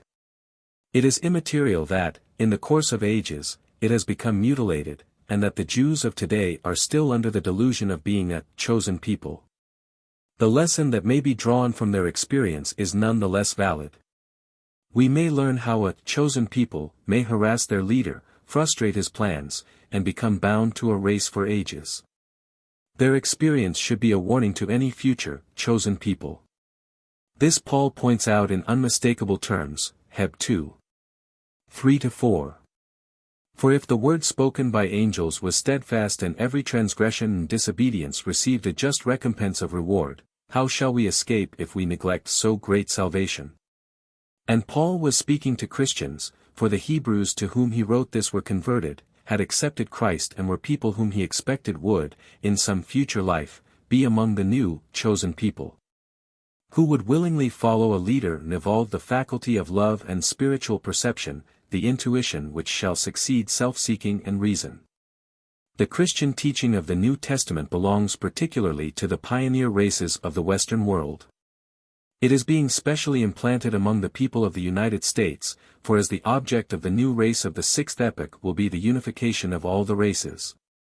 The United States is becoming the melting pot, where all the nations of the earth are being amalgamated, and from this amalgamation will the next, chosen people, the nucleus, be chiefly derived. Those spirits, from all countries of the earth, who have striven to follow the teachings of the Christ, consciously or otherwise, will be reborn here, for the purpose of giving them conditions suitable for that development. Hence the American-born Jew is different from the Jew of other countries. The very fact that he has been reborn in the Western world shows that he is becoming emancipated from the race spirit, and is consequently in advance of the crystallized Old World Orthodox Jew, as were his parents. Or they would not have conceived the idea of severing the old ties and moving to America. Therefore the American-born Jew is the pioneer who will prepare the path which his compatriots will follow later. Thus we can see that the Bible contains the teaching peculiarly needed by the Western peoples, that they may be taught a lesson by the awful example of the Jewish race as recorded in the Old Testament, and learn to live by the teachings of the Christ in the New, willingly offering up their bodies as a living sacrifice upon the altar of fellowship and love. Chapter 14. The Occult Analysis of Genesis. Limitations of the Bible.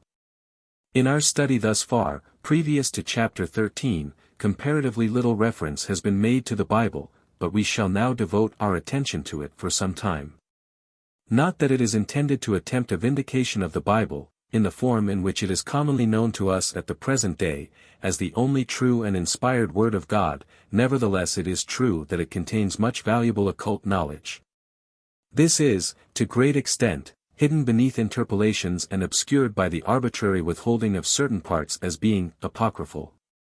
The occult scientist, who knows the intended meaning, can, of course, easily see which portions are original and which have been interpolated. Yet, if we take the first chapter of Genesis even as it stands, in the best translations we possess, we shall find that it unfolds the identical scheme of evolution which has been explained in the preceding portion of this work and harmonized quite well with the occult information in regard to periods, revolutions, races, etc. The outlines given are necessarily of the briefest and most condensed character, an entire period being covered in a score of words. Nevertheless, the outlines are there. Before proceeding with an analysis, it is necessary to say that the words of the Hebrew language, particularly the Old Style, run into one another and are not divided as those of our language. Add to this that there is a custom of leaving out vowels from the writing, so that in reading much depends upon where and how they are inserted. And it will be seen how great are the difficulties to be surmounted in ascertaining the original meaning. A slight change may entirely alter the signification of almost any sentence. In addition to these great difficulties, we must also bear in mind that of the 47 translators of the King James Version, that most commonly used in England and America, only 3 were Hebrew scholars, and of those 3, 2 died before the Psalms had been translated.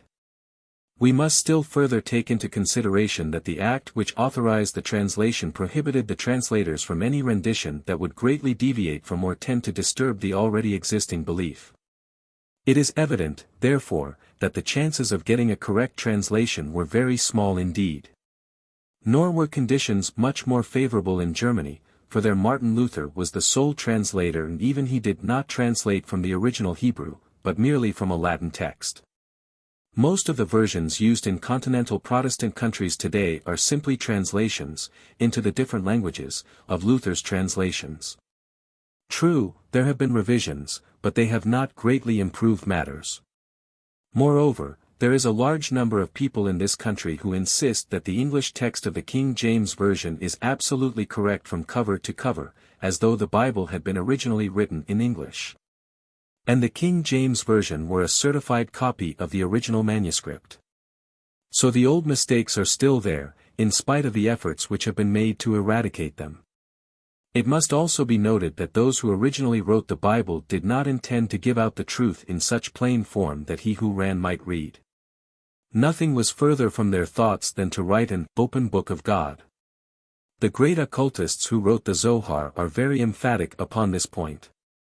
The secrets of the Torah were not to be understood by all, as the following quotation will show. Woe to the man who sees in the Torah, the law, only simple recitals and ordinary words.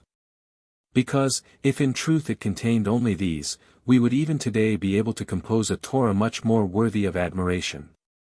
But it is not so. Each word of the Torah contains an elevated meaning and a sublime mystery. The recitals of the Torah are the vestments of the Torah. Woe to him who takes this vestment of the Torah for the Torah itself. The simple take notice of the garments and recitals of the Torah alone. They know no other thing. They see not that which is concealed under the vestment. The more instructed men do not pay attention to the vestment, but to the body which it envelopes. In the preceding words, the allegorical meanings are plainly implied. Paul also unequivocally says that the story of Abraham and the 2 sons whom he had by Sarah and Hagar is purely allegorical, Gal. 4:22-26. Many passages are veiled, others are to be taken verbatim. And no one who has not the occult key is able to find the deep truth hidden in what is often a very hideous garment. The secrecy regarding these deep matters and invariable use of allegories where the mass of the people were permitted to come in contact with occult truths will also be apparent from the practice of Christ, who always spoke to the multitude in parables, afterward privately explaining to his disciples the deeper meaning contained therein. On several occasions he imposed secrecy upon them with regard to private teachings. Paul's methods are also in harmony with this, for he gives milk or the more elementary teaching to the babes in the faith, reserving the meat or deeper teaching for the strong, those who had qualified themselves to understand and receive them. The Jewish Bible was originally written in Hebrew, but we do not possess one single line of the original writings. As early as 260 BC the Septuagint, a translation into Greek, was brought forth. Even in the time of Christ there was already the utmost confusion and diversity of opinion regarding what was to be admitted as original, and what had been interpolated. It was not until the return from Babylonian exile that the scribes began to piece together the different writings, and not until about 500 AD. Did the Talmud appear, giving the first text resembling the present one, which, in view of the foregoing facts, cannot be perfect. The Talmud was then taken in hand by the Masorete school, which from 590 to about 800 AD was principally in Tiberias. With great and painstaking labor, a Hebrew Old Testament was produced, which is the nearest to the original we have at the present time.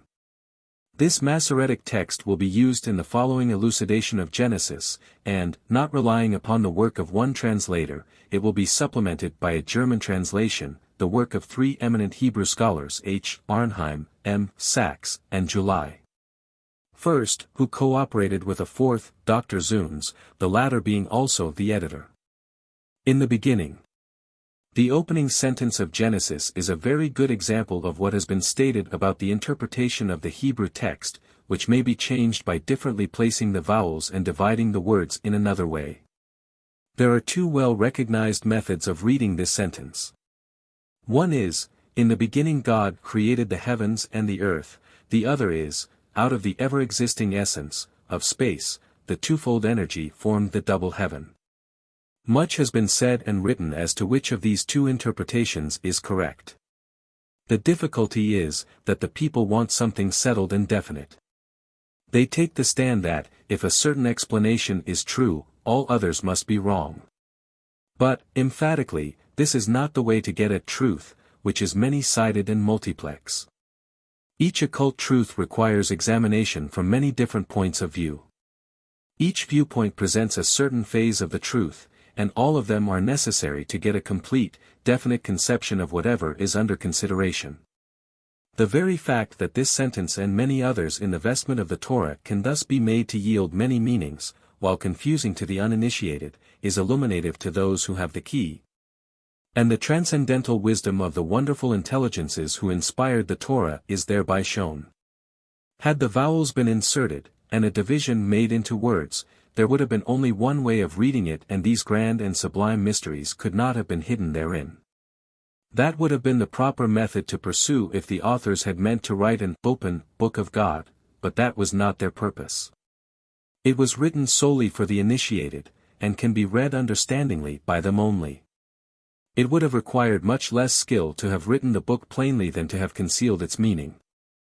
No pains are ever spared, however, to bring the information, in due time, to those who are entitled to it, while withholding it from those who have not yet earned the right to possess it. The Nebular Theory.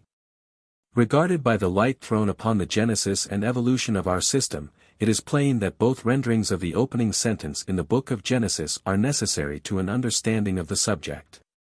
The first tells that there was a beginning of our evolution, in which the heavens were created. The other interpretation supplements the first statement by adding that the heavens and the earth were created out of the ever-existing essence, not out of nothing, as is jeeringly pointed out by the materialist. The cosmic root substance is gathered together and set in motion. The rings formed by the inertia of the revolving mass break away from the central part, forming planets, etc., as the modern scientist, with remarkable ingenuity, has reasoned out. Occult and modern science are in perfect harmony as to the modus operandi.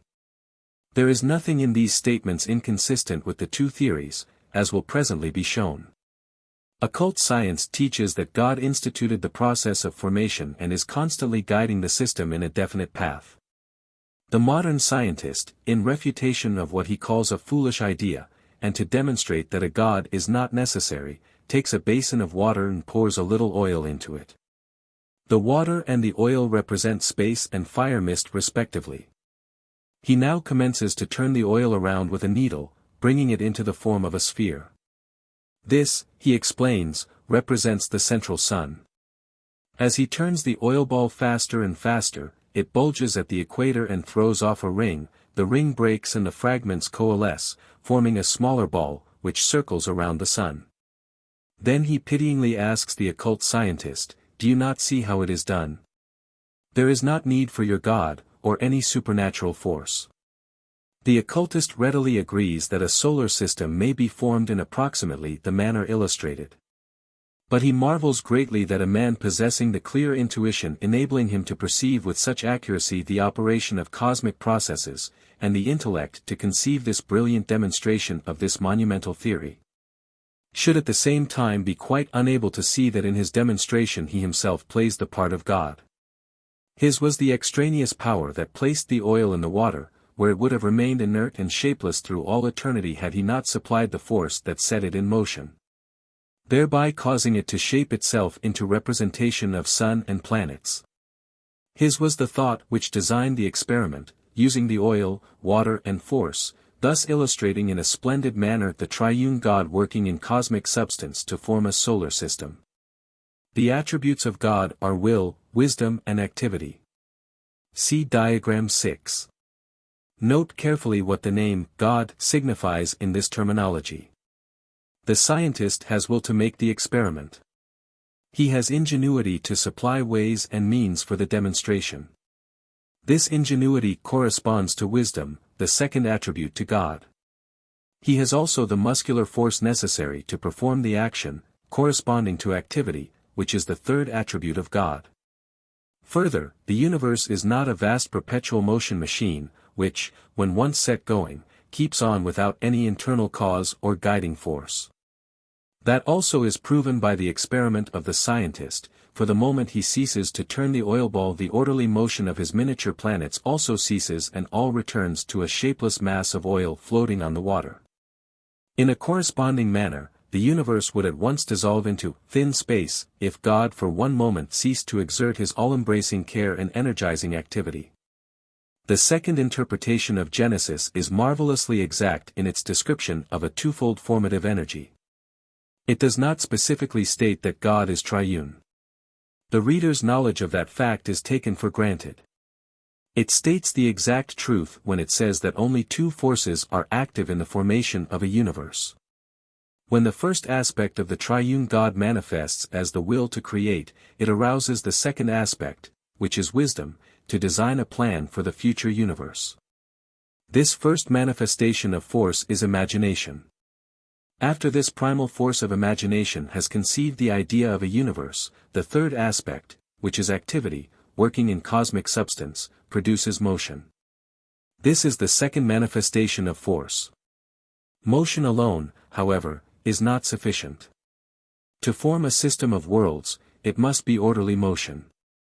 Wisdom is therefore necessary to guide motion in an intelligent manner to produce definite results. Thus we find the opening sentence of the book of Genesis tells us that in the beginning, orderly, rhythmic motion, in cosmic root substance, formed the universe. The creative hierarchies. The second interpretation of the opening sentence also gives us a fuller idea of God when it speaks of the twofold energy, pointing to the positive and negative phases of the one Spirit of God in manifestation. In harmony with the teaching of occult science, God is represented as a composite being. This is accentuated in the remaining verses of the chapter. In addition to the creative hierarchies which worked voluntarily in our evolution, there are 7 others which belong to our evolution, and are co-workers with God in the formation of the universe. In the first chapter of Genesis these hierarchies are called Elohim. The name signifies a host of dual and double-sexed beings. The first part of the word is Elo, which is a feminine noun, the letter H indicating the gender. If a single feminine being were meant, the word Elo would have been used. The feminine plural is Oth, so if the intention had been to indicate a number of gods of the feminine gender, the correct word to use would have been Iluth. Instead of either of those forms, however, we find the masculine plural ending, im, added to the feminine noun, Elo, indicating a host of male-female, double-sexed beings, expressions of the dual, positive-negative, creative energy. The plurality of creators is again implied in the latter part of the chapter, where these words are ascribed to the Elohim, let us make man in our image, after which it is inconsistently added, he made them male and female. The translators have here rendered the puzzling word Elohim, which was decidedly not only a plural word but also both masculine and feminine, as being the equivalent of the singular, sexless word, God. Yet could they have done differently, even had they known? They were forbidden to disturb existing ideas. It was not truth at any price, but peace at any price that King James desired, his sole anxiety being to avoid any controversy that might create a disturbance in his kingdom. The plural, them, is also used where the creation of man is mentioned, clearly indicating that the reference is to the creation of Adam, the human species, and not Adam, the individual. We have shown that 6 creative hierarchies, besides the lords of flame, the cherubim, the seraphim, and the 2 unnamed hierarchies which have passed into liberation, were active in assisting the virgin spirits which in themselves form a 7th hierarchy. The cherubim and the seraphim had nothing to do with the creation of form, therefore they are not mentioned in the chapter under consideration, which deals principally with the form side of creation. Here we find mentioned only the 7 creative hierarchies which did the actual work of bringing man to where he acquired a dense physical form, through which the indwelling spirit could work. After a description of each part of the work of creation it is said, and Elohim saw that it was good. This is said 7 times, the last time being on the 6th day, when the human form had been created. It is stated that on the 7th day, Elohim rested. This is all in accord with our occult teaching of the part taken by each of the creative hierarchies in the work of evolution down to the present period. It is also taught that in the present epoch the gods and creative hierarchies have withdrawn from active participation, that man may work out his own salvation, leaving the necessary guidance of ordinary humanity to the elder brothers, who are now the mediators between man and the gods. The Saturn period. Having satisfied ourselves that the beginning of our system and the work of the creative hierarchies, as described by occult science, harmonize with the teachings of the Bible, we will now examine the Bible account of different days of creation and see how they agree with the occult teachings relative to the Saturn, Sun, and Moon periods. The 3 1/2 revolutions of the Earth period, and the Polarian, Hyperborean, Lemurian, and Atlantean epochs, which have preceded the present Aryan epoch. Naturally, a detailed account could not be given in a few lines like the first chapter of Genesis, but the main points are there in orderly succession, very much like an algebraical formula for creation. The 2nd verse proceeds, "The earth was waste and uninhabited, and darkness rested upon the face of the deep, and the spirits of the Elohim floated above the deep." In the beginning of manifestation that which is now the earth was in the Saturn period, and in exactly the condition described, as may be seen by referring to the descriptions already given of that period. It was not without form and void, as expressed in the King James Version. It was hot, and thus well defined and separate from the deep of space, which was cold. It is true that it was dark, but it could be dark and still be hot, for dark heat necessarily precedes glowing or visible heat. Above this dark earth of the Saturn period floated the creative hierarchies. They worked upon it from the outside and molded it. The Bible refers to them as the spirits of the Elohim. The Sun period. The Sun period is well described in the 3rd verse, which says, "And the Elohim said, Let there be light. And there was light." This passage has been jeered at as the most ridiculous nonsense. The scornful query has been put, how could there be light upon the earth when the sun was not made until the 4th day? The Bible narrator, however, is not speaking of the earth alone. He is speaking of the central, fire mist, from which were formed the planets of our system including the earth. Thus when the nebula reached a state of glowing heat, which it did in the Sun period, there was no necessity for an outside illuminant, the light was within. In the 4th verse we read, "The Elohim differentiated between the light and the darkness." Necessarily, for the outside space was dark, in contradistinction to the glowing nebula which existed during the Sun period. The Moon period. The Moon period is described in the 6th verse, as follows, "And Elohim said, Let there be an expansion," translated, firmament, in other versions, "in the waters, to divide the water from the water." This exactly describes conditions in the Moon period, when the heat of the glowing fire mist and the cold of outside space had formed a body of water around the fiery core. The contact of fire and water generated steam, which is water in expansion, as our verse describes. It was different from the comparatively cool water, which constantly gravitated toward the hot, fiery core, to replace the outrushing stream. Thus there was a constant circulation of water held in suspension, and also an expansion, as the steam, rushing outward from the fiery core, formed an atmosphere of fire fog condensed by contact with outside space, returning again to the core to be reheated and perform another cycle. Thus there were two kinds of water, and a division between them, as stated in the Bible. The dense water was nearest the fiery core, the expanded water or steam was on the outside. This also harmonizes with the scientific theory of modern times. First the dark heat, then the glowing nebula, later the outside moisture and inside heat, and, finally incrustation. The Earth period. The Earth period is next described. Before we take up its description, however, we have to deal with the recapitulations. The verses quoted and the descriptions given will also correspond to the recapitulatory periods. Thus what is said of the Saturn period describes also the condition of the system when it emerges from any of the rest periods. The descriptions of the Saturn, Sun, and Moon periods would therefore correspond to the first three revolutions of our present Earth period, and the following would correspond with conditions on Earth in the present revolution. In the 9th verse, we read, "And Elohim said, Let the waters be divided from the dry land." And Elohim called the dry land earth. This refers to the first firm incrustation. Heat and moisture had generated the solid body of our present globe. The Polarian epoch, the 9th verse, which describes the Earth period in this fourth revolution, where the real Earth period work commenced, also describes the formation of the mineral kingdom and the recapitulation by man of the mineral stage in the Polarian epoch.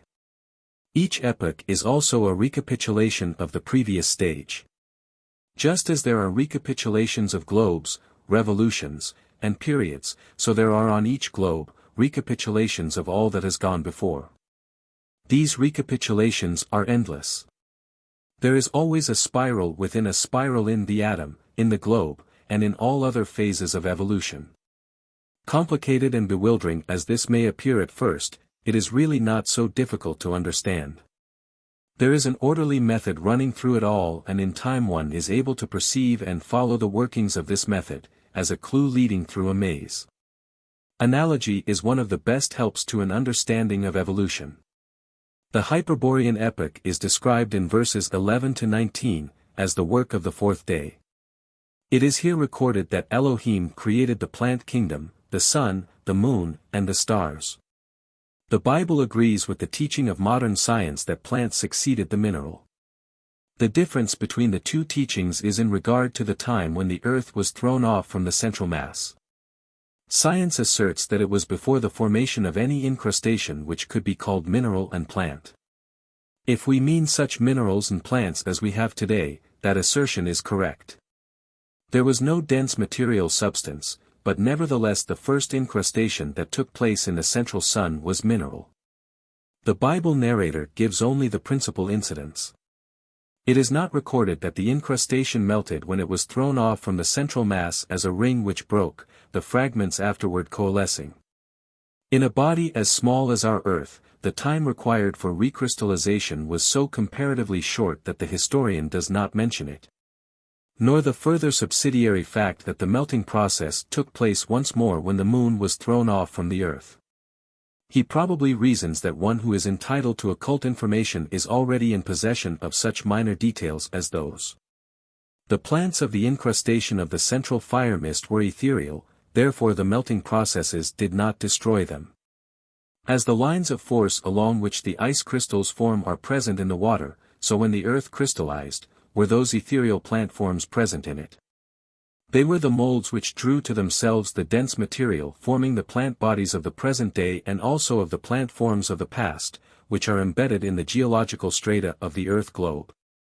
These ethereal plant forms were aided in the formation when the heat came from outside, after the separation of the earth from sun and moon. That heat gave them the vital force to draw to themselves the denser substance. The Lemurian epoch is described in the work of the fifth day. This epoch, being the third, is in a sense a recapitulation of the moon period, and in the biblical narrative we find described such conditions as obtained in the moon period: water, fire fog, and the first attempts at moving, breathing life. Verses 20 and 21 tell us that Elohim said, "Let the waters bring forth life-breathing things, and fowl, and Elohim formed the great amphibians and all life-breathing things according to their species, and all fowl with wings." This also harmonizes with the teaching of material science that the amphibians preceded the birds. The student is invited to note particularly that the things that were formed were not life. It does not say that life was created, but things that breathe or inhale life. The Hebrew word for that which they inhale is nephesh, and it should be carefully noted, as we shall meet it in a new dress later. The Atlantean epoch is dealt with in the work of the sixth day. In verse 24 the creation of mammals is mentioned, and there the word nephesh again occurs, explaining that the mammals breathed life. Elohim said, "Let the earth bring forth life-breathing things, mammals," and in verse 27, Elohim formed man in their likeness, male and female made they, Elohim, them. The Bible historian here omits the asexual and hermaphrodite human stages and comes to the two separate sexes, as we know them now. He could not do otherwise, as he is describing in the Atlantean epoch, and by the time that stage in evolution was reached there were neither sexless men nor hermaphrodites. The differentiation of the sexes having taken place earlier in the Lemurian epoch. That which afterward became man could hardly be spoken of as man in the earlier stages of its development, as it differed but little from the animals. Therefore the Bible narrator is doing no violence to facts when he states that man was formed in the Atlantean epoch. In verse 28, all versions, will be found a very small prefix, with a very great significance. Elohim said, "Be fruitful and replenish the earth." This plainly shows that the scribe who wrote it was cognizant of the occult teaching that the life wave had evolved here, on globe D of the Earth period, in previous revolutions. The Aryan epoch corresponds to the seventh day of creation, when the Elohim rested from their labors as creators and guides, and humanity had been launched upon an independent career. This ends the story of the manner in which the forms were produced. In the following chapter the story is told from the point of view which deals a little more with the life side. Jehovah and his mission. There has been much learned discussion concerning the discrepancy between, and especially the authorship of the creation story of the first chapter and that which starts at the fourth verse of the second chapter. It is asserted that the two accounts were written by different men, because the being or beings, the name of whom the translators have rendered as God in both the first and second chapters of the English version, are, in the Hebrew text, called Elohim in the first chapter, and Jehovah in the second chapter. It is argued that the same narrator would not have named God in two different ways. Had he meant the same God in both cases, he probably would not, but he was not a monotheist. He knew better than to think of God as simply a superior man, using the sky for a throne and the earth for a footstool. When he wrote of Jehovah he meant the leader who had charge of the particular part of the work of creation which was then being described. Jehovah was and is one of the Elohim. He is the leader of the angels who were the humanity of the moon period and he is regent of our moon. The reader is referred to diagram 14 for an accurate understanding of the position and constitution of Jehovah. As regent of our moon, he has charge of the degenerate, evil beings there, and he also rules the angels. With him are some of the archangels, who were the humanity of the sun period. They are the race spirits. It is the work of Jehovah to build concrete bodies or forms, by means of the hardening, crystallizing moon forces. Therefore he is the giver of children and the angels are his messengers in this work. It is well known to physiologists that the moon is connected with gestation, at least, they have observed that it measures and governs the period of intrauterine life and other physiological functions. The archangels, as spirits and leaders of a race, are known to fight for or against a people, as the exigencies of the evolution of that race demand. In Daniel x:20 an archangel speaking to Daniel, says, "And now will I return to fight with the prince of Persia, and when I am gone forth, lo, the prince of Grecia shall come." The archangel Michael is the race spirit of the Jews, Daniel 12:1, but Jehovah is not the God of the Jews alone, he is the author of all race religions which led up to Christianity. Nevertheless, it is true that he did take a special interest in the progenitors of the present degenerate Jews, the original Semites, the seed race, for the 7 races of the Aryan epoch. Jehovah, of course, takes special care of a seed race, in which are to be inculcated the embryonic faculties of the humanity of a new epoch. For that reason he was particularly concerned with the original Semites. They were his chosen people, chosen to be the seed for a new race, which was to inherit the promised land, not merely insignificant Palestine, but the entire earth, as it is at present. He did not lead them out of Egypt.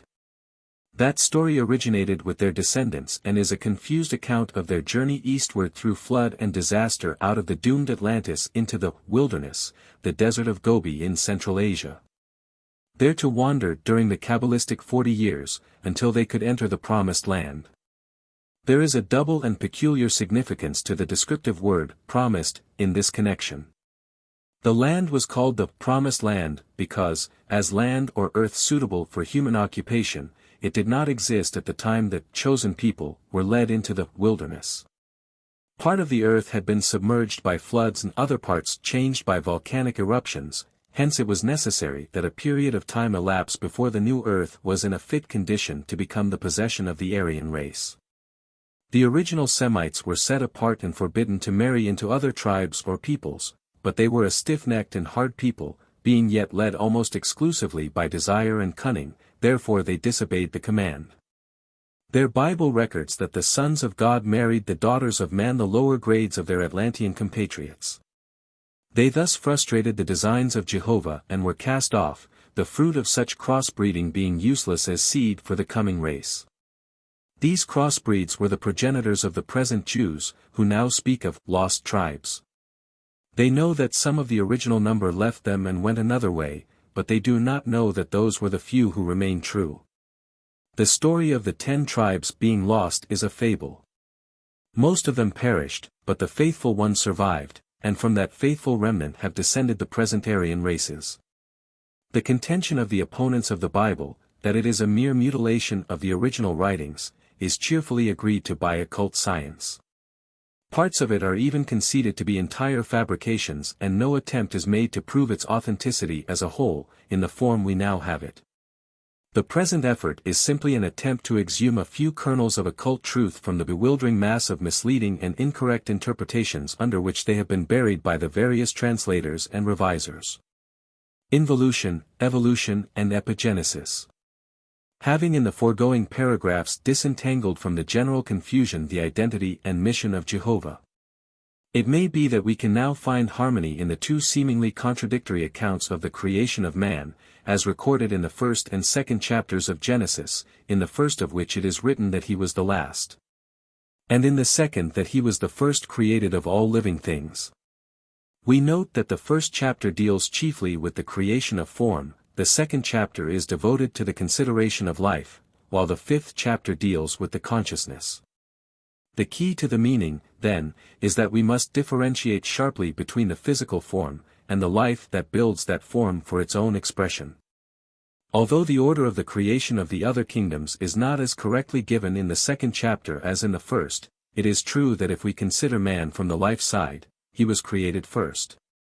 But if we consider him from the standpoint of form, as is done in the 1st chapter, he was created last. All through the course of evolution through periods, globes, revolutions and races, those who do not improve by the formation of new characteristics are held back and immediately begin to degenerate. Only that which remains plastic and pliable and adaptable for molding into new forms suitable for the expression of the expanding consciousness. Only the life which is capable of outgrowing the possibilities for improvement inhering in the forms it ensouls, can evolve with the pioneers of any life wave. All else must straggle on behind. This is the kernel of the occult teaching. Progress is not simply unfoldment, not simply involution and evolution. There is a third factor, making a triad: involution, evolution, and epigenesis. The first 2 words are familiar to all who have studied life and form, but while it is generally admitted that the involution of spirit into matter takes place in order that form may be built, it is not so commonly recognized that the involution of spirit runs side by side with the evolution of form. From the very beginning of the Saturn period up to the time in the Atlantean epoch when man's eyes were opened by the Lucifer spirits. And as a consequence the activities of man or the life force which has become man were chiefly directed inward. That very same force which he now sends out from himself to build railways, steamboats, etc., was used internally in building a vehicle through which to manifest himself. This vehicle is threefold, like the spirit which built it. The same power by which man is now improving outside conditions was used during involution for purposes of internal growth. The form was built by evolution, the spirit built and entered it by involution. But the means for devising improvements is epigenesis. There is a strong tendency to regard all that is, as the result of something that has been, all improvements on previously existing forms, as being present in all forms as latencies. To regard evolution as simply the unfolding of germinal improvements. Such a conception excludes epigenesis from the scheme of things. It allows no possibility for the building of anything new, no scope for originality. The occultist believes the purpose of evolution to be the development of man from a static to a dynamic God, a creator. If the development he is at present undergoing is to be his education, and if, during its progress, he is simply unfolding latent actualities, where does he learn to create? If man's development consists solely in learning to build better and better forms, according to models already existing in his creator's mind, he can become, at best, only a good imitator, never a creator. In order that he may become an independent, original creator, it is necessary that his training should include sufficient latitude for the exercise of the individual originality which distinguishes creation from imitation. So long as certain features of the old form meet the requirements of progression they are retained, but at each rebirth the evolving life adds such original improvements as are necessary for its further expression. The pioneers of science are constantly brought face to face with epigenesis as a fact in all departments of nature. As early as 1759, Caspar Wolff published his Theoria Generationis, in which he shows that in the human ovum there is absolutely no trace of the coming organism, that its evolution consists of the addition of new formations. A building of something which is not latent in the ovum. Haeckel, that great and fearless student of nature as he sees it, and very near to knowledge of the complete truth regarding evolution, says of the Theoria Generationis, despite its small compass and difficult terminology. It is one of the most valuable works in the whole literature of biology. Haeckel's own views we find thus stated in his Anthropogeny. Nowadays we are hardly justified in calling epigenesis an hypothesis. As we have fully convinced ourselves of its being a fact and are able at any moment to demonstrate it by the help of the microscope. A builder would be but a sorry craftsman were his abilities limited to the building of houses after only one particular model, which, during his apprenticeship, his master had taught him to imitate. But which he is unable to alter to meet new requirements. To be successful he must be capable of designing new and better houses, improving that which experience teaches was not serviceable in the earlier buildings. The same force which the builder now directs outward to build houses better adapted to new conditions was used in past periods to build new and better vehicles for the evolution of the ego. Starting with the simplest organisms, the life which is now man built the form to suit its necessities. In due time, as the entity progressed, it became evident that new improvements must be added which conflicted with the lines previously followed. A new start must be given it in a new species. Where it could retrieve any previous mistakes which experience taught would preclude further development if the old lines were adhered to, and thus the evolving life would be enabled to progress further in a new species. When later experience proved that the new form also was inadequate, inasmuch as it could not adapt itself to some improvement necessary to the progress of the evolving life, it too was discarded and still another departure made. In a form adaptable to the necessary improvement. Thus by successive steps does the evolving life improve its vehicles, and the improvements is still going on. Man, who is in the vanguard of progress, has built his bodies, from the similitude of the amoeba up to the human form of the savage. And from that up through the various grades until the most advanced races are now using the best and most highly organized bodies on Earth. Between deaths and rebirths we are constantly building bodies in which to function during our lives, and a far greater degree of efficiency than the present will yet be reached. If we make mistakes in building between lives, they become evident when we are using the body in earth life, and it is well for us if we are able to perceive and realize our mistakes, that we may avoid making them afresh life after life. But just as the builder of houses would lag commercially if he did not constantly improve his methods to meet the exigencies of his business, so those who persistently adhere to the old forms fail to rise above the species and are left behind as stragglers. These stragglers take the forms outgrown by the pioneers, as previously explained, and they compose the lower races and species of any kingdom in which they are evolving. As the life which is now man passed through stages analogous to the mineral, plant, and animal kingdoms and through the lower human races. Stragglers were left all along the way who had failed to reach the necessary standard to keep abreast of the crest wave of evolution.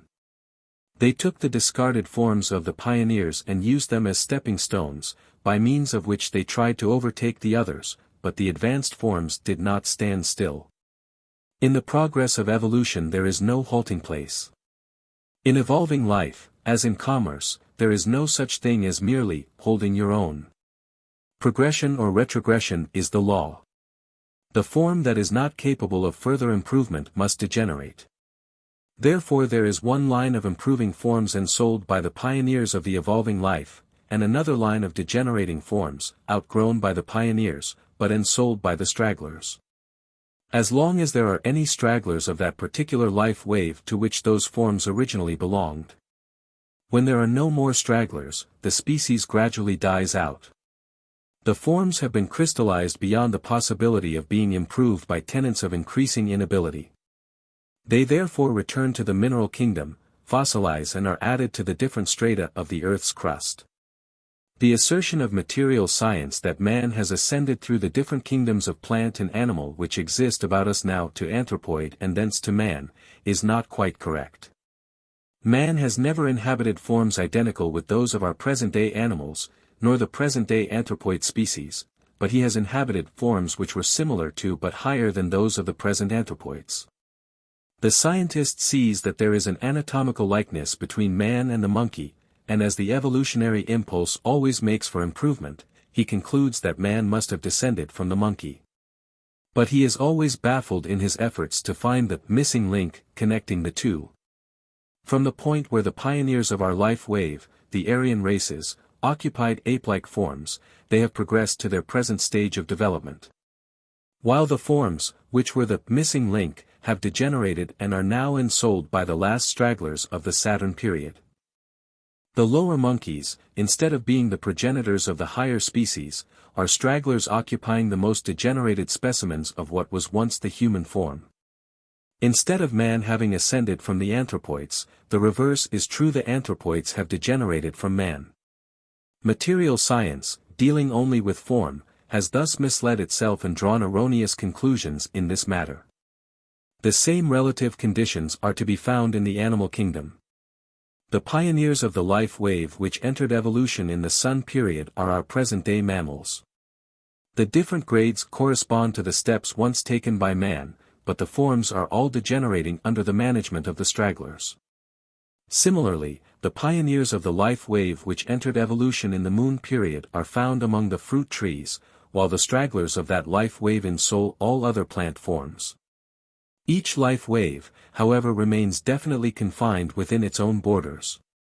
The anthropoids may overtake us and become human beings, but no other animals will reach our particular point of development. They will reach a similar stage, but under different conditions, in the Jupiter period. The present plants will be the humanity of the Venus period, under a still greater difference of condition, and our minerals will reach the human stage under the conditions of the Vulcan period.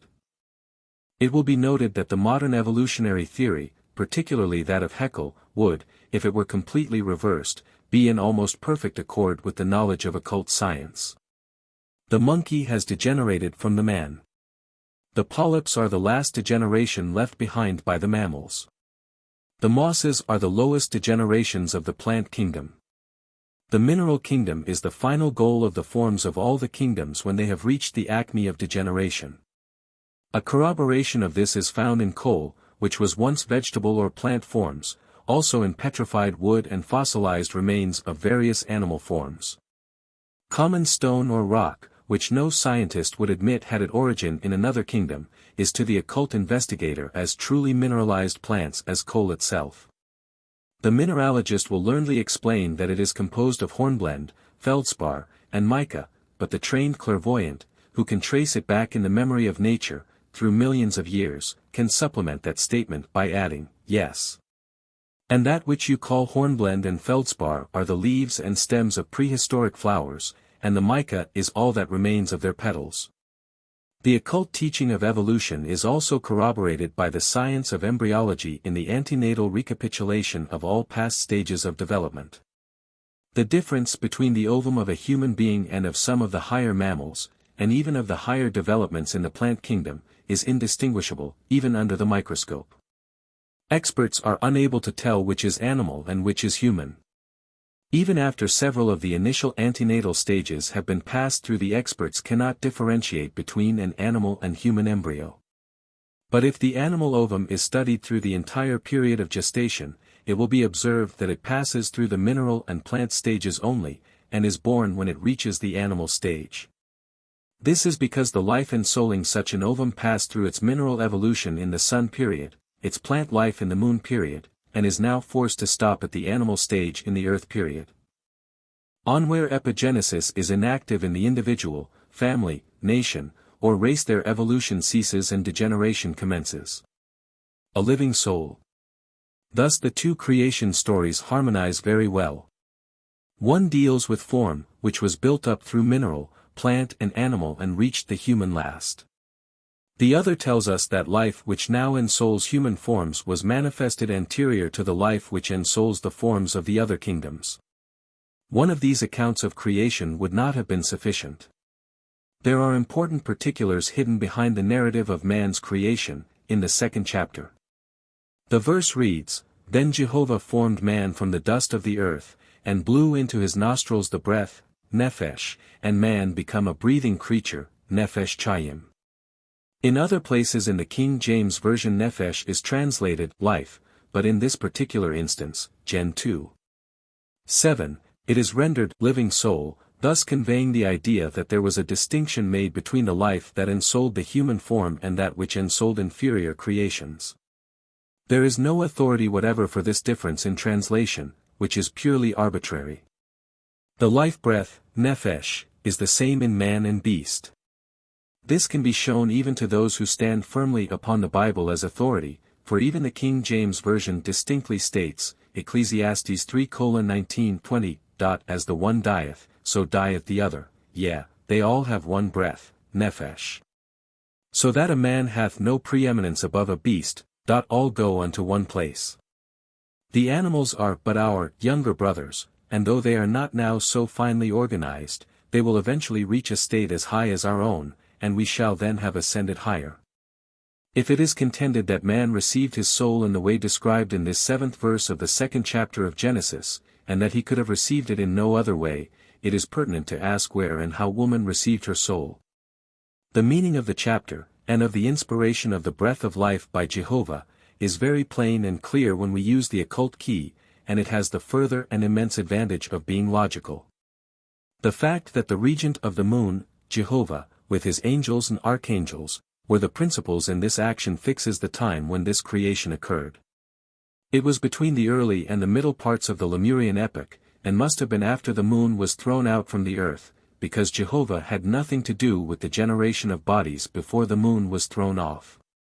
The forms were then more ethereal. There were no dense and concrete bodies. It is possible to make such bodies only by means of the hardening and crystallizing moon forces. It must have been in the first half of the Lemurian epoch, because the separation of the sexes, which is recorded later, took place in the middle of that epoch. At that time man in the making had not yet commenced to breathe by means of lungs. He had the gill-like apparatus still present in the human embryo while passing through the stage of antenatal life corresponding to that epoch. He had no warm, red blood, for at that stage there was no individual spirit, the entire form was soft and pliable and the skeleton soft like cartilage.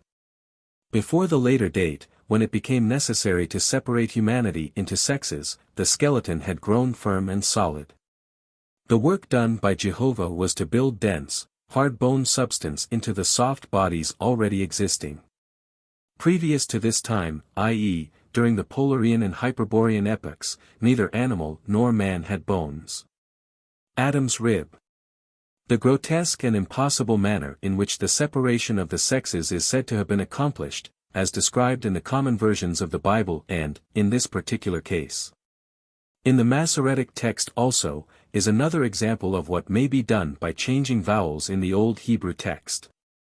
Read in one way, the work is rib, but in another, which has at least as good a claim to consideration, with the additional advantage of being common sense, it reads side. If we interpret this to mean that man was male-female and that Jehovah caused one side or sex in each being to remain latent, we shall not be doing violence to our reason, as we would by accepting the rib story. When this alternation is made, the occult teaching as previously given harmonizes with that of the Bible and both agree with the teaching of modern science that man was bisexual at one time, before he developed one sex at the expense of the other. In corroboration of this, it is pointed out that the fetus is bisexual up to a certain point. Thereafter one sex predominates, while the other remains in abeyance, so that each person still has the opposite sex organs in a rudimentary form and therefore is really bisexual, as was primitive man. Apparently the Bible narrator does not wish to give, in this second creation account, an accurate picture of the whole of evolution, but rather to particularize a little more what was said in the first chapter. He tells us that man did not always breathe as he does now, that there was a time when he was not separated into sexes, and that it was Jehovah who effected the change, thus fixing the time of the occurrence. As we proceed, it will be found that much further information is given. Guardian angels. During the earlier epochs and periods the great creative hierarchies had worked upon humanity as it was unconsciously evolving. There had been only one common consciousness among all human beings, one group spirit for all mankind, as it were. In the Lemurian epoch a new step was taken. Bodies had been definitely formed, but they must have warm, red blood before they could be ensouled and become the abode of indwelling spirits. In nature no process is sudden. We would get a wrong idea were we to imagine that air blown into the nostrils could put a soul into an image of clay and galvanize it into life as a sentient, thinking being. The individual spirit was very weak and impotent and quite unfitted for the task of guiding its dense vehicle. In that respect it is not yet very strong. To any qualified observer, it is evident that the desire body rules the personality more than does the spirit, even at our present stage of advancement. But in the middle of the Lemurian epoch, when the lower personality the threefold body was to be endowed with the light of the ego, the latter, if left to itself, would have been absolutely powerless to guide its instrument. Therefore it is necessary for someone much more highly evolved to help the individual spirit and gradually prepare the way for its complete union with its instruments. It was analogous to a new nation, over which, until it becomes capable of forming a stable government for itself, some stronger power establishes a protectorate, guarding it alike from external dangers and internal indiscretions. Such a protectorate was exercised over evolving humanity by the race spirit, and is exercised over the animals by the group spirit, in a somewhat different way. Jehovah is the Most High. He is race God, as one might express it, having dominion over all form. He is the chief ruler and the highest power in maintaining the form and exercising an orderly government over it. The archangels are the race spirits, each having dominion over a certain group of people. They also have dominion over animals, while the angels have dominion over the plants. The archangels have dominion over races or groups of people and also over the animals, for these two kingdoms have desire bodies and the archangels are expert architects of desire matter. Because in the Sun period the densest globe was composed of that materials, and the humanity of that period, who are now archangels, learned to build their densest vehicles of desire staff as we are now learning to build our bodies of the chemical elements whereof our earth globe is composed. Thus it will be readily understood that the archangels are peculiarly qualified to help later life waves through the stage where they learn to build and control a desire body. For analogous reasons the angels work in the vital bodies of man, animal and plant. Their densest bodies are composed of ether, and so was the globe D in the moon period when they were human. Jehovah and his archangels, therefore, hold a similar relation to races that the group spirit does to animals. When individual members of a race have evolved entire self-control and government, they are emancipated from the influence of the race spirit and kindred beings. As we have seen, the point of vantage of the group spirit, as of any ego in the dense body, is in the blood. The Masoretic text shows that this knowledge was possessed by the writer of Leviticus. In the 14th verse of the 17th chapter the Jews are prohibited from eating blood because, the soul of all flesh is in the blood, and in the 11th verse of the same chapter we find these words. For the soul of the flesh is in the blood. The blood itself mediates for the soul, which shows that this applies to both man and beast, for the word here used in the Hebrew is neshama and means soul, not life, as it is rendered in the King James Version. The ego works directly through the blood. The race spirit guides the races by working in the blood, as the group spirit guides the animals of its species through the blood. So also does the ego control its own vehicle, but with a difference. The ego operates by means of the heat of the blood, while the race, i.e., tribal, or family, spirit works by means of the air, as it is drawn into the lungs. That is why Jehovah, or his messengers, breathed into man's nostrils, thereby securing admission for the race spirit, community spirits, etc. The different classes of race spirits guided their peoples to various climates and different parts of the earth. To the trained clairvoyant, a tribal spirit appears as a cloud enveloping and permeating the atmosphere of the whole country inhabited by the people under its dominion. Thus are produced the different peoples and nations. Paul spoke of the prince of the power of the air, or principalities and powers, etc., showing that he knew of the race spirits, but now not even an attempt is made to understand what they mean, although their influence is strongly felt. Patriotism is one of the sentiments emanating from and fostered by them. It has not now so much power over people as formerly. There are some who are being liberated from the race spirit and can say with Thomas Paine, "The world is my country." There are those who can leave father and mother and look upon all men as brothers. They are being liberated from the family spirit, or spirit of the clan, which is different from the race spirit, an etheric entity. Others again, who are deep in the toil of the race or family spirit, will suffer the most dreadful depression if they leave home or country and breathe the air of another race of family spirit. At the time the race spirit entered human bodies, the individualized ego commenced to get some slight control of its vehicles. Each human entity became more and more conscious of being separate and distinct from other men, yet for ages he did not think of himself primarily as an individual, but as belonging to a tribe or family. The affix son to many present-day surnames is a remnant of this feeling. A man was not simply John, or James. He was John Robertson, or James Williamson. In some countries a woman was not Mary, or Martha. She was Mary Martha's daughter, Martha Mary's daughter. The custom was continued in some European countries until within a few generations of the present time. The son affix remains with us yet, and the family name is still much honored. Among the Jews, even down to the time of Christ, the race spirit was stronger than the individual spirit.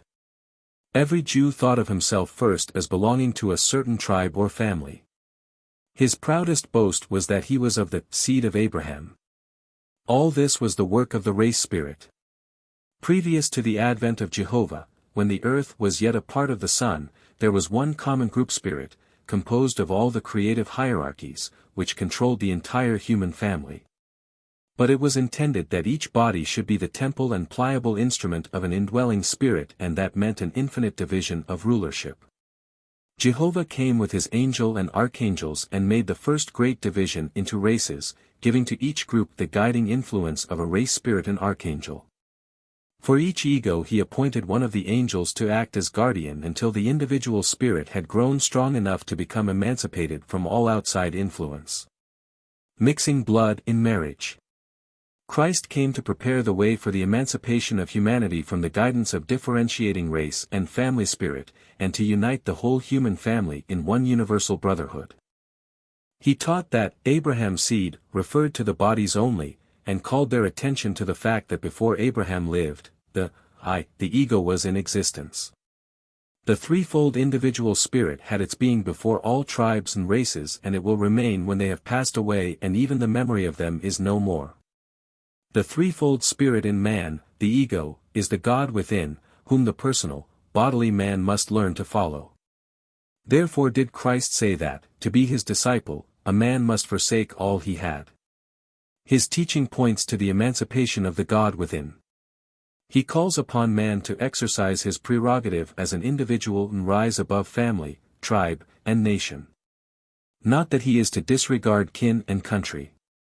He must fulfill all duties, but he is to cease identifying himself with part and must recognize an equal kinship with all the world. That is the ideal given to mankind by the Christ. Under the rule of the race spirit, the nation, tribe or family was considered first, the individual last. The family must be kept intact. If any man dies without leaving offspring to perpetuate his name, his brother must carry seed to the widow, that there might be no dying out. Do. 25:5-10. Marrying out of the family was regarded with horror in the earliest times. A member of one tribe could not become connected with another without losing caste in his own. It was not an easy matter to become a member of another family. Not only among the Jews and other early nations was the integrity of the family insisted upon, but also in more modern times. As previously mentioned, the Scots, even in comparatively recent times, clung tenaciously to their clan, and the Old Norse Vikings would take no one into their families without first mixing blood with him, for the spiritual effects of hemolysis, which are unknown to material science, were known of old. All these customs resulted from the working of race and tribal spirit in the common blood. To admit as a member one in whom that common blood did not flow would have caused confusion of caste. The closer the inbreeding, the greater the power of the race spirit, and the stronger the ties that bound the individual to the tribe, because the vital force of the man is in his blood.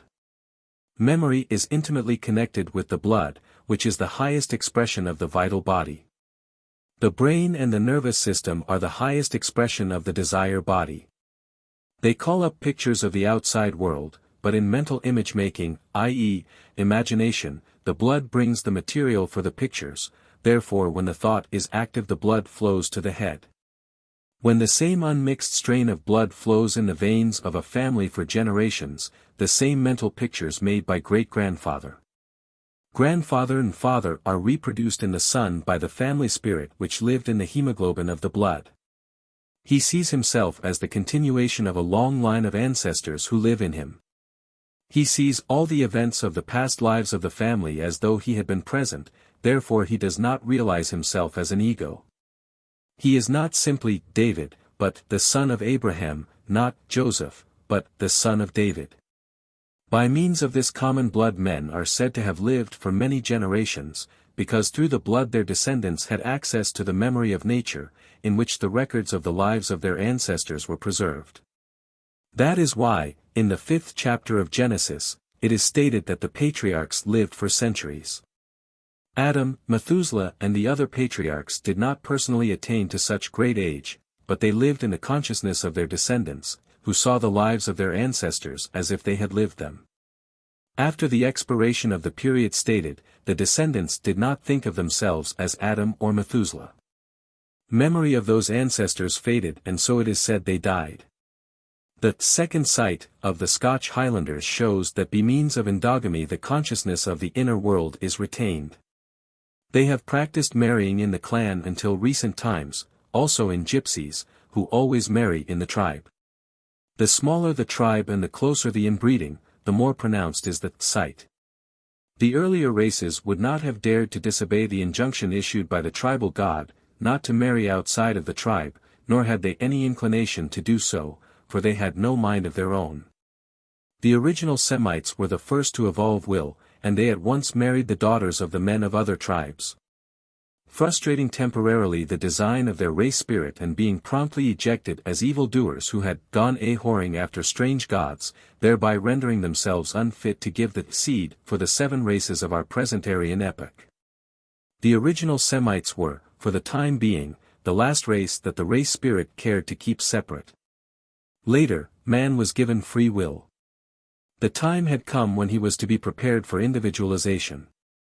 The former, common, consciousness, the involuntary clairvoyance or second sight which constantly held before a tribesman the pictures of his ancestors' lives and caused him to feel most closely identified with the tribe or family, was to be replaced for a time by a strictly individual consciousness confined to the material world, so as to break up the nations into individuals, that the brotherhood of man regardless of exterior circumstances may become a fact. This is on the same principle that if we have a number of buildings and wish to make them into one large structure, it is necessary to break them up into separate bricks. Only then can the large building be constructed. In order to accomplish this separation of nations into individuals, laws were given which prohibited endogamy or marriage in the family, and henceforth incestuous marriages gradually came to be regarded with horror. Strange blood has thus been introduced into all the families of the earth, and it has gradually wiped out the involuntary clairvoyance which promoted the clannish feeling and segregated humanity into groups.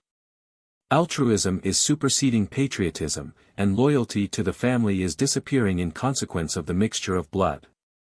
Science has lately discovered that hemolysis results from the inoculation of the blood of one individual into the veins of another of a different species, causing the death of the lower of the two. Thus any animal inoculated with the blood of a man dies. The blood of a dog transfused into the veins of a bird kills the bird, but it will not hurt the dog to have the bird's blood inoculated into its veins. Science merely states the fact, the occult scientist gives the reason. The blood is the vantage ground of the spirit, as shown elsewhere. The ego in man works in its own vehicles by means of the heat of the blood.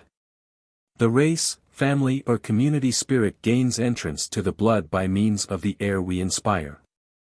In the animals are also both the separate spirit of the animal and the group spirit of the species to which it belongs, but the spirit of the animal is not individualized and does not work self-consciously with its vehicles as does the ego. Hence it is altogether dominated by the group spirit which works in the blood. When the blood of a higher animal is inoculated into the veins of one from a lower species, the spirit in the blood of the higher animal is of course stronger than the spirit of the less evolved. Hence when it endeavors to assert itself it kills the imprisoning form and liberates itself.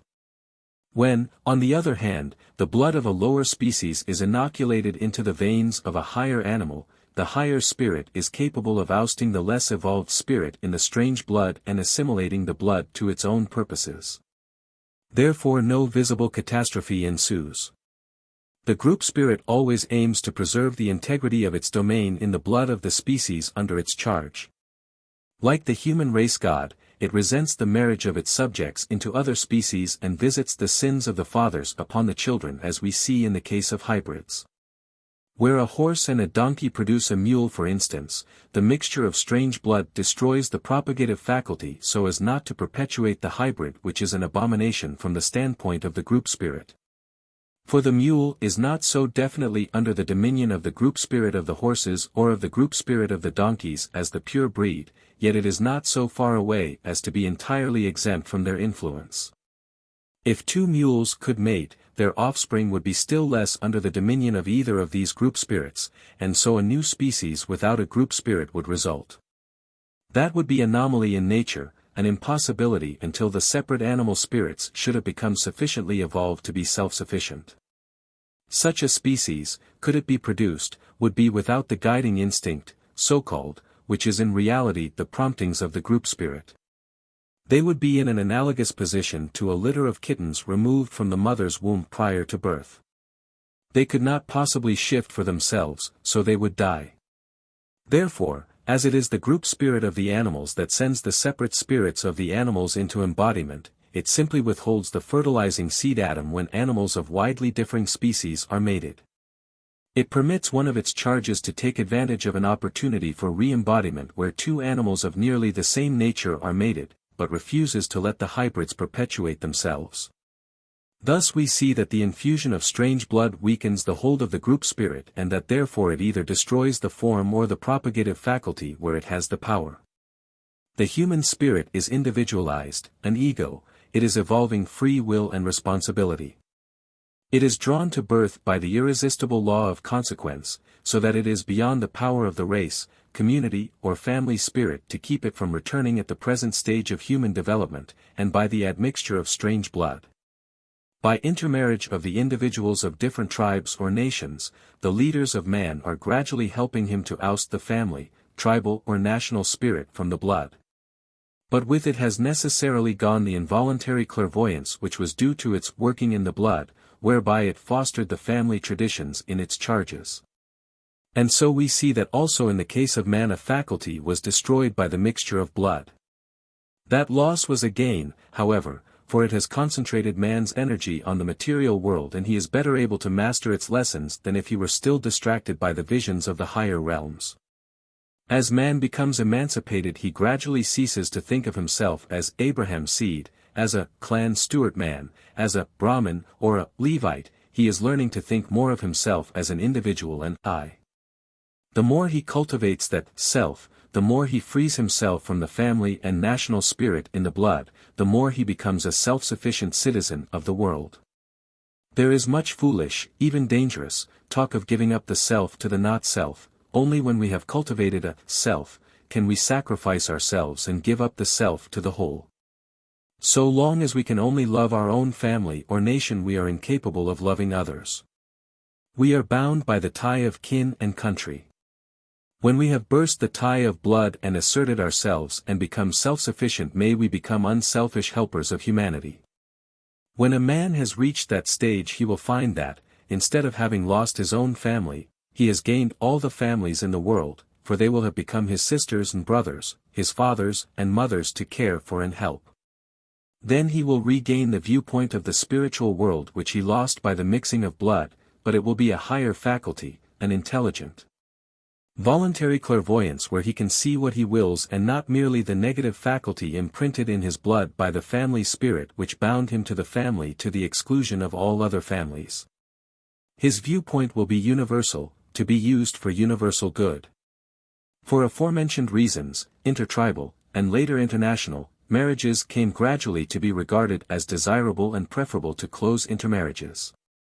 As man progressed through these stages, and gradually lost touch with the inner world, he sorrowed over the loss and longed for a return of the inner vision. But by degrees he forgot, and the material world gradually loomed up before his mind as the only reality, until at last he has come to scout the idea that such inner worlds exist and to regard a belief in them as foolish superstition. The four causes contributing to this condition were: 1. The clearing of the foggy atmosphere of the Atlantean continent. 2. The indrawing of the vital body, so that a point at the root of the nose corresponds to a similar point in the vital body. 3. The elimination of inbreeding and the substitution therefore of marriages outside the family and tribe. 4. The use of intoxicants. The race spirits still exist in and work with man, but the more advanced the nation, the more freedom is given the individual. In countries where people are most fettered, the race spirit is strongest. The more in harmony a man is with the law of love, and the higher his ideals, the more he frees himself from the spirit of the races. Patriotism, while good in itself, is a tie of the race spirit. The ideal of universal brotherhood, which identifies itself with neither country nor race, is the only path which leads to emancipation. Christ came to reunite the separated races in bonds of peace and goodwill, wherein all will willingly and consciously follow the law of love. The present Christianity is not even a shadow of the true religion of Christ. That will remain in abeyance until all race feelings shall have been overcome. In the sixth epoch there will be but one universal brotherhood, under the leadership of the returned Christ, but the day and the hour no man knows, for it is not fixed. But depends upon how soon a sufficient number of people shall have commenced to live the life of fellowship and love, which is to be the hallmark of the new dispensation. The fall of man. In connection with the analysis of Genesis, a few more words must be said about the fall, which is the backbone and sinew of popular Christianity. Had there been no fall, there would have been no need for the plan of salvation. When, in the middle of the Lemurian epoch, the separation of the sexes occurred, in which work Jehovah and his angels were active, the ego began to work slightly upon the dense body, building organs within.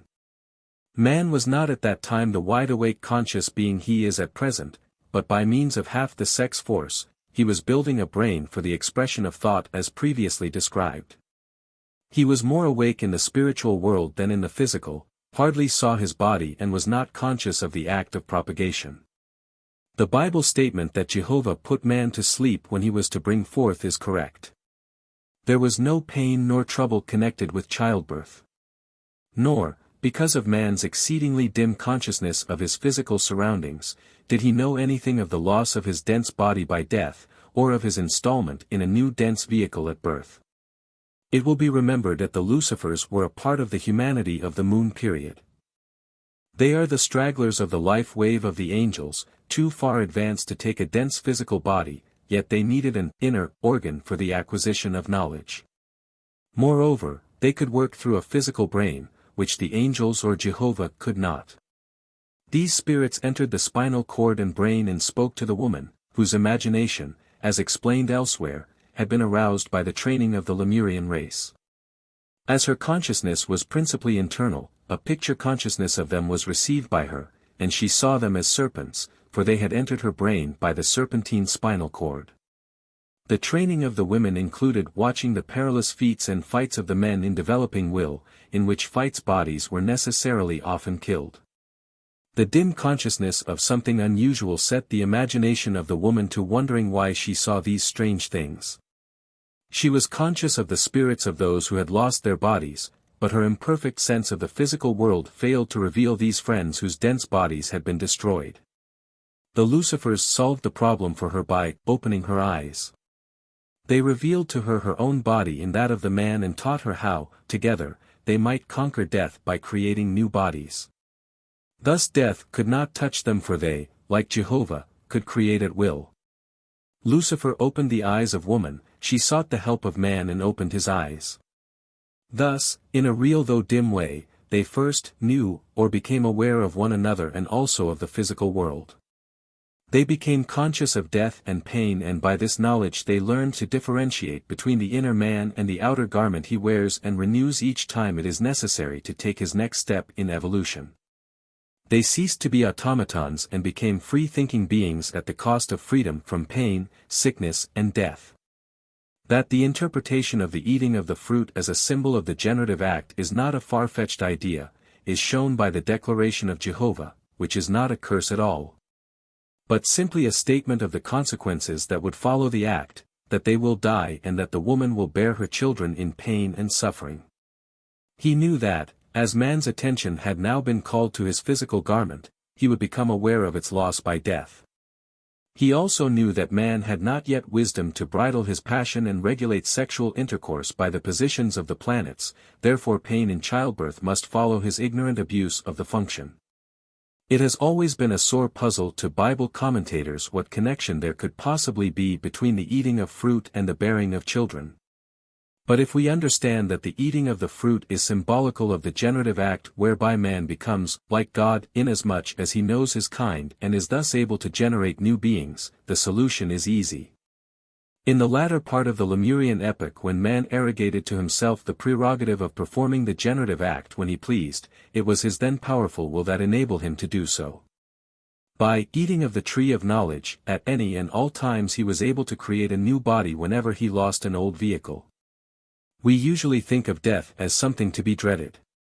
Had man also eaten of the tree of life, had he learned the secret of how to perpetually vitalize his body, there would have been a worse condition. We know that our bodies are not perfect today, and in those ancient days they were exceedingly primitive. Therefore the anxiety of the creative hierarchies lest man eat of the tree of life also, and become capable of renewing his vital body, was well founded. Had he done so he would have been immortal indeed, but would never have been able to progress. The evolution of the ego depends upon its vehicles, and if it could not get new and improving ones by death and birth, there would be stagnation. It is an occult maxim that the oftener we die the better we are able to live, for every birth gives us a new chance. We have seen that brain knowledge, with its concomitant selfishness, was brought by man at the cost of the power to create from himself alone. He bought his free will at the cost of pain and death. But when man learns to use his intellect for the good of humanity, he will gain spiritual power over life and in addition, will be guided by an innate knowledge as much higher than the present brain consciousness as that is higher than the lowest animal consciousness. The fall into generation was necessary to build the brain, but that is, at best, only an indirect way of gaining knowledge and will be superseded by direct touch with the wisdom of nature, which man, without any cooperation, will then be able to use for the generation of new bodies. The larynx will again speak, the lost word, the creative fiat, which, under the guidance of great teachers, was used in ancient Lemuria in the creation of plants and animals. Man will then be a creator in very truth. Not in the slow and toilsome manner of the present day, but by the use of the proper word or magical formula, will he be able to create a body. All that was manifested during the descending period of involution remains until the corresponding point on the ascending arc of evolution has been reached. The present generative organs will degenerate and atrophy. The female organ was the first to come into existence as a separate unit and, according to the law that, the first shall be last, will be the last to atrophy. The male organ was differentiated last and is even now commencing to divide itself from the body. Diagram 13 will make this clear. Part 3. Man's Future Development and Initiation. Chapter 15. Christ and His Mission. The Evolution of Religion. In the foregoing part of this work we have become familiar with the way in which our present outside world came into existence, and how man evolved the complicated organism with which he is related to outer conditions. We have also, in a measure, studied the Jewish race religion. We will next consider the last and greatest of the divine measures put forth for the uplifting of humanity, i.e., Christianity, which will be the universal religion of the future. It is a notable fact that man and his religions have evolved side by side and in an equal degree. The earliest religion of any race is found to be as savage as the people governed by it, and as they become more civilized, their religions become more and more humane and in harmony with higher ideals. From this fact materialists have drawn the inference that no religion has a higher origin than man itself. Their investigations into early history have resulted in a conviction that, as man progressed, he civilized his God and fashioned him after his own pattern. This reasoning is defective, because it fails to take into account that man is not the body, but an indwelling spirit, an ego who uses the body with ever-increasing facility as evolution progresses. There is no doubt that the law for the body is the survival of the fittest. The law for the evolution of the spirit demands sacrifice. As long as man believes that might is right, the form prospers and waxes strong, because all obstacles are swept out of the way regardless of others. If the body were all, that manner of life would be the only one possible for man. He would be altogether incapable of any regard for others and would forcibly resist any attempt to encroach upon what he considered his rights, the right of the stronger, which is the sole standard of justice under the law of the survival of the fittest. He would be quite regardless of his fellow beings, absolutely insensible to any force from without that tended to make him act in any manner not conducive to his own momentary pleasure. It is manifest, then, that whatever urges man toward a higher standard of conduct in his dealing with others must come from within, and from a source which is not identical with the body.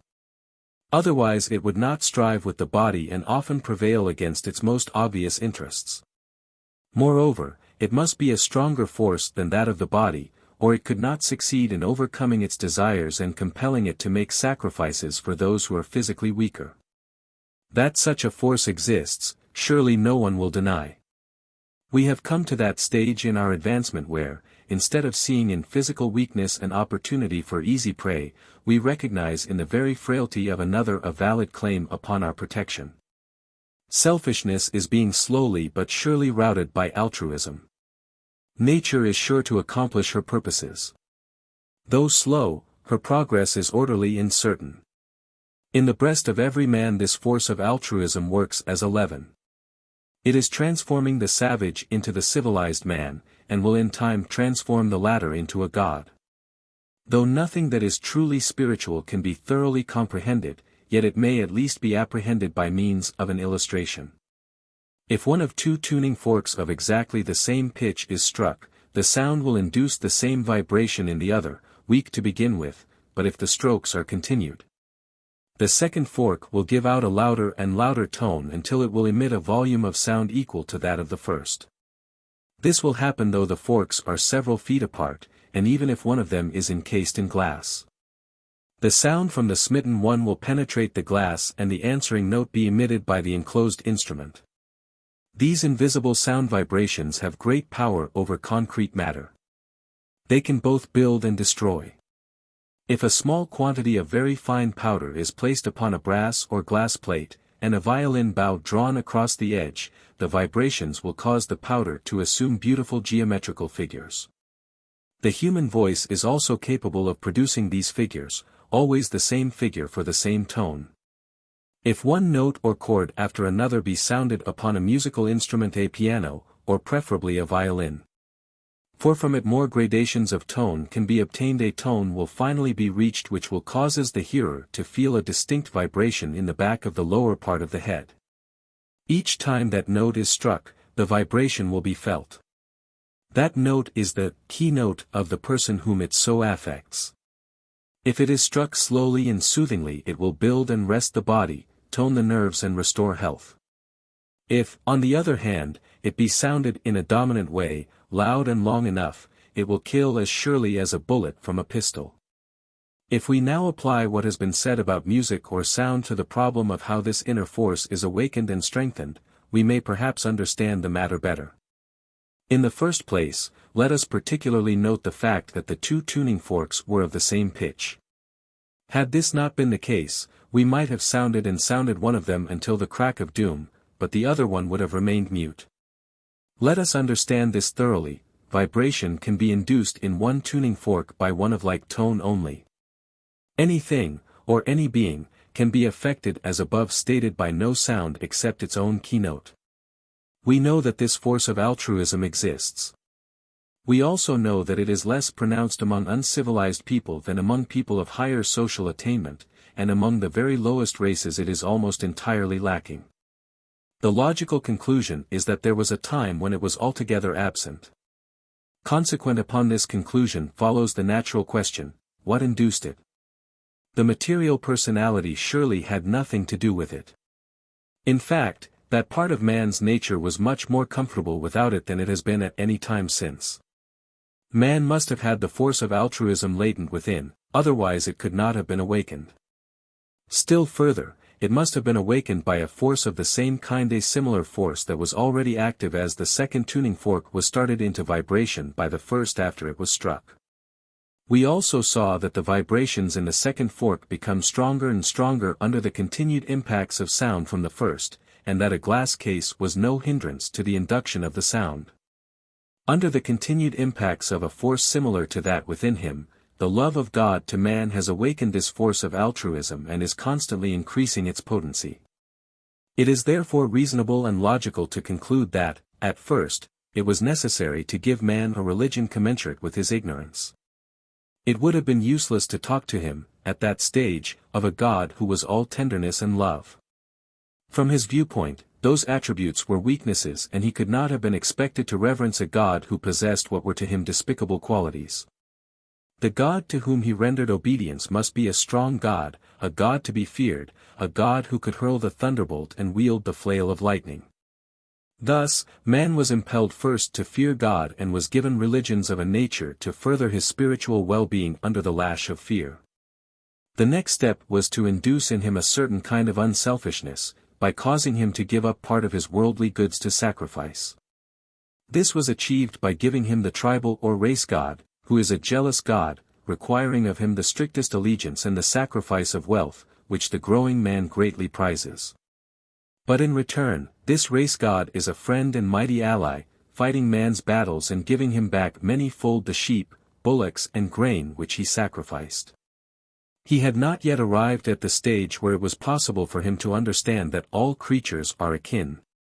But the tribal god taught him that he must deal mercifully with his brother tribesmen and gave laws which made for equity and fair dealing between men of the same race.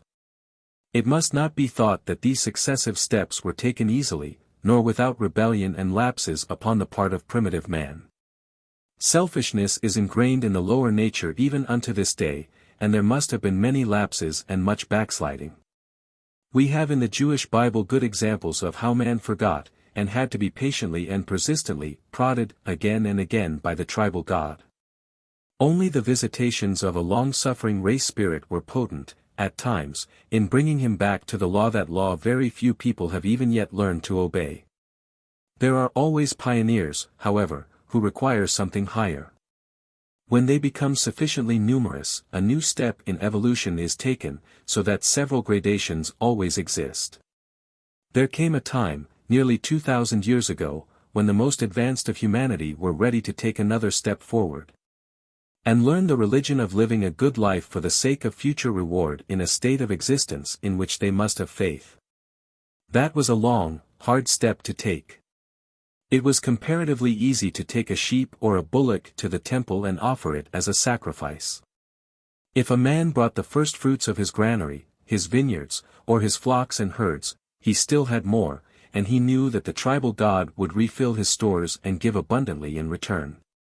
But in this new departure, it was not a question of sacrificing his goods. It was demanded that he sacrifice himself. It was not even a sacrifice to be made by one supreme effort of martyrdom, that also would have been comparatively easy. Instead, it was demanded that day by day, from morning until night, he must act mercifully toward all. He must forego selfishness, and love his neighbor, as he had been used to loving himself. Moreover, he was not promised any immediate and visible reward, but must have faith in a future happiness. Is it strange that people find it difficult to realize this high ideal of continued well-doing, made doubly hard by the fact that self-interest is entirely ignored? Sacrifice is demanded with no positive assurance of any reward. Surely it is much to the credit of humanity that so much altruism is practiced and that it is constantly increasing.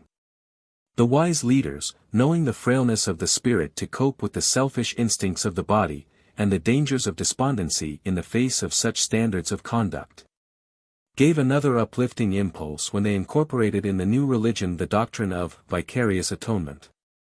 This idea is scouted by some very advanced philosophers, and the law of consequence made paramount.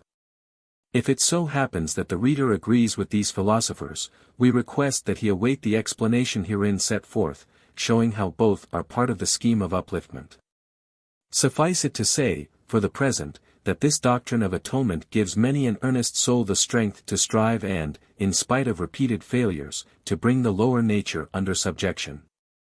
Let it be remembered that, for reasons given when the laws of rebirth and consequence were discussed, Western humanity knew practically nothing of these laws. With such a great ideal before them as the Christ, and believing they had but a few short years in which to attain to such a high degree of development as this, would it not have been the greatest imaginable cruelty to leave them without help?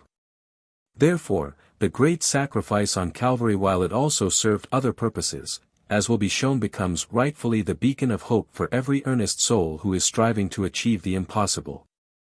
To attain, in one short life, to the perfection demanded by the Christian religion. Jesus and Christ Jesus. To gain some slight insight into the great mystery of Golgotha, and to understand the mission of Christ as the founder of the universal religion of the future, it is necessary that we first become familiar with his exact nature and incidentally, with that of Jehovah, who is the head of such race religions as Taoism, Buddhism, Hinduism, Judaism, etc. Also with the identity of the Father, to whom Christ is to give up the kingdom, in due time. In the Christian creed occurs this sentence, Jesus Christ, the only begotten Son of God. This is generally understood to mean that a certain person who appeared in Palestine about 2,000 years ago, who is spoken of as Jesus Christ, one separate individual, was the only begotten Son of God. This is a great mistake. There are three distinct and widely different beings characterized in this sentence. It is of the greatest importance that the student should clearly understand the exact nature of these three great and exalted beings differing vastly in glory, yet each entitled to our deepest and most devout adoration. The student is requested to turn to diagram 6 and note that, the only begotten, the Word, of who John speaks, is the second aspect of the Supreme Being. This Word, and it alone, is begotten of his Father, the first aspect, before all worlds. Without him was not anything made that was made, not even a third aspect of the Supreme Being, which proceeds from the two previous aspects. Therefore the only begotten is the exalted being which ranks above all else in the universe, save only the power aspect which created it. The first aspect of the Supreme Being thinks out, or imagines, the universe before the beginning of active manifestation, everything, including the millions of solar systems and the great creative hierarchies which inhabit the cosmic planes of existence above the seventh, which is the field of our evolution, see diagram 6. This is also the force which dissolves everything that has crystallized beyond the possibility of further growth and at last, when the end of active manifestation has come, reabsorbs within itself all that is. Until the dawn of another period of manifestation. The second aspect of the Supreme Being is that which manifests in matter as the forces of attraction and cohesion, thus giving it the capability of combining into forms of various kinds. This is, the Word, the creative fiat, which molds the primordial cosmic root substance in a manner similar to the formation of figures by musical vibrations, as previously mentioned, the same tone always producing the same figure. So this great primordial Word brought, or spoke, into being, in finest matter, all the different worlds, with all their myriads of forms, which have since been copied and worked out in detail by the innumerable creative hierarchies. The Word could not have done this, however, until the third aspect of the Supreme Being had first prepared the cosmic root substance, had awakened it from its normal state of inertia and set the countless and separate atoms spinning upon their axes, placing those axes at various angles with respect to each other, giving to each kind a certain measure of vibration. These varying angles of inclination of the axes and the measures of vibration made the cosmic root substance capable of forming different combinations, which are the basis of the 7 great cosmic planes. There is, in each of these planes, a different inclination of the axis, and also a different measure of vibration, consequently the conditions and combinations in each one are different from those in any of the others, due to the activity of the only begotten. Diagram 14 shows us that the Father is the highest initiate among the humanity of the Saturn period. The ordinary humanity of that period are now the lords of mind. The Son, Christ, is the highest initiate of the Sun period. The ordinary humanity of that period are now the archangels. The Holy Spirit, Jehovah, is the highest initiate of the Moon period. The ordinary humanity of that period are now the angels. This diagram also shows what are the vehicles of these different orders of beings, and upon comparison with diagram 8. It will be seen that their bodies or vehicles, indicated by squares on diagram 14, correspond to the globes of the period in which they were human. This is always the case so far as the ordinary humanities are concerned, for at the end of the period during which any life wave becomes individualized as human beings, those beings retain bodies corresponding to the globes on which they have functioned. On the other hand, the initiates have progressed and evolved for themselves higher vehicles, discontinuing the ordinary use of the lowest vehicle when the ability to use a new and higher one has been attained. Ordinarily, the lowest vehicle of an archangel is the desire body, but Christ, who is the highest initiate of the Sun period, ordinarily uses the life spirit as lowest vehicle, functioning as consciously in the world of life spirit as we do in the physical world. The student is requested to note this point particularly, as the world of life spirit is the first universal world, as explained in the chapter on worlds. It is the world in which differentiation ceases and unity begins to be realized, so far as our solar system is concerned. Christ has power to build and function in a vehicle as low as the desire body, such as is used by the archangels, but he can descend no further. The significance of this will be seen presently. Jesus belongs to our humanity. When the man, Jesus, is studied through the memory of nature, he can be traced back life by life, where he lived in different circumstances, under various names, in different embodiments, the same, in that respect, as any other human being. This cannot be done with the being, Christ. In his case can be found but one embodiment. It must not be supposed, however, that Jesus was an ordinary individual. He was of a singularly pure type of mind, vastly superior to the great majority of our present humanity. Through many lives had he trod the path of holiness and thus fitted himself for the greatest honor ever bestowed upon a human being. His mother, the Virgin Mary, was also a type of the highest human purity and because of that was selected to become the mother of Jesus. His father was a high initiate, virgin, and capable of performing the act of fecundation as a sacrament, without personal desire or passion. Thus the beautiful, pure and lovely Spirit whom we know as Jesus of Nazareth was born into a pure and passionless body. This body was the best that could be produced on earth and the task of Jesus, in that embodiment, was to care for it and evolve it to the highest possible degree of efficiency, in preparation for the great purpose it was to serve. Jesus of Nazareth was born at about the time stated in the historic records, and not 105 BC, as stated in some occult works. The name Jesus is common in the East, and an initiate named Jesus did live 105 BC. But he took the Egyptian initiation, and was not Jesus of Nazareth, with whom we are concerned.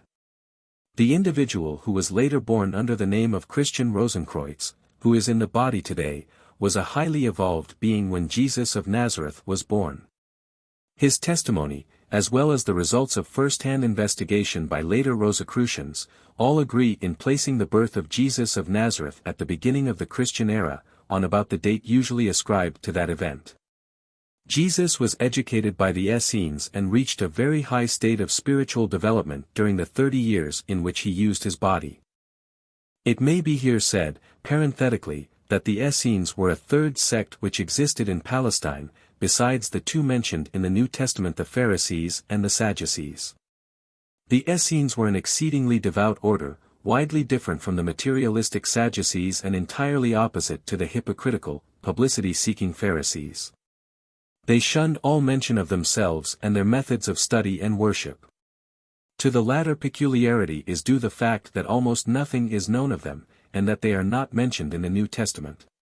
It is a law of the cosmos that no being, however high, can function in any world without a vehicle built of the material of that world, see Diagram 8 and Diagram 14. Therefore the desire body was the lowest vehicle of the group of spirits who had reached the human stage in the Sun period. Christ was one of those spirits and was consequently unable to build for himself a vital body and a dense physical vehicle. He could have worked upon humanity in a desire body, as did his younger brothers, the archangels, as race spirits. Jehovah had opened an avenue for them to enter the dense body of man by means of the air he inhaled. All race religions were religions of law, and creators of sin through disobedience of that law. They were under the direction of Jehovah, whose lowest vehicle is the human spirit, correlating him to the world of abstract thought, where everything is separative and therefore leads to self-seeking. That is precisely the reason why the intervention of Christ became necessary. Under the regime of Jehovah unity is impossible. Therefore the Christ, who possesses as a lowest vehicle the unifying life spirit, must enter into the dense human body. He must appear as a man among men and dwell in this body, because only from within is it possible to conquer the race religion, which influences man from without. Christ could not be born in a dense body, because he had never passed through an evolution such as the Earth period, therefore he would first have had to acquire the ability to build a dense body such as ours. But even had he possessed that ability, it would have been inexpedient for such an exalted being to expend for that purpose the energy necessary for bodybuilding through antenatal life, childhood and youth. To bring it to sufficient maturity for use. He had ceased to use, ordinarily, vehicles such as would correspond to our human spirit, mind and desire body, although he had learned to build them in the Sun period. And retained the ability to build and function in them whenever desired or required. He used all his own vehicles, taking only the vital and dense bodies from Jesus. When the latter was 30 years of age, Christ entered these bodies and used them until the climax of his mission on Golgotha. After the destruction of the dense body, Christ appeared among his disciples in the vital body, in which he functioned for some time. The vital body is the vehicle which he will use when he appears again, for he will never take another dense body. It is encroaching upon a subject to be dealt with later to remark that the object of all esoteric training is to so work on the vital body that the life spirit is built up and quickened. When we come to deal with initiation, it may be possible to give more detailed explanations, but no more can be said on the subject just now. In chronicling the events incident to post-mortem existence, this subject has been partially dealt with, and the student is here asked to note that a man is supposed to have conquered his desire body to a considerable extent before attempting esotericism. His esoteric training and the earlier initiations are devoted to work on the vital body and result in the building of the life spirit. At the time Christ entered the body of Jesus, the latter was a disciple of high degree, consequently his life spirit was well organized. Therefore, the lowest vehicle in which Christ functioned, and the best organized of the higher vehicles of Jesus, were identical. And Christ, when he took the vital body in the dense body of Jesus, was thus furnished with a complete chain of vehicles bridging the gap between the world of life spirit and the dense physical world. The significance of the fact that Jesus had passed several initiations lies in the effect that has on the vital body. Jesus' vital body was already attuned to the high vibrations of the life spirit. An ordinary man's vital body would have instantly collapsed under the terrific vibrations of the Great Spirit who entered Jesus' body. Even that body, pure and high-strung as it was, could not withstand those tremendous impacts for many years, and when we read of certain times when Christ withdrew temporarily from his disciples, as when he later walked on the sea to meet them, the esotericist knows that he drew out of Jesus' vehicles to give them a rest under the care of the Essene brothers, who knew more of how to treat such vehicles than Christ did. This change was consummated with the full and free consent of Jesus, who knew during this entire life that he was preparing a vehicle for Christ. He submitted gladly, that his brother humanity might receive the gigantic impetus which was given to its development by the mysterious sacrifice on Golgotha. Thus, as shown in diagram 14, Christ Jesus possessed the 12 vehicles, which formed an unbroken chain from the physical world to the very throne of God. Therefore he is the only being in the universe in touch with both God and man and capable of mediating between them, because he has, personally and individually, experienced all conditions and knows every limitation incidental to physical existence. Christ is unique among all beings in all the 7 worlds. He alone possessed the 12 vehicles. None save he is able to feel such compassion, nor so fully understand the position and needs of humanity. None save he is qualified to bring the relief that shall fully meet our needs. Thus do we know the nature of Christ. He is the highest initiate of the Son period, and he took the dense and vital bodies of Jesus that he might function directly in the physical world and appear as a man among men. Had he appeared in a manifestly miraculous manner, it would have been contrary to the scheme of evolution, because at the end of the Atlantean epoch humanity had been given freedom to do right or wrong. That they might learn to become self-governing, no coercion whatever could be used. They must know good and evil through experience. Before that time they had been led willy-nilly, but at that time they were given freedom under the different race religions, each religion adapted to the needs of its particular tribe or nation. Not peace but a sword. All race religions are of the Holy Spirit. They are insufficient, because they are based on law, which makes for sin and brings death, pain and sorrow. All race spirits know this, and realize that their religions are merely steps to something better. This is shown by the fact that all race religions, without exception, point to one who is to come. The religion of the Persians pointed to Mithras. Of the Chaldeans to Tammuz. The Old Norse gods foresaw the approach of the twilight of the gods, when Sutra, the bright sun spirit, shall supersede them and a new and fairer order be established on Gimel, the regenerated earth. The Egyptians waited for Horus, the newborn sun. Mithras and Tammuz are also symbolized as solar orbs, and all the principal temples were built facing the east, that the rays of the rising sun might shine directly through the open doors. Even St. Peter's at Rome is so placed. All these facts show that it was generally known that the one who was to come was a sun spirit and was to save humanity from the separative influences necessarily contained in all race religions. These religions were steps which it was necessary for mankind to take to prepare for the advent of Christ. Man must first cultivate a self before he can become really unselfish and understand the higher phase of universal brotherhood, unity of purpose and interest for which Christ laid the foundation at his first coming, and which he will make living realities when he returns. As the fundamental principle of a race religion is separation, inculcating self-seeking at the expense of other men and nations.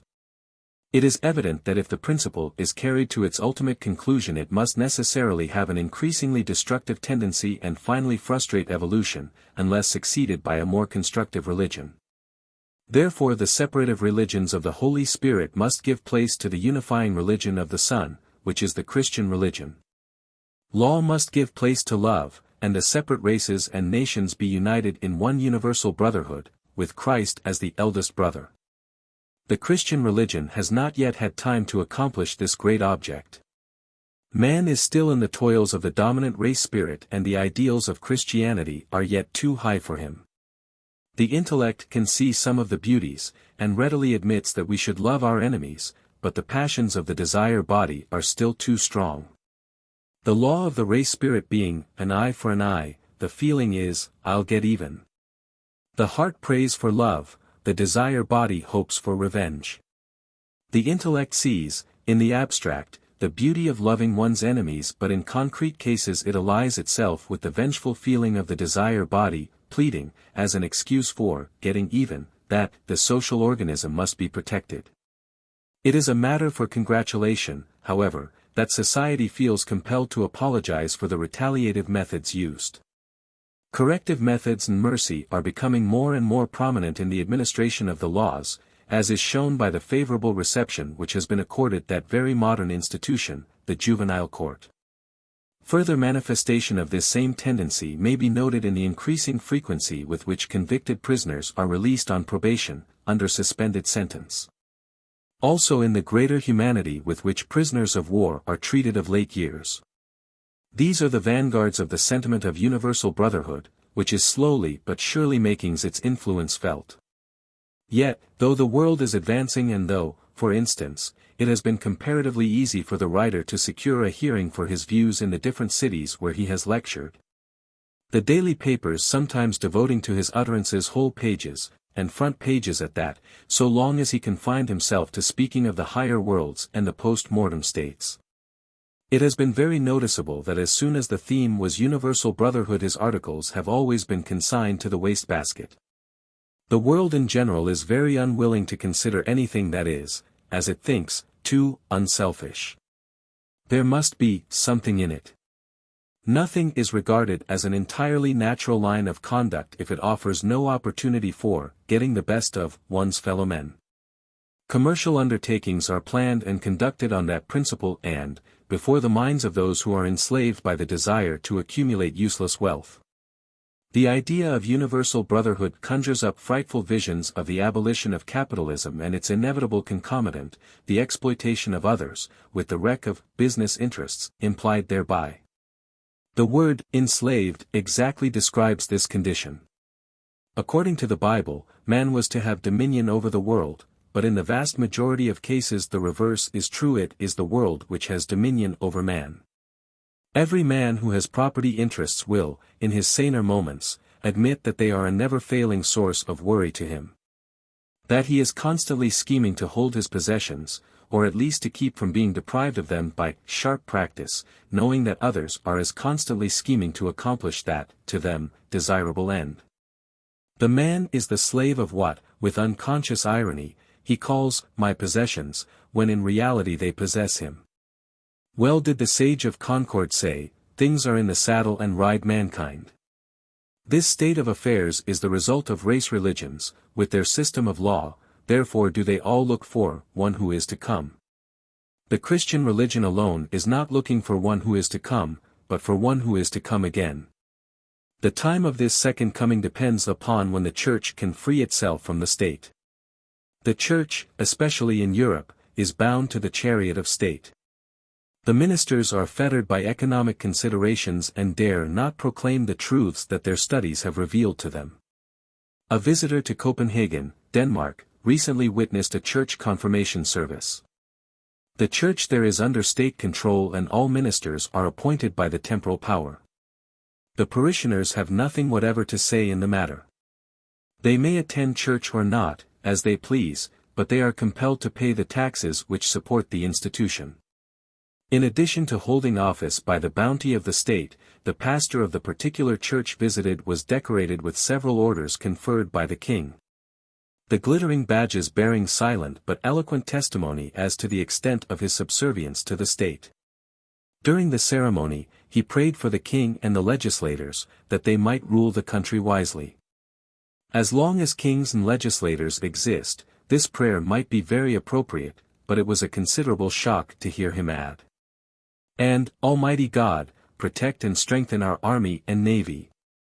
Such a prayer as this shows plainly that the God worshipped is the tribal or national God, the race spirit, for the last act of the gentle Christ Jesus was to stay the sword of the friend who would have protected him therewith. Although he said he had not come to send peace, but a sword.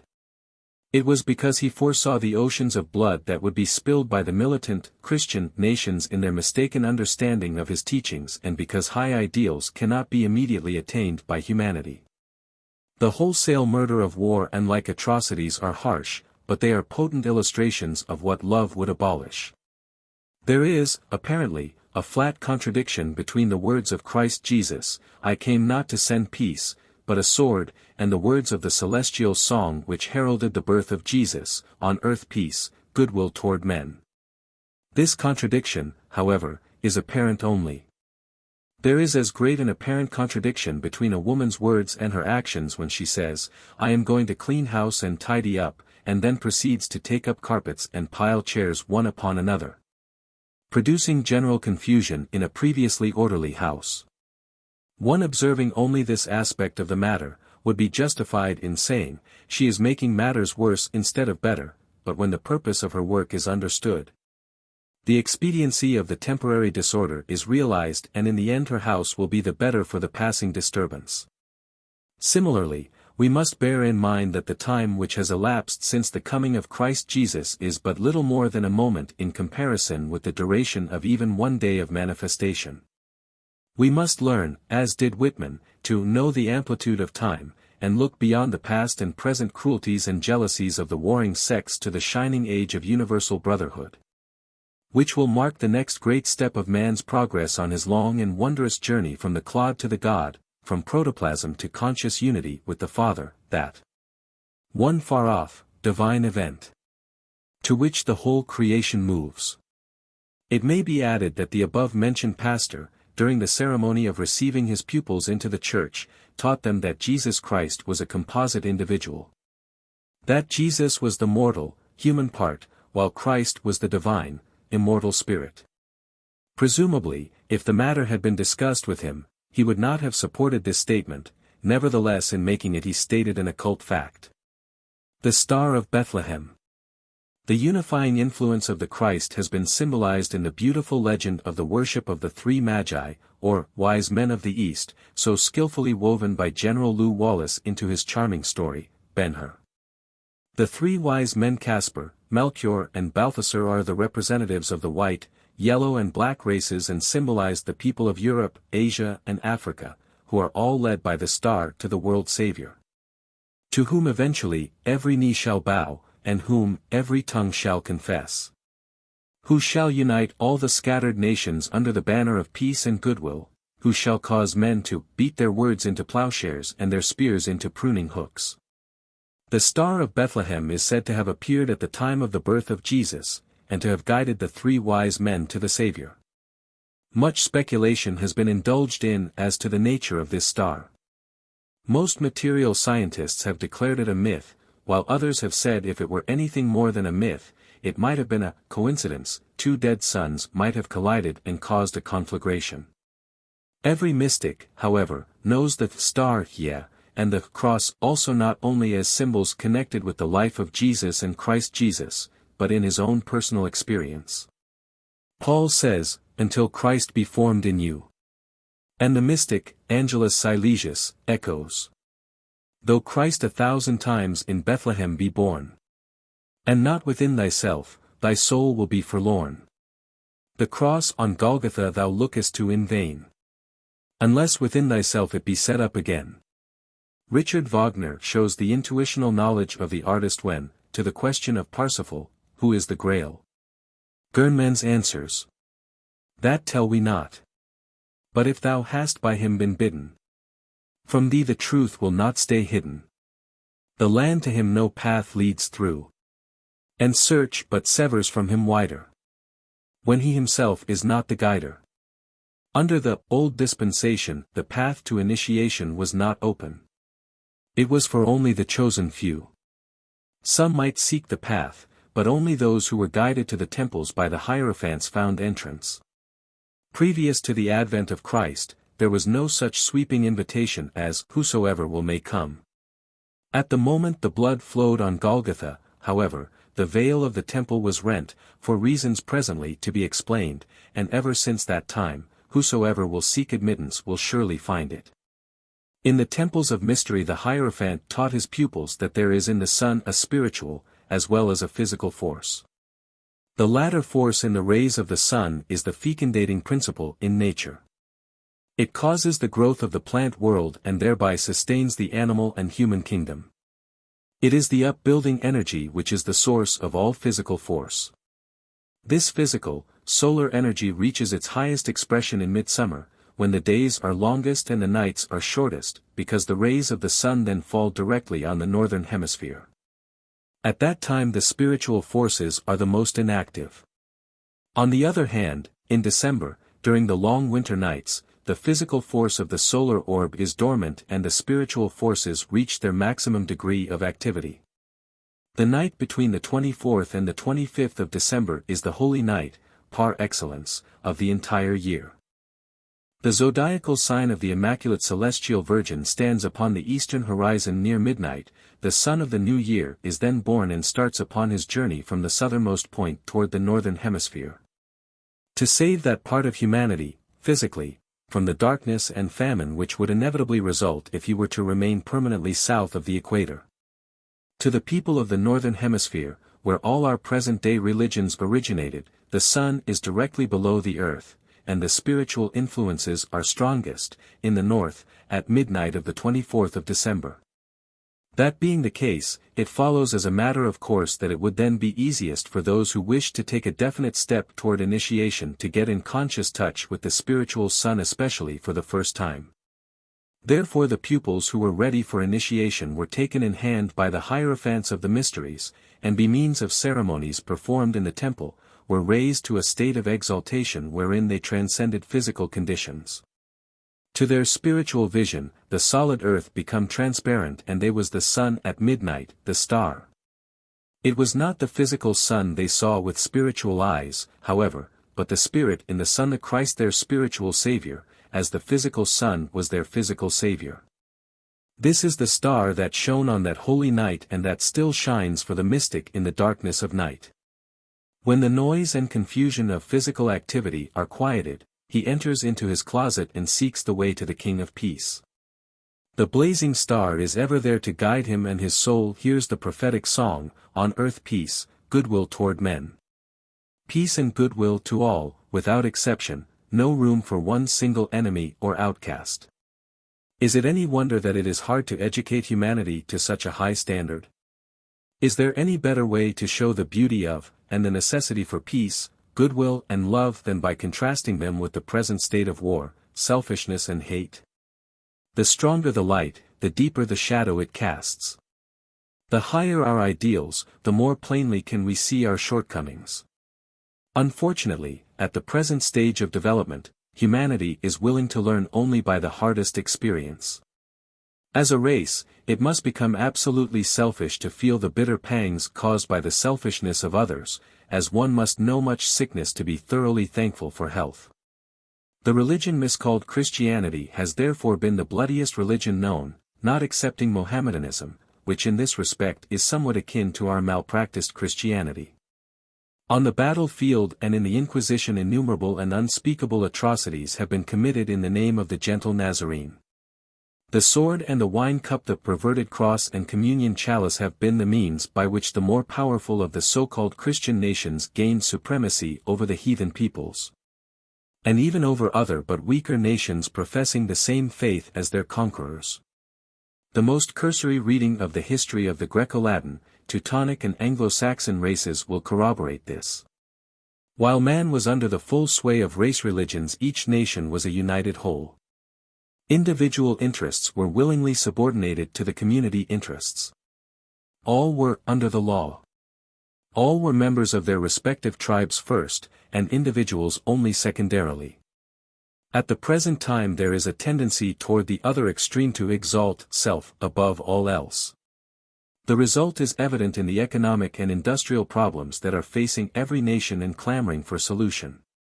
The state of development wherein every man feels himself an absolutely separate unit, an ego, independently pursuing his own course, is a necessary stage.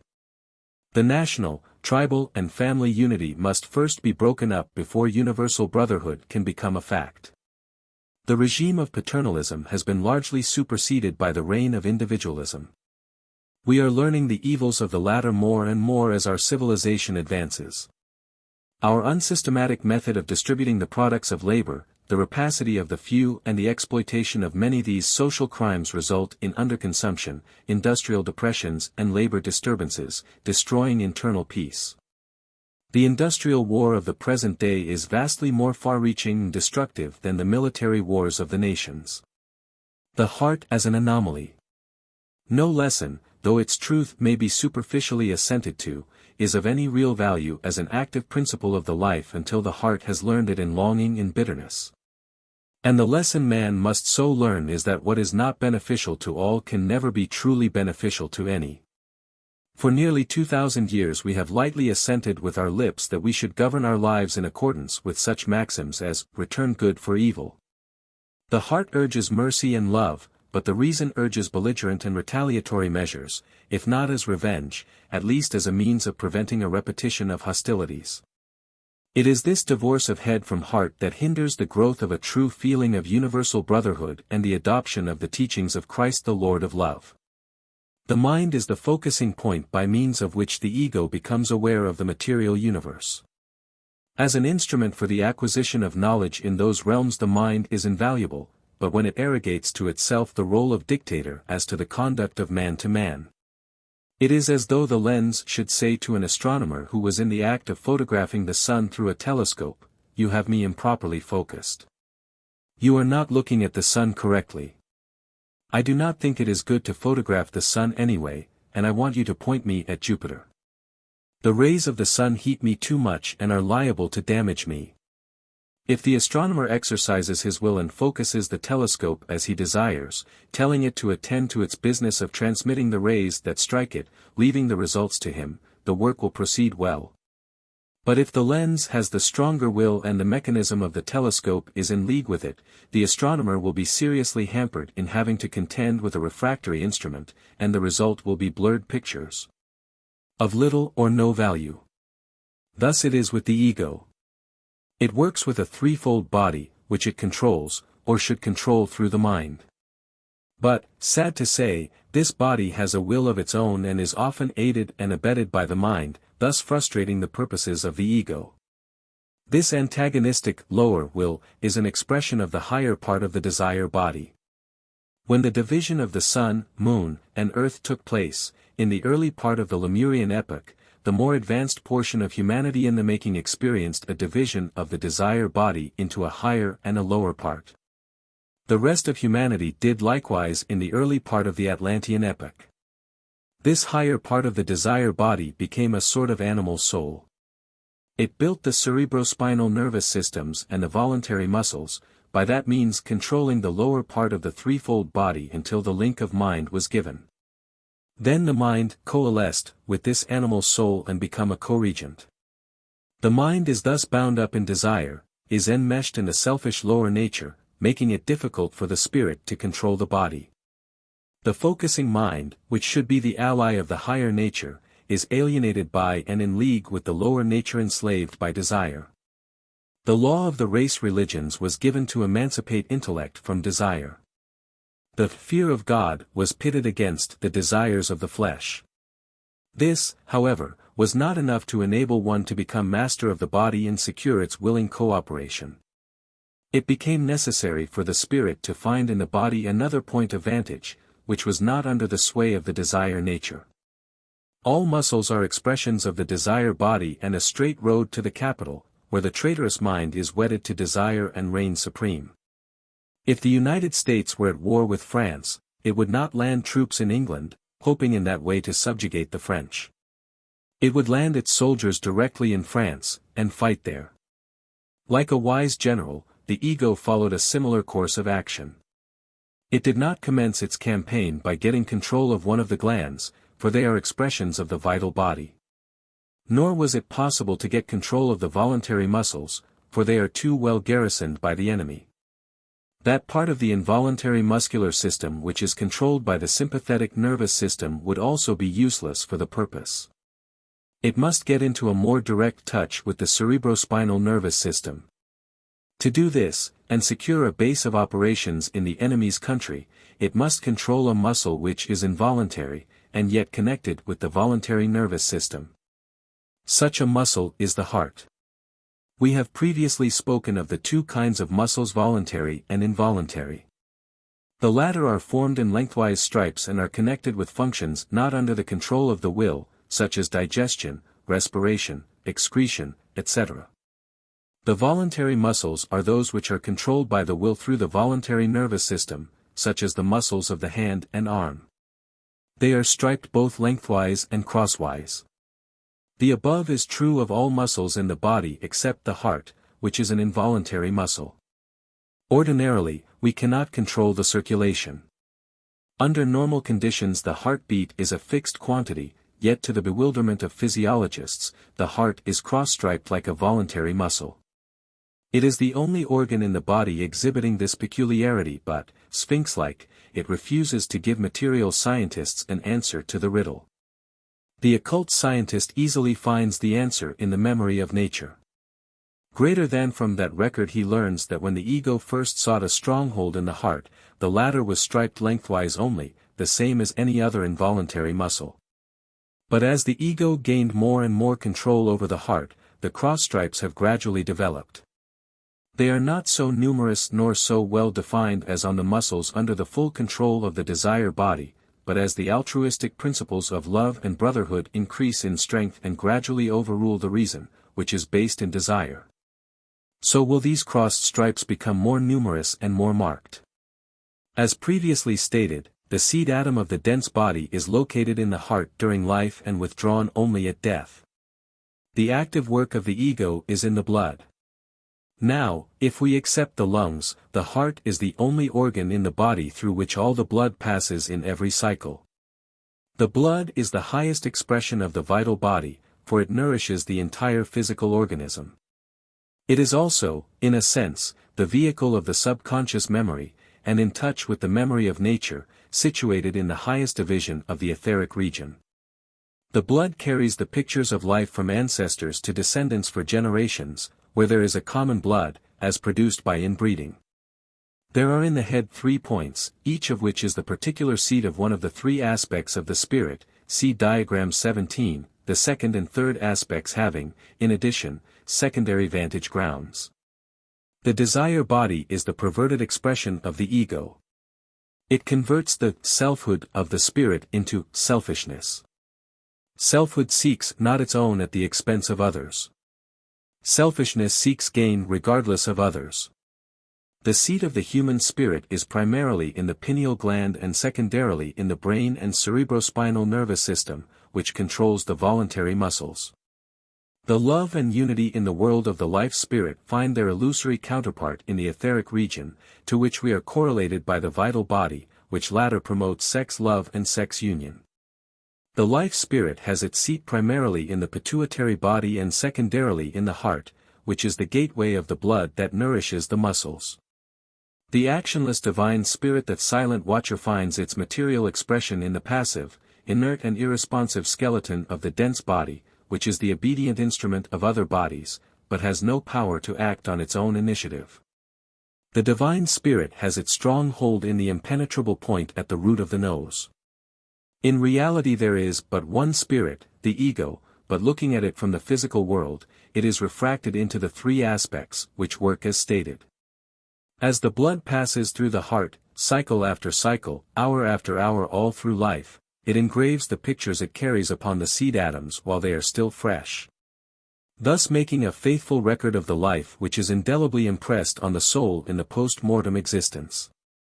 It is always in closest touch with the life spirit, the spirit of love and unity, therefore the heart is the home of altruistic love. As these pictures pass inward to the world of life spirit, in which is the true memory of nature, they do not come through the slow physical senses, but directly through the fourth ether contained in the air we breathe. In the world of life spirit, the life spirit sees much more clearly than it can in the denser worlds. In its high home it is in touch with the cosmic wisdom, and in any situation it knows at once what to do and flashes the message of guidance and proper action back to the heart, which as instantaneously flashes it on to the brain through the medium of the pneumogastric nerve, resulting in first impressions, the intuitional impulse, which is always good, because it is drawn directly from the fountain of cosmic wisdom and love.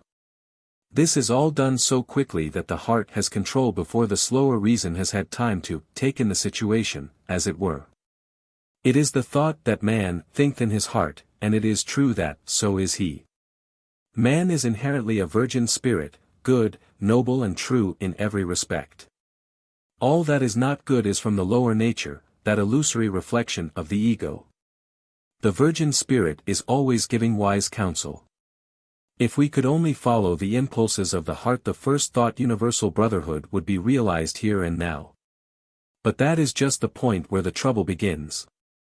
After the good counsel of the first thought has been given, the mind begins to reason, with the result that, in the great majority of cases, it dominates the heart. The telescope arranges its own focus and points where it lists, despite the astronomer.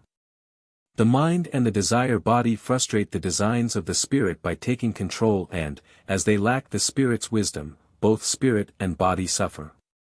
Physiologists note that certain areas of the brain are devoted to particular thought activities, and phrenologists have carried this branch of science still further. Now, it is known that thought breaks down and destroys nerve tissues. This and all other waste of the body is replaced by the blood. When, through the development of the heart into a voluntary muscle, the circulation of the blood finally passes under the absolute control of the unifying life spirit, the spirit of love, it will then be within the power of that spirit to withhold the blood from those areas of the brain devoted to selfish purposes. As a result, those particular thought centers will gradually atrophy. On the other hand, it will be possible for the spirit to increase the blood supply when the mental activities are altruistic, and thus build up the areas devoted to altruism, so that, in time, the desire nature will be conquered and the mind emancipated by love from its bondage to desire. It is only by complete emancipation, through love, that man can rise above the law and become a law unto himself. Having conquered himself, he will have conquered all the world. The cross stripes of the heart may be built by certain exercises under occult training, but as some of these exercises are dangerous, they should be undertaken only under the direction of a competent teacher.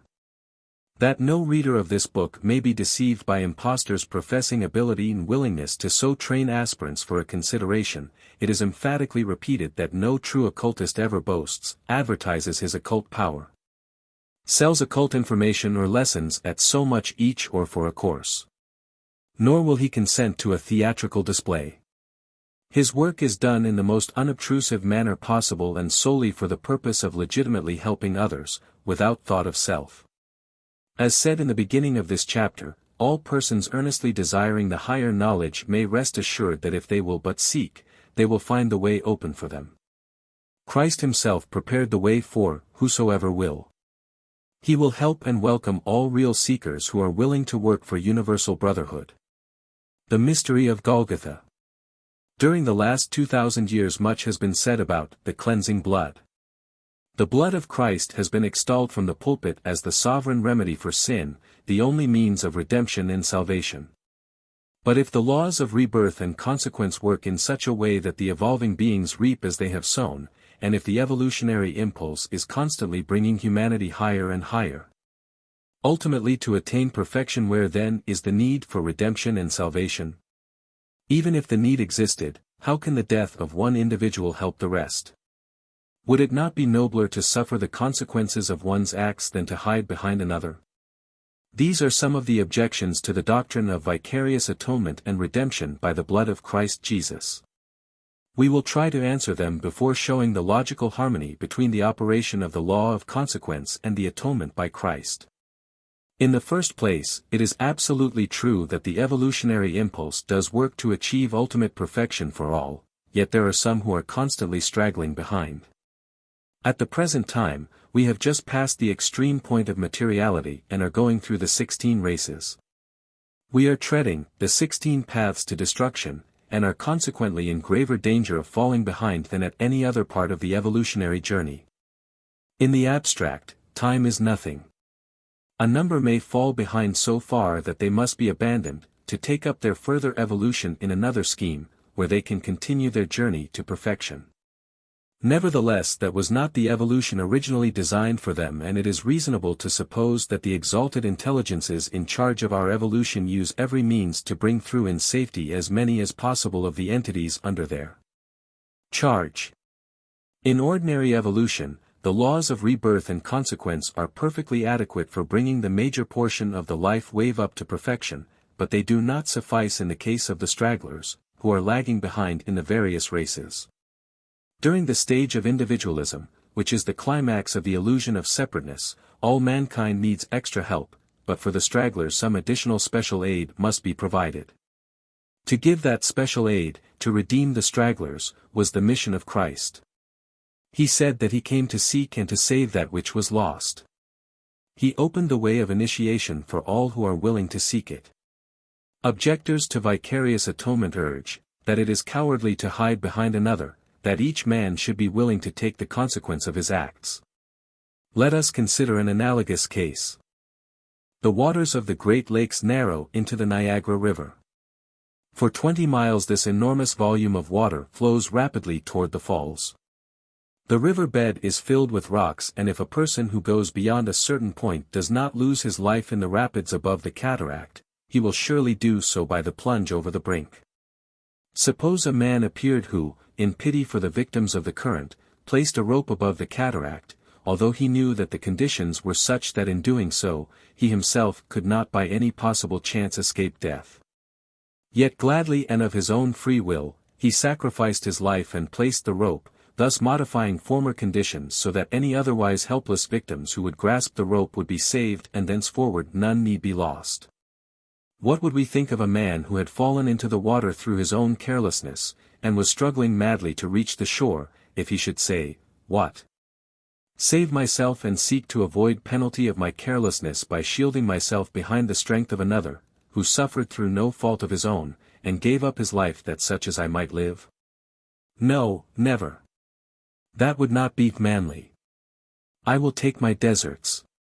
Would we not all agree that the man was a fool? Not all are in need of salvation. Christ knew that there is a very large class who do not require salvation in this way, but just as surely as there are the 99 who are well taken care of by the laws of rebirth and consequence and will reach perfection in that way, so there are the sinners who have become bogged in matter and cannot escape without a rope. Christ came to save them and to bring peace and goodwill to all, by raising them to the necessary point of spirituality, causing a change in their desire bodies which will make the influence of the life spirit in the heart more potent. His younger brother sun spirits, the archangels, had worked as ray spirits on the desire bodies of man, but their work had been from without. It was simply a reflected spiritual sun force and came through the moon as moonlight is reflected sunlight. Christ, the chief initiate of the sun spirits, entered directly into the dense body of the earth and brought the direct sun force, thus enabling him to influence our desire bodies from within. Man cannot gaze long upon the sun without becoming blind because its vibrations are so rapid that they destroy the retina of the eye. But he can look without harmful results upon the moon, the vibrations from which are much slower. Yet they are also sunlight, but the higher vibrations have been taken up by the moon, which then reflects the residue to us. So it is with the spiritual impulses which help man to evolve. The reason why the earth was thrown off from the sun was because our humanity could not endure the sun's tremendous physical and spiritual impulses. Even after an enormous distance had been placed between the earth and sun, the spiritual impulse would still have been too strong had it not been sent first to the moon, to be used by Jehovah, the regent of the moon, for man's benefit. A number of archangels, ordinary sun spirits, were given Jehovah as helpers in reflecting these spiritual impulses from the sun upon the humanity of the earth, in the form of Jehovistic or race religions. The lowest vehicle of the archangels is the desire body. Our desire body was added in the moon period, at which time Jehovah was the highest initiate. Therefore Jehovah is able to deal with man's desire body. Jehovah's lowest vehicle is the human spirit, see diagram 14, and its counterpart is the desire body. The archangels are his helpers because they are able to manage the spiritual sun forces, and the desire body is their lowest vehicle. Thus they are able to work with and prepare humanity for the time when it can receive the spiritual impulses directly from the solar orb, without the intervention of the moon. Upon Christ, as the highest initiate of the sun period, is laid the task of sending out this impulse.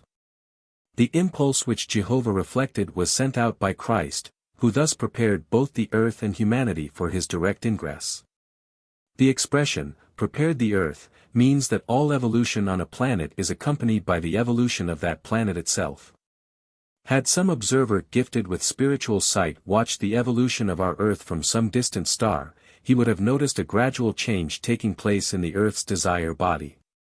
Under the old dispensation the desire bodies of people in general were improved by means of the law. This work is still going on in the majority of people, who are thus preparing themselves for the higher life. The higher life, initiation, does not commence, however, until the work on the vital body begins.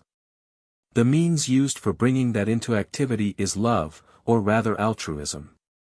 The former word has been so abused that it no longer conveys the meaning here required. During the old dispensation the path of initiation was not free and open, except to the chosen few. The hierophants of the mysteries collected certain families about the temples, setting them apart from all the other people. These chosen families were then rigorously guarded as to certain rites and ceremonies. Their marriages and sexual intercourse were regulated by the hierophants. The effect of this was to produce a race having the proper degree of laxity between the dense and vital bodies. Also to wake the desire body from its state of lethargy during sleep. Thus a special few were made fit for initiation and were given opportunities that could not be given to all. We see instances of this method among the Jews, where the tribe of Levi were the chosen Templars, also in the caste of the Brahmins, who were the only priestly class among the Hindus. The mission of Christ, in addition to saving the lost, was to make initiation possible to all, therefore Jesus was not a Levite of the class to which priesthood came by inheritance. He came from the common people, and though not of the teacher class, his teaching was higher than that of Moses. Christ Jesus did not deny Moses, the law, nor the prophets. On the contrary, he acknowledged them all and showed the people that they were his witnesses, as they all pointed to one who was to come. He told the people that those things had served their purpose and that henceforth love must supersede law. Christ Jesus was killed. In connection with this fact, we come to the supreme and fundamental difference between him and the previous teachers, in whom the race spirits were born. They all died and must be reborn again and again to help their peoples bear their destiny. The Archangel Michael, the race spirit of the Jews, raised up Moses, who was taken up to Mount Nebo to die. He was reborn as Elijah. Elijah returned as John the Baptist, Buddha died and was reborn as Shankaracharya. Sri Krishna says, whenever there is decay of Dharma, and exaltation of Adharma, then I myself come forth for the protection of the good, for the destruction of evildoers, for the sake of firmly establishing Dharma. I am born from age to age. When death came, Moses' face shone and Buddha's body become a light. They all reached the stage when the spirit begins to shine from within, but then they died.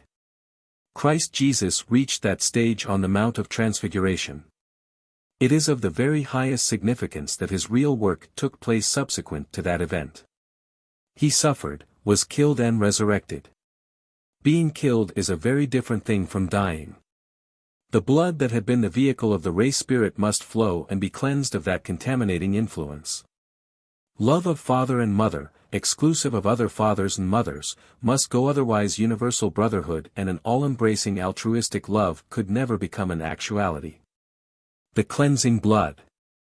When the Savior Christ Jesus was crucified, his body was pierced in 5 places, in the 5 centers where the currents of the vital body flow, and the pressure of the crown of thorns caused a flow from the 6th also. This is a hint to those who already know these currents. A full elucidation of this matter cannot be publicly given out at this time. When the blood flowed from these centers, the great Sun Spirit Christ was liberated from the physical vehicle of Jesus and found himself in the earth, with individual vehicles. The already existing planetary vehicles he permeated with his own vehicles and, in the twinkling of an eye, diffused his own desire body over the planet, which has enabled him thenceforth to work upon the earth and its humanity from within. At that moment a tremendous wave of spiritual sunlight flooded the earth.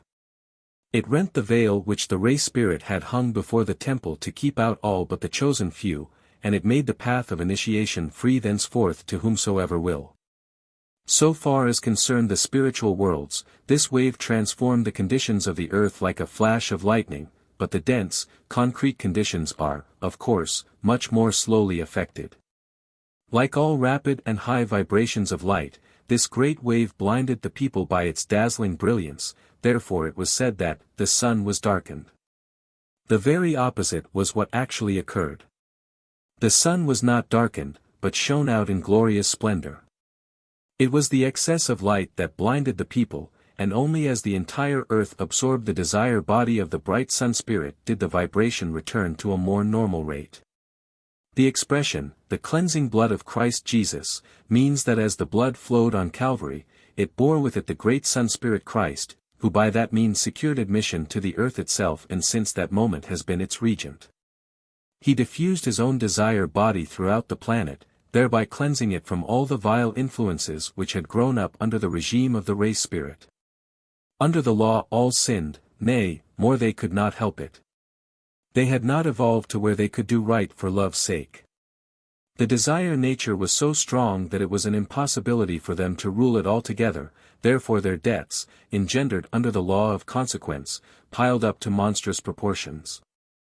Evolution would have been terribly delayed and many lost to our life wave altogether if some help had not been given. Therefore did Christ come, to seek and to save that which was lost. He took away the sin of the world by his cleansing blood, which gave him entrance to the earth and its humanity. He purified the conditions and we owe it to him that we are able to gather for our desire bodies purer desire stuff than formerly, and he continues working to help us, by making our external environment constantly pure. That this was and is done at the expense of great suffering to himself, no one can doubt who is able to form the least conception of the limitations endured by that great spirit in entering the hampering conditions of physical existence. Even in the best and purest vehicle possible. Nor is his present limitation as regent of the earth much less painful. True, he is also regent of the sun, and therefore only partially confined to the earth, yet the limitations set by the crampingly slow vibrations of our dense planet must be almost unendurable. Had Christ Jesus simply died, it would have been impossible for him to have done this work, but the Christians have a risen Savior, one who is ever present to help those who call upon his name. Having suffered like unto ourselves in all things and knowing fully our needs, he is lenient toward our mistakes and failures so long as we continue trying to live the good life. We must ever keep before our eyes the fact that the only real failure is ceasing to try. Upon the death of the dense body of Christ Jesus, the seed Adam was returned to the original owner, Jesus of Nazareth, who for some time afterward, while functioning in a vital body which he had gathered temporarily. Taught the nucleus of the new faith which Christ had left behind. Jesus of Nazareth has since had the guidance of the esoteric branches which sprang up all over Europe. In many placed the Knights of the Round Table were high initiates in the mysteries of the new dispensation.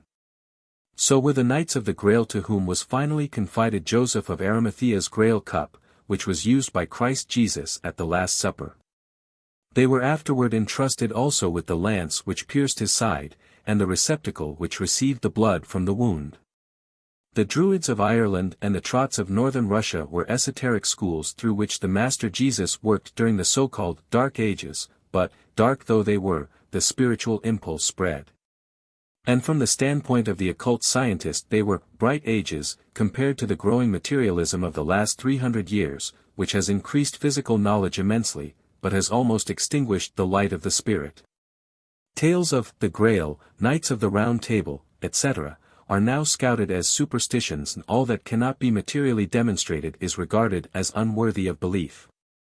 Glorious as are the discoveries of modern science, they have been bought at the terrible price of crushing the spiritual intuition, and, from a spiritual standpoint, no darker day than the present has ever dawned. The elder brothers, Jesus among them, have striven and are striving to counteract this terrible influence, which is like that in the eyes of the snake, causing the bird to fall into its jaws. Every attempt to enlighten people and awaken in them a desire to cultivate the spiritual side of life, is an evidence of the activity of the elder brothers. May their efforts be crowned with success and speed the day when modern science shall be spiritualized and conduct its investigation of matter from the standpoint of spirit, for then, and not until then, will it arrive at a true knowledge of the world. Chapter 16. Future Development and Initiation. The 7 Days of Creation. The Rosicrucian speaks of the Earth period as Mars-Mercury. The great creative day of manifestation is embodied in the names of the days of the week, for our weekdays have been named after the evolutionary stages through which the virgin spirits pass in their pilgrimage through matter. Day corresponds to the is ruled by Saturday. Saturn. Period Saturn. Sunday. Sun period. The Sun. Monday. Moon period. The Moon. Tuesday. First half of the Earth period. Mars. Wednesday. Second half of the Earth period. Mercury. Thursday. Jupiter period. Jupiter. Friday. Venus period. Venus. The Vulcan period is the last period of our scheme of evolution. The quintessence of all the preceding periods is extracted by the recapitulation of spiral after spiral. No new work is done until the very last revolution on the very last globe, and then only in the 7th epoch. Therefore the Vulcan period may be said to correspond to the week, which includes all of the 7 days. The claim of astrologers that the days of the week are ruled by the particular planet for which they are named, is well founded. The ancients were also familiar with this occult knowledge, as is shown in their mythologies, in which the names of the gods are associated with the days of the week. Saturday is plainly Saturn's day. Sunday is correlated to the sun, and Monday to the moon. The Latins call Tuesday dies Martis, which obviously shows its connection with Mars, the god of war. The name Tuesday is derived from Tursdag, Tyr, or Tyr, being the name of the Norse god of war. Wednesday was Wotansdag, from Wotan, also a Norse god. It is called dies Mercurii by the Latins, showing its association with Mercury, as given in our list. Thursday, or Thorsdag, is named for Thor, the Norse god of thunder, and is called dies Jovis, by the Latins, after the thunder god, Jove, or Jupiter. Friday is named for the Norse goddess of beauty, Freya, and for similar reasons, the Latins call it dies Veneris, or day of Venus. These names of periods have nothing to do with the physical planets, but refer to past, present or future incarnations of the earth. For, again applying the Hermetic axiom, as above, so below, the macrocosm must have its incarnations as well as the microcosm, man. Occult science teaches that there are 777 incarnations, but that does not mean that the Earth undergoes 777 metamorphoses. It means that evolving life makes 7 revolutions around the 7 globes of the 7 world periods. This pilgrimage of involution and evolution, including the short cut of initiation, is embodied in the caduceus or staff of Mercury, see diagram 15, so called because this occult symbol indicates the path of initiation, which has been open to man only since the beginning of the Mercury half of the Earth period. Some of the lesser mysteries were given to the earlier Lemurians and Atlanteans, but not the 4 great initiations. The black serpent on diagram 15 indicates the winding, cyclic path of involution, comprising the Saturn, Sun and Moon periods, and the Mars half of the Earth period, during which the evolving life built its vehicles. Not becoming fully awake and clearly conscious of the outside world until the latter part of the Atlantean epoch. The white serpent represents the path that the human race will follow through the Mercury half of the Earth period, and the Jupiter, Venus, and Vulcan periods, during which pilgrimage man's consciousness will expand into that of an omniscient creative intelligence. The serpentine path is the path followed by the great majority. But the staff of Mercury, around which the serpents twine, shows the straight and narrow way, the path of initiation, which enables those who walk therein to accomplish in a few short lives that which it requires millions of years for the majority of mankind to accomplish. It need scarcely be said that no description of the initiatory ceremonies can be given, as the first vow of the initiate is silence, but even if permissible, it would not be important. What concerns us in getting a bird's-eye view of the evolutionary path is to ascertain the results of the ceremonies. The whole result of initiation is to give to the spiritually aspiring an opportunity to develop the higher faculties and powers in a short time and by severe training, thereby gaining the expansion of consciousness that all mankind will surely possess eventually, but which the vast majority choose to acquire through the slow process of ordinary evolution. We may know the states of consciousness and their concomitant powers attained by the candidate as he passes through successive great initiations, provided we know what those future states and powers will be for humanity in general. Some hints have been given and more may be logically deduced by an application of the law of correspondences, to give a fairly rounded picture of the evolution in store for all of us, and the magnitude of the great steps in initiation. To do this it may help us to glance back over the steps by which the consciousness of man has been evolved through the various periods. We remember that during the Saturn period the unconsciousness of man was similar to that of the dense body when plunged into the deepest trance condition. This was succeeded, in the Sun period, by a dreamless sleep consciousness. In the Moon period the first glimmering of waking showed itself in inward pictures of outward things. The entire consciousness consisted of such inward representations of external objects, colors, or sounds. At last, in the latter part of the Atlantean epoch, this picture consciousness, in which objects could be observed outside, clearly and distinctly outlined in space. When this objective consciousness was attained, man became aware of an outside world and for the first time thoroughly realized the difference between self and others. He then realized his separateness and thenceforth the I, consciousness, egoism, became paramount.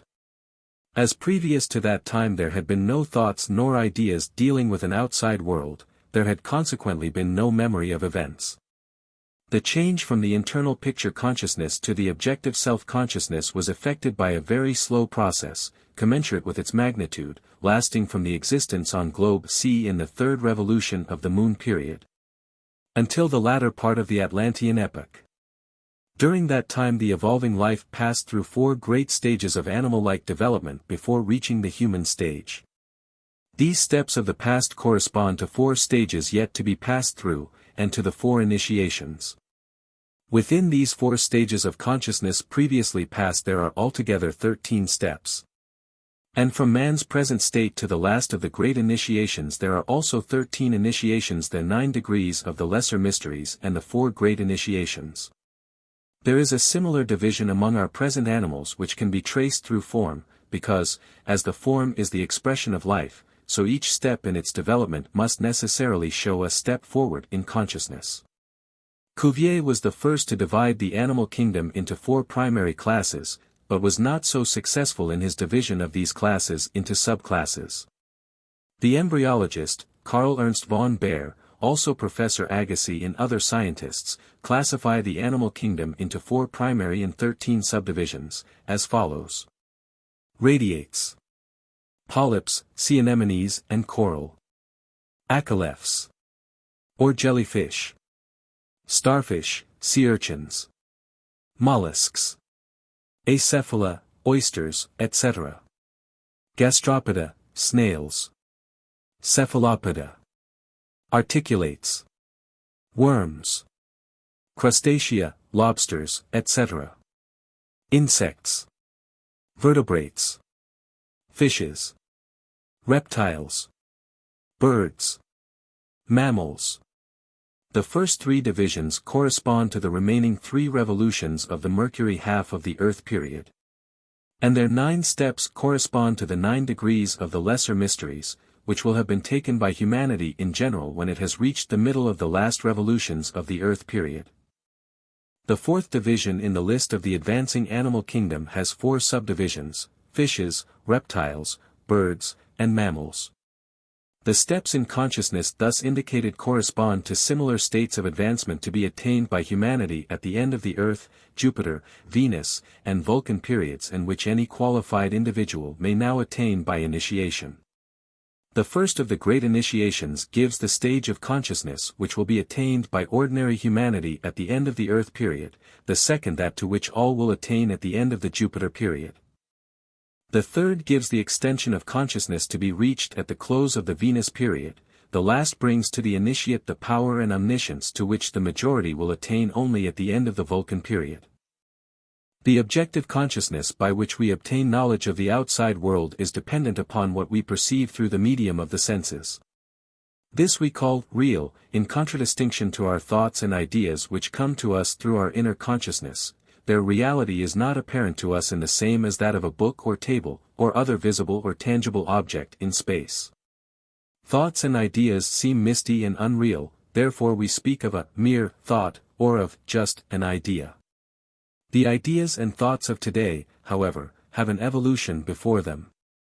They are destined to become as real, clear and tangible as any of the objects of the outside world which we now perceive through the physical senses. At present, when a thing or a color is thought of, the picture or color presented by the memory to our inner consciousness is but a dim and shadowy one compared with the thing thought of. As early as the Jupiter period there will be a marked change in this respect. Then the dream pictures of the Moon period will return, but they will be subject to the call of the thinker, and not mere reproductions of outer objects. Thus there will be a combination of the pictures of the Moon period and the thoughts and ideas consciously developed during the Earth period, that is, it will be a self-consciousness picture consciousness. When a man of the Jupiter period says, red, or speaks the name of an object, a clear and exact reproduction of the particular shade of red of which he is thinking, or of the object to which he refers, will be presented to his inner vision and will also be quite visible to the hearer. There will be no misconception as to what is meant by the word spoken. Thoughts and ideas will be alive and visible, therefore hypocrisy and flattery will be entirely eliminated. People can be seen exactly as they are. There will be both good and bad, but the two qualities will not be mingled in the same person. There will be the thoroughly good man and the downright evil man, and one of the serious problems of that time will be how to deal with the latter. The Manichees, an order of still higher spirituality than the Rosicrucians, are at present studying that very problem. An idea of the condition anticipated may be gained from a short resume of their legend. All mystic orders have a legend symbolic of their ideals and aspirations. In the legend of the Manichees there are 2 kingdoms, that of the light elves and that of the night elves. The latter attack the former, are defeated and must be punished. But, as the light elves are as thoroughly good as the night elves are bad, they cannot inflict evil upon their foes, so they must be punished with good. Therefore a part of the kingdom of the light elves is incorporated with that of the night elves, and in this way the evil is in time overcome. Hate which will not submit to hate, must succumb to love. The internal pictures of the moon period were a certain expression of man's external environment. In the Jupiter period the pictures will be expressed from within, they will be an outcome of the inner life of the man. He will also possess the additional faculty, which he cultivated in the Earth period, of seeing things in space outside of himself. In the moon period he did not see the concrete thing, but only its soul qualities. In the Jupiter period he will see both, and will thus have a thorough perception and understanding of his surroundings. At a later stage in the same period, this perceptive ability will be succeeded by a still higher phase. His power to form clear mental conceptions of colors, objects, or tones will enable him to contact and influence supersensuous beings of various orders and to secure their obedience, employing their forces as he wishes. He will be unable to send out from himself the forces wherewith to carry out his designs, however, and will be dependent upon the help of these superphysical beings, who will then be at his service. At the close of the Venus period he will be able to use his own force to give his pictures life and to set them out from himself as objects in space. He will then possess an objective, self-conscious, creative consciousness. Very little can be said about the high spiritual consciousness which will be attained at the close of the Vulcan period, it would be quite beyond our present comprehension. Spirals within spirals. It must not be supposed that these states of consciousness commence at the beginning of the periods to which they belong and last until the end.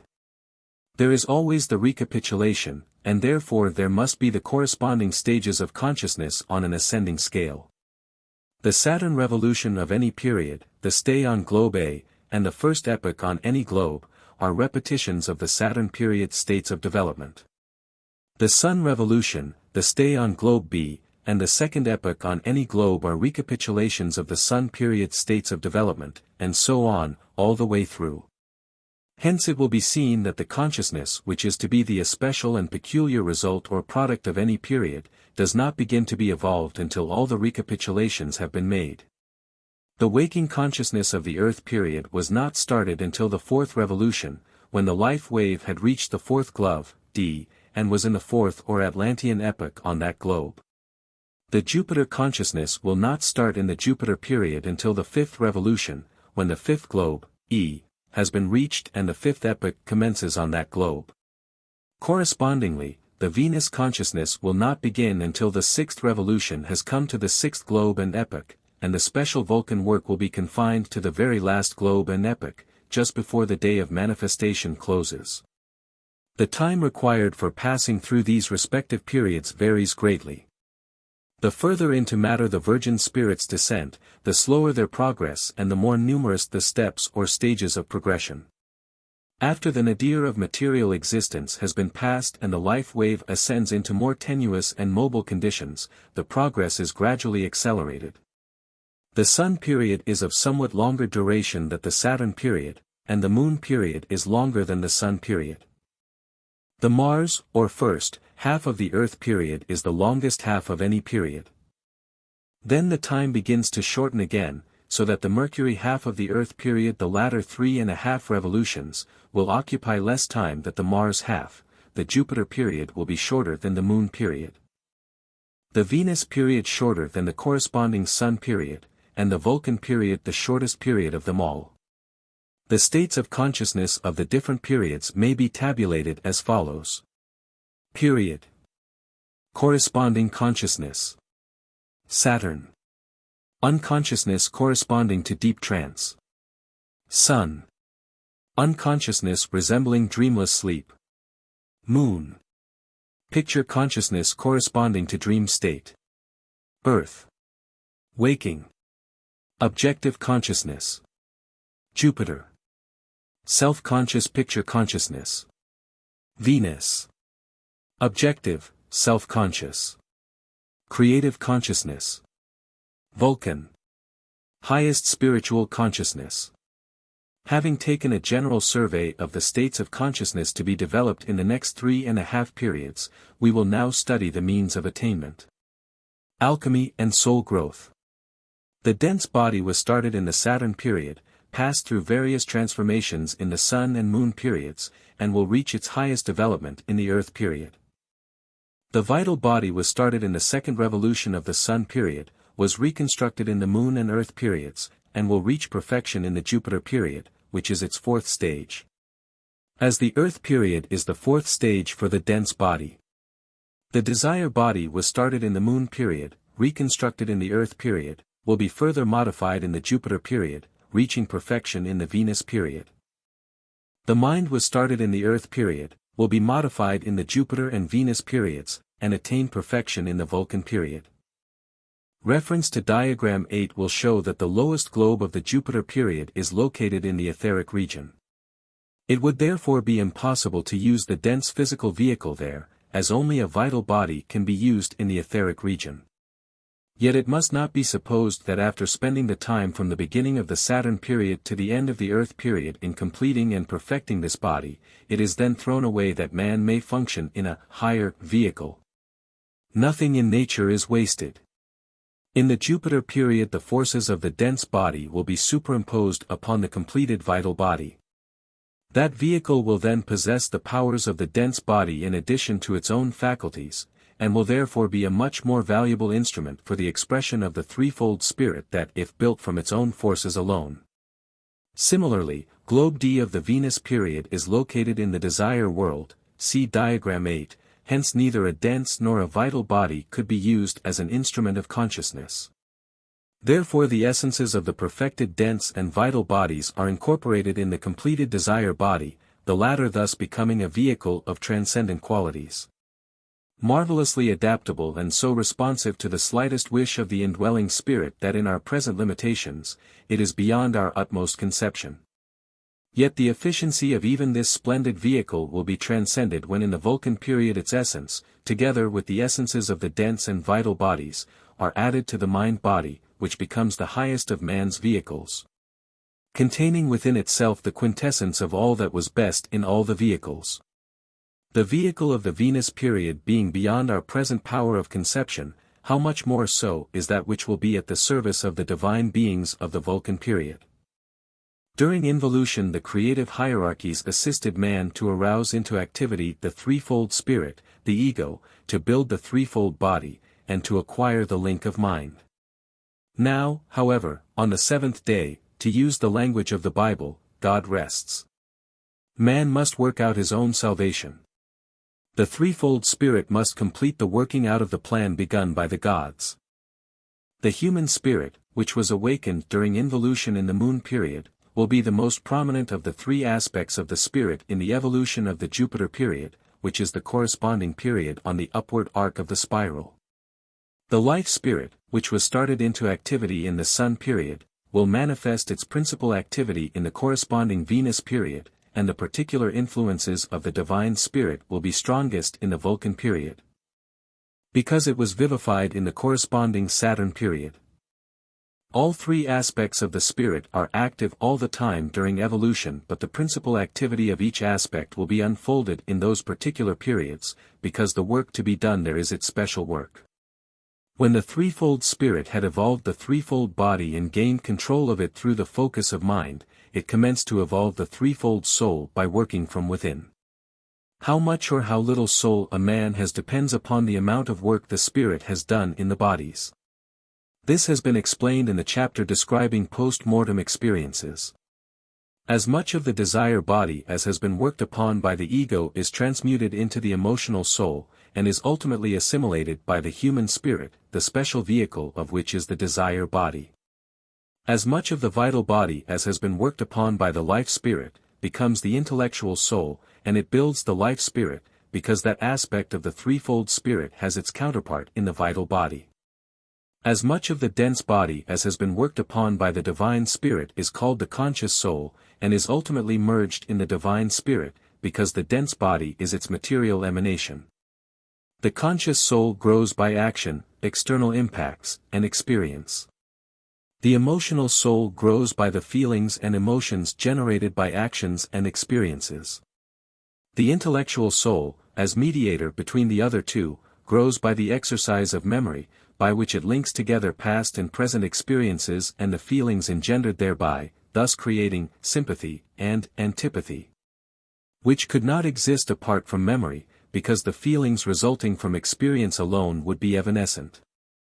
During the involution the spirit progressed by growing bodies, but evolution depends upon soul growth, the transmutation of the bodies into soul.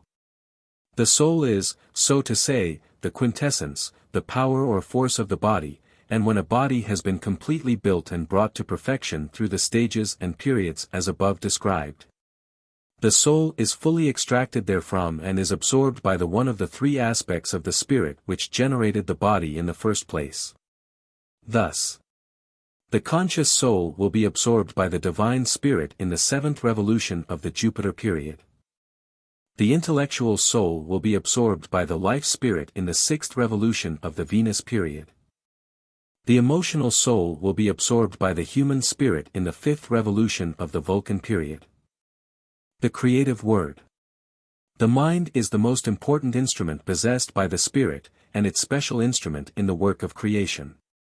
The spiritualized and perfected larynx will speak the creative word, but the perfect mind will decide as to the particular form and the volume of vibration, and will thus be the determining factor. Imagination will be the spiritualized faculty directing the work of creation. There is a strong tendency at the present time to regard the faculty of imagination slightingly, yet it is one of the most important factors in our civilization. If it were not for the imagination, we would still be naked savages. Imagination planned our houses, our clothes, and our transportation and transmission facilities. Had not the inventors of these improvements possessed the mind and imagination to form mental images, the improvements could never have become concrete realities. In our materialistic day and age there is scarcely an effort made to conceal the contempt in which the faculty of imagination is generally held, and none feel the effects of this more acutely than inventors. They are usually classed as cranks, and yet they have been the chief factors in the subjugation of the physical world and in making our social environment what it is today.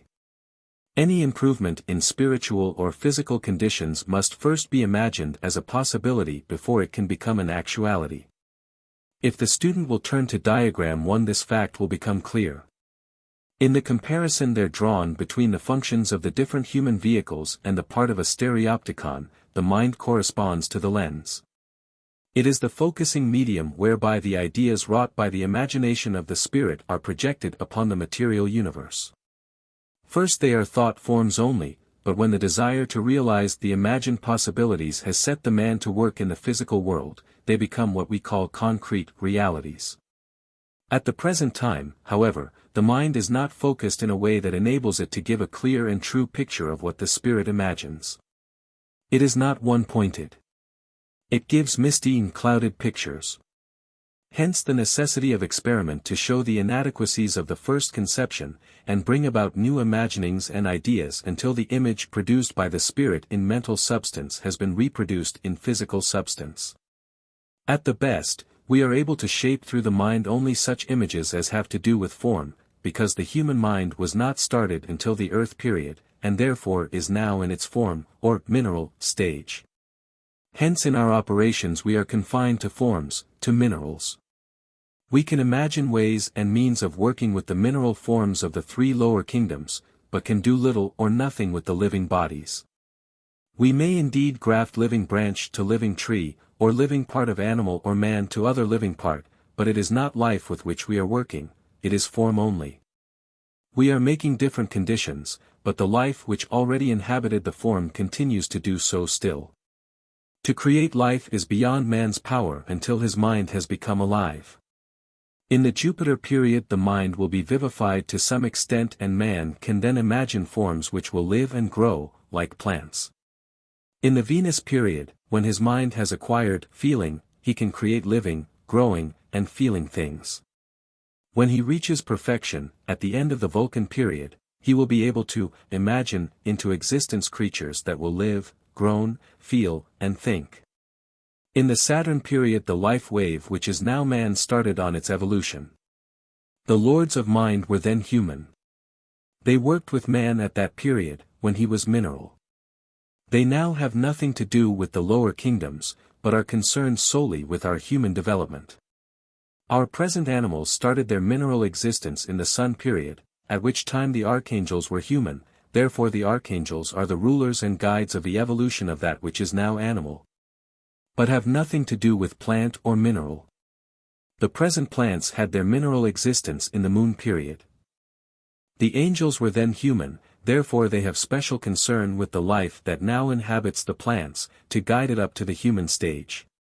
But they have no interest in the minerals. Our present humanity will have to work with the new life wave, which entered evolution in the Earth period and now ensouls the minerals. We are now working with it by means of the faculty of imagination, giving it form, building it into ships, bridges, railways, houses, etc. In the Jupiter period we shall guide the evolution of the plant kingdom, for that which is at present mineral will then have a plant-like existence and we must work with it there as the angels are now doing without plant kingdom. Our faculty of imagination will be so developed that we shall have the ability, not only to create forms by means of it, but to endow those forms with vitality. In the Venus period our present mineral life wave shall have advanced another step, and we shall be doing for the animals of that period what the archangels are now doing for our animals, giving them living and feeling forms. Lastly, in the Vulcan period it will be our privilege to give them a germinal mind, as the lords of mind did to us. The present minerals will then have become the humanity of the Vulcan period, and we shall have passed through stages similar to those through which the angels and archangels are now passing. We shall then have reached a point in evolution a little higher than that of the present lords of mind, for remember, there is never an exact reproduction anywhere, but always progressive improvement, because of the spiral. The divine spirit will absorb the human spirit at the close of the Jupiter period, the life spirit at the close of the Venus period. And the perfected mind, embodying all that it has garnered during its pilgrimage through all the 7 periods, will be absorbed by the divine spirit at the close of the Vulcan period. There is no contradiction of the foregoing in the statement made elsewhere that the emotional soul will be absorbed by the human spirit in the 5th revolution of the Vulcan period, because the latter will then be within the divine spirit. Then will succeed the long interval of subjective activity during which the virgin spirit will assimilate all the fruits of the septenary periods of active manifestation. It is then merged in God, from whom it came, to re-emerge at the dawn of another great day, as one of his glorious helpers. During its past evolution its latent possibilities have been transmuted to dynamic powers. It has acquired soul power and a creative mind as the fruitage of its pilgrimage through matter. It has advanced from impotence to omnipotence, from nescience to omniscience.